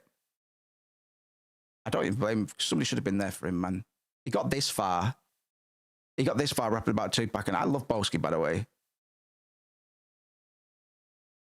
But I'll call it when I see it. You all saw it as well. You know, we need to be there for each other, bro. We need to be there for each other. It's like Pac, but still ride on my enemies. If you try, you'll find it's not the right move to send for me. When I drop bombs, I blow up the countries and the embassies. Leave no witnesses and kill everyone who was See, once I had a bar, what is it? I'm a behemoth, feasting on the words of the weak, sit in a Tourette's camp and kill the first person that speaks. And I didn't think there was anything wrong with that bar for a bit. But here's the thing: I never performed that on radio. And if by perchance I did get a Fire in the Booth or a radio slot, and I was going to be spitting some bars, I would probably omit the one where I say I'm going to commit terrorist acts and kill everyone. I mean, to be fair, he didn't say he's killed anybody with Tourette's or any other kind of disability or handicap or whatever is politically correct these days. So that's fair enough. But who is he going? He's going after the embassies. What does that mean? You're going after the embassies, bruv. Why? No, I trust the American embassy will be all right, though. Read the root context, brother. Like, I'm sorry, it's not rocket science. It's really not that difficult. But this is it's easy to get into hip hop. And I love Boski. And he had as much right to be there as I did. He still does. He represented, man. He showed up. He did a lot of battles, made a name for himself. And he's not a particularly gifted MC either. Which is why I respect the guy, because it's like, well, what the fuck was I doing then? Not necessarily with him battle rap. Well, we talked about battle rap yesterday, man. Like, if I wanted to, I fucking would have killed it. But I didn't want to. I've struggled to release fucking tracks, bro. Say what you will. These guys are still showing up.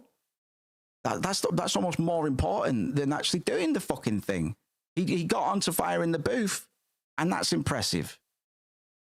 I need to go settle the score. Did he still do Fire in the Booth? I'll get on it, man. I'll fucking do it. I'll fucking do it when I'm ramping up again. I don't think he will he? Plus, people probably come on and sing. It's probably called Ballads in the Booth now. When I drop bombs, I blow up the countries and the embassies. Leave no witnesses and kill everyone who was testing me. My lyrics like Tommy guns with everlasting ammunition. So never ask me questions, else I'll answer with spitting, and you'll be. What's rule number one? Do you know what a metaphor is? Right, okay, so my lyrics are like Tommy guns. Try this.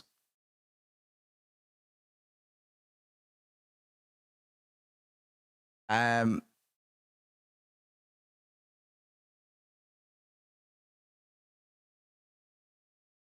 had something, but it fucking completely left my brain. Hold on. It's like Tommy guns with everlasting ammunition. Leave no witnesses and kill everyone who was testing me. My lyrics like Tommy guns with everlasting ammunition. I speak Chicago typewriters, pon the breeze. Is essentially Chicago typewriter is another name for a Tommy gun. So you take that and you just say some garbage. You don't need to say my bars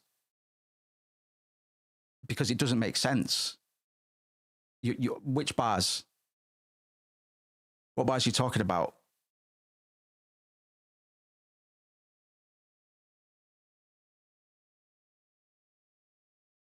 That is a simile. You are right. You are right. But this breaks a couple of my rules because he's referring to the act of rapping and writing, which we've discussed is redundant. And he's not really done anything with your bars are like Tommy guns, shooting Tommy guns. Because why? Witnesses and kill everyone who was testing me. My lyrics like Tommy guns with everlasting ammunition. Everlasting ammunition. So I'm like Patriot, Metal Gear Solid 3. I'm thinking also Chicago typewriter, Metal Gear Solid 3. They were probably using typewriters then. Yada yada yada. I don't know. Bed soon, yeah, I'm coming off soon. I'll try to come off for past. So never ask me questions, I'll answer with spitting, and you'll be dancing with the devil before you even get to listen. It's a cold world we live in, sometimes it's unforgiving, but you've got to live your life, cause life is for living. So I went to Leeds and conquered, came here and stopped the nonsense, and earned my spot today, cause I'm an absolute monster. Yes. Knackered Charlie, innit? Let's go again last time. Not much electricity in the air. Let's go one more time, Charlie, man. Beat sick, this one. How many bars is it? Yeah, man, like, this is a lot of bars, to be fair. But you just do you just recycle, bro, like. Fair play, man. My man's a geezer. Yo. I hate it when rappers are trying to fill the air, man. Whatever. Charlie said, fuck all, yeah. When they walk by, my foresight's like Hawkeye, split your jaw wide. You're four guys in my scheme to get your pie. I don't know what you want, but everything you want, all mine. Perfect. I'm addicted to this music, inflicted with this rudeness, expected to do this, got cash to pay my dues with. This beat is awful. This beat is terrible. The tracks smoking, I got so many fat bars, inject hip hop until my arms are left with trap marks. Don't like it. I just don't like it. I just don't like it, and that's like the third or fourth time. Kill the cool kids, what you stupid blood. Nah, did the track smoke. Inauthentic. Stop fetishizing the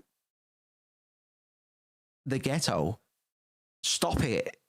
What is it? I get it because I was young and stupid. I was a dickhead once as well, man. I watched Kidulthood, like, you know. I watched Kidulthood. We all watch Kidulthood, man. What is it? We still, well, drill music is all fetishizing, isn't it? To be fair, I don't really know much about drill, to be honest, but I understand it to be a fetish. I got so many fat bars, inject hip hop until my arms are left with trap marks. The sickest fiend ripping the beat. I'm an arrogant prick. Beats hit like nicotine. You'll be gagging for it. A machine when I freak to the beat. Not a speed freak, mate. I'm addicted to bass. Addicted to chase of dreams, and then I spit on his face. All right, it's all right. We all stumble. My shows get kidnapped and slap slow. It's the boss dog, sick MC spitting while you take a hit rock bottom and keep digging. I'ma keep hitting with deep. You know, one thing that doesn't appear in a lot of my recent verses, swear words. If you can fucking believe it. If you can fucking believe it. Because I used to swear quite a bit, but those are syllables, man. That you just, it's filler. Like it doesn't need to be there. Sometimes I'll swear for, you know, impact, but I don't do it. I don't do it just because anymore. Even if it rhyme with something else, there's just don't need to. I think it was weeknights. I don't think I swear in 99 either, do I?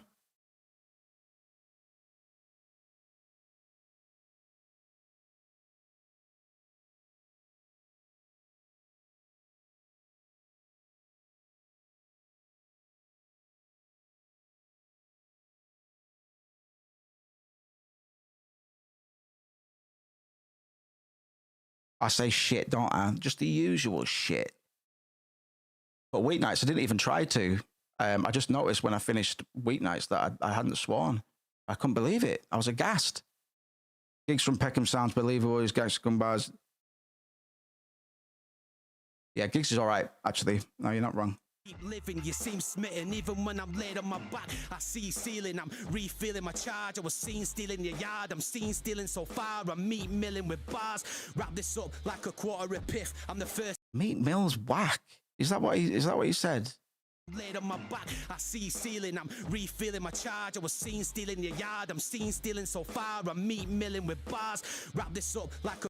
And because I've been saying whack, but this is what I mean about my approach to that sort of stuff, man. I'm saying it to take the piss out of him. I hook onto stuff really quickly like that.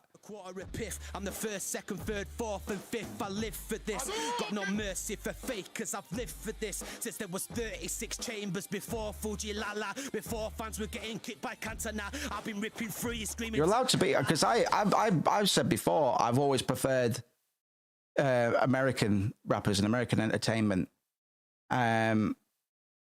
Big, massive inspirations, man. People taking umbrage with it. It's like, why don't you listen to any UK stuff? It's like, I just don't like it as much. But even though that's the case, I don't think I've ever referred to any other artist, especially not multiple times in a session. What, brother? Because I love Boski, by the way. But if you can't be authentic, then you have to be good. You have to be at least good. Like authentic and being good at something they don't necessarily equal each other. You know what I mean? It's just a shame, but it's perfectly innocent. You know what I mean? I have a note. We're just doing a critical analysis of these bars, man. Alive, Ice Cube was hollering West Side before there was dead heads flexing their chest size. It was all about the music and pumping the bass. Westwood on a Saturday night, jumping the place, and no one could tell us. That didn't age well. Don't refer to people either, because you never know what people are gonna. I mean, I do refer to people, but mostly starlets, who will never do any wrong, because most of the women I've referred to are white. Keira Knightley, Billie Eilish. I haven't referenced anybody else. It's safer to not do it. Safer to not do it. Yeah, because I'm sick on the panel. Jimmy Savile. Fronting every birthday, it's another trip to HMV. Buzzing a new CD because we didn't have. Buzzing, there you go. Say that. Say buzzing, because that's what we say in Lancaster, Northwest England. Mm-hmm. No YouTube, so there were as many fake MCs who were blatantly fake. HMV buzzing. Stop it. Stop it. Stop it. Stop it. Stop it. Stop it. Awareness. Listen, I love Boski, by the way. Read context. Context. Know the room that you're walking into. Don't fucking say don't say these things. Don't say words that I can't say on stream on the fucking radio. Please, man. I know this happened 11 years ago, and I do love Boski a bits. By the way, this is innocent, so I can't hate him for it. We're just doing a critical analysis. Please understand. Please do not say that word on the radio, please. So there were as many fake MCs who were blatantly faking. But you Boski. I love Boski, by the way. You are pretty fake, brother. He's not watching, is he? Bro.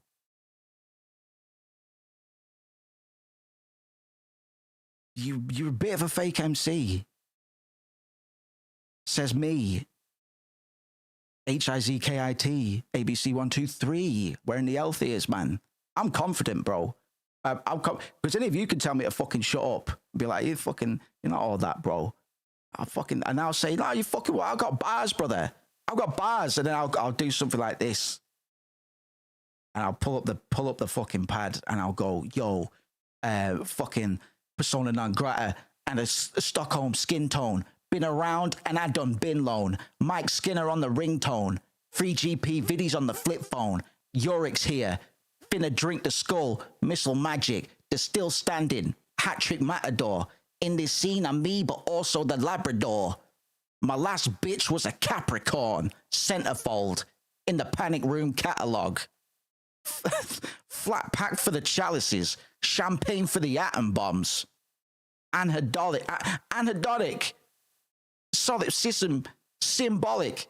It's all about the optics of the aftertaste. Nostalgia only toxic if you need your past replaced. Son of a bitch. Spawn of a bastard. That's about as far as I got with that. I'm coming off soon. The scene, I'm freak to the beat. Oh no, I'm a freak to the beat. If you stepped into Boss Dog, fire in the booth, baby, yo. And that's all we got. Check it, Charlie. Oh, we got. Ah, man. He showed up. He did it. He did it. He did it. But the only reason, I'm not going to lie, the only reason I put this on was because I don't remember Charlie's reaction being that good. We haven't got much long left on the video. Gonna have not much long left at all in a minute. Nearly made it, man. Shout out Charlie Sloth, DFAFD, Boss Dog. No. I remember a different camera angle, and so maybe he did another one. And Charlie being like, and you think that's those are good bars, yeah? It was definitely Boski. It was definitely somebody I fucking knew.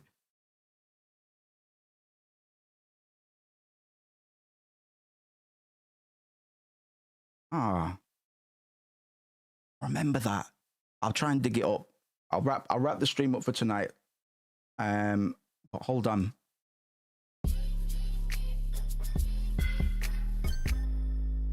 Okay, and we'll probably continue working on this tomorrow because it's pretty fucking fire.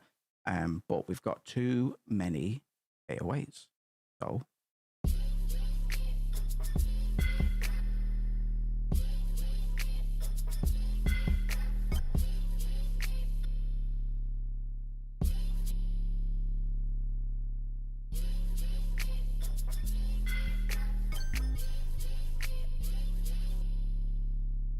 I don't hang out, yes, boys.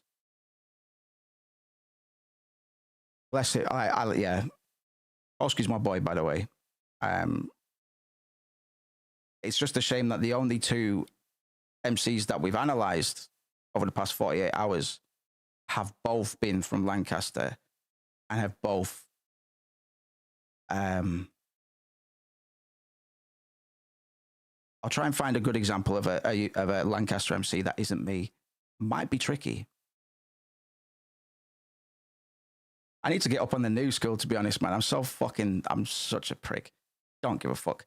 Could give a fuck if any new ones have come out that would work. I'm sure they have, but don't give a fuck, man. This is me. I've kind of already conquered it, mate. Whether I'm releasing stuff or not, man, you will know the name. You will fucking know the name. You will know the name. I'm coming off in a minute. Let me just tie this up a bit.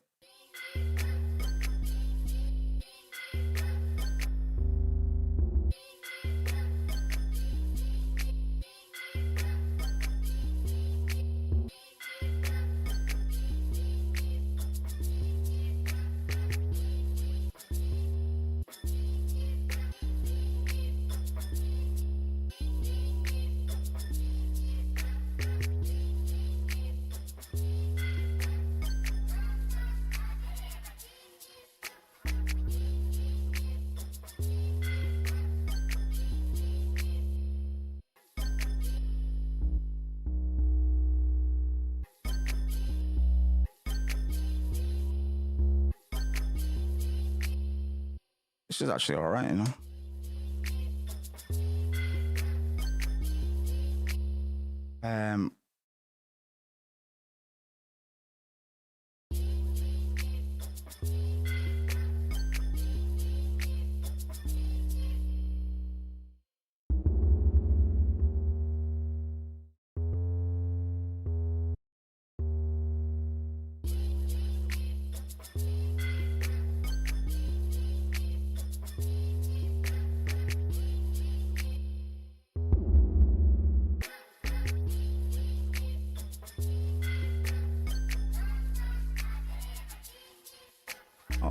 I bought a dog. I sold it to a man.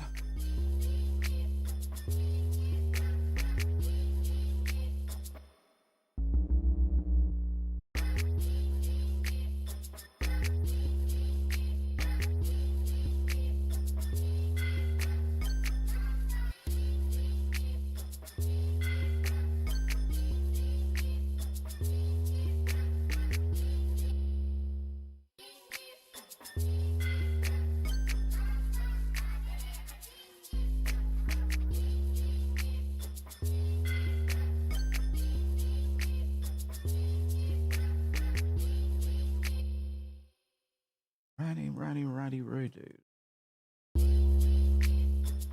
Not touch the base yet. No. I think we'll start with this tomorrow. No, that bass is dry as can be at the moment, but it's quite a nice tone on it. Normally I have to shop about and get the right kind of 808. That's why I've got so many 808s. No two are alike.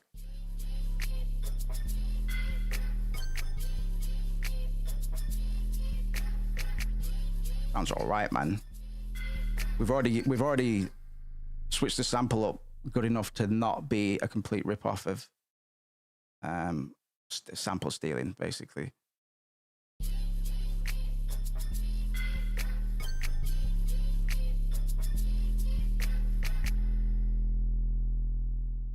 I am definitely coming off in a minute, man. I'm just going to play a little bow on this for tonight. I had a good one tonight, so thank you very much. We'll probably do another extended one tomorrow as well. The longest Friday one I think we've done. Maybe Saturn. Do I have the fucking Saturn? I wonder.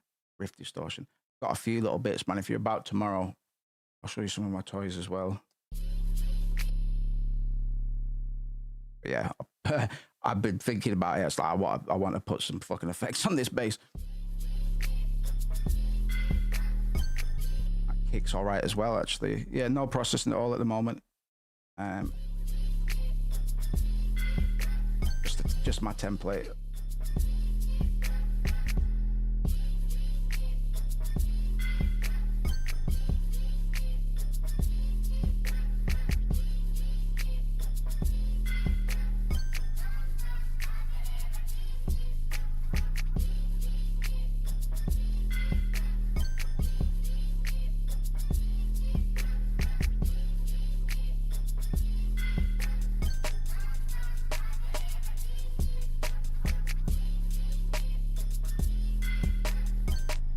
Snare is not as good as Icky's automation. Yeah, absolutely.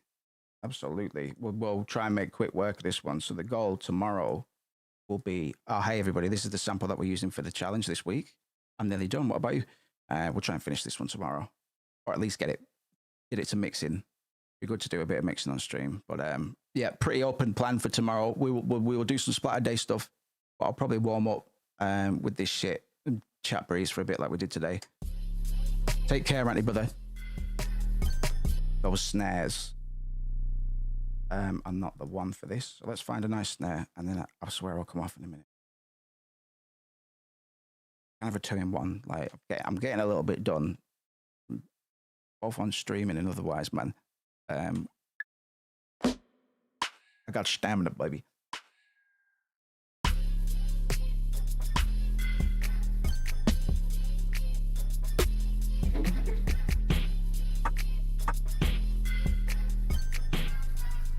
I will layer it. Layer 1.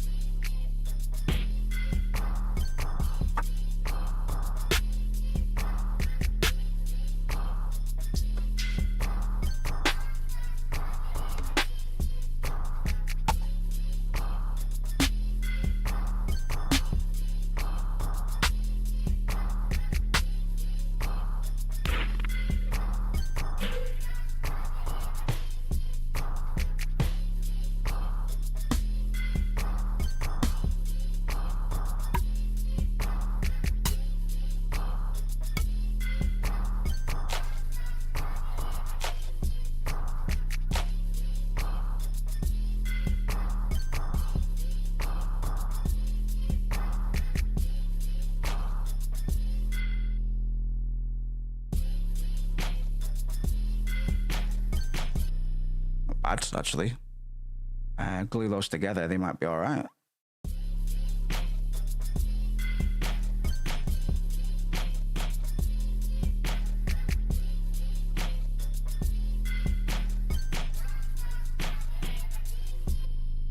I would just. Oh, it's actually all right on its own. Maybe I'll switch the layer around.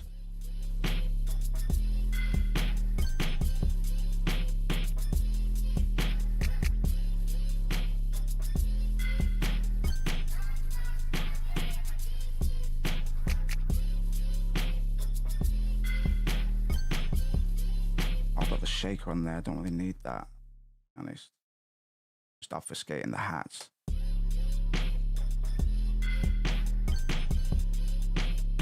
And they're fucking all over the place, those hats, actually.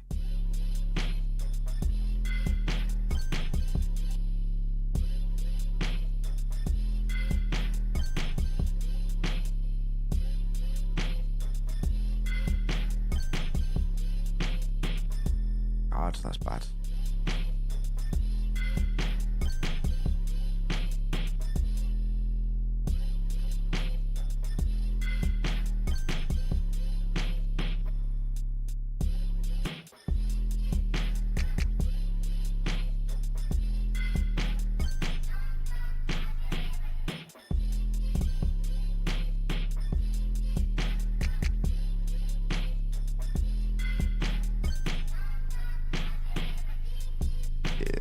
Big mommy, big daddy, big sister, big brother, big bad motherfucker coming over to your house. I didn't have a chord progression here before. Anyway, we'll fucking save it. Beat underscore done. I'll actually write the key this time as well, actually. Oh my God. Yep. Yes. I'll catch you tomorrow, man.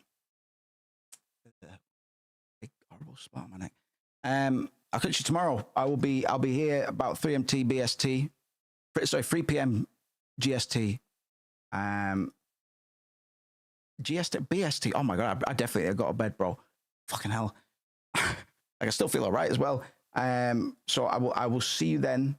We'll start off with some of this, and then we'll do some Splatter Day stuff as well.